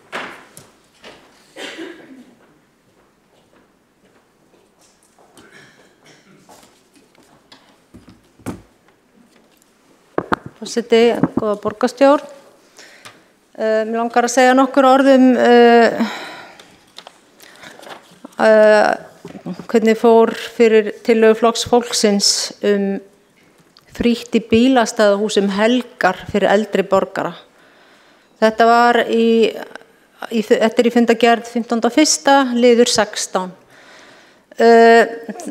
Það átti kannski ekki von á neinu öðru heldur en að þessi tillaga myndi fara sína leið í ruslatunnuna, en það fór sérstaklega fyrir brjóst á mér þau rök sem skipulagsyfirvöld settu með sinni útskýringu á hverju að þessari tillögu var vísa frá. Og það var að bílastæðasjóður, það að segja, rekstrar grundvöllur bílastæðasjóðs færi mögulega í uppnám. Það skildi samþykkt að bjóða eldri borgurum að koma helgar í örfáa klukkustundir í eitt af bílastæðahúsum miðbæjarins og leggja þar frítt í þeirri von að þeir myndu vilja ganga svolítið í miðbænum og heimsækja til dæmis Kólaportið. En þessi tillaga var unnin með framkvæmdastjórn Kólaportsins. Við lögðustum yfir það saman með hvað hætti væri mögulega hægt að laða þennan hóp í bæinn, því að Kólaportið saknar þess að sjá akkurat þennan hóp sem að vandi komið sínar þarna gjarnan þegar aðgengi var betra, og þessi tillaga var búin til ekki bara mér heldur af framkvæmdastjórn Kólaportsins.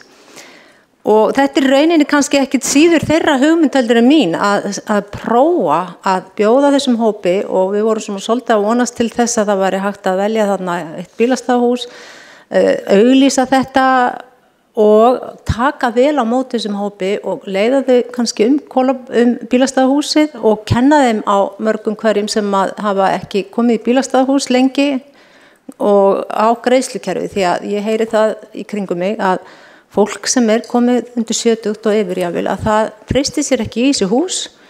Þeim finnst það eitthvað óöruggt við það, kannski ekki erfitt að skilja það, óttast kannski að reka bílinn sinn inn. Fólk náttúrulega ekki að fá einhverja batnandi sjón með árunum og það ekki alveg vist með þetta greiðslukerfi, hvernig það fungerar. Þarna hefði verið hægt virkilega að gera eitthvað skemmtilegt, hafa kaffi á könnunni og bara vera svolítið næs, ef ég má segja nota það orð með leyfi forseta. Hugsanlega hefði mætt þarna 10 manns eða eitthvað einhver helgi, ég veit það ekki, auðvitað það þannig svolítið rent blint í sjóin. En viti menn, þá ekki helstu rök gegn þessu að þetta gæti haft bara alvarlegar afleiðingar fyrir tekjuafkomu bílastæðasjóðs? Hversla segila í alvöru talað, haldið virkilega að þarna hefði bara orðið fjölmenni? Þetta svo fráleitt að láta sér dett í hug, að bara einhverjum dettur í hug svona rök, að ég bara, og við í framkvæmd skólaborðsins, við gátum ekki orðabundist. Þannig að ég ætla að fá að lesa þennan hluta bókunar, þetta er skipulagsfundur 15.1. liður 16. Sú tillaga sem hér ræðir var unnin í samvinnu við framkvæmdastjórn Kolaportsins sem saknar Íslendinga fjölmenntu áður í Kolaportið. Hugsunin með tillögunni var að laða að fólk sem öllu jafna treysti sér ekki til að fara með bíl sinn í bílastæðahús og fá þá ef til vill leiðsögn greiðslukerfi. Rök skipulagsyfirvalda gegn tillögunni að bílastæðasjóður yrði fyrir tekjutapi. Halda þau virkilega með því að samþykkja þessa tillögu myndi eldri borgarar fjölmenna í bæinn helgar í slíku mæli að rekstrargrundvöll bílastæðasjóðs væri ógnað. Og með leyfi forseta, ég með bókun við 3 aðra liði, örstuttar, allt í einni bókun, innan við 200 orð, algjörlega vandlega talið, ef ég má nota tækifærið og ljúka því hér, en ég get náttúrulega komið upp aftur. Takk fyrir. Þá það menningar, fundur 16.12. menningarráð, liður 4 tillaga stýrihóp til að endurskoða frístundakort. Og ég vil bara segja það í þessari bókun, Flokkur fólksins fagnar stýrihópi frístundakort sem vonandi tekur á agnúum kortsins þannig að það fái aftur sinn upphaflega tilgang en sé ekki notað sem gjaldmiðill fyrir pláss eða skuld við frístundarheimili. Og síðan það bókun við 19. lið skipulagsráðs 11.12. tillaga ljósastýringu Flokks fólksins felld. Af hverju skyldu skipulagsyfirvöld ekki vilja bæta ljósastýringu og auka flæði umferðar? Spurningamerki. Hér öryggi allra borgarbúa að ræða auk þess sem stórlega myndi draga úr mengun. Ljósastýring víða í borginni í miklum ólestri. Aðgerðaleysi af ásetningi til að fæla þá frá sem hyggjast koma akandi í bæinn? Spurningamerki. Og síðan það þriðja bókunni hérna, skipulagsfundur 15.1. liður 16 tillaga, já ég fyrir ekki að ég var búin að lesa hana, þá ég nánast að ljúka þessu nema ég bætti við þannig að ég rak augun í endurskinsmerkja tillögu Flokks fólksins og hérna ég sá að sú tillaga var felld í skóla- og frístundaráði. Þetta var 14.1. liður 7 tillaga endurskinsmerki, það að segja að borgin myndi gefa grunnskólabörnum endurskinsmerki. Hún var felld í skólaráðinu og ég langar að segja eina setningu það Flokkur fólksins leggur áherslu engu að síður á mikilvægi þess að leita leiða til að hvetja til aukinnar notkunar endurskinsmerkja og auka fræðslu til að tryggja enn frekari umferðaröryggi barna.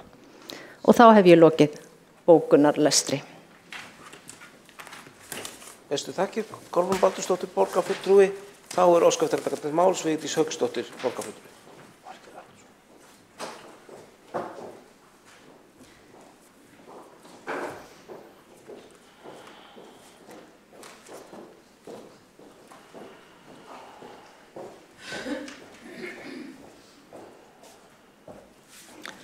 Forseti ágætu borgarfulltrúar og tilheyrendur. Ég eiginlega bara rasandi biti yfir því að þessi tillaga að borgin myndi gefa börnum endurskinsmerki, ég bara næ því bara ekki. Ég bara næ því ekki. En þetta kannski alveg í takt við umferðartillöguna sem var felld hér í dag varðandi það öryggi gangandi og hjólandi vegfarenda. Það verið að hugsa eitthvað annað en öryggi þeirra sem eru lægstir í loftinu hér í Reykjavíkurborg. En ég komin upp til þess að lesa bókun. Það dagskrárliður 11, skipulagsfundur 15. jan. Það mjög sláandi eftir kynningun á deiliskipulagi fyrir Elliðaárdal að sjá að skipulagi taki skarpa beygju fram hjá þróunarrit Stekkjabakka þ 73 þar sem fyrirhuguð gróðurhvelfing, bíódóma og rísa. Fyrri hugmyndi gengur út á Reiturum var innan þessa mikilvæga útivistar og náttúrusvæðis sem Elliðaárdalurinn mörk deiliskipulags á öðrum stöðum miðast við útlínur dalsins.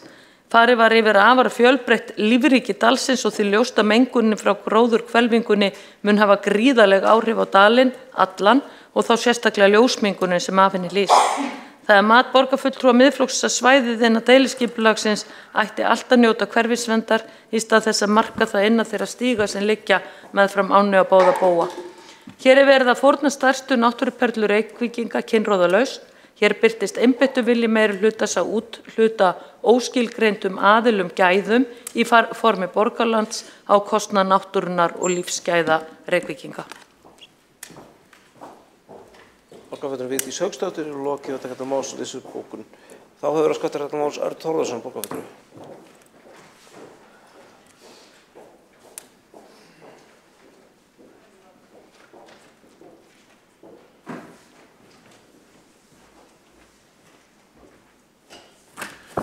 Forseti, ágæta borgarstjórn, ég ætla að ræða hérna fundargerð skóla- og frístundaráðs frá 14. janúar 2020, nánar tiltekið 10. lið. Ég ætla að ræða hérna bjöllurhringingar.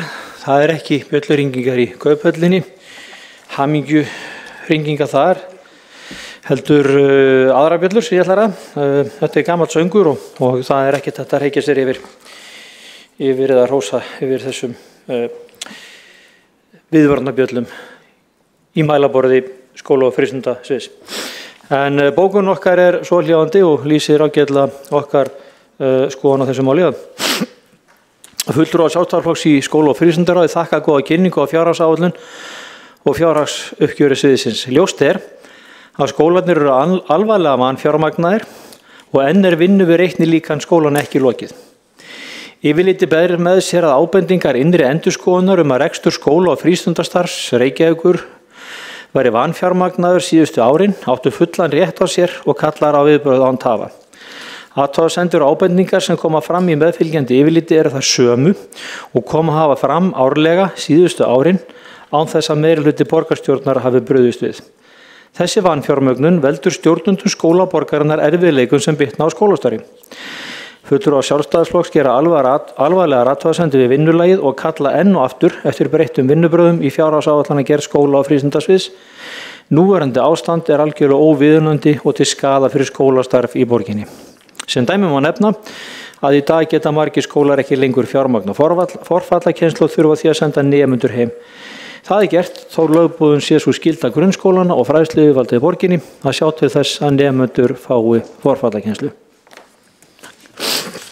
Bestu þakkir Örn Þórðarson, borgarfulltrúi. Þá hafa fleiri ekki kvart sig hljóðsundu þessum lið og er dagskráin tæmd en enn á eftir að lesa nokkrar bókanir.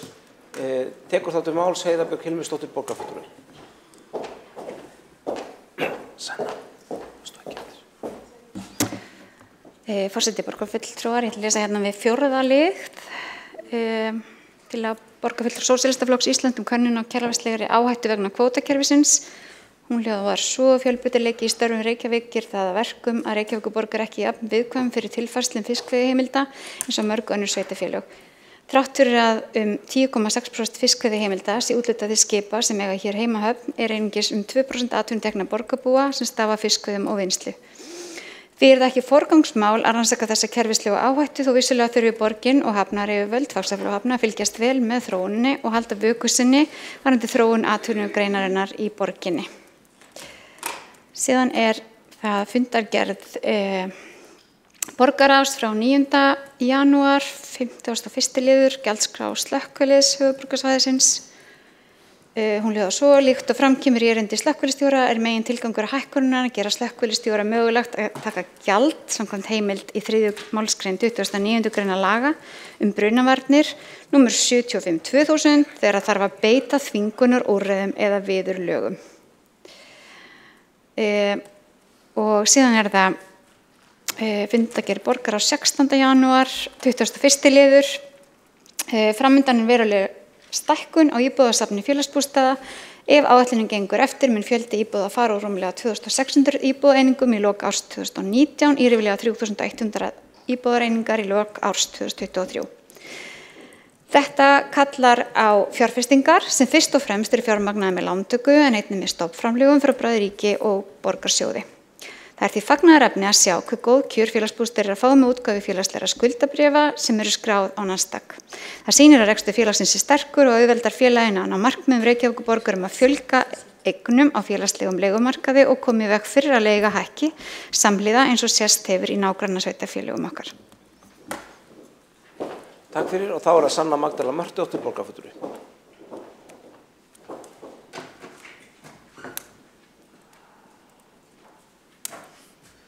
Forseti, þetta er bókunviljið 2. Fulltrúi Sósíalistaflokksins tekur undir mikilvægt þess að fallið verði frá því að skerða þjónustutíma leikskólanna en telur mikilvægt að samræmi sé í opnunartíma þeirra. Svo bókunviljið 6. Skert þjónusta bitnar verst á þeim sem þurfa mest á þjónustuna á að halda. Í stað þess að draga úr þjónustu er mikilvægt að veita meira fjármagni í leikskólana til þess að bæta kjör og aðstæður starfsfólks á leikskólum borgarinnar og komið veg fyrir manneklu til að létta álega á starfsfólki á leikskólum borgarinnar. Það er nauðsynlegt að taka mið af þeim veruleika sem blasir við foreldrum í borginni í dag sem margir hverjir ekki í þeirri stöðu að geta brugðist við styttri opnun leikskóladagsins. Svo kemur bókun við lið 4. Tillagan fól í sér að úttekt yrði gerð á afleiðingum þess ef að stærstu fyrirtækin Reykjavíkurborg sem hafa yfirráðið fiskikvóta flyttu starfsemi sína úr sveitarfélaginu. Úttektin yrði framkvæmd með það að leiðarljósa kann áhrif þess á atvinnuöryggi þeirra sem starfa hjá umræddum sjávarútvegsfyrirtækjum og í fyrirtækjum sem þjónusta þau. Reynslan hefur sýnt okkur að þessar breytingar geta átt sér fyrirvaralaust. Átt sér stað. Er þetta að bæta átt sér stað við? Takk kærlega fyrir, átt sér stað, fyrirvaralaust og þá er mikilvægt að borgin sé tilbúin og ræði hvernig skuli bregðast við ef slíkt ætti sér stað. Eftir því sem aflaheimildir hafa þjappað saman og farið hendur hefur auðurinn af sjávarútvegi færst á hendur Forrar sem fara með stjórn útgerðar og fiskvinnslu fyrirtækja. Þetta skapar viðkvæma stöðu fyrir starfsfólk fyrirtækjanna þar sem vald er í höndum eiganda útgerðarna. Þetta er mikilvægt að ræða þetta ítarlega á vettvangi borgarstjórnar og því miður að tillagan hafi ekki hlotið brautargengi hjá meirihlutanum. Takk. Takk fyrir það. Þá hefur borgarfulltrúi Sanna Magdalena Mörtudóttir lokið máli sínu. Ekki skilst forseti að fleiri hafi óskað eftir að taka máls þessar bókunir og þá er fundi slítið.